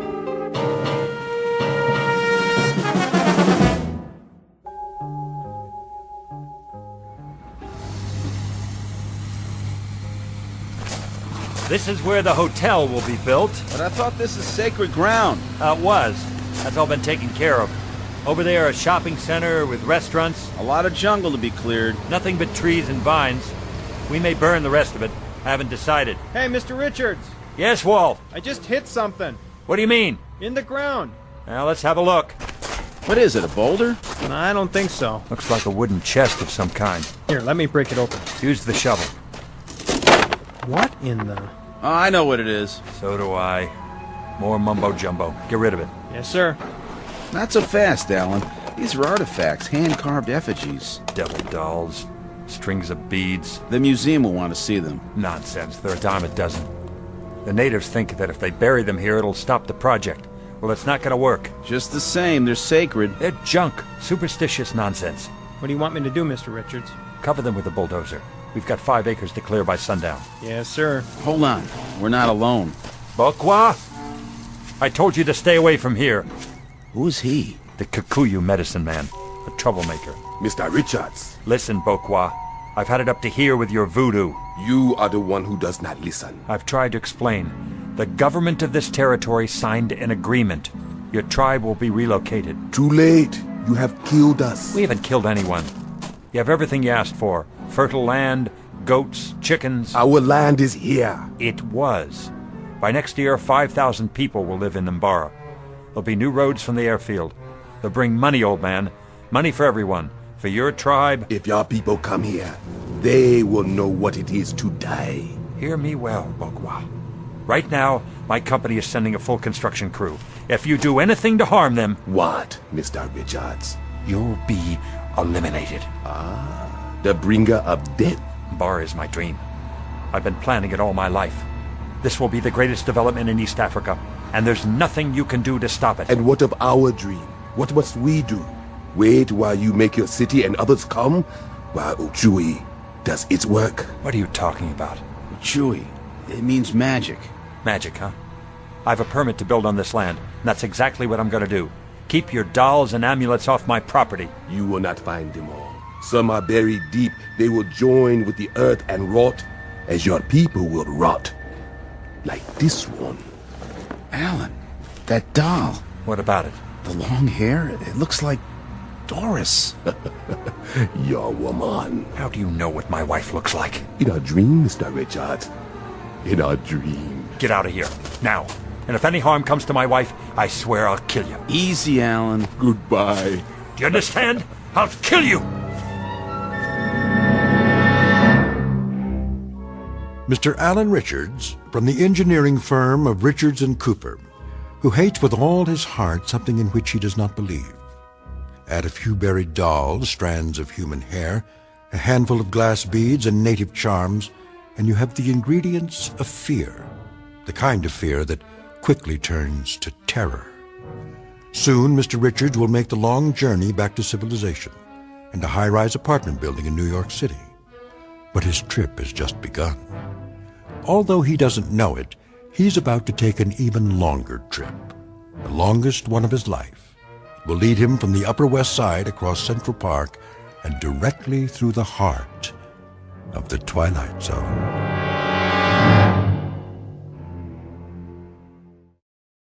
And now, The Twilight Zone and our story, The Jungle, starring Ed Begley Jr., with Stacy Keach as your narrator.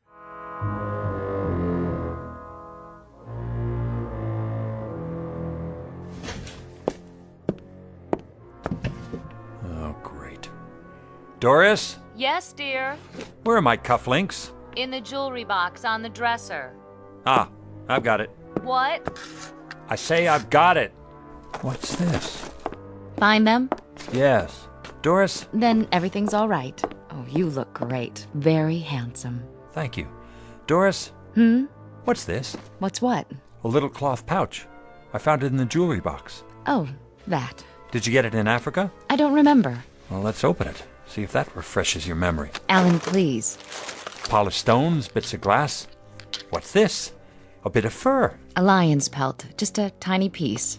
And the straw? It's from a swallow's nest. Oh, for the love of... Well, what about it? You tell me. There's nothing to tell. I decided to bring back some souvenirs. That's all these are to you? Souvenirs? Of course. Even this one? What? For God's sake, Doris, it's a preserved human finger. It's supposed to bring good luck. I won't have this garbage in my house. Alan, they're only mementos of our trip. You sure? I'm sure. Good. Then you won't mind if I dispose of them in the fireplace. Alan, don't! Why not? It's a capitu. You mustn't. Why not? Forget it. You wouldn't understand. Are there any more souvenirs? No. Doris, listen to me. We aren't in Africa now. We're in New York. Do you hear what I'm saying? Please. I don't want to talk about it. This sort of thing is for weak people. Ignorant, uncivilized people who don't know any better. Not for you. Not for me. All right. You're not listening. We have done nothing wrong, and we have nothing to fear. Least of all from a bunch of witch doctors 5,000 miles away. You think I'm afraid of witch doctors? What else do you expect me to think? No, Alan, no. It's not that. Then what? What is it you're afraid of? Africa. The land itself. You remember what the old shaman said?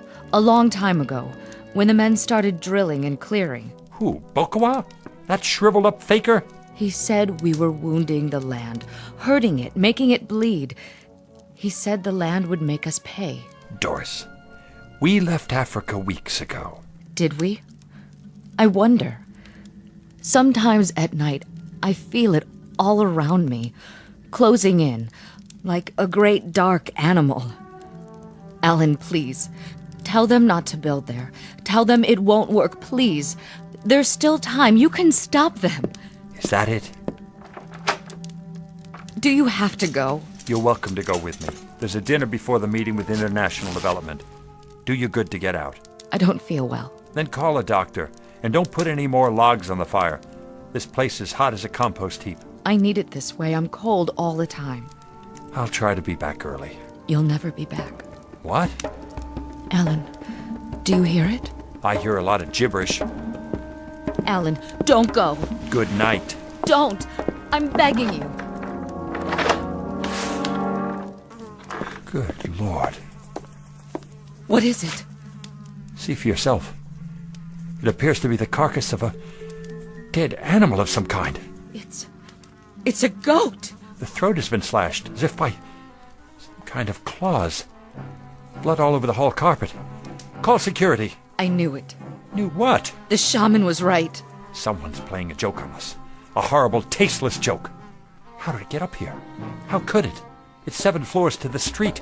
There's a guard in the lobby. Pass keys. Oh, Alan. Alan. Now do you believe?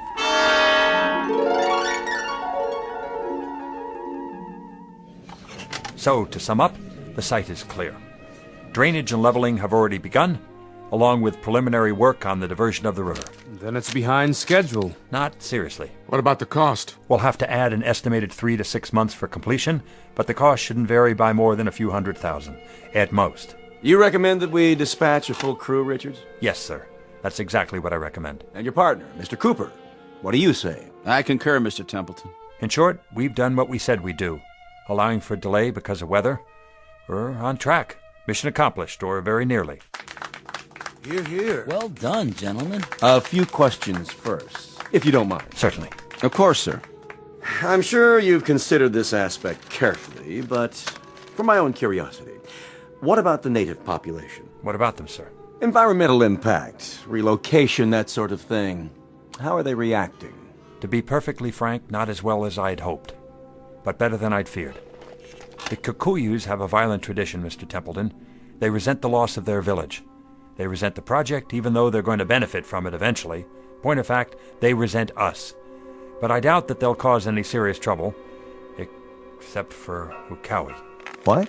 Magic, a kind of witchcraft. You see, a number of the shamans have decided to put a curse on everyone connected with this enterprise, effective upon the decision to go ahead with the project, that is. What sort of curse, Richards?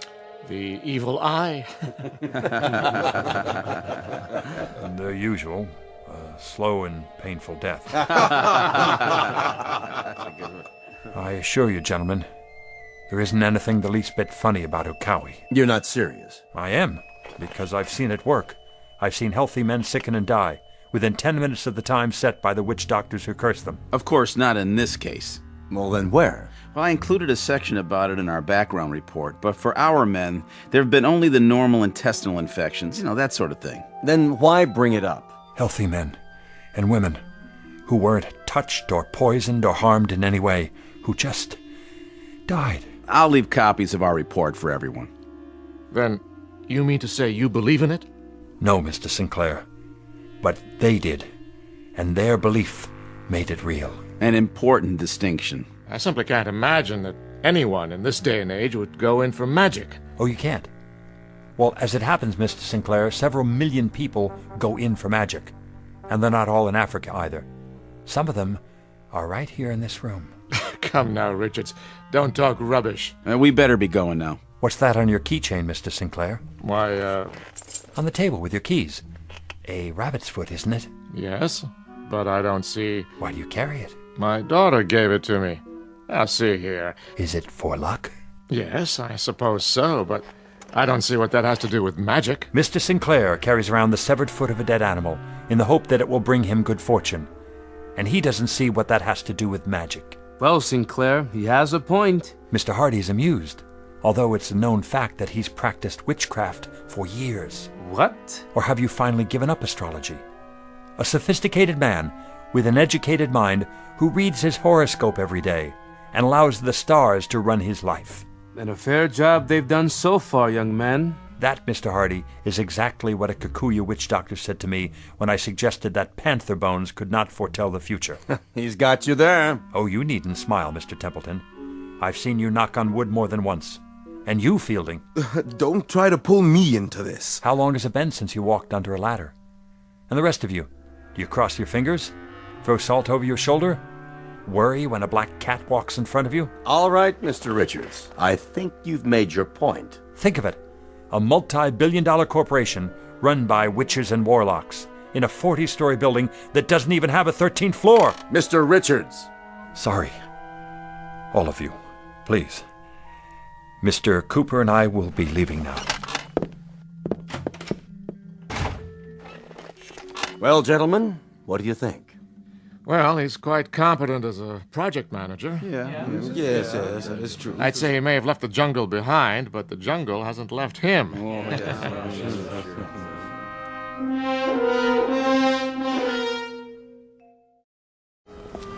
Well, I guess I blew it. Not necessarily. Oh, come on, Chad. Oh, I'm serious. They're not about to cancel the project at this point. They can't with the figures we gave them. I wish I hadn't shot off my mouth like that. All right, I'll bite. Why did you? That's just it. I don't know. You sure about that? Why wouldn't I be? I couldn't say, but it wasn't like you. Something's happened. Hasn't it? Maybe I'll tell you about it sometime. Tell me now. I'm not going anywhere. You're not? Let's stop off for a drink. I'd better get home. You don't sound like you're looking forward to it. I'm not, I guess. Trouble? Oh, it's not her fault. But something funny did happen tonight. Funny haha or funny peculiar? You don't have to answer. It's not what you think. I don't think anything. Come on, here's Riley's. We'll have a beer. Help you sleep. Besides, I want to hear it. Whatever it is. All right, but just one. Well? Well, what? Are you coming? Yeah, sure. I just thought I heard something. So did I. That cab better get a new fan belt. Sounds like fingernails on a blackboard. Yeah, that must have been it.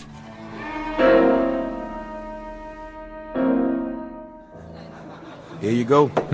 2 drafts. Oh, sure. Thanks, Riley. No problem. Don't drink both of them now. What? Your partner, what's his name? Chad. Nature calls, huh? Been gone a while. He had to phone somebody. Huh.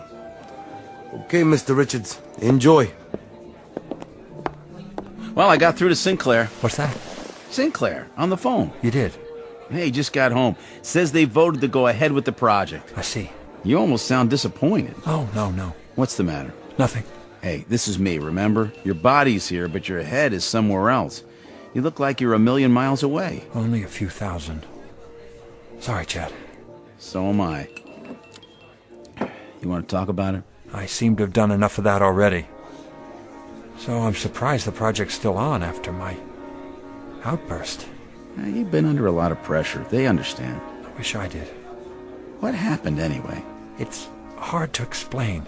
It's about Doris, isn't it? Why do you say that? Well, I talked to her yesterday when you were out. You did? She sounded bad. She hasn't been feeling well. When did it start? About 3 months ago in Africa. At least that's when I first noticed it. I guess it's time to define it. I don't know if I can. She found a swallow's nest outside our tent one morning. Usual Mganga sign. I didn't think anything about it. Then that afternoon I had an accident in the Land Rover. Nothing serious, but that's all it was. An accident. Only she didn't think so. Right. And then there wasn't any such thing as an accident, as far as she was concerned. Every time I ran a fever or stubbed my toe, it had to be magic. Witchcraft. Like the crew, the skin infection. What do they call it? Jungle rot. A tropical infection, that was all. But not according to Doris. All that mumbo-jumbo got to her. I thought it would wear off by the time we got back, but it didn't. She actually believed in those little dolls, with the pieces of hair, the fingernail clippings. But you didn't. Of course not. What happened to change your mind? Tonight, before I left for the meeting. Chad, tell me something. If you wanted to get a hold of a dead goat... A what? On short notice, in New York City, where would you go? To a psychiatrist. I'm serious. So am I. You want a dead goat? No. Then what? Never mind. It isn't important. I'd say it is. A question like that out of left field? Let it go, I said. Take it easy, buddy. We're only talking here. Strictly theoretical, I'm sure. Drop it. Hey, careful! Sorry. It's all right. It's only beer. I'll get some napkins. Use my handkerchief. What's this? I don't know. Yes, you do. It looks like a tooth of some kind. It's a capitu, a protective amulet. And you've been carrying it around in your pocket? It was Doris's idea. A lion's tooth. I guess that means I'm protected from lions. In the city? Lions? Oh, yeah. Well, you have to admit it's kept them away so far. I'm sure that's the way Doris looks at it. Why lions in particular? Because they symbolize the country. And the whole country's out to get you? Not just a few witch doctors? Close. You see, Doris isn't afraid of the witch doctors. She's got it all worked out in her mind. She thinks Africa itself is out to get us. The entire Dark Continent, because of a little development work. They told us that the country was a living thing. That when I sank the drills and diverted the river, I wounded the land. And that the land would hunt me down, or its spirit would. Unless I turned in a negative report and kept the others away, then maybe I'd be forgiven. I was right there beside you over there. But I was in charge, the head criminal, so to speak. And you've been carrying that on your shoulders all this time. Oh, I didn't take it seriously, even if I am the responsible party. What are you going to do? About Doris? I don't know. She's sick, isn't she? With delusions. You must realize that. Of course, but so are half the people in this city. Maybe more. The president of International Development carries a rabbit's foot. My wife carries a little bag full of nail clippings and amulets. And I've got a lion's tooth in my pocket. It's all the same thing. All the same rotten disease, eating away the strength, the will, the very soul. Hey! What? Alan, I'd take it easy if I were you. A person doesn't get this steamed up over something if he doesn't believe in it. What are you getting at? Nothing, just a piece of friendly advice. Germs aren't the only thing that's catching. Depression, obsession, they can rub off on you too if you let them. Come on, drink up. I'll get us 2 more. What time is it? Doris will be worried. I'll call her. Sounds like a plan. Hey, Riley?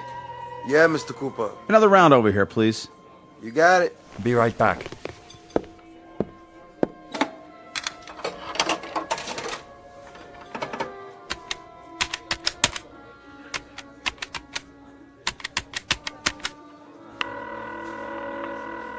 Hello? Honey? Where are you? We just got out of the meeting. At this hour? The dinner ran long. I'm with Chad. Was everything taken care of?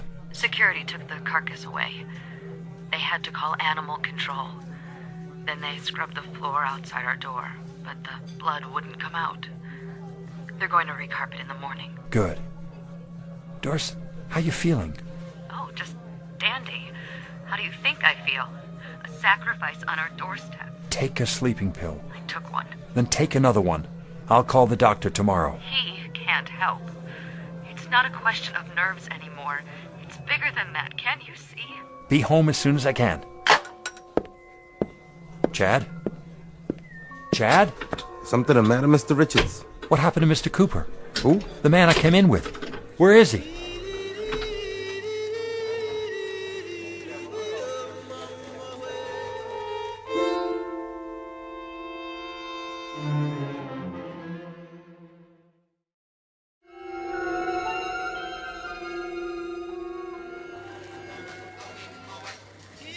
Where did he go? Mr. Cooper? Oh, right over there in the corner. Oh, here he comes. I didn't see you. For a minute there. I thought I put a quarter in the jukebox for you. Very funny. Like it? Lay off. I thought you had a sense of humor. You don't know what you're dealing with here. Then why don't you explain it to me? I've done that. Oh, come on, Alan. All I've heard about is voodoo and witchcraft and magic. I don't know what. Doris is depressed. You are too. You should both be going to a shrink if that's all it is. Look, we've got a lot riding on this contract. Everything, in fact. If you can't handle it, take some time off. Get your head together. I can handle it. I'm not so sure you could. Yeah, right. Closing time, fellas. Last call. Let's get out of here. That late already? That late. Thanks, Riley. Don't mention it. See you again. Count on it. Come on. I feel like I'm forgetting something. Yeah, you forgot to go to bed. You okay to drive? I'm fine.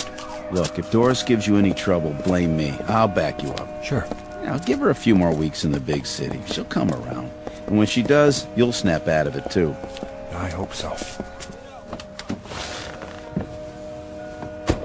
As for yourself, get some sleep before the sun comes up. Make a new man of you. Ever watched the sunrise in Africa? Yeah. So? The sky is like a bowl of ink. Then all of a sudden somebody pours a little milk into it, right at the horizon. It begins to spread and you can see for miles. Every detail. Trees, rocks, and any animals that might be in there. Waiting. But just before that, black as There's a space under the bed when you turn the lights out. Alan, old buddy. Hey, you ought to be a poet instead of an engineer. You got your keys? Got 'em. Okay, then. My car's across the street. Say goodnight, Alan. Good night, Alan. Look, I'll call you in the morning. And drive carefully now. Don't let the pussycats bite. You too.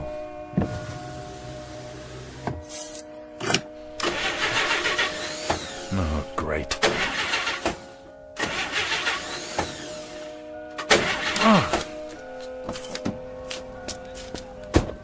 Chad?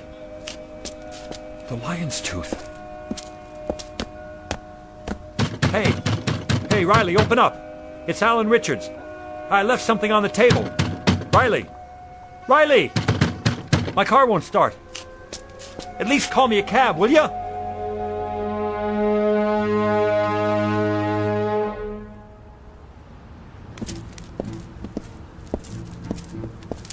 Who's there?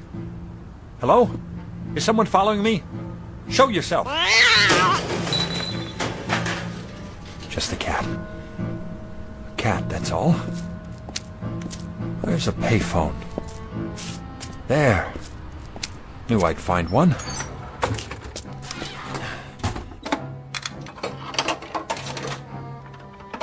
What's the matter with this thing?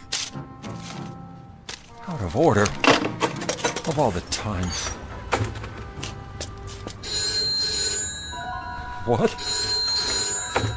Yes? Hello? Hello, is anybody? No.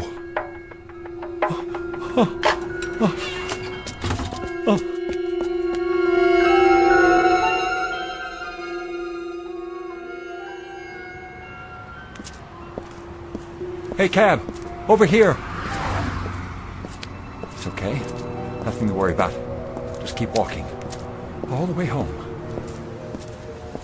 Have to get across the park first. That's all. No big deal. Hold on. Take it slow. You'll make it. Been through the park 100 times. During the day. So what? Stay in the path. Nice and easy does it. Okay. Here goes. It's gotta be my imagination. Hey, buddy. Need a cab? What? Oh. Oh, yes. Yes, I do. Well, come on then. I ain't got all night. Thanks. Pretty late to be walking. Yeah.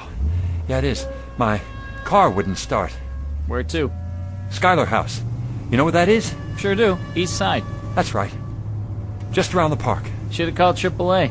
What? The Auto Club. They'll get you going. I know. I tried to. Couldn't find a phone that works. I hear that.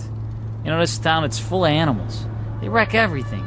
They do it on purpose. They break things. They write graffiti all over the place. Just get me home, please. I'll take care of it in the morning. You got it. Won't be long now. What's that? Till morning. A couple more hours, it'll be daylight. I must have lost track. If you could step on it, please. Well, I gotta wait for the light. If I run a red light, it's a big fine. There's cops all over. Are there? I didn't see any. That's because they're never around when you need them. Driver? You can go now. The light's green. It's just on the other side of the park. Driver? You hear me? The light's green. What's wrong with you? He isn't breathing. Help me! Somebody call an ambulance! Call the police! This cab driver is dead!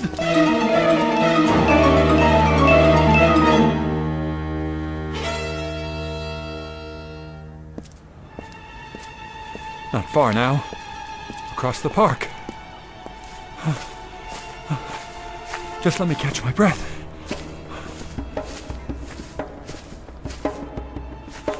Who's there?